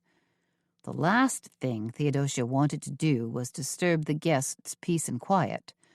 But then she saw Teddy Vickers emerge from the breakfast room to put out a new plate of cheese nibbles. She ran over to him, grabbed him by the shoulder, and spun him halfway around. A few of the cheese nibbles fell on the floor. "Theodosia?" Teddy said, looking a little unbalanced. "Teddy, we need your help," Theodosia said in a hoarse whisper. Teddy glanced about the lobby. That's when he saw Detective Tidwell, Drayton, and 4 well-armed officers slinking in, trying to look unobtrusive but failing miserably. His face pulled into a look of deep concern. "What's wrong?" Teddy asked. "It's not Harold, is it?" He licked his lips nervously. "Are you here to—" "We need to ask you a few questions," Tidwell said, bulling his way to the front of the group. "Just show Teddy the FBI photo," Theodosia prompted. "Then we'll know if we're on the right track or not." Tidwell opened his laptop and showed Teddy the single photo that he'd downloaded. Theodosia pointed to the photo. "Has this woman been staying here? Is she a guest?" Teddy's face darkened as he squinted at the photo. Maybe?" At that moment, Angie walked in from the dining room. She saw Tidwell, Theodosia, Teddy, and the SWAT team and took a step back. Her shoulders sagged and her face went slack. "You're here to arrest Harold?" she said in a frightened whisper. "No," Theodosia said. "Come take a look at this photo. We think this might be our suspect and that she's possibly been staying here all along." "What?" Angie said. She was so stunned she seemed rooted to the floor, unable to take a single step. "What's going on?" Harold suddenly loomed in the doorway behind Angie. "Mr. Affolter, we need you to look at this photo," Tidwell said. "Tell us if this woman has been a guest here." "Why are you asking about one of our guests?" Harold sounded agitated, bordering on angry. "Haven't you people made us jump through enough hoops?" "Please, just calm down and take a look," Theodosia urged. "See if you can identify this person." Angie managed to find her voice. "Wait, are you saying you might have found the killer? The one that took down the hot air balloon?" "It's a possibility," Tidwell hedged. "Obviously, we're still investigating, but before we can do anything at all, we need to identify this woman and ascertain if she was a guest here." Angie turned to Harold. "You look," she said. "I'm too frightened." Harold came forward and took a look at Tidwell's photo. He blinked and stared at the screen. Then his jaw tightened as if he were grinding his teeth together. "Yes," he said. "She's staying here." "You're absolutely sure?" Tidwell asked. "This is Brooklyn Vance?" "That's the woman who's been staying in 5C, Harold said. One of the small guest houses across the courtyard. But she's not registered as Brooklyn Vance." Now he sounded more confident in his answer. "What name is she registered under?" Theodosia asked. Harold glanced over at Teddy Vickers. "Teddy, can you?" Teddy practically broke a leg running to the check-in desk. He slipped on a pair of reading glasses, and then his fingers clicked against computer keys. "You said room 5C?" He cleared his throat officiously. "That room is registered to a Gale Winter." Tidwell made a sound somewhere between a trumpeting elephant and an angry rhino. "That's one of her aliases," he said. Guests at the Featherbed House, who were all dressed up and on their way out for dinner, gasped in amazement when they saw Tidwell's SWAT contingent thunder through the lobby, slam through the double doors, and rush out onto a patio filled with damp tables and limp umbrellas. The group spun past a goldfish pond, hooked a left past a small greenhouse, ran down a cobblestone path, and then pulled up short at the path that peeled off to the guest houses. From there, they tiptoed up to the door of room 5C. Tidwell gave a sharp jerk of his head. "Officers." In unison, the 4 SWAT team members unholstered their weapons and stood at the ready. Tidwell held out a hand. "Key." Teddy handed over his passkey. Tidwell stuck the key in the lock, turned it hard, and jumped back. The 4 officers stormed into the room, yelling, "Police! Hands up!" The room was empty. Brooklyn Vance wasn't there. "Gone," Tidwell declared, as he stepped inside and looked around for himself. "We must have just missed her." "Did she skip out on her bill?" Theodosia asked. "We always take a credit card imprint," Harold said. "Of course, if she's registered under an alias, her card was probably fake too." Drayton poked his head in as the SWAT team continued to scout the room. "My goodness, it looks as if a knockdown, drag-out fight took place in here." 5C had once been a cozy little cottage with a 4-poster bed, lovely cream-colored armoire, and a pink paisley rug. Now it was a wreck. Sheets were tangled, damp towels were scattered all over, the down comforter was twisted up and lying on the floor, closet doors hung wide open, and hangers looked like they'd been pitched everywhere. "Did anyone hear a fight going on?" Tidwell asked. No, this is fairly typical," Teddy hastened to explain. "Whenever we have a single woman staying with us, they wreak absolute havoc on our guest rooms. Pretty much trash them." "Is that true?" Drayton asked Angie. She nodded. "I'm afraid so." "Are Brooklyn's clothes gone? Her luggage?" Theodosia asked. But as she looked around, she could see for herself that Brooklyn, or whatever the woman's name was, had emptied the place out. "Everything's gone but the towels," Angie said, "and sometimes they take those as a parting gift." She scrunched up her face and looked at Tidwell. "What now?" "All we can do is put the word out to law enforcement," Tidwell said. "Local law enforcement?" Theodosia asked. "Local, state police, FBI, probably Customs and Border Patrol," Tidwell said. "This is a woman who quite possibly masterminded a triple homicide. We want her bad." "But why did she stick around for such a long time?" Drayton asked. Tidwell shrugged. "Playing games, taunting us, and getting her jollies." "I think she stayed in Charleston so she could throw up a smoke screen and point her finger at other possible suspects," Theodosia said. "Brooklyn was smart. She kept her ear to the ground and gathered as much information as she possibly could." "But after the hot air balloon crash, she could have just skipped town," Angie said. Think about it, Theodosia said. Brooklyn couldn't leave town. It would have looked way too suspicious.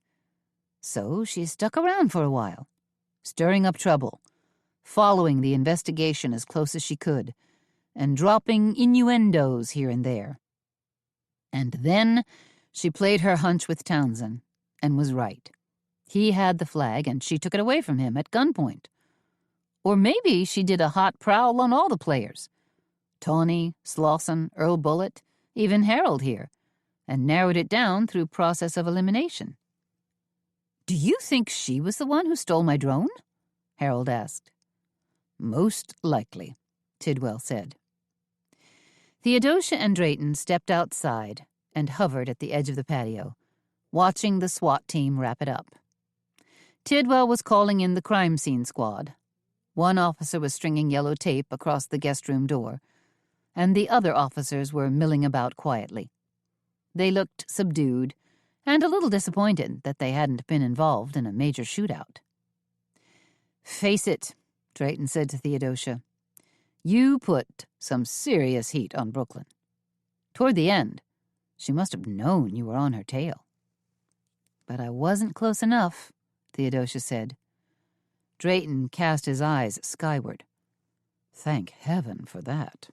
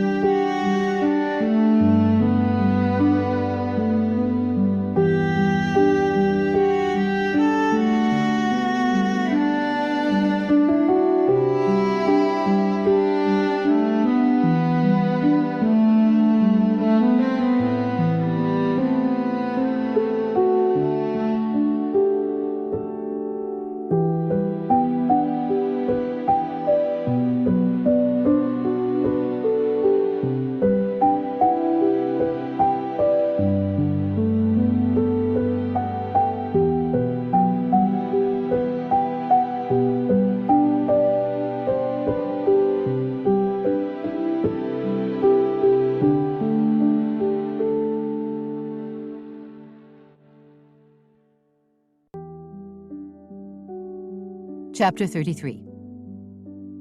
Theodosia arrived home, feeling a bundle of mixed emotions. On the one hand, she felt completely disheartened that they hadn't been able to lay their hands on the very dangerous Brooklyn Vance.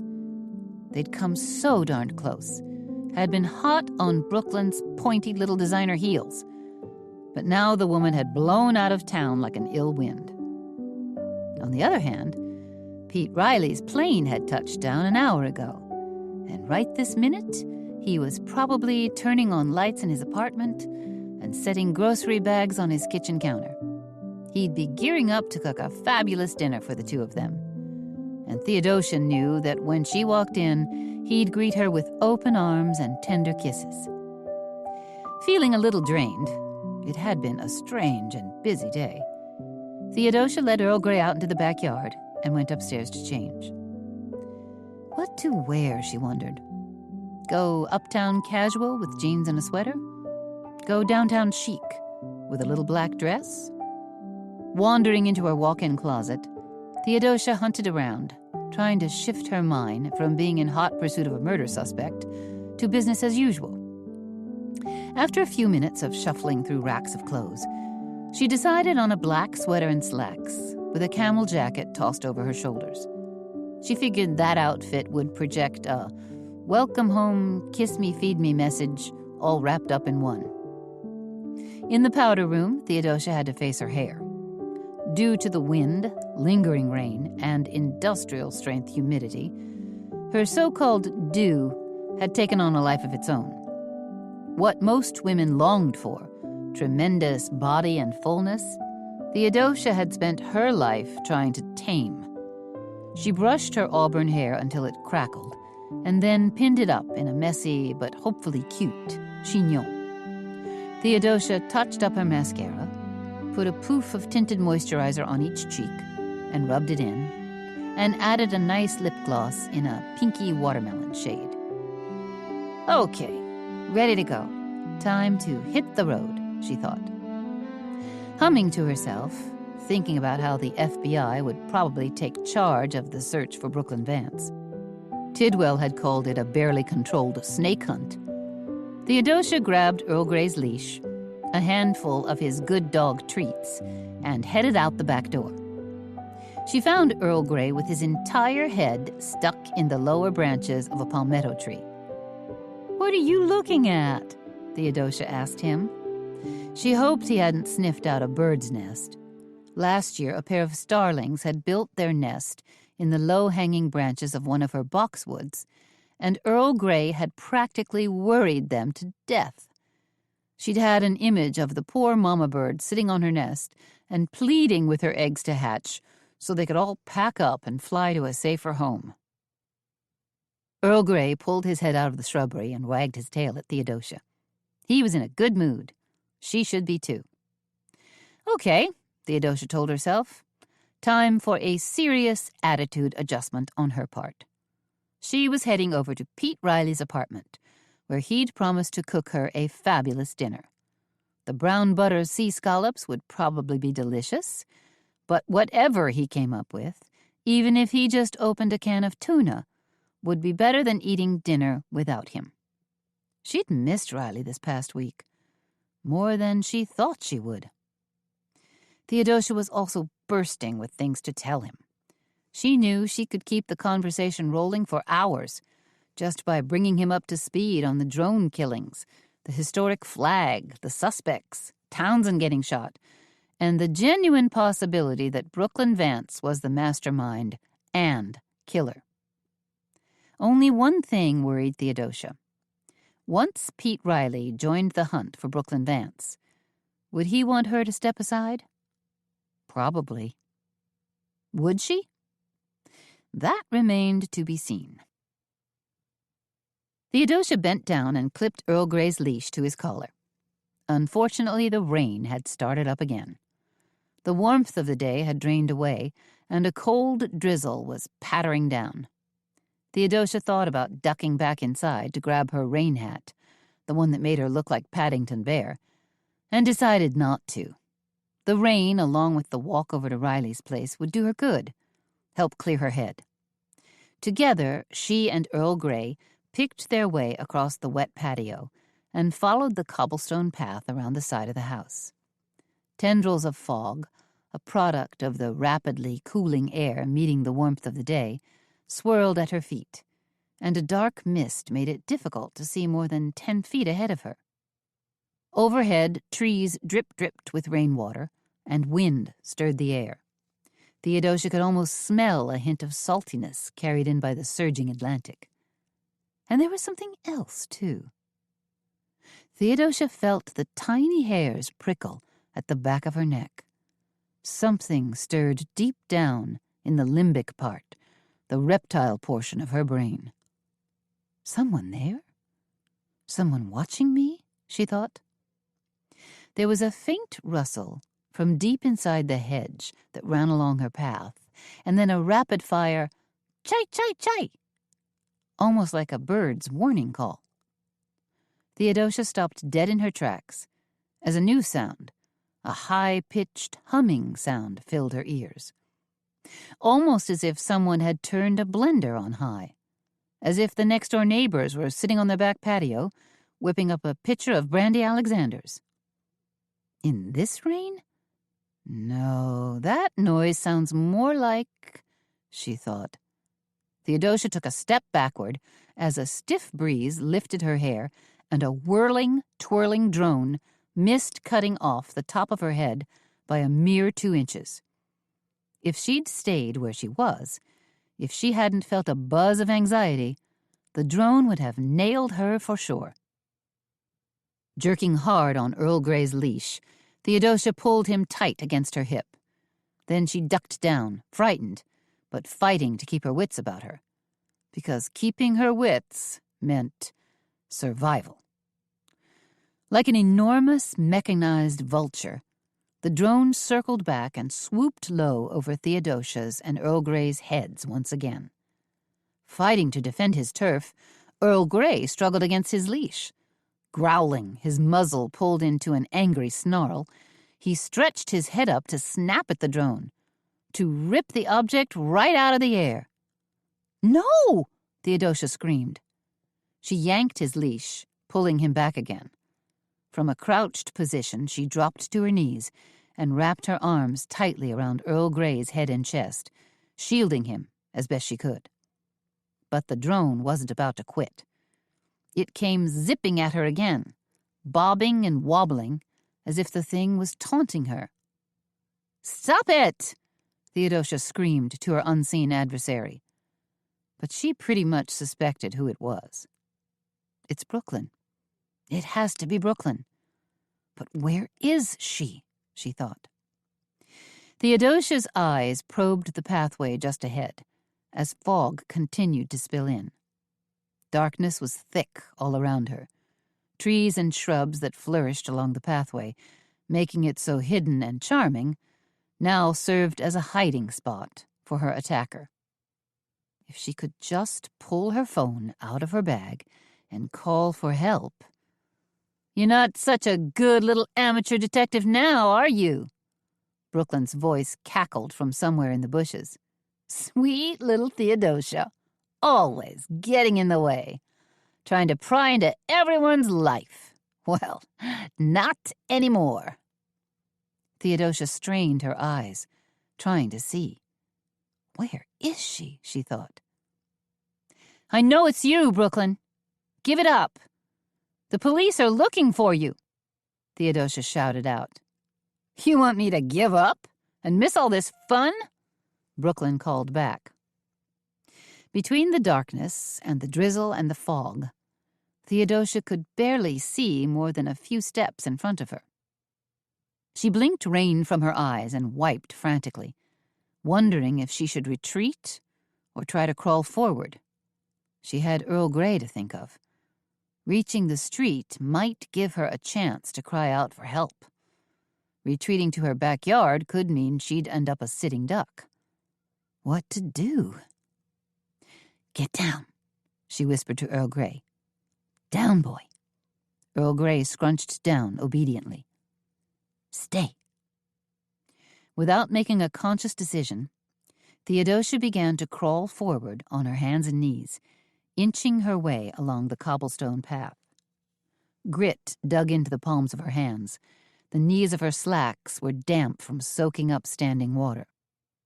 Theodosia had managed to crawl perhaps 1.5 feet when her right knee slammed into something rock hard.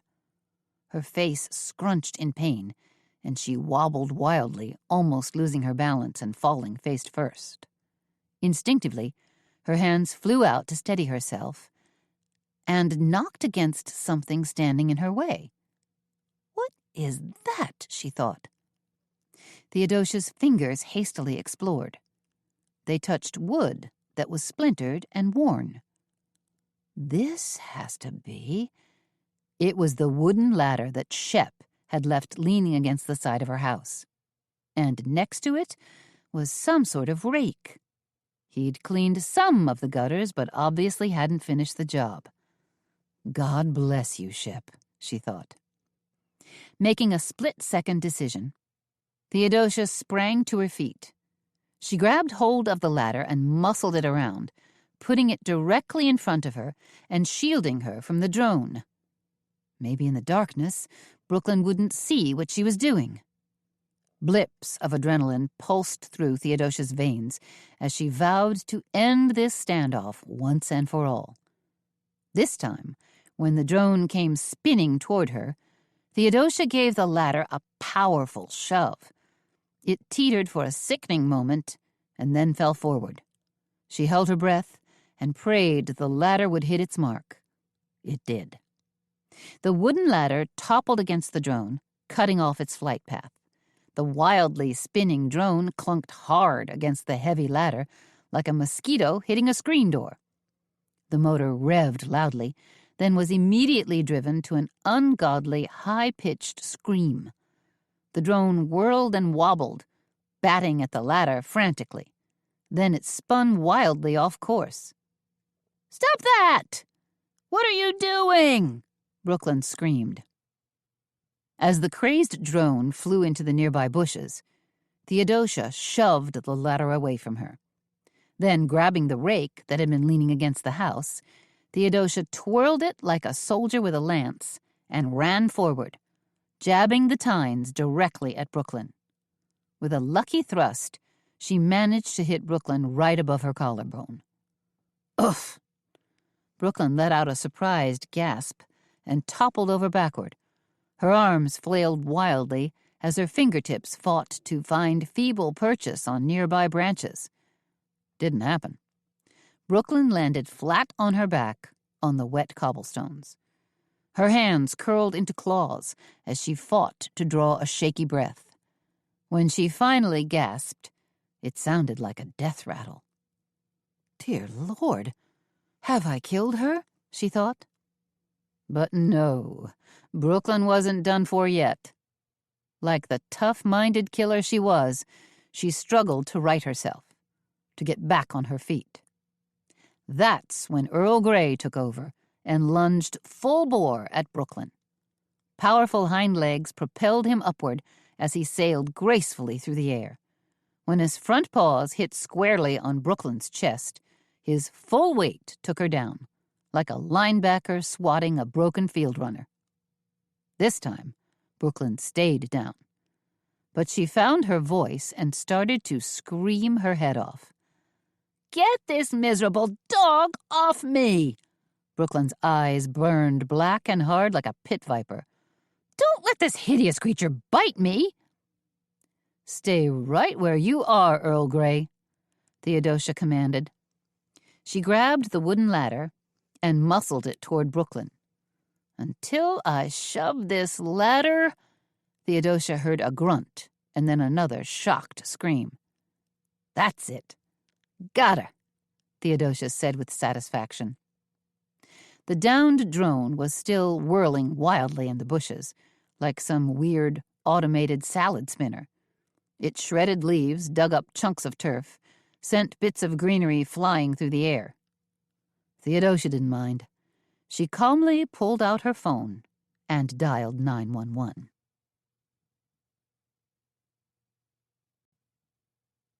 Chapter 34. A squad car with 2 officers showed up some 3 minutes later. Detective Tidwell arrived a minute behind them. Tidwell slid out from behind his steering wheel, cut across the front yard, and picked his way carefully along the slick cobblestones.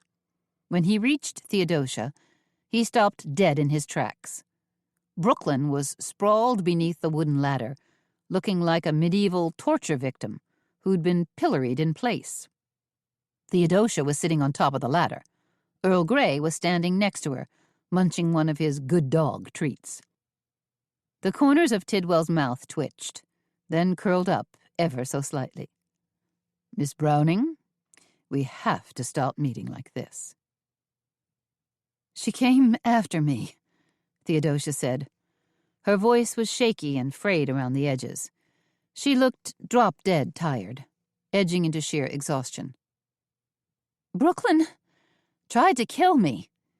Theodosia fought to hold back a sob. "She tried to kill my dog." Brooklyn had been lying there, flipped out and grunting unintelligible sounds. When she heard Theodosia and Tidwell talking to each other, her caterwauling started up again tenfold. "Let me up!" Brooklyn shrieked in a scratchy voice that could probably wake the dead, if not the entire neighborhood. "This crazy witch tried to kill me, and now she's holding me prisoner. She just about broke my back, and then her dog bit me. For all I know, the mangy mud is rabid." Earl Grey glanced sideways at Theodosia, as if looking for some kind of permission.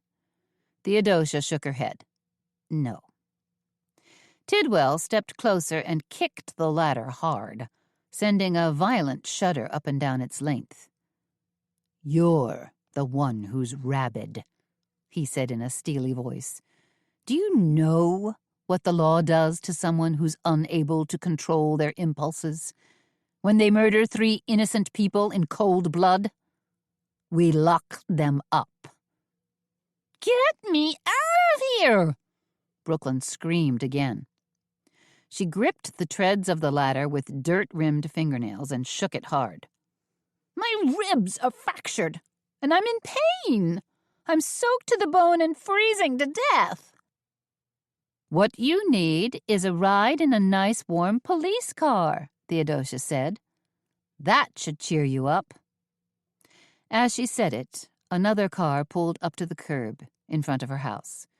A car door slammed and footsteps ran toward them. "I heard it over my police scanner," Bill Glass shouted as he emerged from the fog. He was breathless and eager as he danced about. "You caught the killer?" "Did you seriously doubt that we wouldn't?" Tidwell asked. "Holy bat guano!"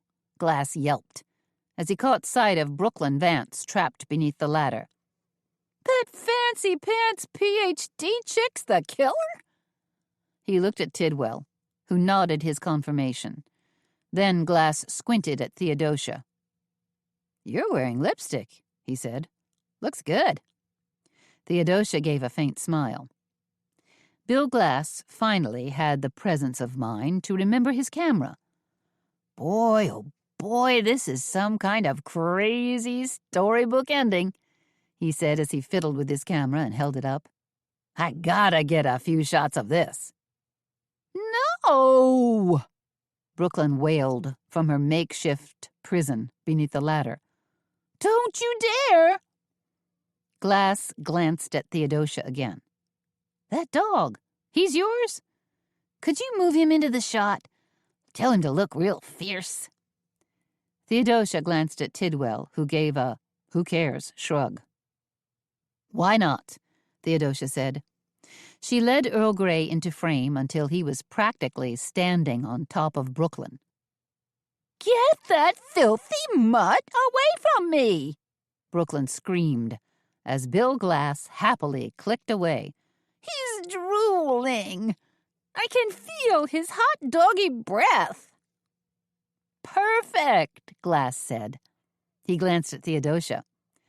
"I might even have the perfect caption for my pictures." Theodosia lifted an eyebrow. Glass grinned. "Ding dong, the witch is dead." "One more shot," Tidwell told him, "and then get lost." "No problemo," Glass said. His shutter whirred and clicked, and then, like the proverbial shadow from the old radio show, he was gone. Tidwell signaled to the 2 police officers who'd been standing there, both of them looking amused and curious. "You can haul her away now. Cuff her, check her for weapons and keys. Oh, and you might find time to read her rights, too."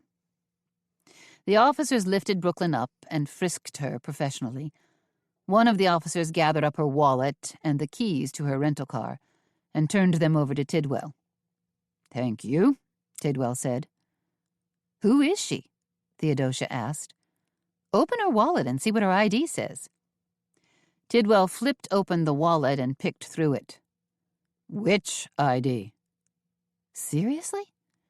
"There are 3 IDs in here," Tidwell said. "Probably all phony." "Car keys," Theodosia said. Tidwell handed over Brooklyn's car keys and watched as Theodosia hurried out to the street and punched a button on the key fob. The headlights for a silver Buick flashed on. "We have to check her car," Theodosia said. With one hand on the car door, about to pull it open, she paused. "Do we need a search warrant?" Tidwell shook his head. "Under these circumstances, no." Tidwell waited on the curb while Theodosia searched through the car. Front seat, glove box, back seat, underneath the seats. She found nothing. Then Theodosia popped open the trunk and found a shiny stainless steel briefcase wedged in between 2 suitcases and a black nylon duffel bag. The briefcase was the kind international couriers carried chained to their wrists. But maybe that was only in the movies. "Is it locked?"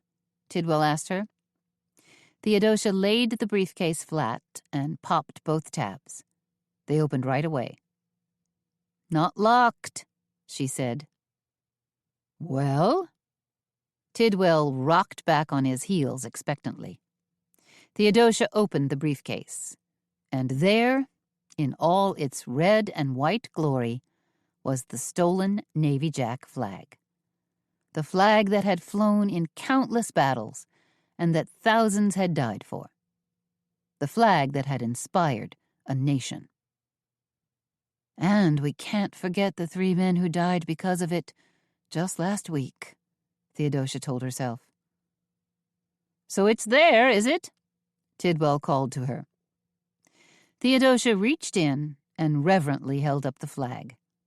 But she kept it sheltered, under the trunk lid, so it wouldn't get wet.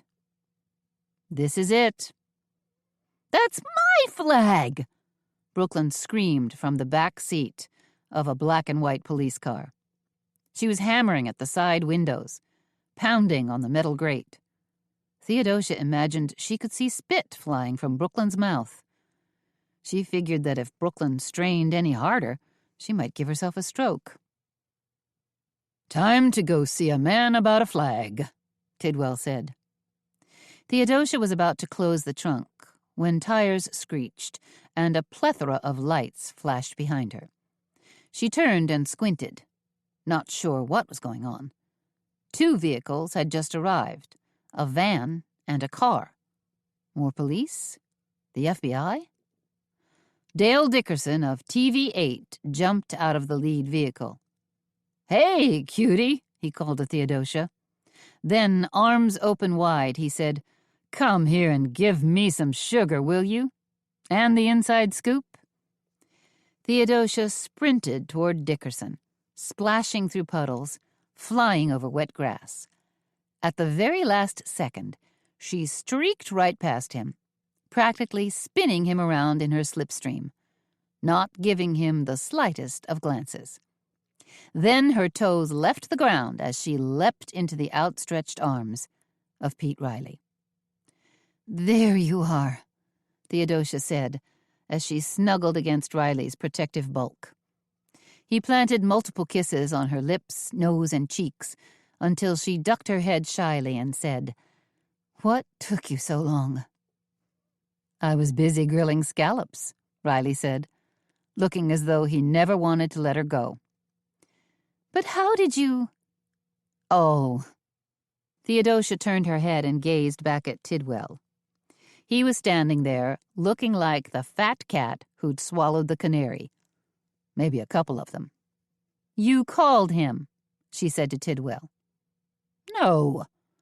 I gave Detective Riley a direct order to come over here," Tidwell said.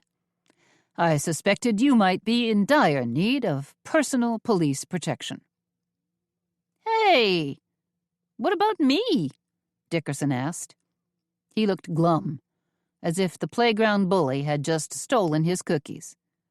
"Oh, you'll get your story," Tidwell said. "But I'm guessing that's all you'll get." Theodosia remained snuggled securely in Pete Riley's arms as they slowly walked back to confer with Detective Tidwell. "What about the missing money?" Theodosia asked Tidwell. "The missing $5 million from Syncsoft?" "I received word from our financial forensics people," Tidwell said. "They dug through several bank accounts and traced the money." He reached down and patted Earl Grey on the head. "Donald Kingsley took it. Used some of the money to purchase the flag from a European dealer." "What about the rest of the money?" Riley asked. "I'm guessing some of it ended up with Tawny," Tidwell said. "Uh-oh," Theodosia said. "Sounds like there might be a serious clawback." "So, who actually owns the flag?" Riley asked. Tidwell's burly brows lifted. "Well, it's on our soil now, and will be placed for safekeeping in our police property room. After that, who knows? Could end up in a local museum." Dickerson moved in to join them.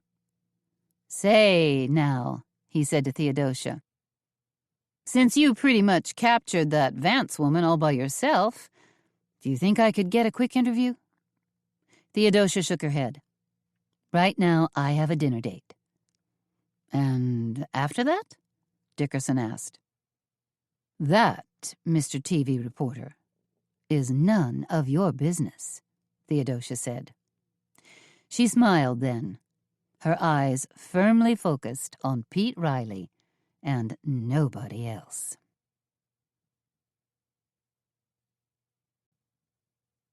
Favorite recipes from the Indigo Tea Shop. Walnut and cream cheese tea sandwiches. 12 ounces cream cheese, softened. 1 tablespoon cream. Half cup walnuts, finely chopped. 1 tablespoon finely chopped green pepper. 1 tablespoon finely chopped onion. 1 teaspoon lemon juice. Salt and pepper. 20 slices white bread.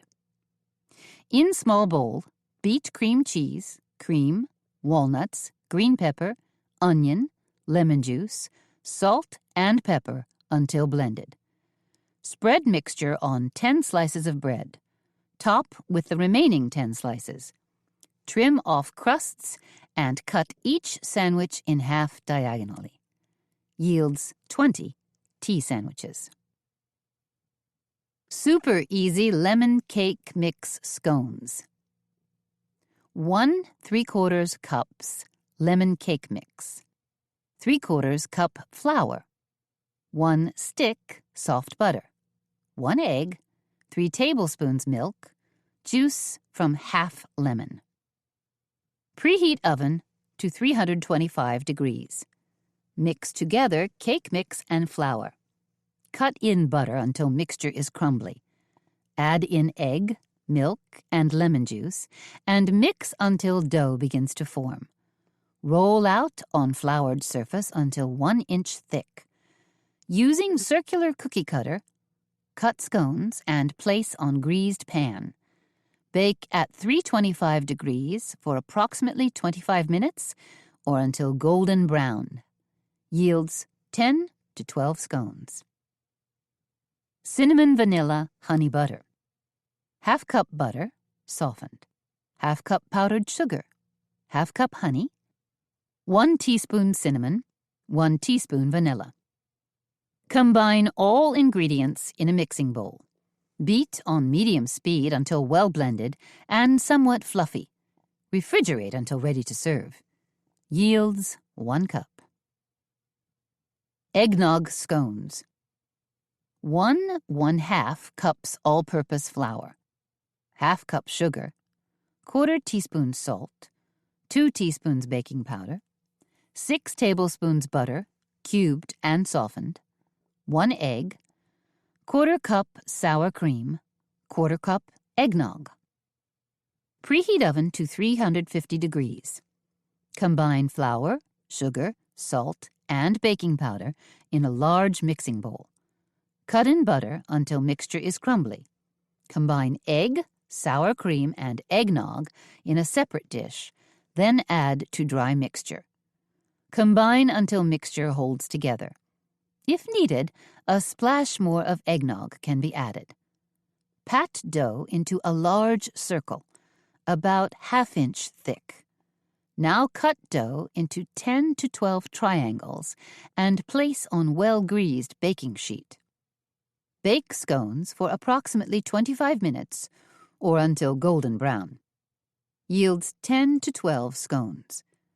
Hint: for a sweet topping, combine 1/2 cup powdered sugar with 2 tablespoons eggnog and drizzle over scones.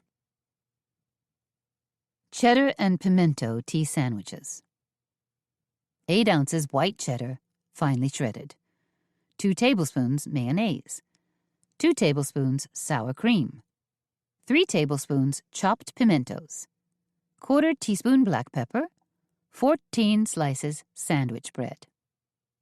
In medium bowl, combine cheese, mayonnaise, sour cream, pimentos, and pepper. Stir well to blend. Spread pimento mixture on 7 slices of bread. Top with remaining bread slices. Trim off crusts and cut sandwiches diagonally in half. Yields 14 tea sandwiches. Angel hair pasta with lemon and herbs. 1 package, 8 ounces, fresh angel hair pasta. 1/3 cup butter. 3 tablespoons lemon juice.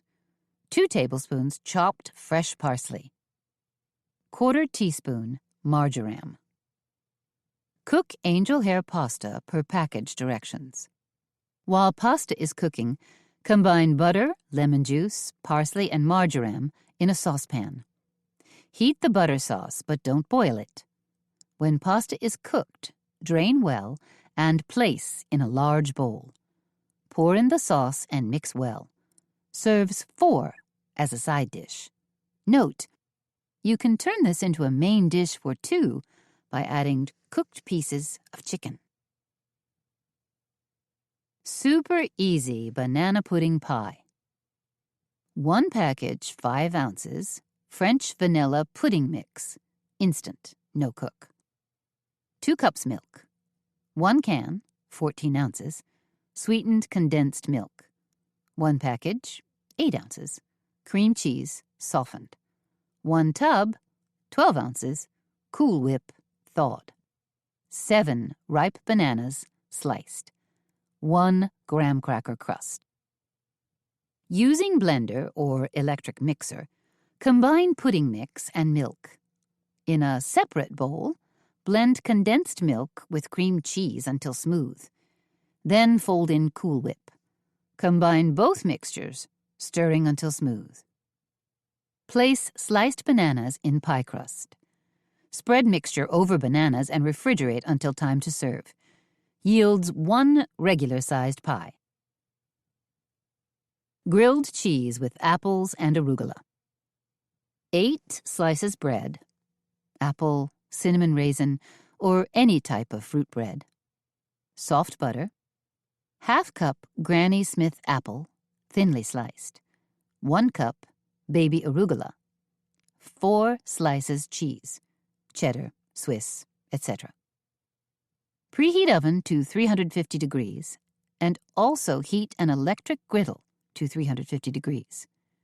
You can use a large, medium-hot frying pan, but you'll have to do the sandwiches 2 at a time. Butter 1 side of each slice of bread. Gently flip 4 slices over so butter side is down.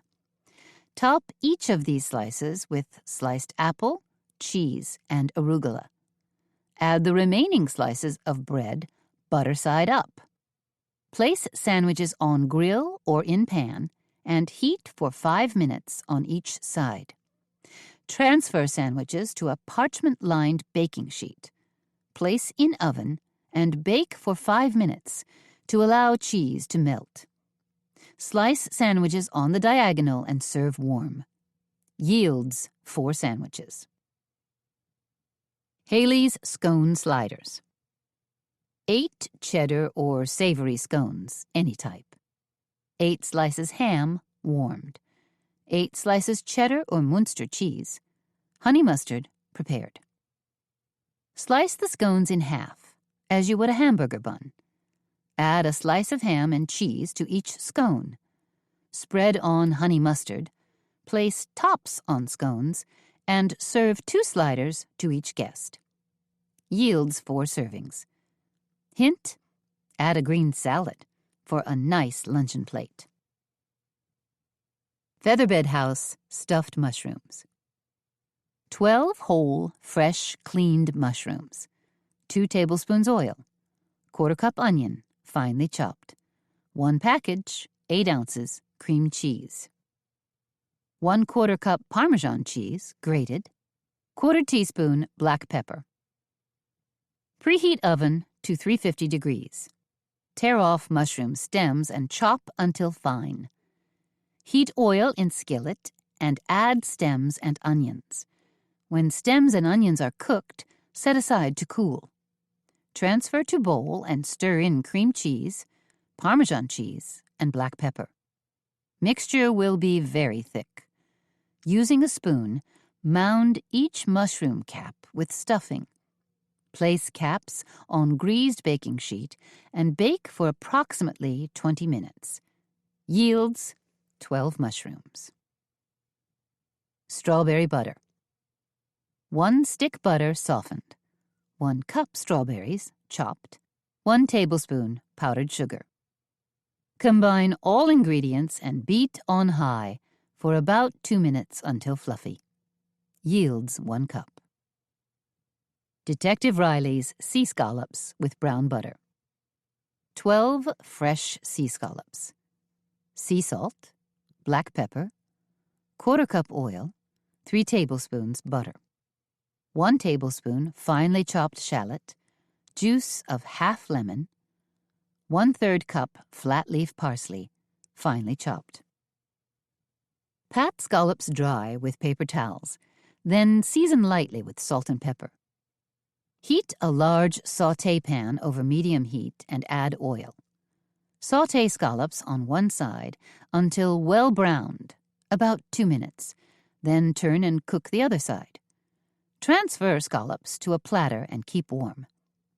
Carefully wipe any remaining oil from pan, then add butter and shallot.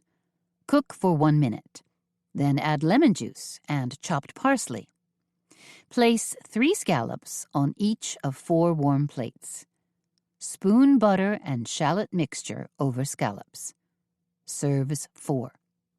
Hint, serve with rice, salad, or your favorite vegetable.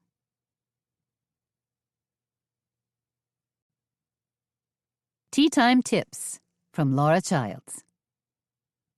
Gilded Age Tea. Celebrate what was known as the Gilded Age, 1870s to 1900, with an elegant upscale tea. Decorate your table with fancy china, linen napkins, lots of Baroque candlesticks, and over-the-top floral arrangements. Mix in any kind of bronze statues. We're talking angels, dogs, people, the sky's the limit. Or even miniature paintings on small easels. Start with rich buttermilk scones and Darjeeling tea. Tea sandwiches might be brie with fig jam or cucumber and herbed cheese. Slices of coconut cake would be a perfect dessert. Sip and see tea. A sip and see is a fun tradition that originated in the South, but has caught on all across the country. This tea party is a special venue for new moms to introduce their newborn baby to family and friends. It's generally a casual occasion, so a buffet tea works beautifully. Cream scones with jam, chicken salad and egg salad tea sandwiches, and lemon tea cakes can be spread out on a sideboard for guests to help themselves. Serve sweet tea if the weather is warm. A nice Earl Grey if it's cool. Father's Day tea. Dads love tea time too, just as long as the food is skewed to their liking. In this case, think of blueberry or apple scones for starters. Entrees could include roast beef and cheddar tea sandwiches, buttermilk biscuits with ham and black jam, or turkey cranberry sliders. Serve an orange pekoe tea and finish with brownies and ginger snap cookies. Kentucky Derby tea.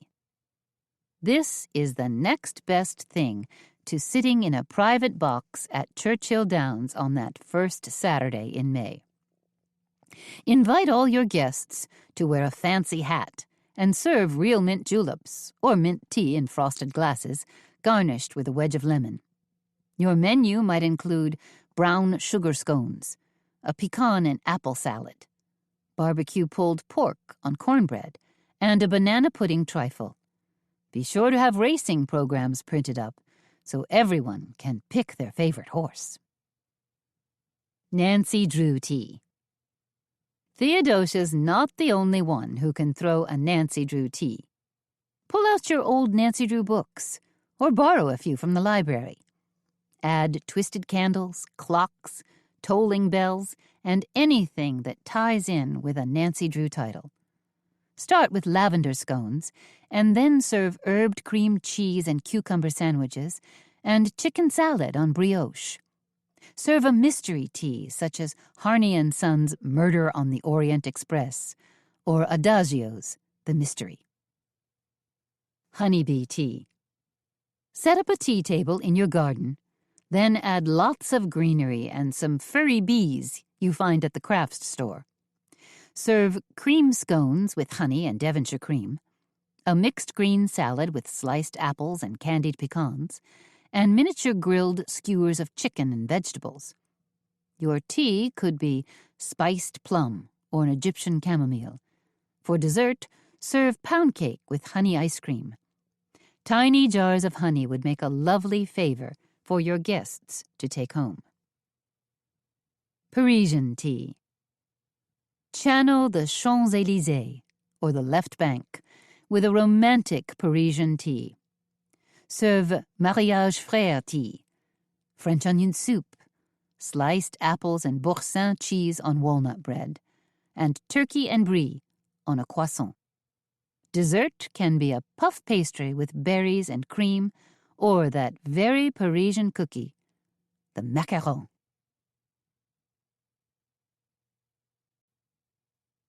The end. This book was read for you by Barbara McCullough, a member of SAG-AFTRA. We hope you have enjoyed this production of Broken Bone China by Laura Childs. Recorded books are available wherever audiobooks are sold, including audible.com, audiobooks.com, Google Play, Apple iTunes, and in public libraries through RB Digital. Thank you for being a Recorded Books reader.